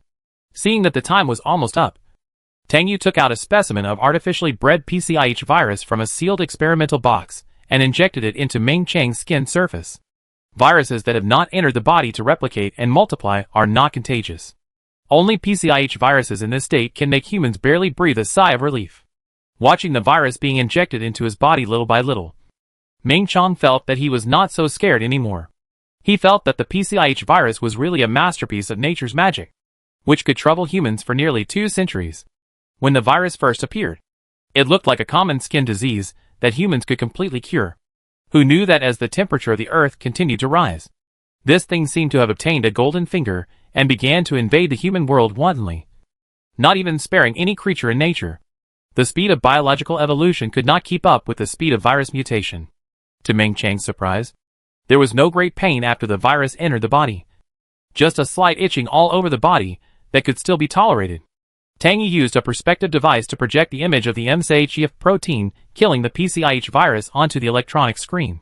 Several people immediately saw the protein devouring the cells controlled by the virus. And at the same time, it released an enzyme to be active on the battlefield around, quickly repairing nearby damaged cells. Although one MCHF protein can only devour one virus cell, the MCHF protein replicates faster than the virus under the stimulation of the virus. The protein carrying the mouse healing gene has the ability to replicate and proliferate, and the genetic material that targets and kills the PCIH virus can also be replicated into new proteins, based on the images shown on the electronic screen. Ming Chong and Yasa fully believe that Tang Yu can defeat the PCIH virus once the video recording of this experiment is released. It is a foregone conclusion that Tang Yu has developed a PCIH virus resistance agent. Tang Yu knew the value of this experimental data, so he planned to destroy the experimental data immediately after transmitting this video to the neuron electronic chip. This data could become a weapon in his favor.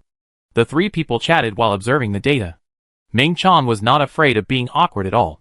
He directly told Tang Yu and Yasa about his experience as a corpse collector in the past 7 or 8 years. After hearing what Ming Chong said, Tang Yu and Yasa realized that Ming Chong was already 35 years old. But Ming Chang's appearance did not look like 35 years old at all. However, this is the case in the end times.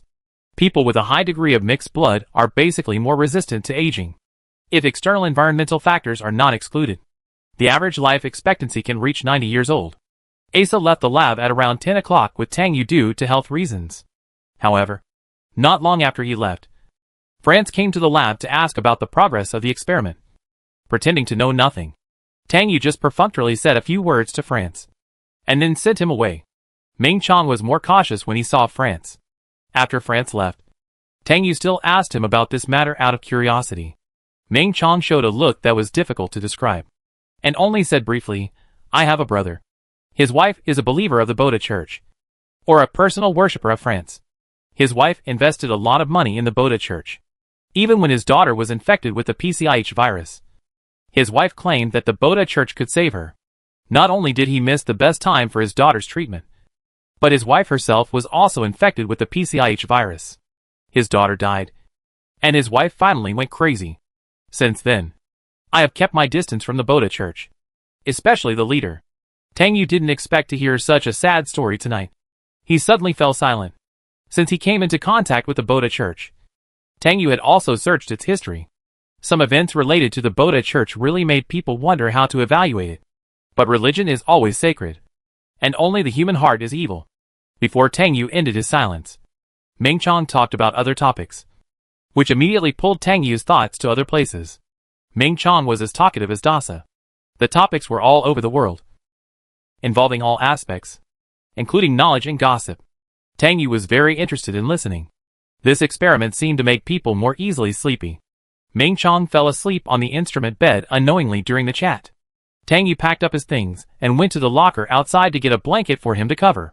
Tang Yu continued to compare the experimental data, and even began to think about where this experimental video should be used. Just as he was working hard, the doorbell rang. Tang Yu was stunned, and subconsciously raised his head to look outside the door. He didn't expect that someone would come to this laboratory so late. He thought for a few seconds before walking to the door. He pressed the access control button and the holographic projection screen popped up. Unexpectedly, it was Lei who appeared.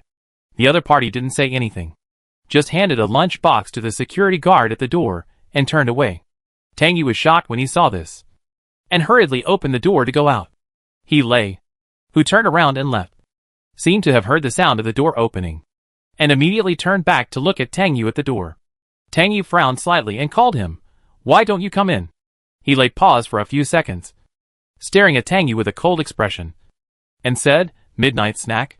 After saying that, without waiting for Tang Yu to say anything, he turned around and walked towards the elevator.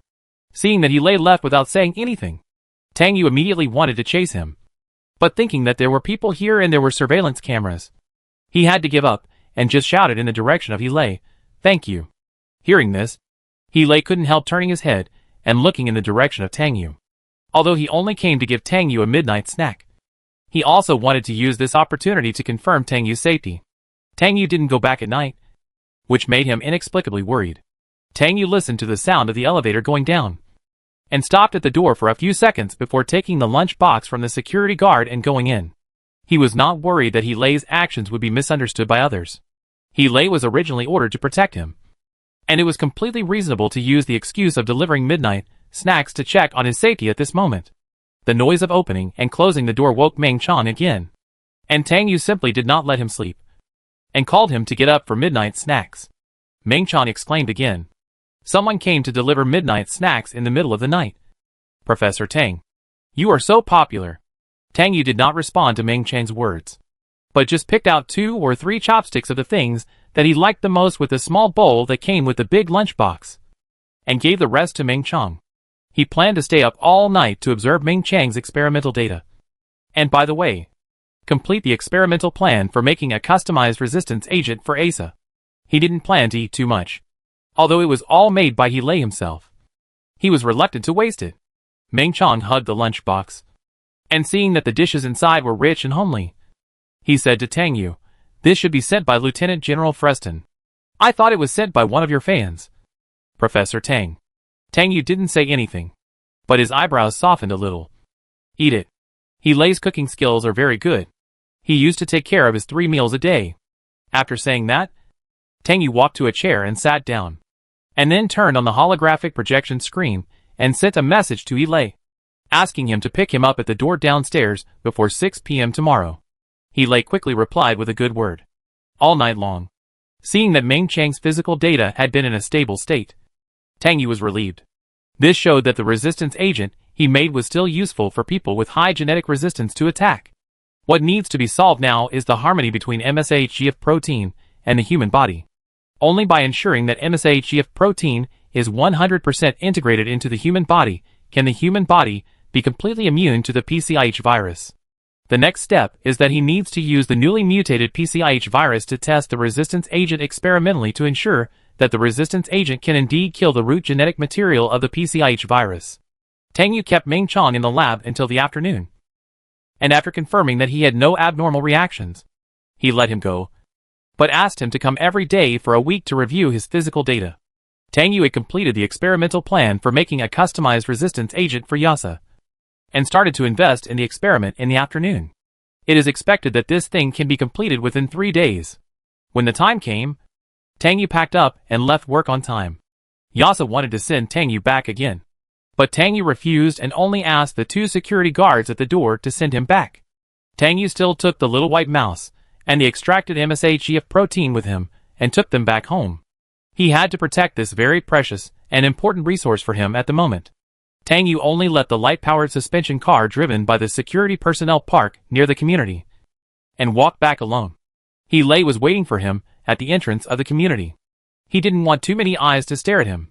After getting off the car and walking a few steps, Tang Yu saw he standing next to the robot security guard at the entrance of the community, waiting for him with his head down.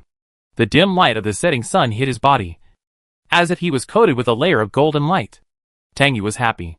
In the past, when he was free, he would also come to pick him up home like this. He didn't call he directly, but just quickened his pace and walked towards him. However, at this moment, a figure suddenly flashed over and pushed Tang Yu down. Tang Yu fell to the ground unexpectedly, and the box in his hand flew out. Tang Yu was shocked. Suddenly, another person pounced on him, staring at him fiercely, and stretched out his hand to strangle his neck. Tang Yu, you damn spiritual parasite. Don't think about confusing humans. You die? Chapter 30. Hearing this, Tang Yu realized that the person attacking him was an extremely radical member. He fought back desperately and struggled to break free from the other party's hand that was pinching his neck. But someone grabbed his legs and restricted his strength. Suddenly, A sharp glass fragment was suspended high above his head and was about to stab him. Tang Yu's eyes widened in horror. Just when he thought he was going to be stabbed to death, the glass fragment that was a millimeter away from his face was immediately blown away. And the man pressing on his chest was also kicked away. Then he heard the sound of shooting. And the robot security guard was triggered to issue an order to arrest the attacker. Tang Yu was able to catch his breath instantly. And he coughed violently while holding his neck. He lay quickly squatted beside Tang Yu and helped him up, nervously asking him about his condition. "Are you hurt anywhere?" Tang Yu forced himself to calm down, shook his head, and nervously said, "My little white mouse." He looked around and touched the reagent tube in the pocket of his white coat to see if it was broken. When he touched the intact reagent tube, he was relieved. Tang Yu didn't care too much, and quickly got up to find the little white mouse. But he saw the body of the little white mouse that was deliberately stepped on and burst not far away. The floor paved with bluestone tiles is extremely resistant to dirt. But the little white mouse with a punctured intestine is particularly conspicuous on the ground. Tang Yu was stunned. He had never thought that the mouse would die in such a bloody way in front of him. It could be stolen or robbed, but it should not be killed intentionally. This was his precious experimental material. However, he could not prevent an accident no matter how much he tried. Although so many forces were watching him, and some even wanted his life, they would not joke about the experimental materials of the resistance agent. Tang Yu was a little amused and helpless for a while. He really didn't know how to laugh or cry. He felt very uncomfortable because of the boredom and confusion. After he lay caught up with Tang Yu, he also found the body of the mouse. He was stunned for a moment, and a burst of anger suddenly rose in his heart. He immediately glared at the three men of different ages who had been subdued by the robot security guards, and shouted in a deep voice, "Who sent you?" The middle-aged man, who was not shot, was still resisting. He sneered with bloodshot eyes, "No one sent us here. Spirit parasites are all guilty. Do you hope that one day humans will be possessed and ruled by spirits? That is an evil force. An evil force." This made Helay's anger extinguished immediately, and he just watched these people silently. Tang Yu just glanced at the man coldly and walked towards his little white mouse. The last time he was closest to death, because of extreme radicalism, was at Zirmo's residence. Little Danny, who was fostered there, almost hurt him with a knife. Seeing these people, it seemed that he could directly see the rotten roots of the city of science and technology because of the spirit parasitism. This end of the world lacks an opportunity to heal this disease. His mother died of spirit parasitism. He could not forgive spirits, but he was willing to seek ways to coexist, because spirit parasitism had killed too many humans. He wanted to reduce the probability of humans being plundered by spirits to zero, no matter what the cost. This was his goal. Tang Yu stood next to the little white mouse for more than 10 seconds before squatting down to collect its body. Even though the little white mouse was dead, its body sample would be a hidden danger if it fell into the hands of someone with ulterior motives. The movement at the entrance of the community attracted a lot of people at once. The community manager was frightened after receiving the information from the robot security guard. He immediately rushed to the scene and notified the relevant personnel of the security team to send people to solve the problem. The main reason was that this was the residence of the officers, and someone dared to come here to make trouble. Tang Yu took out a handkerchief from his pocket, wrapped up the little white mouse, and put it in the box on the ground. He didn't say anything and didn't care about the scene. He got up with the box and told Helay to go home, as if he was not the one who was hurt. The community manager who came over was about to ask Helay about the situation. Helay didn't say much. He was more worried about Tang Yu's situation. He just asked him to watch the surveillance, and then turned around and followed Tang Yu's steps. After returning home in a hurry, Tang Yu went straight to the kitchen, took the little white mouse out of the handkerchief and put it in the sink, then poured cooking oil on it, and took the electric fire starter to set the little white mouse's body on fire. Helay was one elevator away from Tang Yu. As soon as he entered the room, he smelled the smell of burnt meat. Seeing Tang Yu standing in the kitchen, he ran towards him and saw the burning white mouse in the sink. Helay knew that Tang Yu was not in a good mood at the moment and was eager to get rid of the body of the white mouse. So he said quickly, "It's dangerous for you to do this. I'll take care of it." He stopped Tang Yu, who was staring at the sink, and put out the fire with water. Then he went back to the bedroom to get a micro-laser gun and fired a shot, turning the burnt body of the white mouse into ash in an instant and flushing it into the sewer. Seeing that Helay had finished the work, Tang Yu came back to his senses a little. He thought about it, and couldn't help saying, I still think too lightly about the social problems brought about by spirit parasitism. Why can't humans coexist with spirits? As long as we find a way. Won't it be solved once, and for all, and no one will die again? Hearing this, he grabbed Tang Yu's shoulders, looked down at him with a stern face, suppressed his anger and said in a low voice, Tang Yu, you almost died in the hands of extreme radicals. Why are you still thinking about the coexistence of humans and spirits? Humans and spirits can't coexist. Why? Hearing Helay's words, Tang Yu's indifferent face rarely showed anger. Helay, you also think that humans and spirits can't coexist, right? Helay took a deep breath, stared at Tang Yu closely, and replied firmly, yes. The anger on Tang Yu's face dissipated immediately, and he returned to his calm indifference. He only whispered, Helay, I want you to support me. Seeing Tang Yu's disappointed look, Helay's heart was getting more and more tormented. He couldn't help but hug him into his arms, holding him tightly, and forbearingly said, Tang Yu, why are you so stubborn? Tang Yu was frightened by Helay's sudden hug, and his heart couldn't help but beat wildly. After a few seconds, he hugged Helay back and leaned on him tiredly. Helay, I must do what I want to do. In just a few minutes, Tang Yu's neck was completely bruised.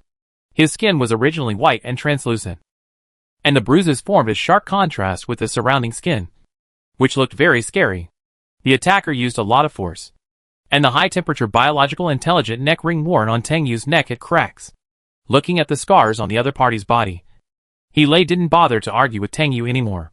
He let go of Tang Yu and quickly went to the locker to find an emergency first aid kit. He took out the stasis spray and went to treat Tang Yu's wounds. Seeing Helay busy, Tang Yu also stabilized his emotions.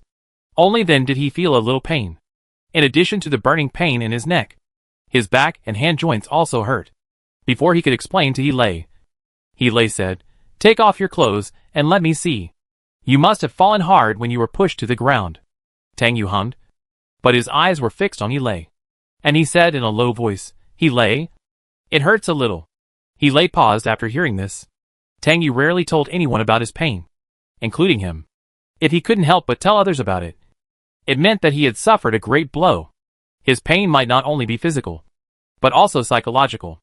No one could watch their precious experimental materials being destroyed in the hands of others.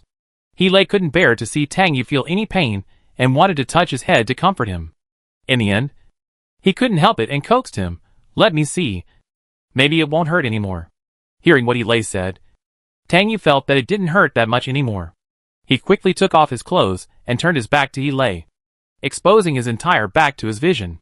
Tang Yu's back was a little more serious than Helay had imagined. There were more than 10 large and small scratches on his back, and now there were mottled bloodstains. Tang Yu's skin was very white, and this contrast was really terrible.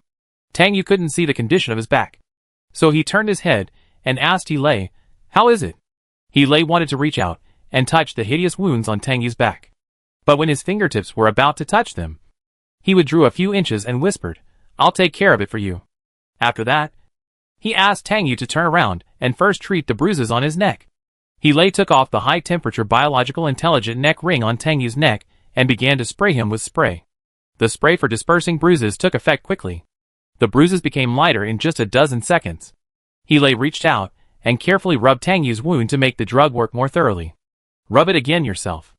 Helay retracted his hand, put the spray for dispersing bruises on the coffee table, and then stood up to get the first aid kit. Tang Yu touched the bruise on his neck, and his mind was full of thoughts. But his expression became colder and deeper. He didn't know what kind of butterfly effect would be triggered after the white mouse. The experimental material was destroyed. In the near future, he would not make another white mouse. Helay took out all the medicines he needed and put them on the table. He first used a cotton ball soaked in alcohol to carefully disinfect the wound on Tang Yu's back, then wiped the purple potion that accelerated the healing of the wound, and then applied a biofilm to him. The wound was treated in less than 10 minutes. Tang Yu was a little depressed because the mouse was killed and injured. He turned around and lay on the armrest of the sofa with a serious expression. Helay still touched Tang Yu's temples to comfort him. Tang Yu turned his eyes and called out Helay. Helay quickly withdrew his hand, still with a stern face. He turned around and put the first aid kit away, and asked, How will you arrange your experiment? Tang Yu touched the temples that He Lei had touched, and looked away with indifferent eyes. Proceed as usual. He Lei knew that Tang Yu had his own plans, so he didn't ask any more questions. He planned to contact the administrator of the community to inquire about the situation. However, just as he was about to make a call, Lieutenant General Freston's call came in. He Lei was not surprised at all.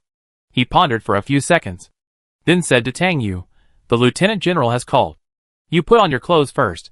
Tang Yu frowned slightly when he heard this, but he got up quickly, took the high-collared shirt beside him, and put it on, and said, "It's been almost half an hour since the incident, and I guess Lieutenant General Freston and his men have already got the result." He Lei just kept silent and didn't respond to Tang Yu's words. Seeing that Tang Yu had tidied up, he answered the call from Lieutenant General Freston. As expected, Lieutenant General Freston's face was not good, but his tone was friendly. He first asked about Tang Yu's injury. He Lei answered truthfully and asked, "Lieutenant General, how did it turn out?" Freston's expression became more serious. He was silent for a few seconds before saying, "It was all an accident."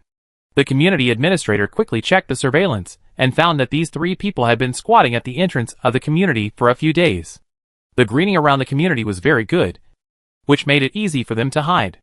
At the same time, these 3 people were also loyal supporters of the extreme radicals.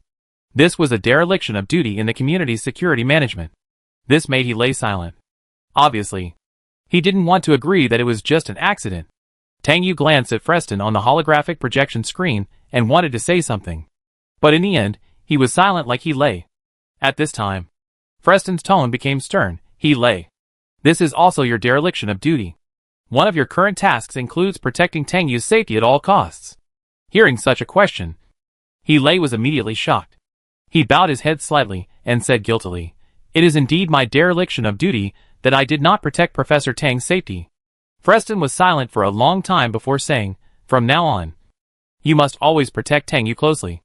Write a 3,000-word self-review for what happened today." He Lei had no room for rebuttal and replied in a sonorous and powerful voice, "Yes." Freston's voice came from the holographic projection screen again, "Let me see Tang Yu." Hearing this, Tang Yu looked at the holographic projection screen again. He Lei followed his words and slid the screen in front of Tang Yu, and Freston appeared in his field of vision. Freston stared at Tang Yu's appearance. He was silent for a few seconds before asking again, "What step has your experiment reached?" Tang Yu did not answer directly, but said truthfully, "The mice I used in the experiment were killed, and the material acquisition was interrupted. The experiment may have to start all over again." This made Freston stunned for a moment, and his cold expression was even more frost-covered. After a long while, he said, "I know. You can do the experiment normally." After saying this, Freston did not continue this topic, but prepared to cut off the communication. Tang Yu asked again, how to deal with the 3 extreme radicals.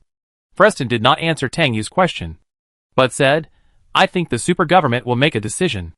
In the octagon, the president was watching the surveillance of Tang Yu being attacked over and over again.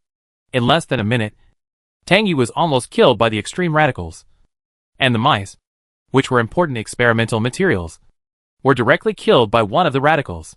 The president's expression was unprecedentedly stern, and what was even more frustrating was that this really looked like an accident. Not long after, the door of the president's office was knocked, and Vice President Edgar pushed the door open without waiting for the president to say, "Come in." "Mr. President, good evening. What do you want to talk to me about?" Although Edgar had guessed why the president wanted to talk to him, he still pretended to know nothing, which undoubtedly made the radical people of Quidao cause him a big trouble this time. The president didn't say much, just waved Edgar to come over. And by the way, he doubled his holographic projection screen so that Edgar could also see the video content at the same time. Edgar stood beside the president, and the clear holographic projection screen played the video of Tang Yu being attacked again. The picture was tense and confusing, and every time he watched it, he would sweat for Tang Yu. After watching the video again, Edgar's smile on his face was gone, replaced by a real solemnity. The video ended, and Edgar fell silent. The president looked at Edgar, looked him straight in the face, and said very seriously, as the vice president, "I trust you very much, but this time you failed to manage the radicals well." Edgar frowned and lowered his head. In this matter, Edgar was indeed innocent. because the extreme radicals were a knife that even he could not control accurately. Everything has its pros and cons. And the mistakes made by the extreme radicals were a kind of backlash. Especially this time when the radicals intended to kill Tang Yu. They also destroyed the experimental materials for the PCIH virus resistance agent. This was a point that no one could tolerate. This was blatantly against all mankind who were on the brink of life and death. Edgar was extremely helpless. But he could only accept the result. Although he was reluctant to bow to the president. Reality forced him to compromise temporarily. Yes, it was my fault this time. I will strictly control the radical people in the future. Hearing Edgar's promise, the president was silent for a while before saying, I hope you will do what you said. If this happens again, I will hold you accountable. Edgar frowned more and more, but still replied, yes. Edgar's mind quickly became active. Now the situation of the other party is indeed getting more and more unfavorable to him. Because of the support and marketing of the Boda Church, Tang Yu's reputation has become higher and higher. It will only be a matter of time before he can clear the charge of being a spiritual parasite. Now the radical incident has happened again, which makes him somewhat attacked from both sides. He needs to come up with a countermeasure as soon as possible. France was very angry when he learned about Tang Yu's attack. He almost lost a person who could save his son. After thinking it over again and again, he planned to use this incident to stir up the anger of the people and directly hold the radical people accountable. At the same time, it also catalyzed Tang Yu's removal of the charge of being a spiritual parasite, so that the cooperation between him and Tang Yu would be smoother. However, when France was about to do this, he received an email from the president saying that in order to maintain the order of the City of Science and Technology, Tang Yu's attack must be kept confidential and not leaked. This email made him think more. The super government must be waiting for an opportunity to take back Tang Yu and the resistance agent in his hand. He would never allow this to happen. However, even the president personally said that Tang Yu's attack should be kept confidential. France naturally could not openly disobey the orders issued by the other party. But he did not give up on using this matter and planned to take it slowly. Chapter 31. The one-day purification ceremony of the Boda Church every half-month has begun again. On this day, the Boda Church headquarters and branches in various cities will burn sandalwood at various temple entrances. And people who believe in the Boda Church will enter here and worship the Buddha statue anywhere. Accept the influence of sandalwood, cleanse their body and mind, and receive the blessing of the Boda God. On this day, even the people in the Homeless Management Center can submit an application and go to the Boda Church to express their wishes to the Boda God. Tang Yu received an invitation from France, saying that he hoped he could take this opportunity to learn about the Boda Church. Since learning from He that the super government had ordered a blockade against his attack, Tang Yu was no longer anxious about his research on the PCIH virus resistance agent. He needed to wait and see what kind of actions and decisions the various forces would make in their next move. The super government's handling of this matter naturally had the consideration of maintaining the balance of the science and technology city. But it was unknown what measures the people who knew about this matter would take. Tang Yu had already produced more than half of the resistance agent customized for ASA, and he did not intend to speed up the process. So he readily accepted France's invitation and asked He, who was protecting him closely, to go with him. After measuring the physical data of Ming Chong, who rushed over from work in the laboratory, Tang Yu took He to the headquarters of the Boda Church. Tang Yu disguised himself better this time, and even went to the nearby commercial district to buy a neutral half-long wig. Because he was wearing a mask, he looked like a tall and slender transvestite at first glance. Since France had invited Tang Yu, he must have made all the preparations. He specially sent a loyal Boda to guide Tang Yu to get familiar with the Boda Church. Many scientists disdain or even sneer at organizations like the Boda Church that claim to be theological. They firmly believe in science. However, as the head of the church, France knows the core of the Boda Church very well. The Boda Church is not a theological organization, but a deep-rooted giant tree that grows in the end times and supports the spirit of the people in the City of Science and Technology. It is great and prosperous. The Boda Church does not need to preach at all. Human beings rely on it deeply. It was about 4 or 5 in the afternoon. The light energy suspension car that Tang Yu was riding stopped near the south gate of the Boda Church headquarters. After parking the car, Tang Yu took He out of the car and walked towards the south gate. France sent a message to Tang Yu saying that someone was specially arranged at the south gate to guide him. After he arrived at the temple, someone would come at the scheduled time. The headquarters of the Boda Church was very busy today. At 4 or 5 o'clock, people were still coming in and out frequently. The south gate was far from the main entrance of the headquarters, so there were fewer people. The scenery of the south gate was quite good. A patch of oleander was planted inside the red wall of the temple. The deep pink, light pink and slightly white flowers fluttered in the wind. However, in this end of the world, without the flying and buzzing of insects, it seemed lonely. Tang Yu stopped near the south gate and waited for the guide to come. He looked at the scene in the headquarters intently, and was soon attracted by the exquisite layout and magnificent architecture inside. He couldn't help but exclaim. He felt that the description of the headquarters of the Boda Church on the internet seemed to be mostly true. The buildings here inherit the essence of Chinese architecture that has been condensed for thousands of years. There are carved beams and painted buildings everywhere, and the corners are full of green tiles and flying eaves. It is a piece of pure land that is completely separated from the technological characteristics of the city of science and technology. At the beginning of the end of the world, various civilizations began to fall, and many things have been lost in the passage of time. However, there are still some traces of the glory of China in the past that can be explored. Tang Yu himself is a rare pure Chinese in the city of science and technology. He has a unique Asian face in China and inherits the surname of China that has been washed away by history. However, this is indeed the first time he has come to the headquarters of the classical and magnificent Boda Church. When he was young, he lived and grew up in Gaia City. After coming to Qiantian City, he was busy doing research and completely ignored this holy place. I heard that the bishop of the Boda Church is also a pure Chinese. Now he is already a 90-year-old man. This is almost a century of human history. There are a lot of remarks on the internet about this bishop. They all marvel at the pure bloodlines of the bishop can be so long in the last days. But they even amaze that the other person as the bishop of the church is a bull of the bull, which always shows the mystery and mystery unique to the church. Profound. Such an old man who has served for decades. It is difficult to not be in awe. Tang Yu was also curious about the bishop. If he had the opportunity, he must visit the other party. But his current situation is not suitable for doing so. After taking a quick look at the nearby scene, Tang Yu started chatting with He Lei about the topic of the Boda Church. Speaking of these things, Tang Yu couldn't help but think of He Lei's subordinate Lemons, who almost always kept the catchphrase of Boda on his lips, which made people impressed by him. Regarding the church and the military, he had talked about these things with He Lei before and learned some details. The current military has a tolerant attitude towards the Boda Church. Under appropriate circumstances, the military allows soldiers to believe in Boda God.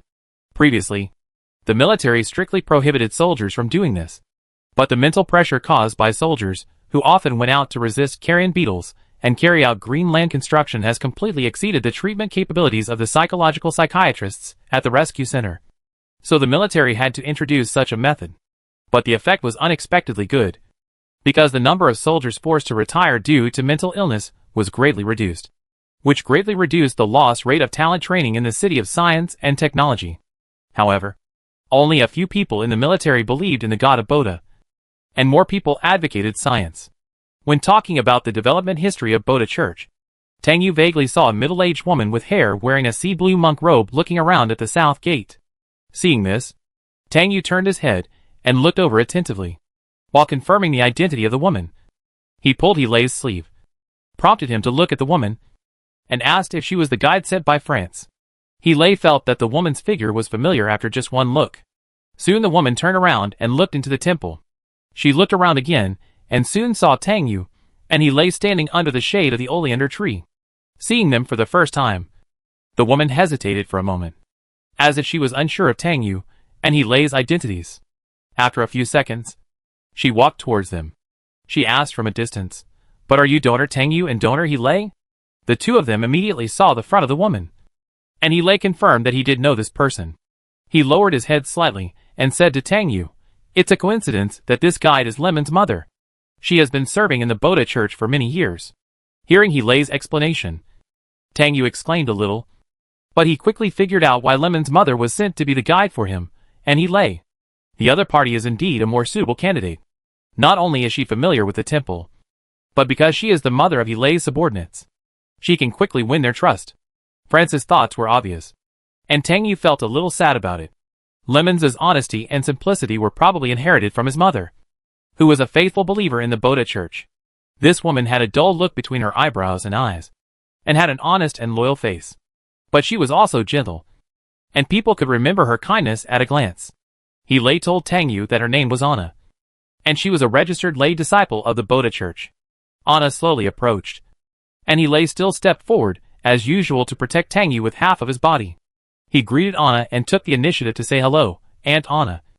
Long time no see. Anna stood in front of the two, put her hands together and bowed slightly, and smiled. Donor, he lay. Long time no see. Has my son caused you any trouble recently? He lay replied, no. He has been training in recent days to prepare for the next mission. Anna's face suddenly brightened when she heard he lay say this. After greeting he lay, she quickly turned her attention to Tang Yu. She said to Tang Yu, Donor Tang Yu, I am Anna, a lay disciple of the Boda Church. Mr. France arranged for me to be your guide. Please follow me. I will take you to know the headquarters of the Boda Church. Tang Yu nodded slightly. He did not say much and asked Anna to lead the way. The three people entered from the south gate and passed by a tall tower called Chungming first. The tower is only 10 meters in diameter and 9 stories high. It is a regular hexagonal building with upturned corners. It looks tall and beautiful at first glance. There is a spiral staircase inside to enter each floor. Each floor has an offering table with different numbers of Buddha statues. The Buddhist scriptures say that there are countless Buddhas and incarnations in the 3,000 worlds. There are countless worlds and countless Buddhas. The number of Buddhas enshrined in this pagoda is only a few of them. As they walked, he explained these things to Tang Yu, and he lay. The sandalwood burning on the roadside was refreshing, which made Tang Yu relax. However, he still listened to Aa's story seriously and attentively. He felt that if he understood the Boda Church from the perspective of architectural history, it would be a very interesting thing. Even after the whipping of the end of the world, the Chinese civilization is still enduring and shining. As long as you are in it, it seems that you can travel through history and return to the past. Standing in this holy place of the Boda Church, he somewhat understands that feeling. Soon the three of them came to the Great Hall Complex, one of the 3 major complexes at the headquarters of the Boda Church. There is a main hall and 3 side halls here, compared with the simple and solemn Dakian Hall complex. This one is more beautifully renovated. The main deity enshrined here is Guangmu Tianwang, who can observe the world at any time with his pure eyes. The other side halls enshrine Dhritarashtra, Varudika, and Vaisravana. They are all guardian gods of the 3,000 worlds. Anna invited Tang Yu to go in and take a look. Tang Yu followed her into the hall. What he saw was a lifelike painted statue. Anna bowed 3 times to the hall and explained to Tang Yu. People came and went here, but Tang Yu was completely immersed in the Eastern civilization that was once like a dazzling pearl. He felt that he had missed a good thing in the more than 20 years of his growth. Soon, Anna led Tang Yu, and he lay to the Dakian Hall of the main hall complex, where the main deity of the Boda Church, Boda, was enshrined. However, at this moment, the moving crowd suddenly became agitated.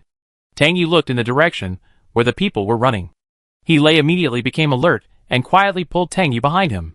Anna also showed a nervous expression, but still turned back and told Tang Yu and the others not to be afraid, and said, "The 2 donors wait in the pavilion here. I will go over to see the situation first." He lay did not say much. Tang Yu thought about it and decided to stay and wait for Anna's news. He reminded, "Be careful." Anna nodded, put his hands together, and bowed 11 times to temporarily bid farewell to Tang Yu, and he lay. Anna hurried to the Dakian Hall. But within 2 minutes, Anna turned back again. Her expression became particularly serious. Tang Yu could not help but worry when he saw her like this. He lay was very concerned about Tang Yu's safety. So he asked Anna what happened first. Anna sighed deeply and said, "Someone in the main hall of the Dakian Hall was suddenly infected with the PCIH virus. The medical staff who arranged to participate in the incense purification ceremony have quickly taken treatment measures, and the person has been taken away. However, the people in the main hall need to be isolated, and people in other places need to undergo a reagent testing." Tang Yu did not expect such a thing to happen suddenly, causing the crowd to riot. Before they could talk more, medical staff came over with a loudspeaker to organize the people who participated in the incense purification ceremony to undergo the A reagent test. Anna hurriedly took Tang Yu, and he lay over. But Tang Yu's heart became heavy. This feeling of holding the antidote but not being able to cure anyone made him feel very tormented. But what could he do? Fortunately, the infected person was discovered in time, and the people around him were not infected at this moment. But the incense purification ceremony ended here. Deng came out to maintain the order of the people, and evacuated people from the headquarters of the Boda Church one by one. Tang Yu's opportunity to understand the history of the Boda Church also came to an abrupt end, and he returned home safely under the protection of Lei. The incident of the PCIH virus infection during the purification ceremony of the Boda Church only caused a small stir on the internet, because such incidents were too common in the end times.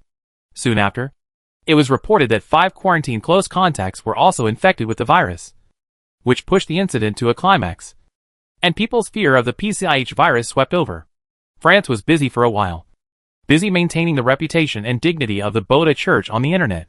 After Tang Yu returned home, he was about to look at the experimental data when he received a message from Meng Chong, who asked him if anything happened at the Boda Church headquarters.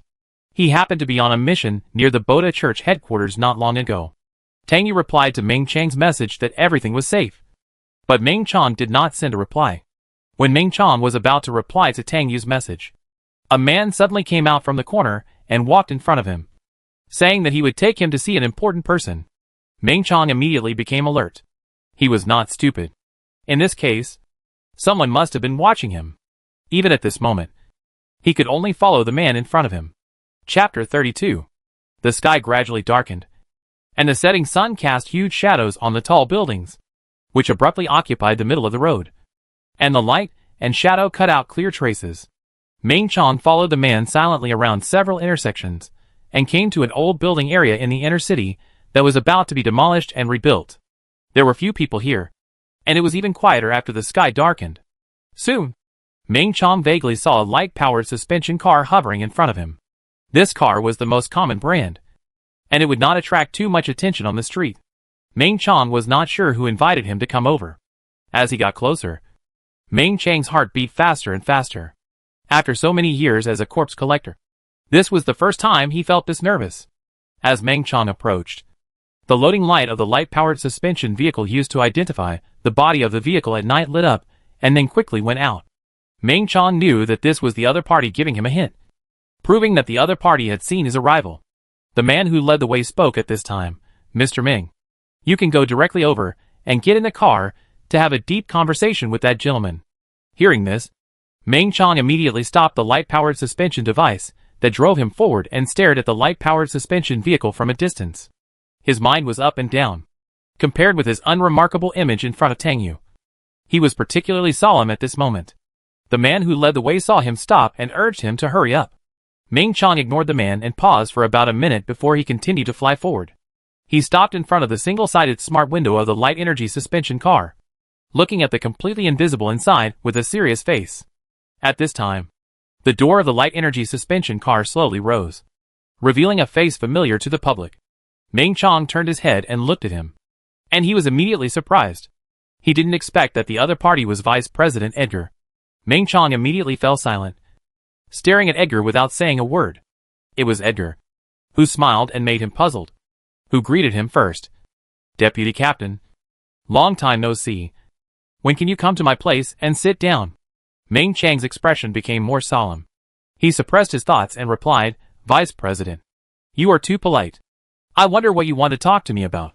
Seeing Meng Chong speak directly, Edgar's mouth gradually widened, and a hint of cunning appeared in his eyes. He just said, "What do you think, Vice Captain?" Meng Chong did not respond to his words, but remained silent. Edgar saw that Meng Chong was so tactless, and his eyes narrowed slightly on his smiling face, and his eye shot straight at him. After a moment of silence, Edgar said, "I heard that you were Tang Yu's experimenter." Meng Chong became more and more wary of Edgar. He said coldly, "I wonder what the Vice President wants to say."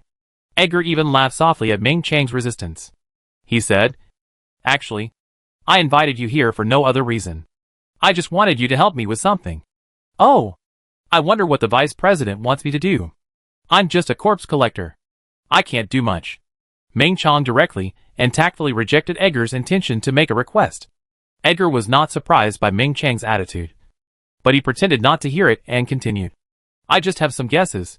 Since you are Tang Yu's experimenter, It should be very convenient for you to bring some things out of Tang Yu's laboratory. Or, can you enter my private laboratory without anyone noticing? Meng Chong didn't expect Edgar to be so bold to say such a thing. He was slightly angry and stared at Edgar. The vice president actually has such a mind.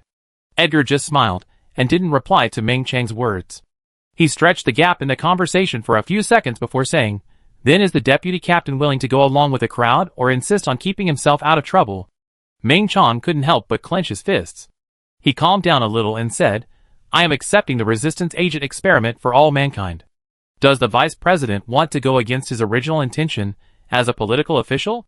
This made Edgar immediately restrain the smile on his face. He paused and said, "You are so fearless. How can you prove it?" "You?" Meng Chong was angry again, thinking that Vice President Edgar was a despicable villain. Edgar showed a playful expression of cat and mouse to Meng Chong again, and said, "I don't care how you question me. My request is so simple. And besides, since you can consider all mankind, why don't you consider your wife, who is alone at home?" Hearing such a threat, Meng Chang's pupil suddenly shrank, and his heart exploded like thunder. He stared at Edgar and asked sternly, "What are you going to do to her?" Edgar replied slowly, "You know what I will do to her depends on what you are willing to do for me." Meng Chong suddenly sneered, and his tone suddenly became deep. "The vice president's words are really not flattering. You are a smart person. Since you can talk to me here, you should have thought that Professor Tang would let me, an experimenter, come out. And you must have made thorough considerations." "Oh, but so what?" Edgar was completely dismissive of Meng Chang's words. He even used this to provoke. Tang Yu's ability is always limited, and he may not be able to take care of everything, even if I don't look for you. Do you think the super government or other families have never thought about you? Meng Chong lowered his eyes slightly and said bluntly, "But up to now, the first danger I have encountered is you, the vice president." Edgar suddenly laughed again. "It seems that the deputy captain is stubborn. I am not so brave. In this case, let's stop here and keep it a secret between us." Meng Chong did not expect Edgar to change his mind so easily, and watched him more vigilantly. However, Edgar did not want to waste any more time. He did not say anything to Meng Chong, and directly lowered the door of the light energy suspension car and closed it. Seeing this, Meng Chong became more and more unsure about Edgar's thoughts, and even gradually began to feel lingering panic and worry in his heart, because the other party threatened him with his wife. Before Meng Chong could come up with a conclusion, the man who led him here came to him again and asked him to leave. Meng Chong looked deeply at the light energy hovercraft that he could not see inside, and had to turn around and leave. He knew that Edgar would not let him go so easily. He rejected the other party's request and knew the other party's thoughts and plans. If he did not obey the other party's orders, he would soon face doom. Meng Chong slowly left the old building area and only ran to his residential area in the outer city as fast as possible until he was out of Edgar's sight. He was very afraid that Edgar would really do something to his wife. At this moment, the sky was completely dark. The stars were completely invisible in the turbid atmosphere, and the moon was also hazy. Just after entering the community, Meng Chong felt as if he smelled a dangerous breath. He was startled and ran to his home. Arriving at room 01 on the 13th floor, Meng Chong quickly swiped the access control and pushed the door open. However, the lights in the room were as bright as day, and the smell of chicken soup was wafting from the kitchen. But there was no sign of anyone. "Gigi?" Meng Chong suppressed his surging emotions and called softly, for fear of scaring his wife. He walked slowly into the door, and slowly pushed the door back and closed it. After more than 10 seconds, no one answered, and he said again, "Gigi, now is not the time to play hide and seek. I'm back. Why don't you say welcome me home?" However, no one responded. Meng Chong became more and more nervous, and his heart gradually hung in his throat, as if it would jump out at the next moment. He was not discouraged. He looked around the neat and bright home and began to look for his wife one by one. Meng Chong first went into the bedroom to look for someone, but there was no one anywhere he could see. He opened the closet and looked carefully, but there was no trace except the white floral skirt and plaid shirt that his wife liked. Meng Chong even looked under the bed. Sometimes his wife would crawl under the bed to play pranks with him, but there was still no one there. Instead, there were a few silk scarves scattered on the bed, and it could be seen that its owner was still choosing them not long ago. Not finding anyone in the bedroom, Ming Chong went to the side bedroom next door. It was all pink, with children's beds, curtains, children's desks, and intelligent tutoring robots. But still no one was seen. Ming Chong went to the study again. But except for a bookcase that was not full of physical books and a desk, everything else was simple and clear. Ming Chong suddenly panicked. His wife would not go out rashly. People with mental illness cannot leave the community on their own if they are not accompanied by a guardian. Once the other party steps out of the community gate alone, the robot security guard will immediately stop them and notify their family members to take them back. Ming Chong still had a hope that maybe his wife just went out to hang out downstairs in the community, and he planned to go downstairs to find her. However, at this moment, Ming Chang's neuron electronic chip received a strange message. Ming Chong was immediately frightened, and almost without hesitation, he immediately opened the holographic projection screen and clicked on the message.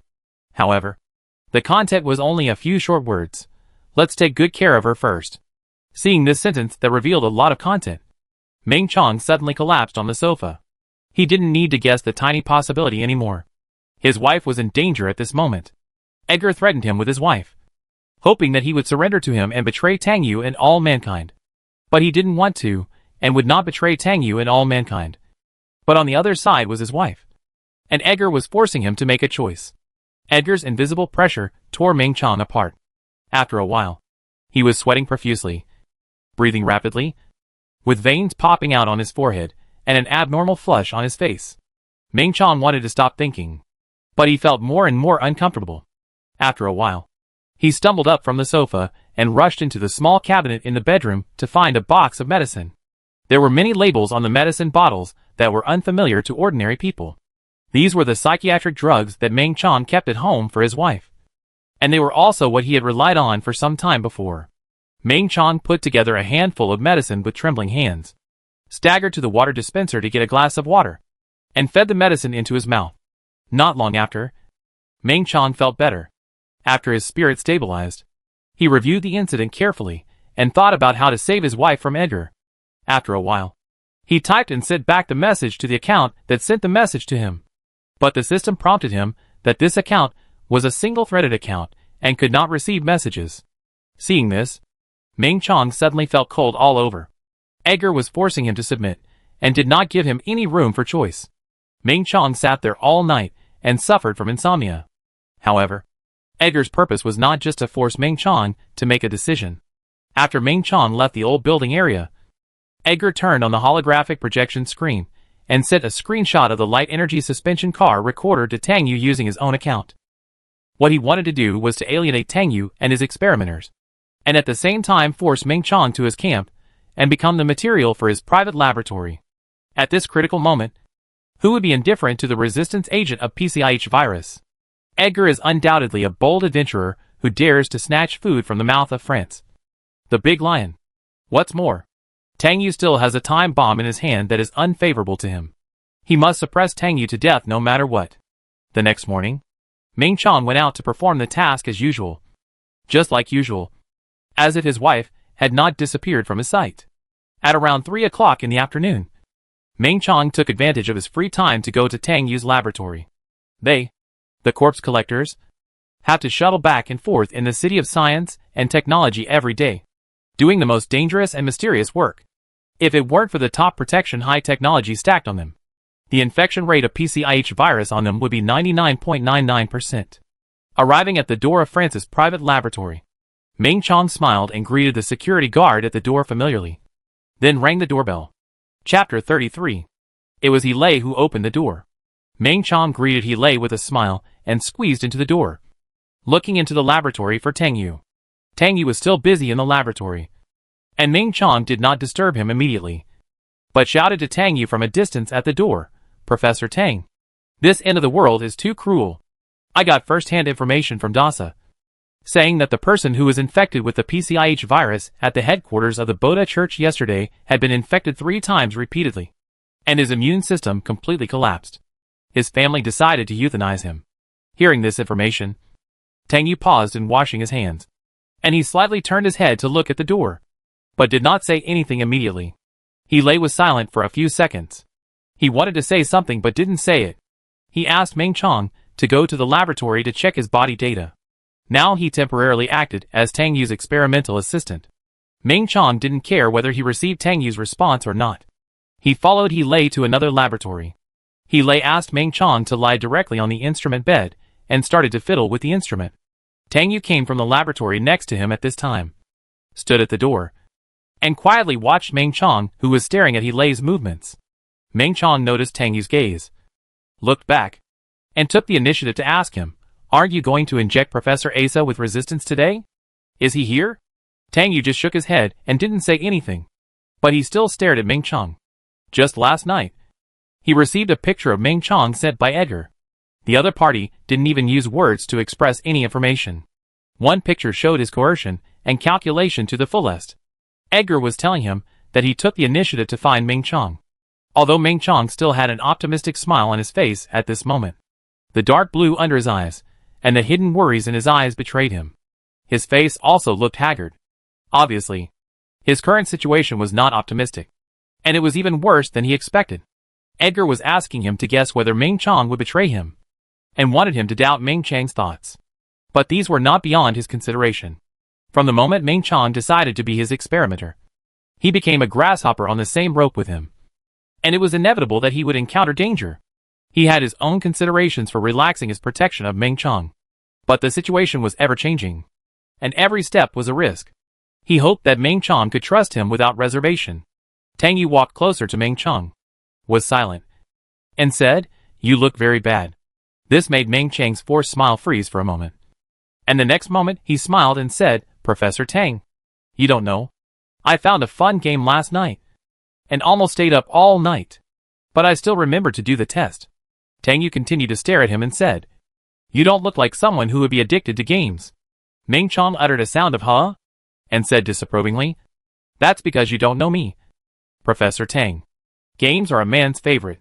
He Lei watched the two talk, glanced at Tang Yu, and then looked back at Ming Chong, who seemed to be a little deliberate. He narrowed his eyes slightly and asked casually, "What game is it?" Ming Chong was stunned for a moment and quickly said, "Rebuilding Home, a new survival game released by Company. I just discovered it recently." Tang Yu hummed, "I'll play it when I have time." Seeing that Tang Yu seemed to believe him, Ming Chong was relieved. For a moment, he suspected that Tang Yu seemed to know everything. If the other party knew that the vice president had asked him to steal the experimental data, even if he had no such intention, he would definitely be suspected by Tang Yu. At this moment, his wife was still in the hands of the vice president, and the other party did not seem to have much time to make a choice. He was afraid that if he delayed for too long, his wife would be gone. Edgar was a cruel person. He would definitely not betray Tang Yu. But how to rescue his wife was a problem. Ming Chong fell into anxiety for a while, and the situation of having no solution made him anxious. Tang Yu easily saw through Ming Chang's anxiety, and he couldn't help but think about what handle Edgar had on Ming Chong. Soon, Ming Chang's physical data came out. Tang Yu did not rush to check the new and old data, but told Ming Chong directly, "I received a picture last night." Hearing Tang Yu's words, Ming Chang's scattered mind suddenly stood up. His pupils shrank, and he stared at Tang Yu in shock. He Lei saw Ming Chang's reaction, and seemed to have guessed what happened to him and Tang Yu. But he did not ask directly. He calmed down a little, and planned to secretly send Hilya to investigate the situation.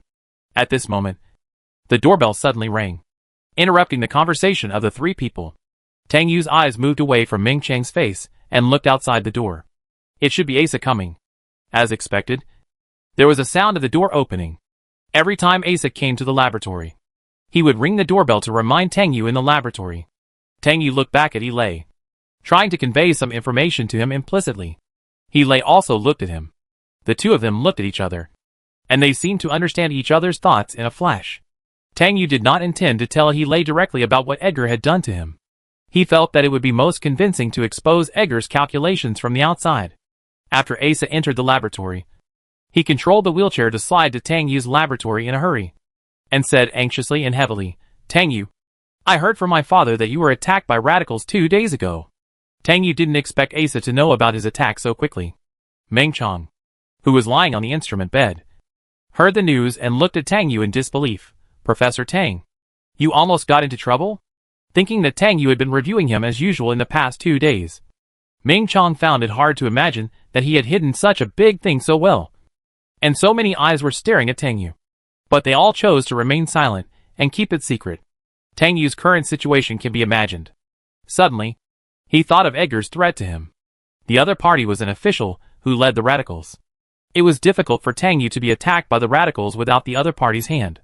However, facing the shocked looks of Asa and Ming Chong, Tang Yu did not want to explain too much. He just said, "It's all over. Let's not talk about it for now." Asa and Ming Chong both changed their expressions because of his words. Ming Chong looked gloomy and even wanted to expose Edgar directly. But Tang Yu changed the subject when he was about to say it. Tang Yu said lightly, "Asa, I will inject you with a customized resistance agent in a while. Please prepare it." Asa frowned and said, "Tang Yu, is there anything I can help with? I really don't want you to be in danger all the time because of the radicals. You are still carrying the crime of being a spiritual parasite." Before Tang Yu answered Asa's words, he said first, "The military and the super government will attach great importance to Professor Tang's safety. So Professor Asa doesn't need to worry about it." Asa was a little angry. Is this the result of the military and the super government's attention? I watched the surveillance footage. Tang Yu was almost strangled to death. He snorted coldly. Unhappy with Asa's excessive concern for Tang Yu, he asked back, "Is Professor Asa questioning the ability of the military and the super government and their attitude towards Professor Tang?" Asa was blocked by this. Tang Yu saw that the two were getting more and more discordant. So he stopped them. "Okay. Let's continue the experiment. Asa needs to calm down for half an hour to stabilize the hormone level in the body to prepare for the injection of the resistance agent. I will read Ming Chang's physical data today." Tang Yu spoke. Asa and He could not say anything more. Asa lowered his head slightly, and his deep blue eyes revealed disappointment in the city of science and technology. He stopped talking, looked at Tang Yu, and left the laboratory in silence. Tang Yu looked at He's back as he left, then turned his gaze to Ming Chong and said, "Let's work together to solve any problems. I believe in your decision." Tang Yu's words were in response to the topic they had discussed before. Ming Chong was shocked again. "Professor Tang, you can't even protect yourself. Why?" Tang Yu did not answer him immediately, but operated the instrument again. Ming Chong looked at him anxiously, hoping to get an answer. Asa heard their incomprehensible conversation. Although he didn't know what happened to Ming Chong, he still said very seriously, "No matter what you encounter, you can trust Tang Yu completely." This made Ming Chong silent. After Tang Yu transferred all the data in the instrument to his own neuron electronic chip, he replied to Ming Chong, "You are the first person willing to accept the experiment. You are a hero. I am very grateful to you." Ming Chang's pupil suddenly shrank and trembled at Tang Yu's words. From the moment he volunteered to become Tang Yu's experimenter, he knew that he would fall into various dangers, and was prepared to sink into various political undercurrents. This time, he could get Tang Yu's protection. So how could he make any ruthless decision to betray the other party? Ming Chong took a deep breath and slowly said, "Professor Tang, please save my wife." Tang Yu nodded gently. But Asa was shocked again by Ming Chang's words. He felt that everything would not be so simple, and even exceeded the scope of his understanding for more than 20 years. However, he calmed down and did not ask more questions, but still said, "Tang Yu, how can I help you?" Tang Yu looked at Asa, still did not answer his question, but his eyes became serious, and slowly said, "You are about to become the second experimenter of the resistance agent. Please be sure to protect your safety." Hearing this, Asa immediately clenched his curled palms, and seemed to understand the riddle-like conversation between Ming Chong and Tang Yu. His heart couldn't help but beat, blatantly proclaiming the fear and defense of this body against the unknown fate. He also heard the conversation between Ming Chong and Tang Yu in the small hall outside. He soon sent a message to Hilya, asking him to take Wang Jing to Ming Chang's community to find out information about Ming Chang's wife. After receiving the brief order, Hilya quickly understood He's intention. Without asking any more questions, he went to the sniper training room to call Wang Jing and asked him to prepare to perform a temporary mission. Wang Jing didn't say much, put away his sniper rifle, and immediately followed Hilya. The two changed into casual clothes, disguised themselves a little, and then left the military and police area and headed towards the community in the outer city. On the way there, Wang Jing had cut into the surveillance of Ming Chang's community through special means. But all the surveillance videos from 7 to 7:15 last night were deleted. Chapter 34. Seeing that several key surveillance cameras were missing videos of that period, Hilya showed an expression of as expected. He asked Wang Jing to restore the surveillance video. And then he turned on the holographic projection screen and began to search for the staff information of this community. The administrator of the community is a man named Shao Xu. Wang Jing used a little trick to restore the missing 15 minutes of video from 2 surveillance cameras located near the entrance of the community and in front of the building where Ming Chang's home was located. Turning on the surveillance camera near the entrance of the community, I saw that in the dim night. First, a suspicious black light-powered floating car entered the surveillance area. It just stopped in the temporary parking lot outside. And then 2 men in plain clothes and sunglasses got out of the car and slowly walked out of the surveillance range. At the end of the video, 2 men appeared again, and one of them was holding a black-haired woman who was sleeping in pajamas and slippers. The 3 of them got into the car, and the car drove away in less than a minute. Hilya's expression suddenly became heavy. The 2 men took away Ming Chang's wife. The sunglasses on the other party's face were some kind of secret black technology, which could release interference signals to block face recognition. The faces of the 2 people shown in the video were blurred and distorted. They could not directly confirm the suspects through the faces in the surveillance. Obviously, the people behind them made careful arrangements. Hilya asked Wang Jing to turn on the surveillance in front of the building. The team of 2 people originally appeared in the third person. The other party looked around with a guilty look and led the 2 people into the building. This person was undoubtedly Shao Xu, the administrator of the community. Seeing this, Hilya stopped reading and asked Wang Jing to search for Shao Xu's information immediately. Through his account, he could find his identity information and quickly locate his location. It was clear that Shao Xu might not be in this community. Wang Jing quickly clicked on the holographic projection screen. Shao Xu was not an important person, so it was very easy to find his information. The latest information showed that he had purchased a flight to Chaos City at 6:30 this morning, and he got a pass at 11 o'clock this morning. Hilya and Wang Jing looked at each other and understood each other. Shao Xu was going to run away to avoid the limelight. His bank account showed that he received a considerable amount of transfers at 7:06 and 8:10 last night. Wang Jing immediately located the location of Shao Xu's neuron electronic chip. The other party had already started moving, indicating that it was heading for the passenger ship parking lot at the east gate. Hilya and Wang Jing immediately chased after him without saying anything. Shao Xu quit his job as a community administrator overnight and ran away to avoid the limelight. His activity certificate was valid for 3 days after losing his job. The Scott family had arranged another job for him in Chaos City. He only needed to report on time. The people of the Scott family told him that he only needed to hide for a week and he would be completely safe. Although he knew that all this was done by the Scott family, Shao Xu still felt guilty. After all, the crazy woman Gigi, who was taken away by the Scott family, was the wife of Ming Chang, the deputy captain of the corpse collection team. She had some connections, and was not someone he could afford to offend. However, facing the coercion and inducement of the Scott family, although he didn't know what the other party's purpose was, he could only give in. Seeing the light energy suspension car he requested from the internet gradually approaching the east gate, Shao Xu's nervous heart gradually gave rise to a trace of excitement and relief. If most of the starship cabins could not take off until after dusk, he would have wanted to leave Qiantian City and go to Chaos City to escape this morning. However, just as the light energy suspension car was about to gradually descend to the vehicle parking lot at the east gate, a light energy suspension car suddenly crossed in front of Shao Xu's car, forcing his car to make an emergency stop, and the whole person almost hit the car window glass.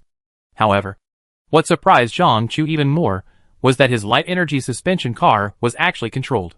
The car body that was originally flying to the suspension field suddenly turned sharply and flew back to the way he came. Shao Xu was so shocked that he couldn't help but widen his eyes. In the laboratory, Tang Yu was comparing Ming Chang's physical data, but when he saw a certain physical value, he was shocked. The enzyme released by the MSHEF protein in Ming Chang's body, which was originally at a stable line, was increasing. The speed of releasing the enzyme was nearly 30% faster than yesterday. The more and faster the enzyme was released, the greater the effect of the resistance agent. This was an amazing change. Tang Yu looked at the data carefully again, and then quickly called Ming Chang, who was resting in the small hall, to come over. Ming Chang was still immersed in various thoughts, and did not hear Tang Yu shout for a while. It was not until he Lei approached him and reminded him that Ming Chong suddenly came to his senses and hurried to Tang Yu's laboratory. Before he could ask, Tang Yu asked anxiously, "What did you touch last night and today? Your body data has changed. I need to find something that caused your body to change." Hearing Tang Yu's question, Ming Chong was stunned for a moment and shook his head subconsciously. "I didn't do anything special or eat anything last night except staying up all night." Hearing this answer, Tang Yu's mood calmed down a little. But he still asked, "Really?" Ming Chong thought about it carefully. And suddenly a light bulb went off in his head, remembering that he had taken some drugs to treat mental illness last night. But he hesitated immediately, not wanting to expose this private information involving mental health. He hesitated and asked, "Is this thing important?" Tang Yu nodded quickly. "I have a new discovery." This answer made Ming Chong even more entangled. After Tang Yu calmed down his excitement and urgency, he quickly observed the changes in Ming Chong, and he guessed that Ming Chong might have some concerns. After a while, he said again, "It doesn't matter if you can't think of it now. I can draw a tube of your blood for a detailed test first." Ming Chong wanted to say something, but finally said, "You take my blood first." Tang Yu did not want to force Ming Chong, but nodded slightly, and took him into the laboratory to draw blood. Although Tang Yu was looking forward to exploring this new discovery, he was not in a hurry.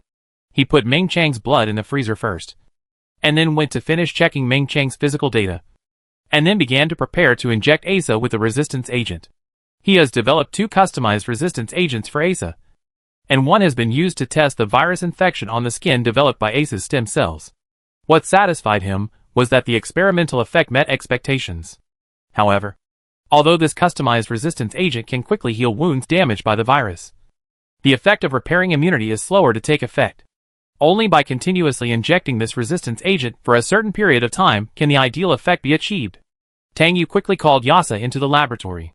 He simply reminded him of some precautions and took a slender syringe to prepare for the injection. Yasa suddenly stopped Tang Yu's action and reminded him, "Don't you need to sign a disclaimer first? If I have an accident because of your resistance agent, the disclaimer will allow you not to bear any consequences. I voluntarily accept your treatment." Hearing what Asa said, Tang Yu suddenly realized, "I actually forgot about this kind of thing." Asa suddenly laughed. "How could I forget such an important thing?" Tang Yu was silent for a few seconds, but shook his head. "I didn't sign it with Ming Chong either," Asa immediately exclaimed. "Fortunately, Ming Chong is fine. You can also be careless sometimes." At this time, he walked to the door, leaned against the door, and said with a sullen face, "You just don't understand Professor Tang. He never signs a disclaimer when doing experiments. He is keen to share happiness and difficulties." After speaking, he glanced at Tang Yu and quickly retracted his eyes. Hearing Lei's explanation, Asa was slightly surprised. He looked at Lei and asked, "In this case, does it mean that Tang Yu has never made mistakes in experiments?" Lei's expression turned colder after hearing this. He looked at Tang Yu, who was looking at him at the moment, and after a few seconds of silence, he said, "Not entirely." Asa looked at Tang Yu again, and saw that Tang Yu frowned slightly. Tang Yu's eyes moved back from Lei to Asa, and he just said, "Start the experiment. If you have any problems because of me, even if I have a disclaimer, I will not be at peace for the rest of my life." Asa showed a worried look on his face. "But my body is really fragile. What if?" Tang Yu did not hesitate, and just said, "No what if." Asa's heart suddenly surged with complex emotions. He did not want to implicate Tang Yu because of his own affairs. Tang Yu just approached Asa and rolled up his sleeves, carefully inserted the needle tip into the blood vessels at his wrist, and slowly pushed the reagent to the bottom.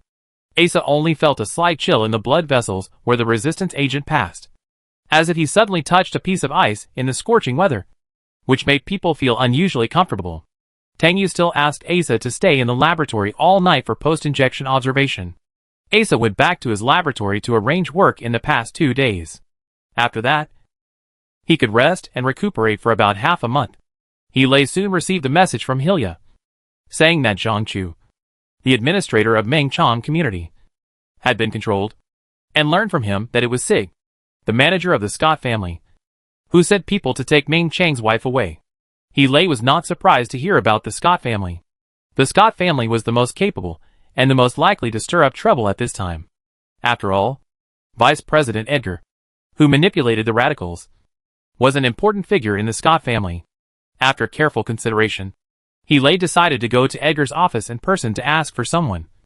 And by the way, to test the other party's true purpose. And warn the other party not to target Tang Yu again. Ming Chong was Tang Yu's experimenter at the moment. If the other party's worries were not resolved, the effect and progress of Tang Yu's experiment would probably be greatly reduced. He sent a message to Tang Yu about this matter. Knowing that He was going to ask Edgar for Ming Chang's wife, Tang Yu couldn't help but think about it. Judging the possibility that Edgar would suddenly cut off their support, Tang Yu thought about it, and finally decided to follow He's decision. The most important thing now was to rescue Ming Chang's wife from Edgar. It depended on whether He could suppress Edgar. Otherwise effective measures would need to be taken again. He immediately called Lemons and Alva to protect Tang Yu. After explaining something to the two, he left the laboratory and went to the super government. He did not make an appointment with Edgar in advance. When he arrived at the door of the super government, he symbolically sent Edgar a message that he needed to see him. At this moment, Edgar was in the office dealing with some matters of the extreme radicals. He was not surprised to receive He's message. After all, he sent a picture of Ming Chong to Tang Yu. Tang Yu would definitely send someone to ask for Ming Chang's wife if Ming Chong did not betray him. But Ming Chong chose Tang Yu in the end, which made him not so happy. But soon Edgar regained his fox-like smile. He replied to He's message and asked him to meet him as soon as possible before he got off work. He arranged for his secretary to take him to the office, so that he would not miss this only opportunity. However, just as the message was sent, Edgar heard a knock on his half-closed office door. Edgar's eyes immediately shot to the door and narrowed his eyes dangerously. He didn't expect that a mere military major general could come and go freely in the super government building. Edgar paused for more than 10 seconds before calling for him to come in. He pushed the door open and saw Vice President Edgar, who was smiling calmly from a distance. If he didn't know some of the inside stories of the other party, he would probably think that he was just an easygoing and friendly government official. He didn't have much contact with Edgar, but he knew a lot about him. Edgar looked at He, who was walking towards him with a stern expression, and said with a smile, "What a rare guest. How come Major General he has time to come to my office and sit down?" He stood up, pointed to the sofa, and asked He to sit down, and said, "You should be in Mr. Francis' private laboratory protecting Professor Tang at the moment. Is this considered as deserting your post?" He walked around to the sofa and sat down, his eyes never leaving Edgar. And he only replied to him, "Professor Tang specifically approved it. And it is not considered as leaving my post without permission. I just had to come to the Vice President to deal with some important matters." Edgar sat down in front of He, as if he knew nothing, and only said, "Is it an important matter? But Major General, he didn't come here in a military uniform. So I can't tell how important this matter is. It seems to be a private matter." He paused for a few seconds, looked at Edgar with a dangerous and forced look, and said, "I found 2 thieves from the Scott family, and I came here to find out the truth and details of the matter." Hearing this, and feeling the pressure that He deliberately released, Edgar's smile froze for a moment. He paused for a few seconds before saying, "Major General, he is really straightforward. But I totally disagree with what you said about there being a thief in Scott's house." Edgar knew that He should know everything he could. He was Freston's most loyal and capable subordinate, and it was impossible for him not to protect his boss's son wholeheartedly. He fell silent, still staring at Edgar intently. Seeing He like this, Edgar couldn't guess what He wanted to do for a while. He pondered for a while before asking, "I wonder how Major General he wants to deal with this thief." He didn't pick up his words, but only said, "I'm curious about one thing." The arc of Edgar's mouth slightly widened, but his eyes became colder. "Oh, what's the matter?"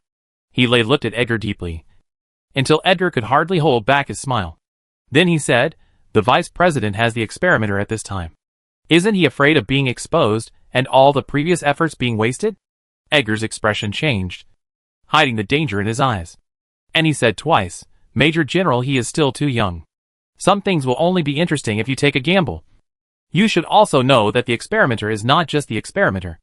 After a pause, he smiled again. "Besides, if it were you, wouldn't you want the resistance agent? But you are close to the water tower. I heard that Tang Yu trusts you very much." This made He calm down. Edgar would divert the conflict. However, through Edgar's words, He was sure that the other party was not just trying to seize the resistance agent. Some things were worth his risk. Now the military and the super government were using Tang Yu to do something unknown. Whether Edgar's behavior was personal or in compliance with orders was intriguing. At this time, Edgar said bluntly, "Of course, I won't let you take Ming Chang's wife back. But I have a good gift for Major General He to take away." Edgar's sudden admission of what he had done made He narrow his eyes slightly. The other party didn't seem like the kind of person who admitted to being a murderer. However, Edgar stood up under his gaze, flicked open the holographic projection screen, and gestured a few times. And then a faint sound came from the color printer not far away. Edgar walked over and took out the colored paper from the card slot. Then walked towards He and handed the colored paper to him. "I just want to teach Ming Chang a little lesson." He followed Edgar's movements and looked at the paper. But after seeing the content of the paper, he was shocked. Chapter 35. After Tang Yu finished recording the body data after injecting the resistance agent into Asa, he turned to study Ming Chang's blood. During this short period of time, Ming Chang had gone through a psychological struggle in the small hall. He still decided to tell Tang Yu the name of the medicine he took last night, even though he knew it was not a glorious thing. Because of this experiment, even his wife was implicated and hurt by him. How could he hide some important things because of personal matters? Although people with mental illness will be intervened by the government and may even lose their jobs, he can't care so much now. Ming Chang came to the door of Tang Yu's laboratory. He just leaned against the door frame quietly and watched Tang Yu debugging the instrument. Tang Yu noticed his figure and turned to ask, "What's the matter?" Ming Chang did not get straight to the point, but asked, "I'm actually more curious. Professor Tang, you keep doing research like this. Don't you get tired of it?" Tang Yu shook his head slowly, withdrew his eyes from Ming Chang, and gradually focused on his hands. "No. Someone needs my research." Ming Chang smiled slightly on his bitter face. "Professor Tang, you are really the most willing scientist I have ever seen to devote himself to all mankind." Tang Yu paused and said, "No." His original intention of developing the resistance agent was far from being as pure as Ace's attitude towards the aerospace industry. Ming Chang felt that Tang Yu was being modest and evasive. At least the image he showed made people feel that no matter how many conspiracies and struggles there were in this whole thing, the results of the resistance agent would eventually benefit all mankind. After a few minutes of silence, Ming Chang spoke to Tang Yu, who was waiting for the test results. "I took some psychotropic drugs last night." Tang Yu was somewhat surprised by this, but he did not focus on the fact that these psychotropic drugs had a promoting effect on MSHEF protein for the time being, but felt that Ming Chang did not look like a person who needed to take psychotropic drugs. "You?" Tang Yu hesitated to speak. Seeing the surprise in Tang Yu's eyes, Ming Chang felt an unspeakable bitterness in his heart. He couldn't help but cover his face with his hands to ease his surging emotions. He was like this, and Tang Yu couldn't tell what his emotions were at the moment.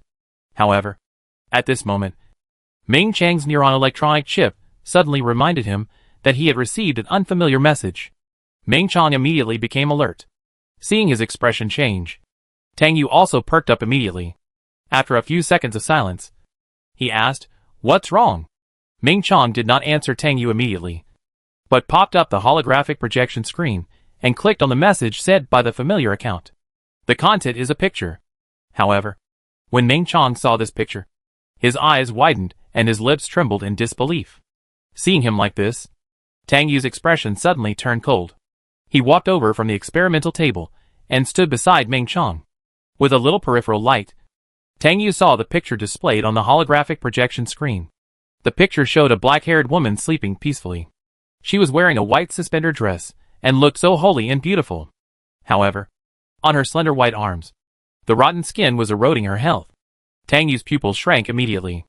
Ming Chang stared at the picture in disbelief. His breath was already blocked in his chest, and the gushing anger in his heart grew infinitely.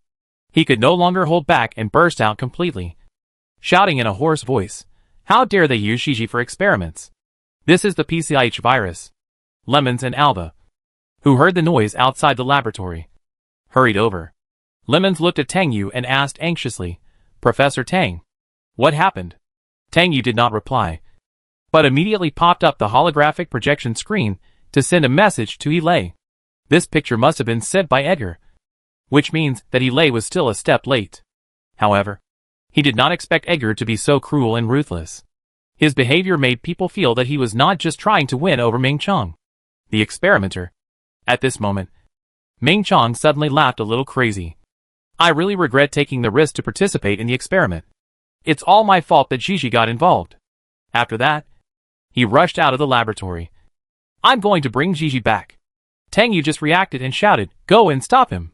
Asa, who was outside the door, immediately stood up from the wheelchair and went over to grab Ming Chang's arm. Ming Chang's tall body struggled to push Asa away. Lemons and Alva took advantage of Asa's delay and stepped forward to capture him instantly. Let me go! I'm going to find Edgar. This despicable guy. Asa stood firm and was stunned when he heard Edgar. He didn't expect that the person who hurt Ming Chang's wife was Edgar, the vice president of the super government.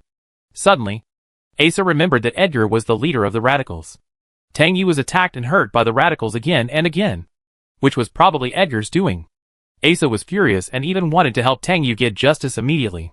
He stepped away from the crowd and flicked open the holographic projection screen to contact his father France.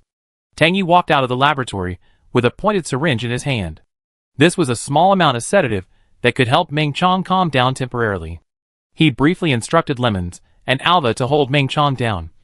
And then, with the help of Lemons, he lifted one of Ming Chang's arms and quickly inserted the needle tip into the muscle to inject the drug. Ming Chang's eyes were red with anger, and he struggled hard. If Lemons and Alva were not also big, they would not be able to suppress him. Tang Yu's eyes had become cold. Edgar deliberately sent the picture to Ming Chong to let him know the truth. It was simply to stimulate Ming Chong. If Ming Chong was not in this laboratory, he, the experimenter, would probably be completely ruined because of this. One of Edgar's goals was to destroy it if he couldn't get it. After the injection of the tranquilizer, the effect of the drug quickly took effect, and Ming Chang's emotions calmed down a little. But after the ups and downs, he could no longer hold back and sobbed softly.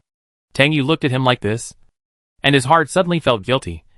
But he quickly hid this negative emotion, opened the holographic projection screen again, and prepared to send a message to Yilei. He opened the chat box with Yilei and quickly typed the 3 words France. When he was about to click send, Yilei suddenly showed that he was typing. He was stunned for a moment, stopped sending, and waited for Yilei to send a message.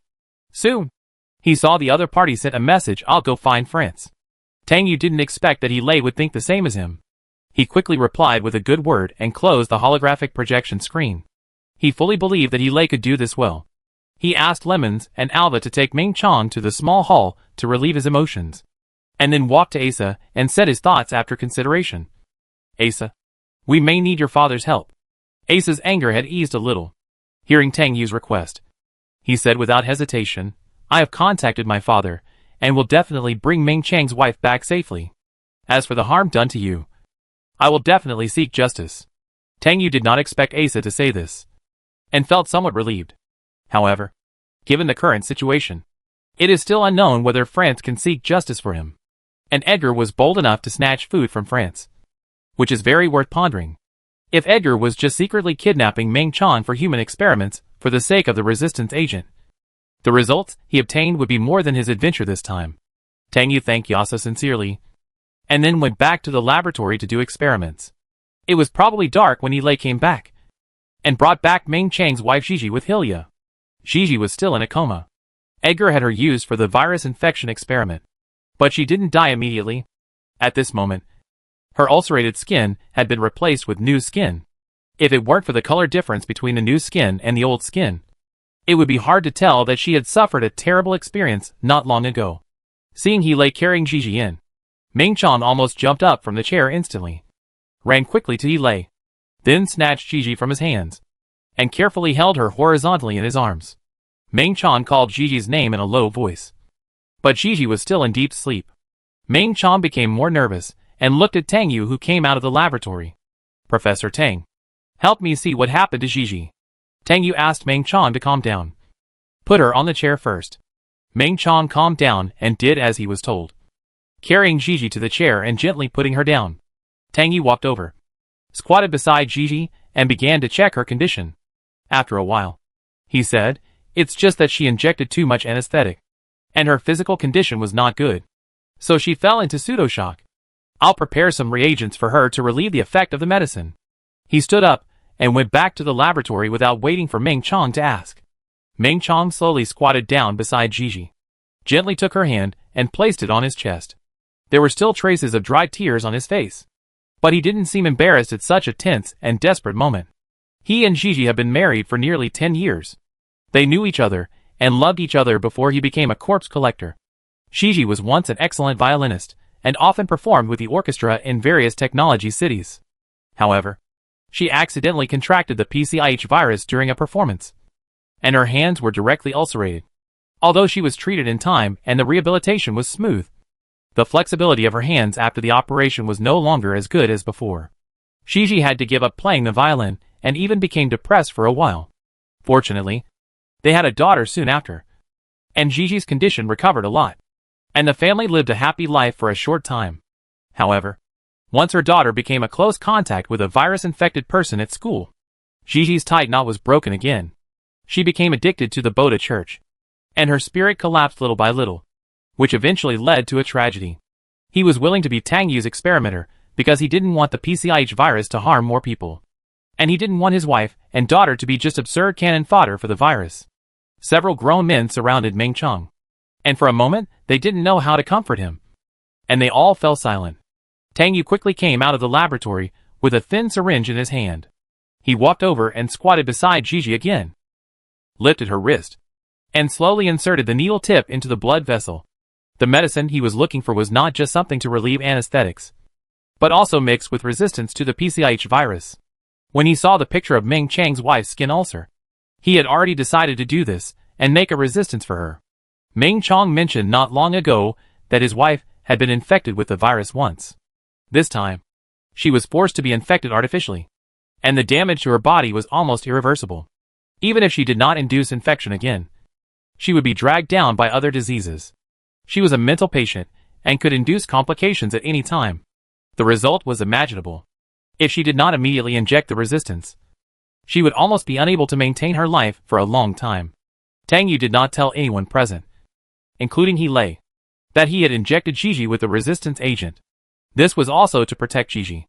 Even Meng Chong, the deputy captain of the corpse collection team, was persecuted by Edgar, let alone Gigi, a woman who was not sober and rational. A few minutes later, Gigi woke up. The first thing she saw was Meng Chong, who was looking at her with earnest concern. She threw herself into Meng Chang's arms without hesitation. Without crying or making a fuss, she just buried herself quietly in Meng Chang's chest and tightly grasped the clothes on both sides of his chest. The resistance agent in Gigi's body was a little slow to take effect. When she felt pain all over her body, Meng Chong thought she was sick again and said he would take her back quickly. He Lei also took the opportunity to tell Meng Chong, "Mr. France will send people to strictly protect you and your wife recently." Meng Chong was very grateful for this, but he still hid all the sensational words in his heart, and only thanked him. Tang Yu and Asa. In the octagon, Edgar had not yet left work, and even sent a message in advance to keep the president, saying that they wanted to discuss something together. Gigi was snatched from him by France, but Edgar was not annoyed. Instead, he was in a very good mood and walked briskly to the president's office. Edgar still knocked on the door and pushed it in. Unlike the usual scene of the president working at his desk, the president was sitting on the sofa at this moment, savoring a cup of freshly brewed coffee. His back was very straight, and he didn't seem to be very relaxed. Hearing the knocks and pushes on the door, which he was used to, the president just glanced at it and didn't move much. Edgar still had a fox-like smile on his face. He looked at the president and said, as he walked over, "It seems that the president has been waiting for me for a while." The president just took another sip of coffee. This coffee didn't have any sugar or milk. Just smelling it, you can feel that it is sour and astringent. You can imagine how it tastes. But it is very refreshing, and is the president's favorite. The president slowly put down the coffee cup and gradually focused his eyes on Edgar. He said bluntly, "I heard from my men that you made a big noise again." Edgar suddenly smiled and waved his hand. "What's a big move? It's just a matter of when to do something." He sat down in front of the president, leaning lazily on the back of the sofa, and even crossed his legs in a swaggering manner. He didn't look depressed or defeated in front of the president when Tang Yu was attacked by radicals before. He said without any concealment, "I talked to Meng Chong and wanted him to be a sample for my private laboratory. The president's face suddenly turned cold. But he didn't say anything. Edgar seemed to have expected that the president would not directly embarrass him at this moment. And he continued to talk to himself. Then, dear Mr. President, are you satisfied with my behavior this time? You know, we have a common goal. After a pause, he continued, how much impact do you think this will have on France? Will he really decide to embezzle the resistance agent? He thinks that my Scott family also wants this thing. So how can we not protect it? But in fact, at this point, Edgar smiled and fell silent. The president listened to Edgar's seemingly outspoken words and finally said, you have really been eyeing the position of the first in the Delno family. Edgar shrugged helplessly and smiled. Then I can't always keep my eyes on your position as president. Can I? The president just picked up the coffee and took another sip, and did not respond to Edgar's extremely arrogant words. Edgar is a thoughtful politician. These words that sound like his thoughts are never his real intentions. And Edgar specifically called him, not just to say these insignificant words. Tell me your real purpose, the president said. Edgar smiled approvingly. I always have a feeling that only when I talk to you. The president. Do I feel like I have met a soulmate? This may be the reason why we have cooperated so well for so many years. The president looked serious and did not reply to him. Instead, he stood up and walked to the window to close the slightly ventilated window. Looking down from the top floor of the Octagon building, you can see the colorful neon lights flashing in the night throughout the city of science and technology. Especially the golden and red headquarters of the Boda Church, which is shining and dazzling wherever you look. Edgar also stood up with the president and came to the window. His eyes were also attracted by the classical splendor of the headquarters of the Boda Church. He said slowly, I don't have any big ideas. I just want to make a deal with the Hawk family. Mr. Cold Hawk, what do you think? The president just turned his head and looked at Edgar deeply, but did not answer immediately. Chapter 36. After the incident where Ming Chong, the resistance agent experimenter, was coerced by Edgar, France became more vigilant and secretly increased his protection for Ming Chong. Once Tang Yu's resistance agent experiment on Ming Chong was successful, the Delno family and the Boda Church, which provided Tang Yu with a laboratory, would become synonymous with the people in the future, and would be written into history books to be praised as myths and legends. When France heard Edgar's name from Ilay, he was actually a little surprised. He didn't expect Edgar to be so bold that he dared to directly and blatantly snatch the experimenter from him. But he thought more. Since Edgar could be so rampant, although he was backed by the Scott family on the surface, it was impossible for him to completely get rid of the traces of the super government. In the final analysis, the super government still wanted to take Tang Yu back. But he would never allow such a thing to happen. He would never allow anyone to obstruct the return of the Boda Church to the political realm. France acted quickly and soon began to deploy the next plan. From the report submitted by the person who arranged to secretly monitor Tang Yu, he learned that Tang Yu took the most important experimental materials for making resistance agents out of the laboratory and asked Ilay, who was protecting him, to store them. Ilay was Freston's confidant. Tang Yu must have asked for help from his father and the Harris family. Although the Harris family is also a line gradually moving towards maturity, it is not necessarily able to protect this hot resistance agent material. As long as he follows this piece of information, he can quickly find the address of this thing, and then create some accidents, seize the thing and study it. Then, he will directly put the blame on the super government, so that the relationship between the super government and Tang Yu will be completely deteriorated. He does not need a complete resistance agent. As long as the Delno family and the Boda Church have the most critical materials for making resistance agents, they will have the first say in resistance agents. And no one dares to say anything. After France calculated himself, just when he was about to invite his confidants to discuss the matter, his subordinates, who were responsible for handling the virus infection incident of the people at the Boda Church headquarters in the second hospital, suddenly contacted him. And a video of only more than 10 seconds followed the voice communication. France's thoughts were immediately scattered. Because of this sudden information, his body released a sense of crisis from the inside out. He couldn't help but straighten his back. In a few seconds, France thought a lot. With a heavy heart, he quickly connected the communication with his subordinates. Before he could guess a suitable result, he heard the other party suppressing his fear and said anxiously, Mr. France, an infected citizen changed his skin and was infected again in less than 3 hours. And it turned out to be a new mutated virus. In just a few minutes, His skin and muscles began to melt. I have ordered the hospital to block this information. The PCIH virus exclusive inpatient department of the second hospital has entered the first level of prevention and control. Hearing the news, France was stunned for a moment. And soon, he looked like he was facing a great enemy. But he soon calmed down completely. In this instant, this sudden crisis gave France, who was struggling to find a way out, a new idea. At present, the newly mutated PCIH virus is only an isolated case. And even the people in the research institute have not studied its mutation law. In this unknown situation, using the newly mutated PCIH virus as a political means is the most suitable decision to make a small bet for a big gain. Soon, France brainstormed an implementation plan. When his subordinates asked him again how to deal with this matter, he just said calmly, "There is no need to block this matter. Let the second hospital contact the super government immediately to deal with this matter urgently." Yes. After receiving France's arrangement, his subordinates were no longer at a loss.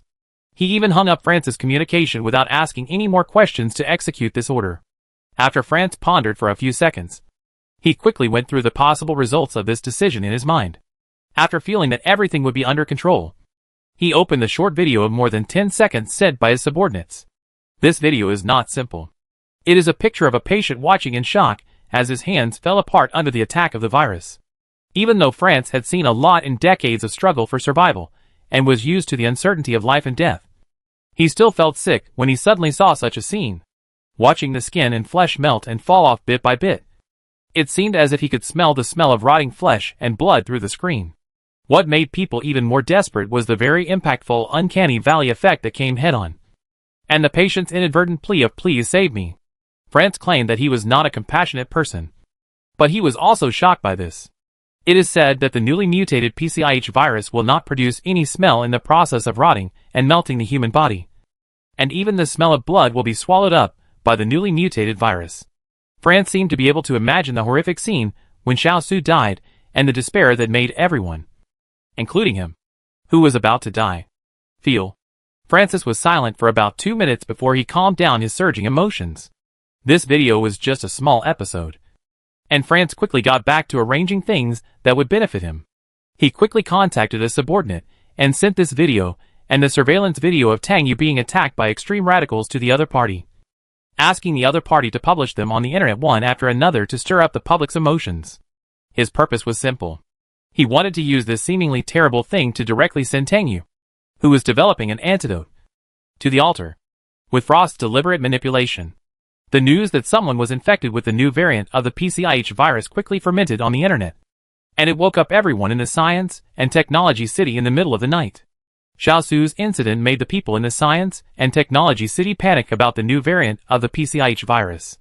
With just a little bit of trouble, the huge fear and despair of the virus will sweep in like a tornado, beating the tense and fragile people. When Tang Yu knew about this, he was observing Ace's physical data. Or he walked into his laboratory with a sullen face and told him that something bad had happened again. Tang Yu's attention was completely attracted by the new mutated virus. He didn't expect that within less than a month, another new mutated virus would appear to harm humans. He stopped the work in his hands and quickly opened the holographic projection screen to go online to check the details of the matter. Tang Yu was still a step late. When he went online to watch, the video about the patient being corroded and melted by the new mutated virus was gone. Only the heated discussion of the public remained. In just a few minutes, there were more than 10,000 posts on the social forum. This was a very rare and shocking thing. This sudden incident has a huge impact on the public. At some point, the surveillance video of him being attacked by extreme radicals 2 days ago was leaked, triggering even stronger emotions among the people. This emotion of helplessness, hesitation and despair is like a layer of huge waves. If it really hits the precarious buildings on the shore, it will be a disaster of destruction. However, Tang Yu quickly figured out the trick. Someone must want to gain some benefits through him in this chaotic time. This person may be from the super government, or Edgar, or France. Although this move of using the panic of the people to achieve the goal is quite criticized, the situation that is brewing now is also an opportunity that he can't ask for. Now many people on the internet have fallen into a frenzy because of the new mutant virus. He who can develop an antidote will become the only spiritual straw that people can rely on at this moment. Thinking of this, Tang Yu quickly made up his mind. Just when the emotions of the people on the internet reached a critical point because of this incident, Tang Yu used an account on a large social platform that he had just registered not long ago to publish the first video content.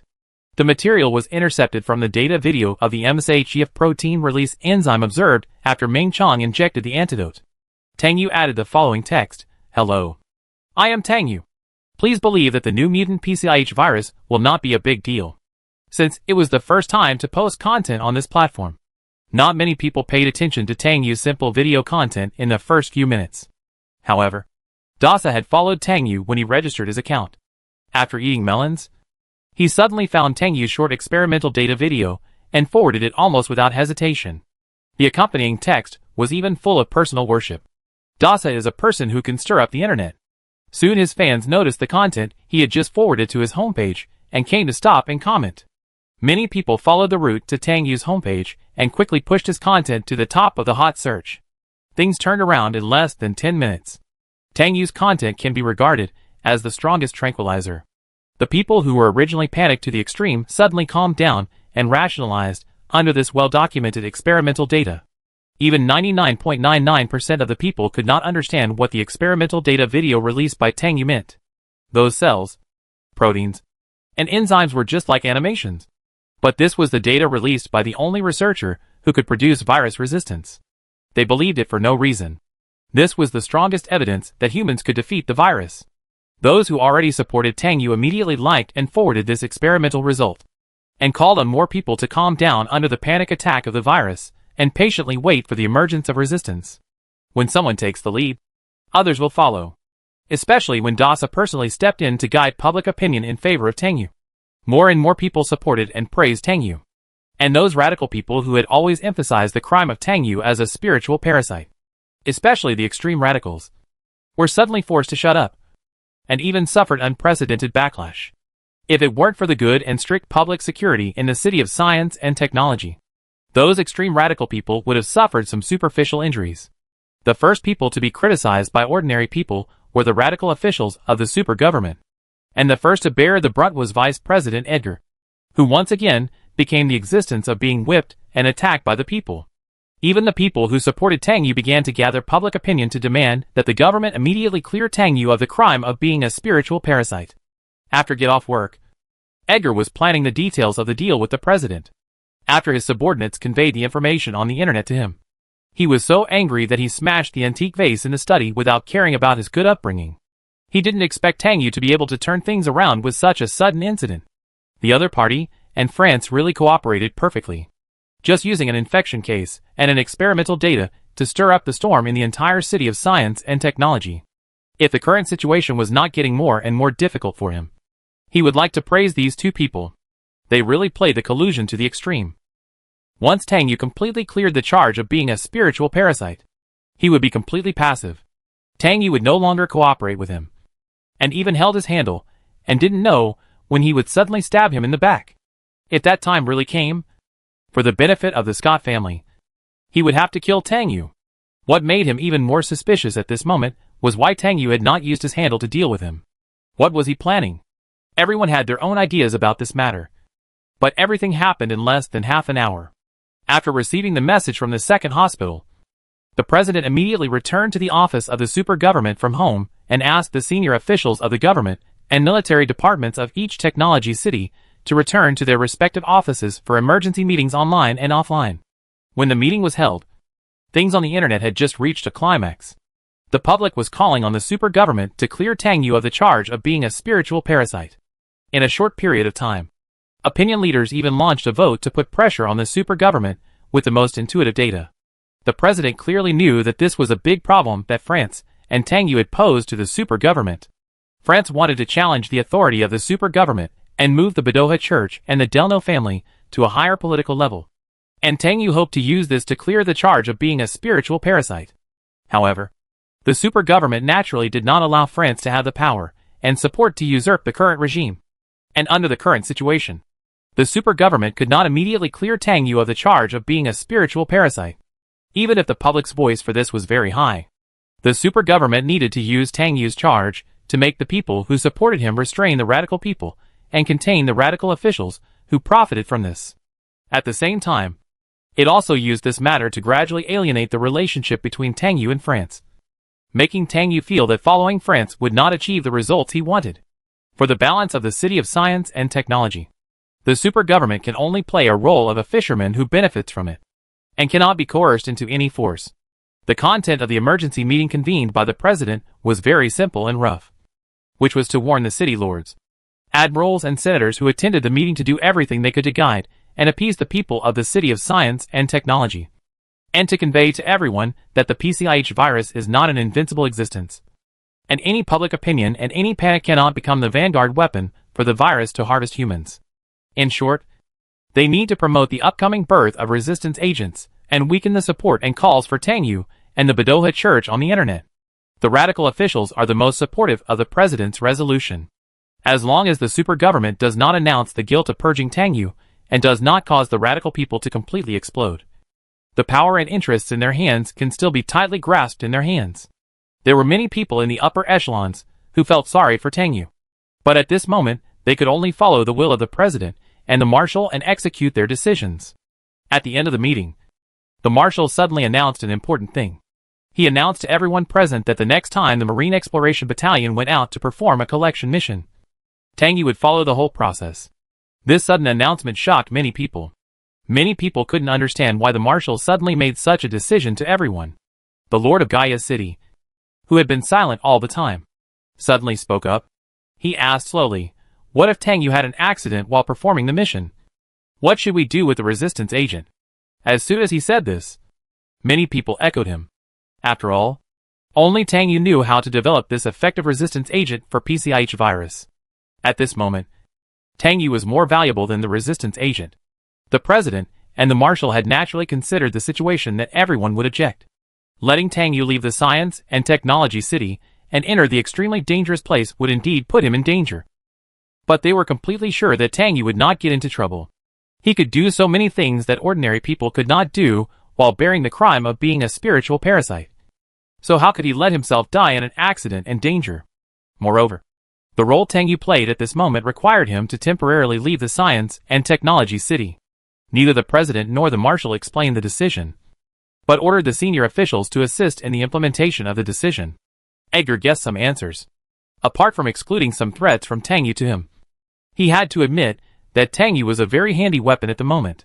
He glanced at the marshal and then the president, smiling quietly without saying anything. However, before the meeting was over, the news that Tang Yu was going to follow the collection team to go out on a mission immediately reached France's ears. France wanted to wait and reap the spoils brought by the public opinion in the early hours of the morning. But he did not expect to get such a bad news that was a head-on blow to him. Not to mention that Tang Yu's sudden departure would disrupt his plan. The other party had just injected his son with a customized resistance agent and needed help to observe the follow-up situation.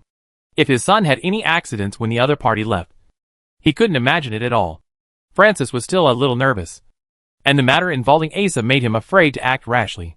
He thought about exposing this matter and letting the people who were looking forward to the resistance agent stop the super government's unexpected decision. But he couldn't help but be suspicious. What considerations and calculations did the super government and the army suddenly make such a decision? Will they cut off his source of income immediately after he spread this information? It was completely within his expectation that Tang Yu would release the video of the experimental data today. He also hoped to take this opportunity to let Tang Yu see his sincerity. After this incident, the people of the super government must think that he and Tang Yu had conspired to do this, and Tang Yu had to stand on his side. Perhaps the super government made such a decision to temporarily cut off the connection between him and Tang Yu.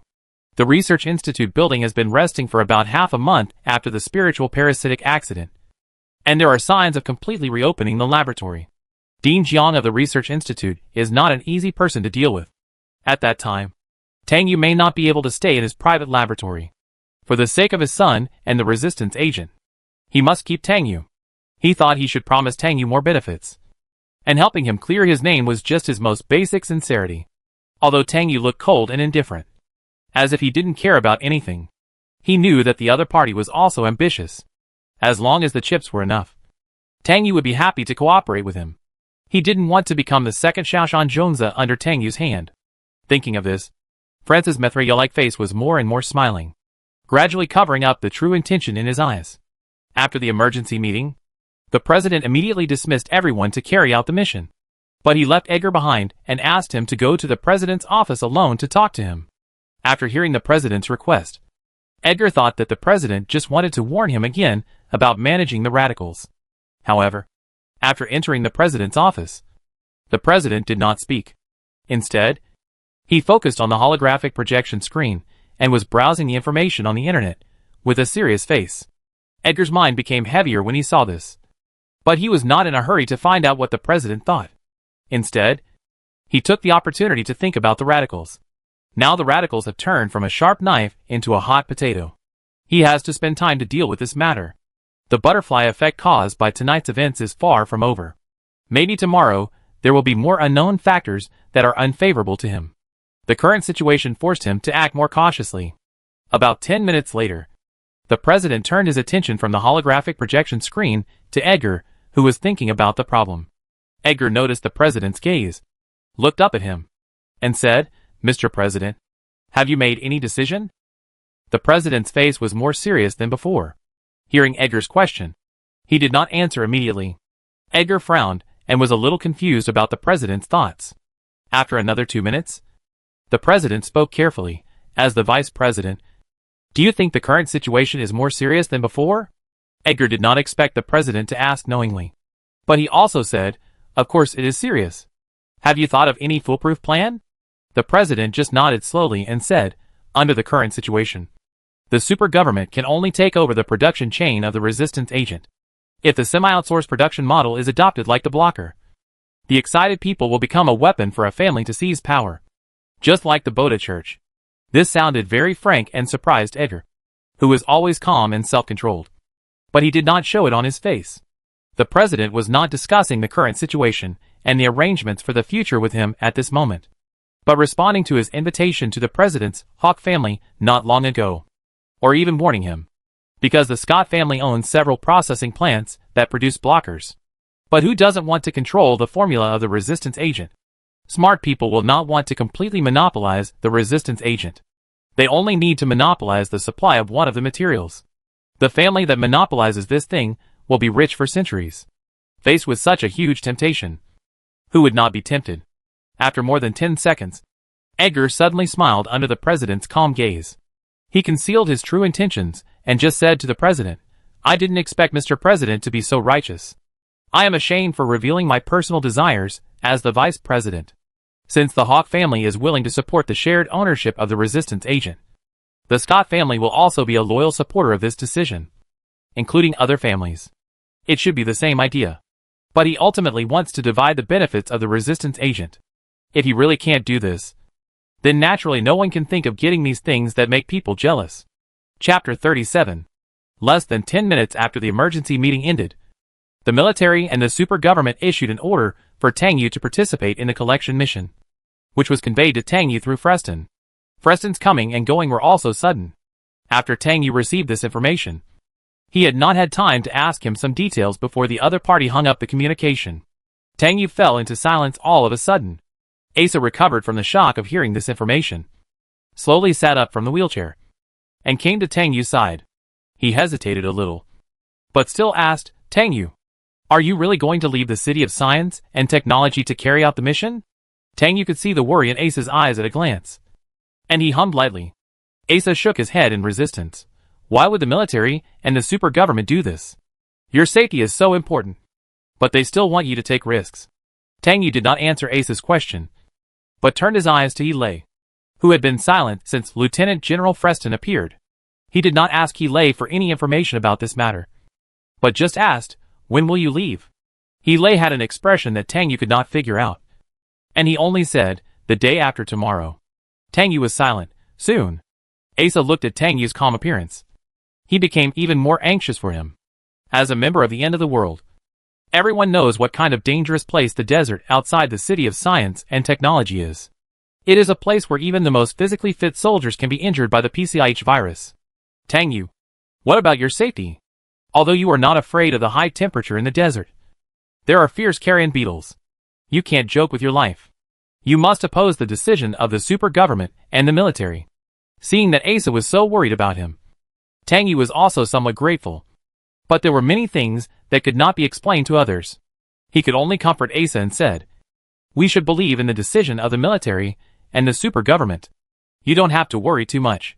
Besides, Hele and his team members will protect me." Asa looked at Hele because of his words. Hele had just been unhappy because of the other party's excessive worry about Tangyu. Seeing Asa looking at him with a little doubt, he narrowed his eyes dangerously and questioned him. "Professor Asa, do you not trust the decision of the military and the ability of the Marine Exploration Battalion?" Yasa just looked at Hele deeply and didn't speak. Tangyu didn't say much to the two of them and turned back to the laboratory.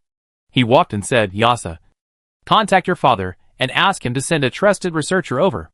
Let him learn from me tomorrow how to observe your body data and write an experimental report. He will be responsible for your experimental reaction in the next few days." Yasa also followed Tangyu and frowned and said, "I believe in your experiment. I should be fine. But I don't trust other people very much." Tangyu glanced at Yasa and didn't speak immediately.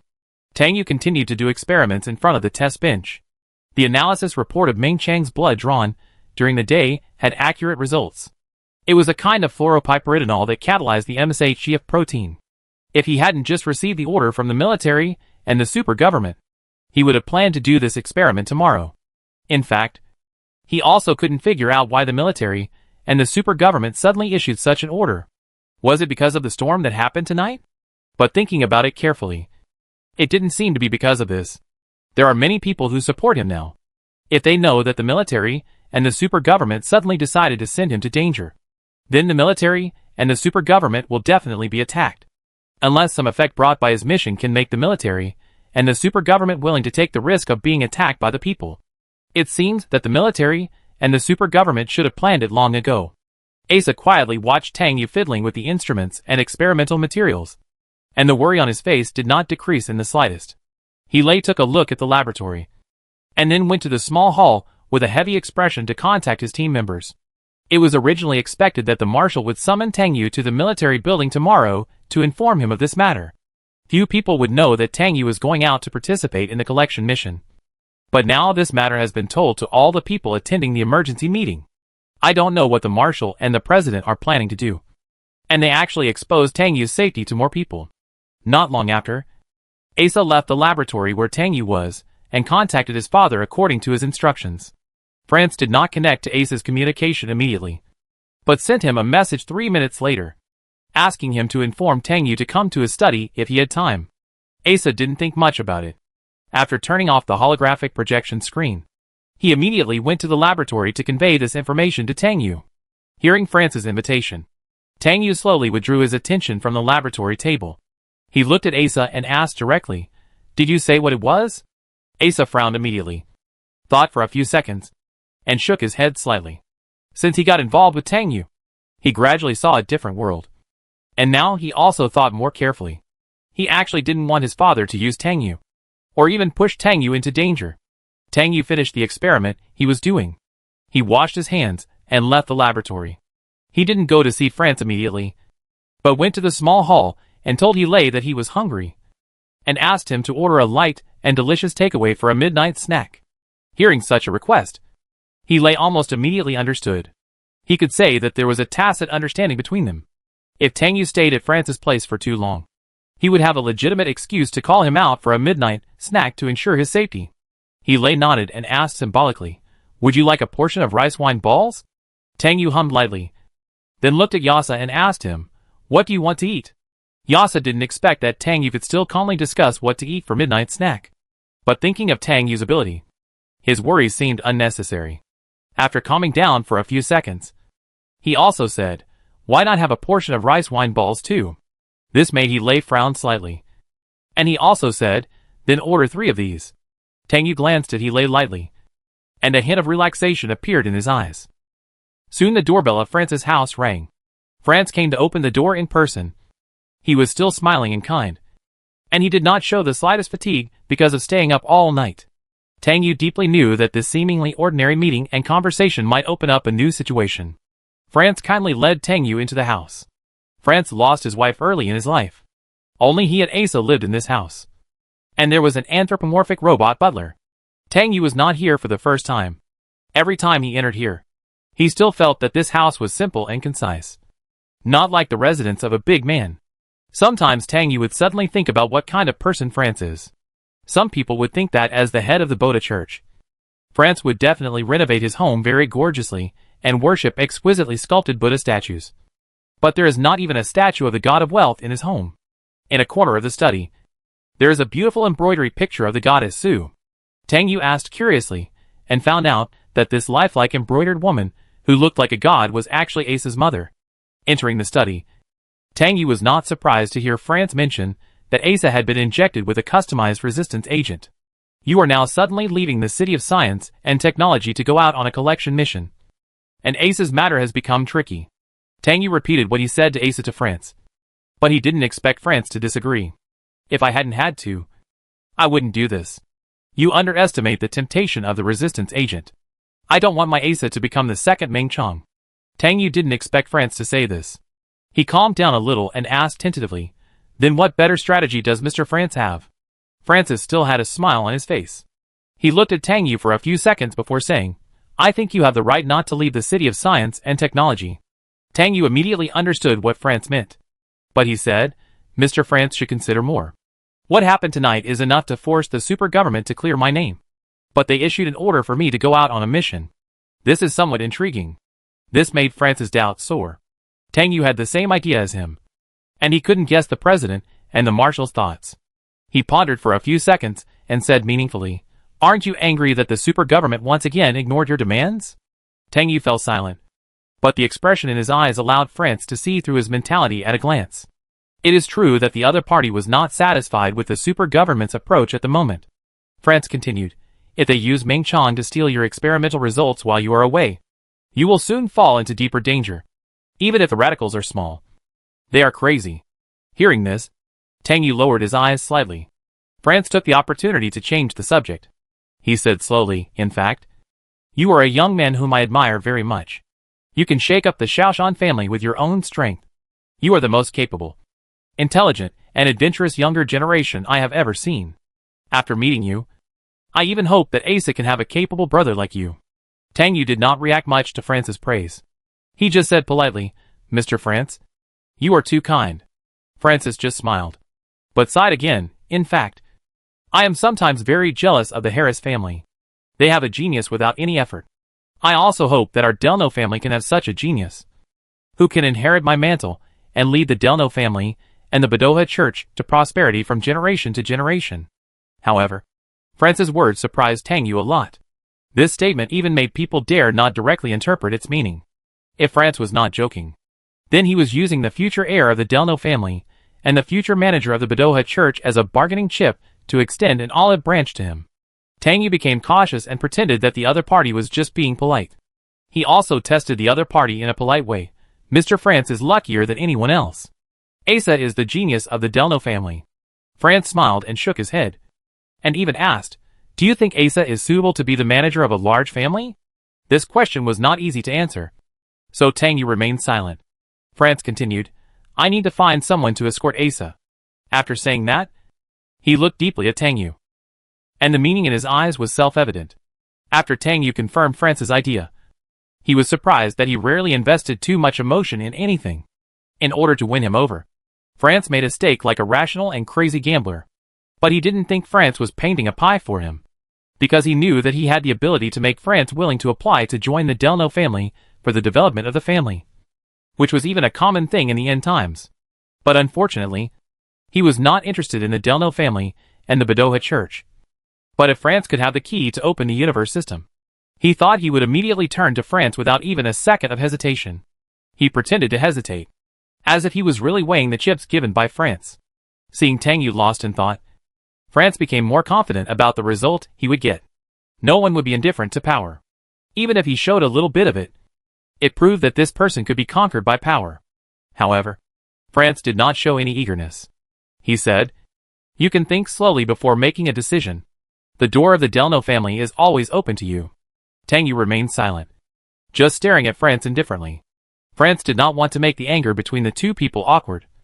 So he changed the subject and said that he had an old friend in the research institute who might be able to take care of Asa in the few days when Tang Yu was not in Chiatian City. Chapter 38. When the time came, Tang Yu simply packed up and followed He Lei and his party out of Qiantian City. After the new variant PCIH virus was exposed on the internet for a day, under the manipulation of public opinion by the super government and the military, its popularity was quickly replaced by another important thing. The selection and evaluation conference for the admirals is about to be held, which also means that the City of Science and Technology is about to usher in a change of power. For ordinary people, this may be just a simple matter of supporting the government and the army to watch the excitement. But for large and small families, it is a blatant competition with undercurrents. After the selection and evaluation conference for the generals, there will be the selection and evaluation conference for the lieutenant generals. This conference will even attract more public attention than the selection for the generals, because among the candidates, there is He Lei. Even though the list of candidates has not been directly announced, the public firmly believes in the gossip that He Lei, a civilian officer who was promoted to colonel at the age of 21 and major general at the age of 23, is now ready to advance to the rank of lieutenant general. He does not belong to any family, has extraordinary talent and wisdom, and is the belief that all ordinary people in the City of Science and Technology pursue and advocate. As the head of the Boda Church, how could France miss this opportunity to ride the waves? He directly contacted the president and the marshal and asked to participate in the evaluation conference as a representative of the Boda Church. There was no such precedent in the Boda Church before, but France was determined to get what he asked for this time. His words were tactful but sharp, and his attitude was firm. The president and the marshal seemed to be convinced by him, and could only reluctantly agree that he would participate as a representative of the church. But he would not have any say. Francis did not make a clear statement in response to the president and the marshal, but only thanked the president and the marshal for their trust in the Boda Church. This made the president and the marshal uncertain whether the other party would overstep their authority regardless of the occasion and do something inappropriate. The politics of the City of Science and Technology was turbulent, but Tang Yu's trip went smoothly. But what surprised Tang Yu was that the Environmental Monitoring Center actually sent a researcher to accompany He Lei and his team on their mission. The other party was called Izhanan. Tang Yu had heard of his name before. He seemed to be a trusted subordinate of the Minister of Environmental Monitoring. He was also capable, so it was understandable that he was sent to follow the collection team to perform tasks. However, Tang Yu was more cautious about him. It was dangerous for He Lei and his team to perform tasks outside. If they brought a researcher who was powerless, it would increase the risk. However, not long after the military starship cabin left Qiantian City, Izhanan actually quarreled with Dill over the issue of the hibernation cabin. The military starship cabin of the Marine Exploration Battalion team only has 8 standard dormant cabins, and Tang Yu and Izhanan joined them temporarily, so they could only sleep in the cabin with a simple and portable dormant cabin installed temporarily. When Izhanan went to the lounge and saw the portable dormant cabin with his name on it, he couldn't help complaining that the He Lei team arranged him too casually. However, this was heard by Dill, who was not in a good mood recently. Dill's anger rose up, and he retorted to Izhanan in one sentence. Izhanan didn't admit his weakness either. With a face full of arrogance, he sneered and started arguing with Dill directly. Lemons, who came over after hearing the noise, was afraid that the two would make things worse, so he hurried up to separate the two. Suzy also came to help and barely mediated the two. After being separated, Dill calmed down a bit, but still looked uneasy. He pointed at Tang Yu, who was fiddling with the holographic projection screen at the door of the control room from the corridor, and said sarcastically to Izhanan in front of him, "Isn't Professor Tang more valuable than you? He can obey the organization's arrangements. Why can't you?" "You?" This made Izhanan blow his nose and stare, and he couldn't find the words to fight back for a while. He glared at Dill fiercely, and then looked past Dill to Tang Yu, who was immersed in work and had nothing to do with him, and his face became even more angry. Hearing the noise stop, Tang Yu stopped processing the data in his hand and looked over. Izhanan's eyes looking at him just now were really unfriendly. But Dill was really good at diverting trouble. However, Izhanan's current behavior really made him feel a little strange. After all, no matter how low the emotional intelligence is, he would not conflict with his teammates at the beginning of the mission, even if he was recommended by the Minister of Environmental Measurement to Dean Jiang for dispatch. He should not be so high profile. He has some understanding of the Environmental Monitoring Center, since the current Minister of Environmental Measurement Nicholas took office. It seems that the reputation of the Environmental Monitoring Center has gradually become bad. The Environmental Monitoring Center is also directly under the Institute, and Dean Jiang is also quite troubled by this. As he was looking at Izhanan looked at him again. Tang Yu's indifferent face still had no expression, which made Izhanan a little angry.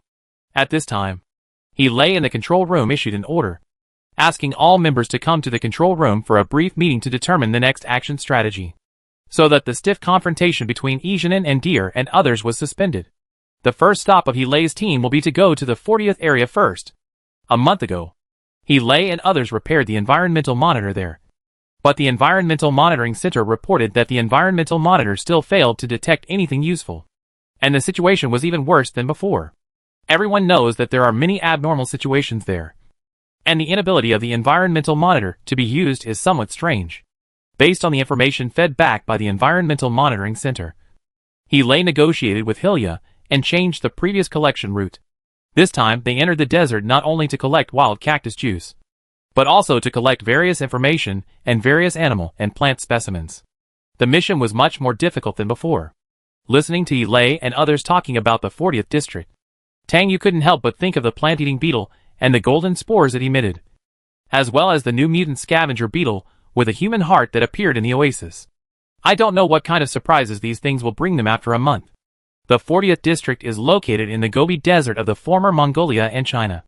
The giant column clusters here were only the size of mushrooms 3 years ago, and could not be used as a collection area at all. But one day, this barren desert suddenly had a thunderstorm. The heavy rain lasted for 3 days and 3 nights. Overnight, the tall giant column clusters rose from the ground. This looks like the work of nature, but humans have to admit its mystery and magic. This place later became the focus of monitoring by the Environmental Monitoring Center. There were still 2 minutes to reach the destination. The military starship cabin lowered its flight altitude and flew to the 40th area at 1/3 of the speed just now. Helay and others had finished their preparations in the dressing room and gathered at the door waiting for the starship cabin to land. Tang Yu and Izhanan were also among them. Tang Yu needed to observe the planted scavenger beetle, while Izhanan went to collect air samples and observe and repair the environmental monitor again. After detecting that there was no danger at the destination for the time being, the starship cabin slowly landed. After stopping steadily, Helay took the lead and Tang Yu followed closely. As soon as he entered the desert, Tang Yu felt something strange when he looked at the golden scenery through the one-way intelligent information helmet. When several people just landed and adapted, he had already flown some distance, then squatted down and grabbed a handful of sand. Helay hurried to Tang Yu's side, but just after driving the hovering device, he felt that the flying speed was slower than before. So he stopped and looked underground. He found that there were only 2 reasons for the slower flying speed. One was that the spikes under the hovering device absorbed less heat, and the other was that the sand on the ground had a certain viscosity, which prevented the spikes from sliding smoothly. Helay was very surprised by this. But in addition to being shocked, he still shouted to Tang Yu, "Professor Tang, don't leave the team and act on your own." Seeing the abnormal behavior of Tang Yu and Helay, everyone immediately realized the problem. They all looked at the sand below, and saw that the yellow sand on the ground no longer looked so loose and dry. They also suddenly realized a problem. That is, the golden balls scattered in the air before were gone, and the surroundings were quiet. Doubts and solemn emotions gradually rose in the hearts of several people. Tang Yu slowly rubbed the sand in his hand, but his eyes looked into the distance. The place where they parked the ship was about 300 meters away from the giant column cluster. Through his special eyes, he could see the situation in the giant column cluster from a distance. The giant columns there were growing thicker and greener than a month ago. Even the unknown desert plants underneath were growing wildly, as if they were fertilized with fertilizer. They were no longer yellow and dry like before, but green and full of vitality. This turned the originally sparse giant column cluster into a thorn bush. Even though he was well informed, Tang Yu felt that this scene was a bit weird. This was in the desert, where there was a lack of water and fertilizer. The most important thing was that the sand in his hand was no longer loose. This strange change made him puzzled for a while. The others gradually accepted that something was wrong here. Hilya flew close to Helay and asked in a serious tone, "Brother Lei, collect first?" Helay took a look at the giant column cluster in the distance and immediately made a decision. He turned to face the others and redistributed the tasks, Lemons is responsible for taking the specimens here. Wang Jing is responsible for protecting Mr. E. Lu Su is responsible for protecting Professor Tang. Hilya and Dil will go with me to collect cactus juice. And everyone will return to the starship cabin in half an hour. Yes. Tang Yu just looked back at everyone and flew to the giant column cluster. He just scanned the cluster of plants, and didn't see the plant-eating scavenger beetle. This thing grows in the southeast of the giant column cluster. Although they landed in the south, it is impossible not to see anything. After He finished explaining the task, he quickly caught up with Tang Yu and asked him calmly, "What did you find?" Tang Yu was silent for a few seconds, but said, "About half an hour ago, a group of scavenging beetles passed by here. The wind and sand concealed their footprints. It is estimated that they have returned to the oasis 100 kilometers away." This made He's brows frown. The people behind him heard this dangerous information and looked at each other through the information helmets. Izhanan sneered at Tang Yu's words.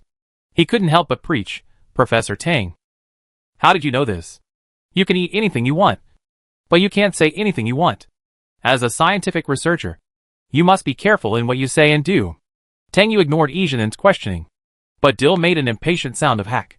He didn't say anything, but just shouted in the direction of Wang Jing and pointed in the direction of the environmental monitor. Wang Jing immediately understood what Dil wanted to say. He didn't say anything, but flew over and directly pulled Izhanan's arm and flew in the direction of the environmental monitor. Izhanan only had time to say a few times, and was taken away by Wang Jing for a long distance in this moment. Dil flew close to Hilya, clicked his tongue twice, and whispered, "In fact, I wanted to say it a long time ago. Is this person an undercover sent by the Environmental Monitoring Center to drag down the team? He only knows how to point fingers and belittle things all day long." He then looked at the person next to him. "Are you talking about Shao Luzi?" Dil's inappropriate words made Lu Su burst out laughing, and He turned around and warned him, "Be serious." Dil shrugged and returned to the right track. Hilya briefly explained, it was Dean Jiang who personally proposed to let the researcher come with him, and he also arranged the person before. But the original person was infected with the virus a few days ago. So the Minister of Environmental Testing sent Mr. E here. Hearing this explanation, Dil and Lu Su couldn't help but look at each other. Although they couldn't see each other's faces clearly, they could feel each other's thoughts on this matter. Dil stopped talking, kept a low profile, and flew forward with the team. After hearing Hilya's explanation, Tang Yu paid some attention to Izhanan and raised a little vigilance against him. When he was about to approach the giant column, Tang Yu changed direction and separated from He and others, flying to the location where the planted scavenger beetle was before. However, when he arrived at the location, it was indeed as he expected. Only a vast empty scene. Not even a deep pit. And the tall scavenger beetle plant disappeared without leaving a trace. Seeing this, Tang Yu's mood became heavier. He connected the pictures he had taken before to the one-way mirror intelligent information helmet through the neuron electronic chip, and compared the position. The planted scavenger beetle was indeed here, and the monitoring satellite had clearly taken pictures of this planted scavenger beetle a few days ago. Lu Su at the side also showed a surprised expression. Although he had never seen the phytochemical scavenging beetles here, he had seen photos and learned about this matter in detail before landing. However, all he saw here was sand, and there was no phytochemical scavenging beetle. Wei Wei reacted from his daze and asked hesitantly, "Professor Tang, did someone dig this thing away?" He only thought of this possibility for the time being. But each numbered area is monitored by satellites, and the details may be difficult to control. But if someone really came here to make a big noise, the Government Military Research Institute would not be unaware of it. Tang Yu looked around and said lightly, "It's unlikely." He then used the private channel to contact He and stated the fact. "He, the phytophagous scavenger beetle is gone." Hearing this news, He paused slightly, as he was about to cut through the giant column with his knife. But he was not surprised as he had a premonition. He just said, "Got it. Please record the surrounding situation first, and we will come over later." Tang Yu hummed and said, "Please postpone the time of returning to the cabin for another 10 minutes. Hearing Tang Yu's request, He suddenly became a little nervous, fearing that Tang Yu would mess around in the desert again. But he did not show it on his face, and just asked casually, "What are you going to do?" Tang Yu said briefly, "I'll dig underground and see." Hearing this, He fell silent, and after a few seconds he said, "Did you find anything?" Without waiting for Tang Yu to reply, He switched to the public channel and said to Lu Su, "Lu Su, assist Professor Tang." Lu Su quickly answered yes and asked Tang Yu, "Professor Tang, what can I do for you?" Tang Yu did not reply to He Lei again. After temporarily closing the communication, he only said to Lu Su, "Give me your dagger."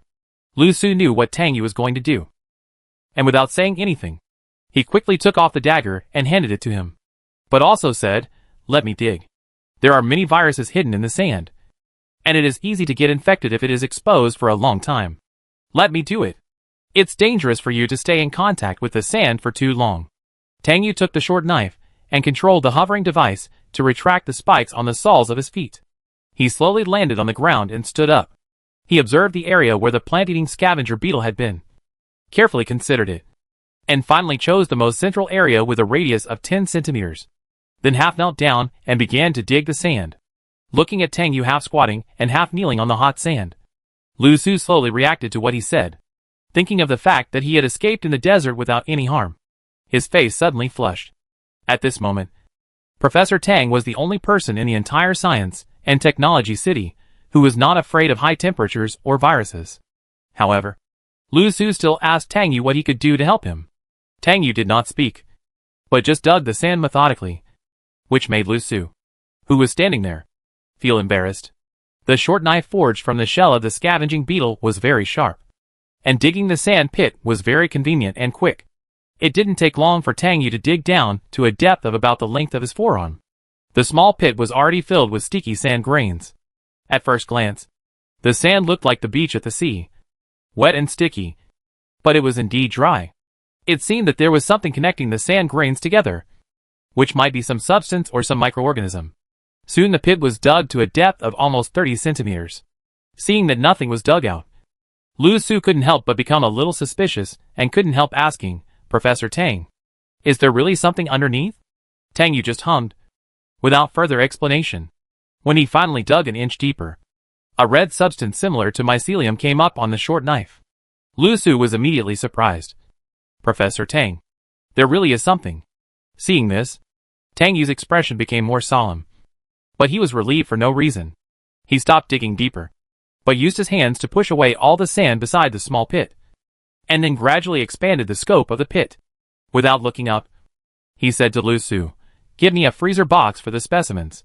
Hearing this, Lu Su, who was waiting for instructions, quickly took off the backpack on his back, quickly took out a freezer box, and squatted in front of Tang Yu. He stared at the pit without blinking. He saw more and more red mycelium mixed in the sand being dug out, and gradually, a fist-sized thing similar to the cap appeared. However, this thing was pure white, just like boiled milk, and it seemed that a lot of milk would come out with a slight touch, and the red mycelium spread out from the stem. But this stem cannot be called a stem. It is more like an insect cocoon. The cocoon can even be seen beating, and every time it beats, the cocoon is like being drawn, and the red mycelium continues to spread around. If you don't see it with your own eyes, you will probably just think that this scene is a joke made up by the scriptwriter. Lu Su looked at the scene in disbelief. When he was about to dig to the root, Tang Yu stopped and began to open the video to record the spread of the hyphae. Lu Su pondered for a long time, but couldn't help asking, "Professor Tang, what is this?"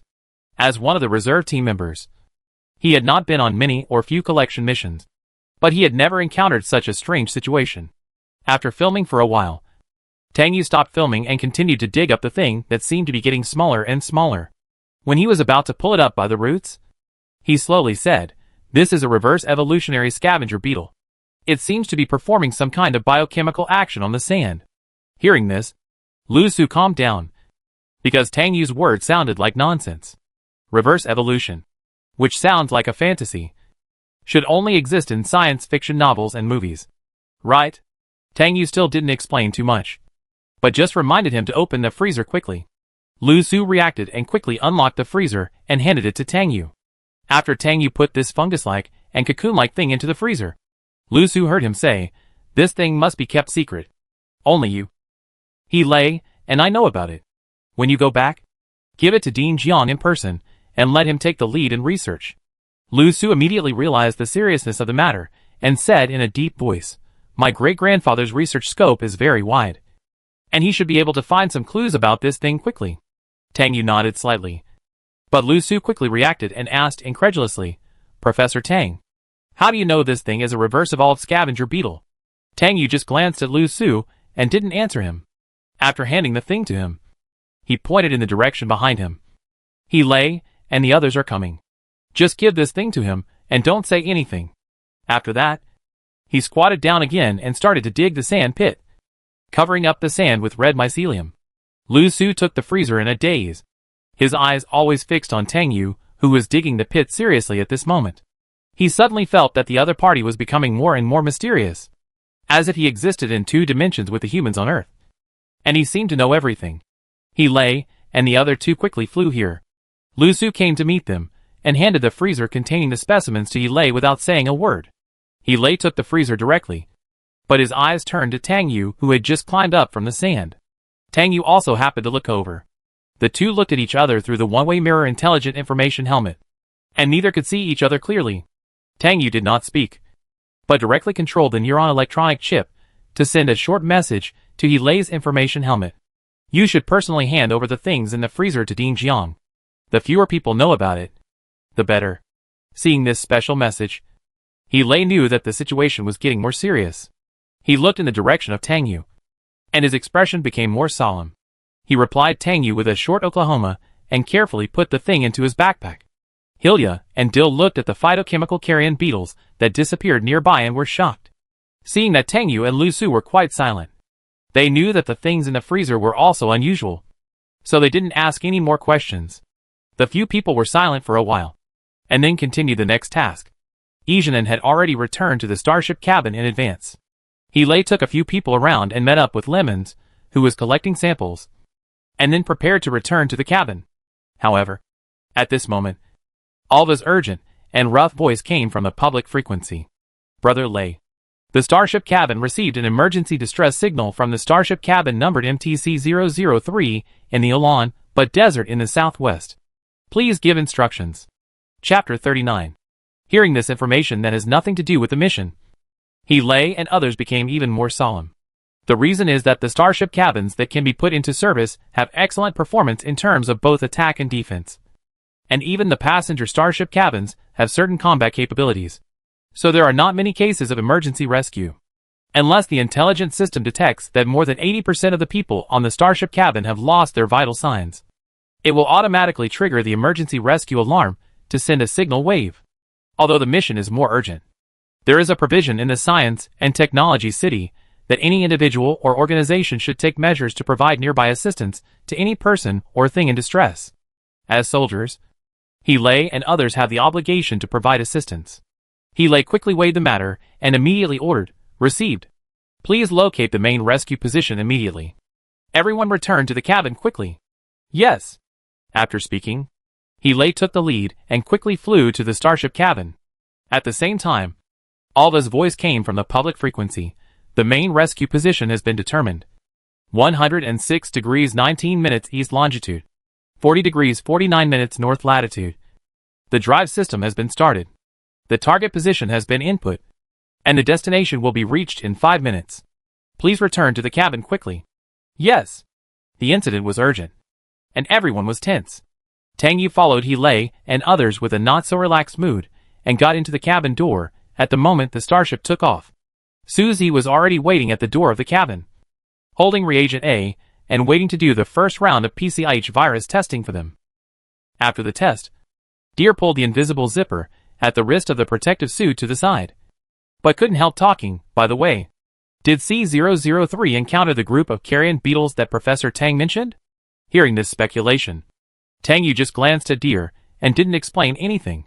Unexpectedly, Izhanan suddenly interrupted from a distance and said with a bitter face, What if you really encounter carrion beetles? Do you really want to save people?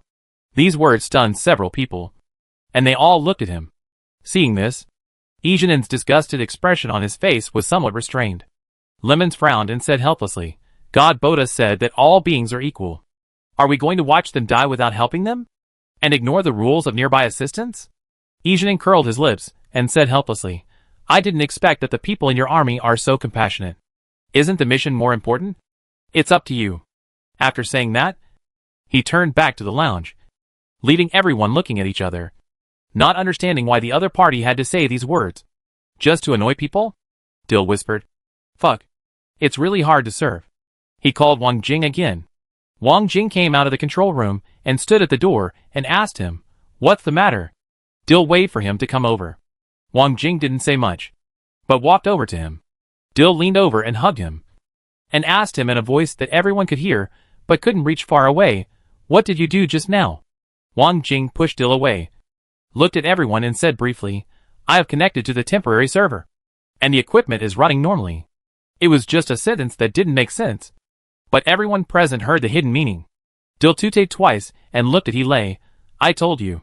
He-Lei didn't say anything, but Hilya said for him, "Wang Jing's future mission is to protect Mr. E." Wang Jing nodded, and He-Lei said at this time, "Let's get back to the topic. Everyone, be prepared.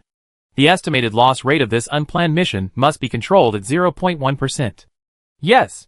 Everyone immediately stood ready, and a serious atmosphere rose immediately. After listening to Wang Jing's words, Tang Yu looked towards the lounge in silence. He became more vigilant of Izhanan, and wondered why Minister of Environmental Measurement sent him here. Not long ago, he secretly got the list of candidates for the evaluation and selection of lieutenant generals from Sasser. Major General Abner of the Cotton family was also one of the candidates. The other party was a man 30 years older than He-Lei, and the twin brother of Minister of Environmental Measurement Nicholas. Tang Yu knew that He-Lei should have known the candidates and had guessed the intention of the Minister of Environmental Measurement, so he was not too worried about being backstabbed without knowing it. I don't know what plan the Minister of Environmental Measurement has planned, but it is certain that this researcher will definitely cause trouble for He-Lei. The starship cabin quickly approached the destination, and all those who were ready to go to the ground stood at the door with guns. This time, Tang Yu shared Suzi's task of going to the ground as a medical soldier. If the people waiting for rescue were unfortunately infected with the PCIH virus, he could completely provide more thoughtful treatment to the injured without considering the possibility of infection, and at the same time save human resources for He-Lei and others to continue their mission. There was a heavy medical bag behind Tang Yu. After the starship cabin landed, he followed the team members and flew out one by one. As soon as they got down to the desert, Tang Yu saw C-003, which was waiting for rescue more than 100 meters away from them. At this time, the landing support of the starship cabin had completely pierced into the sand, leaving a long trail of sand marks that had not been filled by the wind and sand. It is conceivable how dangerous the emergency landing was at that time. Fortunately, there were no traces of carrion beetles near C-003, but the constant sound of some kind of alarm made everyone alarmed. That was the sound of the spirit detector. Dill immediately exclaimed, "How could there be a spirit?" Tang Yu was also surprised by this. He didn't expect that they would encounter a spirit parasitic accident here. He looked at He-Lei, who was holding the gun tighter at this moment, and asked He-Lei how to deal with it. Tang Yu's questioning startled the other people, and they stared at C-003 in disbelief. The reason why spirits are so scary is that they are invisible and intangible. Sometimes humans are even teased by them, and then killed mercilessly. If it weren't for the spirit detector, humans might have been trapped in the terrifying atmosphere created by spirits until the end. He-Lei didn't waste too much time thinking, but ordered in a deep voice, "Alva, forcefully access and control the system of C-003. Everyone enter the first level of combat readiness. Move forward." Hearing the words "first level of combat readiness," several people immediately became excited and didn't dare to relax at all.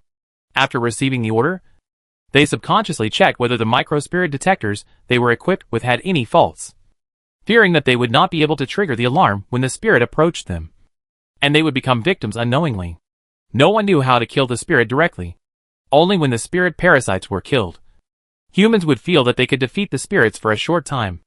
Sometimes when humans slaughtered the spirit parasites, it looked like humans were killing each other.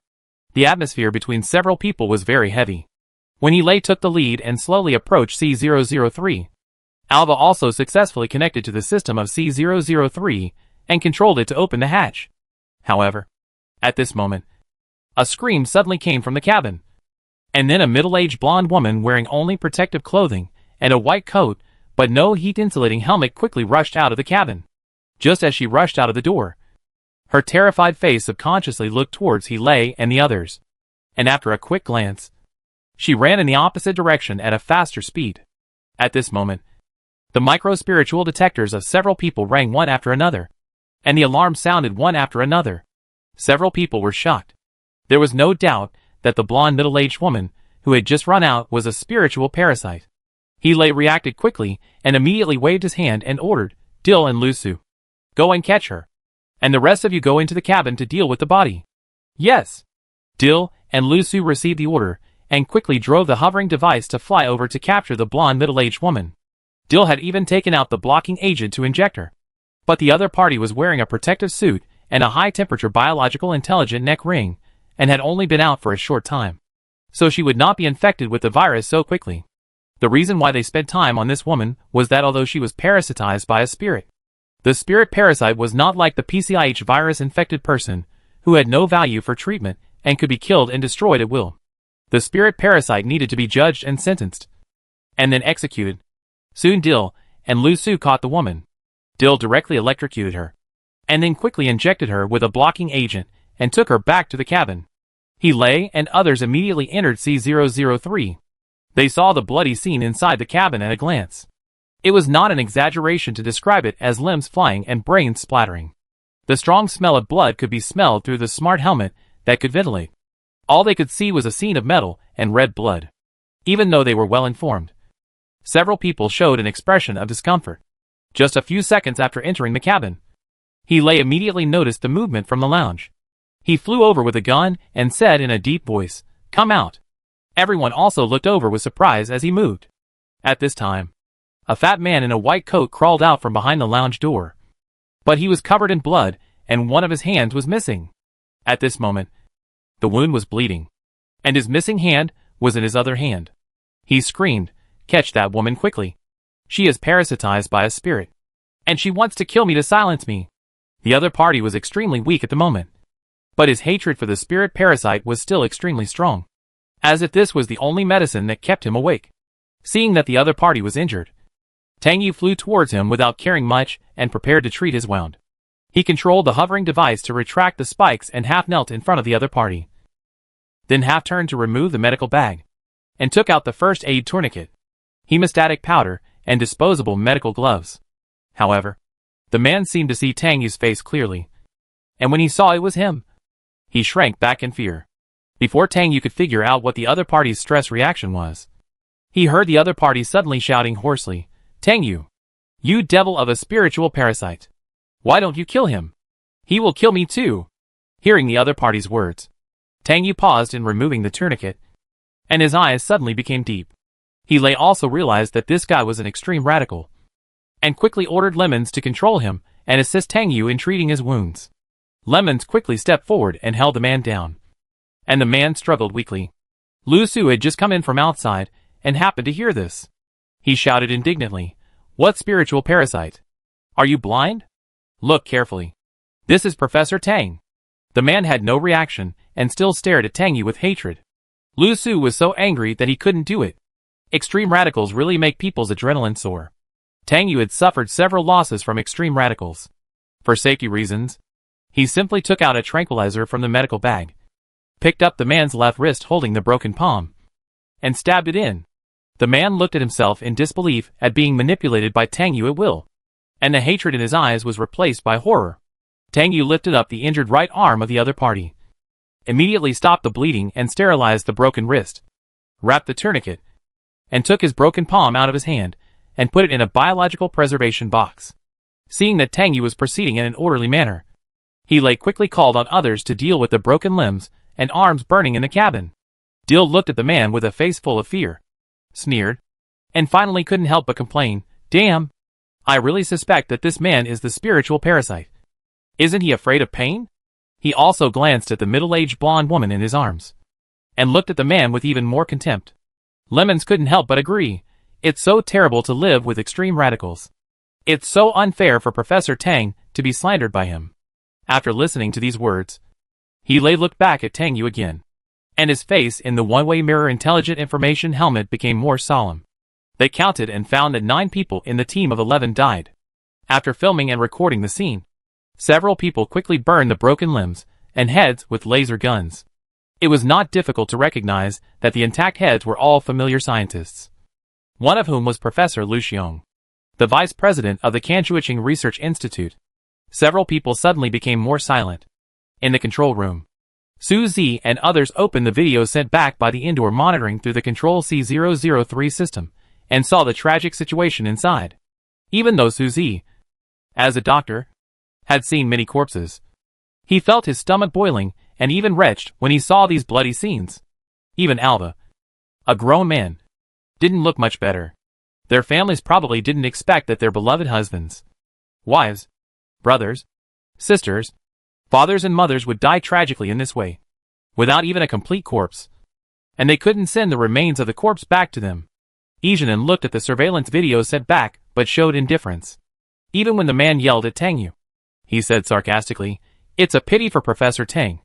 He has the ability to play tricks, but still has to bear the crime of being a spiritual parasite.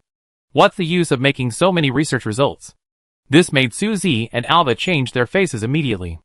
Suzy has always been gentle and doesn't like to make trouble. But she couldn't stand it when it came to Tangyu. She said with a slight anger, "Mr. E, please respect Professor Tang and everyone. This is not the environmental testing center. You can't talk nonsense." Izhanan didn't expect Suzy to refute him, but he just glanced at Suzy lightly and said in a perfunctory manner, "Okay, I'm talking nonsense. I'm wrong, but I don't care about women." This made Suzy even more angry, and his soft voice became a little sharp. "What do you mean?" Izhanan saw that Suzy was really angry, so he quickly comforted her with a laugh and apologized to her. "Oh, I was just joking. It's rare to see a woman like Lieutenant Su who has the courage to fight on the front line. How many women are eating white rice at home and waiting for men to support them now?" However, this only made Suzy's face darker. She didn't expect that a researcher with higher education would be so narrow-minded and prejudiced. She immediately felt helpless and restless. Izhanan saw that Suzy was still like this after he said good things. So he turned the tables and said, "What? Am I wrong? Isn't this the fact?" "What is the fact?" Alva's tall body directly blocked Suzy, looking down at Izhanan, and asked seriously. Izhanan looked at Alva's tall body approaching him, and suddenly felt that he was in danger. He was so scared that he quickly took a step back and said incoherently, "No. Nothing. I just think Lieutenant Su is very powerful as a woman. And she is going to marry Commissioner Jean. What a blessing." Alva frowned at this, and Izhanan shrank back in fear, fearing that Alva would suddenly hit him.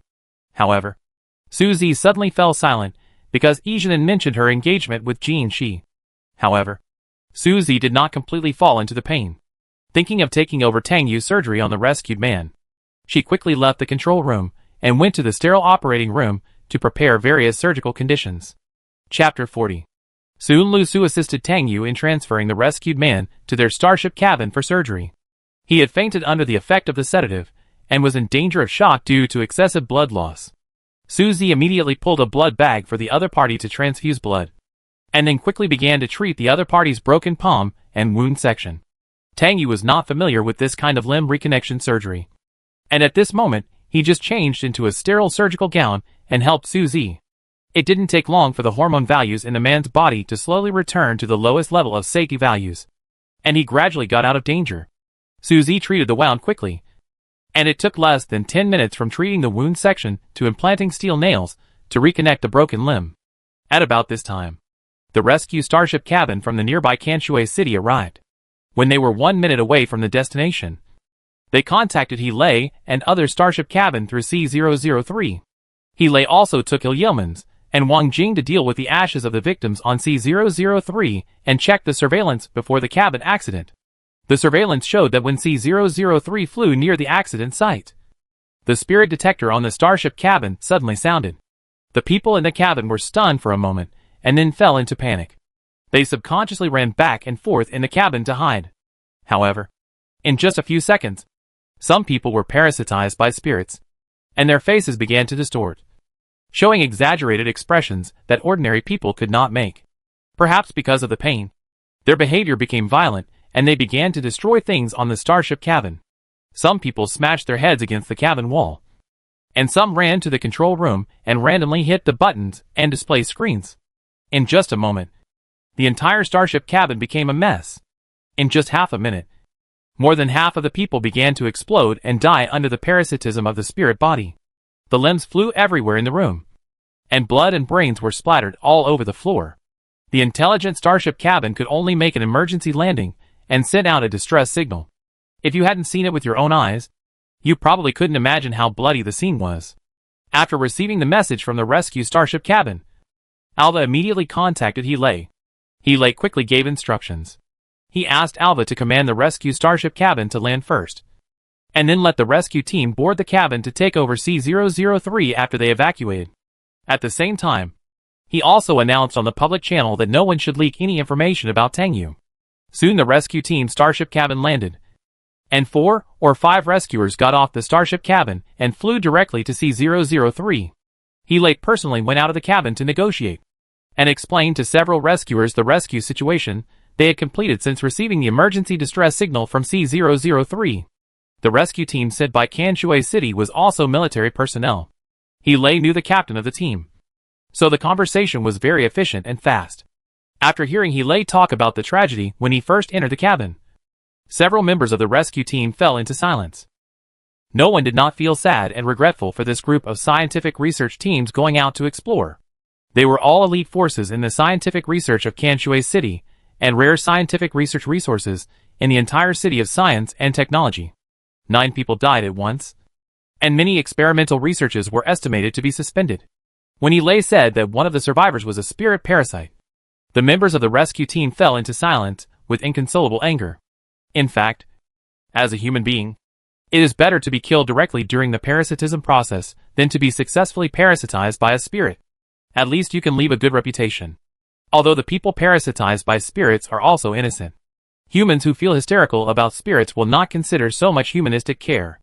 Just when everyone was in a tense atmosphere, Deer, who was guarding the blonde middle-aged woman in the starship cabin, suddenly contacted Heelay.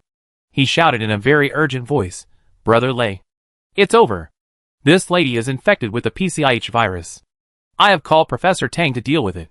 She was obviously injected with blocking agents in time to play a preventive role. She was just exposed to the sun for more than 10 seconds.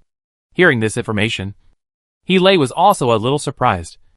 But he still commanded very calmly, "I know. Arrange for her to have surgery first, and transfer her to the rescue team immediately after the surgery." "Yes." Hearing what Heelay said, the members of the rescue team vaguely guessed what happened, and several people's hearts were immediately hanging in their throats. The rescue team leader asked Heelay worriedly, "Is there an infection?" Heelay did not hide it, and said bluntly, "Yes." It was the female researcher who was parasitized by the spirit. The people in the rescue team felt even more depressed. In the starship cabin, after receiving feedback from Dill, Tang Yu immediately took the woman into the sterile operating room for surgery. Fortunately, Dill gave her a blocker in advance for prevention, which cut off the infectiousness of the virus. Otherwise people nearby might be in trouble. At this time, a coin-sized festering wound appeared on the left cheek of the blonde middle-aged woman. She frowned gradually in her sleep. It seems that being infected with the PCIH virus is also a painful thing for her as a spirit parasite. Tang Yu injected anesthesia into the other person's mouth according to the surgical procedure. After 3 minutes, he began to perform a skin removal operation on the other person. However, the starship cabin did not have skin cultivated with the other person's stem cells, so the other person could only undergo postoperative cosmetic surgery. Tang Yu's operation was done very quickly, when he covered the other person's wound with a biofilm and injected a cell-healing catalyst. Suzy was even finishing the operation for the man. However, Tang Yu took the opportunity to draw a tube of blood from the woman and put it in the freezer for storage. Suzy, who was standing by, thought that he was going to do research on the PCIH virus on the starship cabin, so he didn't ask any more questions. However, at this moment, there was a sudden noise outside the sterile operating room. After Izhanan knew that the middle-aged blonde woman was infected with the PCIH virus, she started yelling, saying that the Marine Exploration Battalion had caused a lot of trouble before the mission even started, and that if he was infected with the virus because of the team's rash actions, the Environmental Monitoring Center would directly sue the Marine Exploration Battalion, especially the captain Heelay. How could Deer tolerate Izhanan's nonsense and negative emotions at this time? He walked over and grabbed the other person's collar and lifted him up, staring at him fiercely. "Try to say it to me again?" Izhanan had never been treated like this before, and Deer's eyes were really scary. He was so scared that he begged for mercy. But he still said stubbornly, "I'm telling the truth." Tang Yu heard the noise, and came out of the sterile operating room. Seeing that Deer and Izhanan had a conflict again, he didn't ask much, but just ordered Deer arrange for everyone to do the A reagent test. Deer let Izhanan go, but he raised his fist at the other party again. "You? Fuck. If you dare to say something nonsense again, I will hit you directly." Izhanan quickly hugged her head, obviously really scared. Tang Yu just glanced at Izhanan lightly, and then walked to the disinfection room for full-body disinfection. Suzy was packing up the surgical instruments, but she didn't expect that the man suddenly woke up just after the operation. She was about to go over to ask the other party if he was uncomfortable, but she saw that the other party was hazy and wanted to see the blonde middle-aged woman next to him. The man stared at the blonde middle-aged woman for a few seconds and finally saw her face clearly. However, when he saw that this person was the researcher colleague who cut off his palm, he was immediately scared out of his wits. He kept shouting that the spirit was coming to kill people, and then suddenly fainted again. The instrument connected to his vital signs showed that the various values of his body were rapidly falling. Suzy looked at these data and felt that the other party was at risk of becoming a vegetable. He hurried forward to give her first aid and temporarily stabilized her condition. The woman happened to wake up at this time, but she just stared coldly around, slowly sweeping her eyes over Suzy in front of her, and then sweeping over the man, who was fainted with a blue face due to fear. She was handcuffed and shackled by Dill, and couldn't struggle to escape at this moment. But she didn't seem to want to escape. Suzy took the time to look at the woman, and seeing the cold eyes she looked at her, she couldn't help but feel a little scared. She didn't dare to stay in the sterile operating room any longer, and hurried out to call Dill to help move the man out. After Tang Yu finished disinfecting, he returned to the sterile operating room. Seeing Tang Yu, the blonde middle-aged woman suddenly became alert. But Tang Yu just glanced at her and continued to clean up the surgical instruments that Suzy had not finished. However, the blonde middle-aged woman suddenly said to him, "Why are you taking my blood? Are you going to make something to deal with us?" Tang Yu didn't expect the spirit parasite to ask this question. He stopped what he was doing and turned to look at the other party, still calmly saying, "So you woke up a long time ago." The woman stopped talking, just staring at Tang Yu fiercely. Tang Yu also fell silent. It happened that Dill sent the man away and returned to the starship cabin to take the woman away, interrupting the confrontation between the two. Dill put the heat-insulating helmet on the woman's head, which also blocked her fierce look at Tang Yu. Dill saw that the other party treated Tang Yu like this, and teased him, "Professor Tang, even the spirit parasite doesn't like you." Tang Yu only gave Dill a light look, and ignored him and continued to pack up. Dill snorted and took the woman out of the sterile operating room. Dill carefully took the woman out of the starship cabin and flew to the rescue team's cabin. However, when he flew between the two cabins, the woman suddenly struggled hard, and even before Dill could react, she pushed away his clamp and jumped into the desert, escaping to a place far away from the starship cabin. Dill staggered in the air after being pushed. He looked at the middle-aged blonde woman who escaped in disbelief, and was shocked that the handcuffs and shackles he had handcuffed her with were actually broken in the middle by her. Dill reacted and chased after him. His movement immediately attracted the rescue team. He flew over first and assisted Dill in capturing the blonde middle-aged woman. "What happened?" he asked seriously. Dill said with anger and horror, "She actually broke the handcuffs and shackles." This surprised the rescue team members, who came over. They all looked at the woman. The rescue team leader looked at her and said in shock, "Spirit parasites actually have special abilities?" However, at this time, the woman sneered and said, "Tang Yu is also a spirit parasite. Why don't you catch him?" As soon as these words came out, he who never liked to point a gun at people, pointed the electromagnetic laser gun directly at the woman's head, and his voice was as cold as ice in winter. "Do you believe I will kill you?" However, the blonde middle-aged woman just turned to face He. Even through the transparent shield, he could see the disdain in her eyes. She said coldly, "You won't kill me. With your inferiority, you will definitely put me into the experiment." After saying that, she looked at He meaningfully, but didn't say another word. However, everyone was still shocked by her words, that Tang Yu was also a spiritual parasite. How credible is it for a spiritual parasite to say that another person is also a spiritual parasite? Everyone can think that the other party is full of lies and wants to drag people into the water. Then on the contrary, the credibility will be 100%. The rescue team leader immediately recovered from the shock. He suddenly became very serious and warned his team members in a deep voice. No one is allowed to spread this matter and make rumors. The members of the rescue team only reacted from their stunned state after hearing this order, and quickly answered yes. He held the electromagnetic laser gun for a long time, and the middle-aged blonde woman still looked calm and composed. The two people just confronted each other silently, which even looked a little weird. The rescue team leader was anxious like an ant on a hot pot, fearing that he would directly collapse this spiritual parasite. After all, this woman slandered the hope of mankind. Whether Tang Yu was a spiritual parasite or not, he could not be a spiritual parasite now. The society at this moment was already in turmoil because of the new variant of the PCIH virus. We could not let any more troubles arise at this critical juncture. Major General Look! The rescue team leader said a few words cryptically. He slowly put down his gun after hearing this, but ordered in a cold voice. The rescue team will secretly transfer this spiritual parasite to the military building for trial. There will be one survivor in this C-003 accident. The rescue team leader immediately understood what he meant. This was to declare the female researcher dead in the official report. But in fact, this middle-aged blonde woman was indeed dead. However, the woman sneered again, which made the men shudder. Knowing the danger of this woman, the rescue team had to inject her with some military medicine, which temporarily made her conscious but weak. The rescue incident was settled within an hour. But Tang Yu did not know that this spiritual parasite had planted a big bomb for him. He led his team away from the accident site and continued to perform the mission before the rescue team. In this C-003 researcher death accident, Kanshui City and the entire Science and Technology City did not dare to directly announce the real cause of the death. And even few people knew the truth. The government only announced that C-003 encountered an extreme airflow that was not monitored on the way back to Kanshui City, causing the flight system to be damaged and forced to land, resulting in someone unfortunately infected with the PCIH virus in the desert, leaving only one survivor.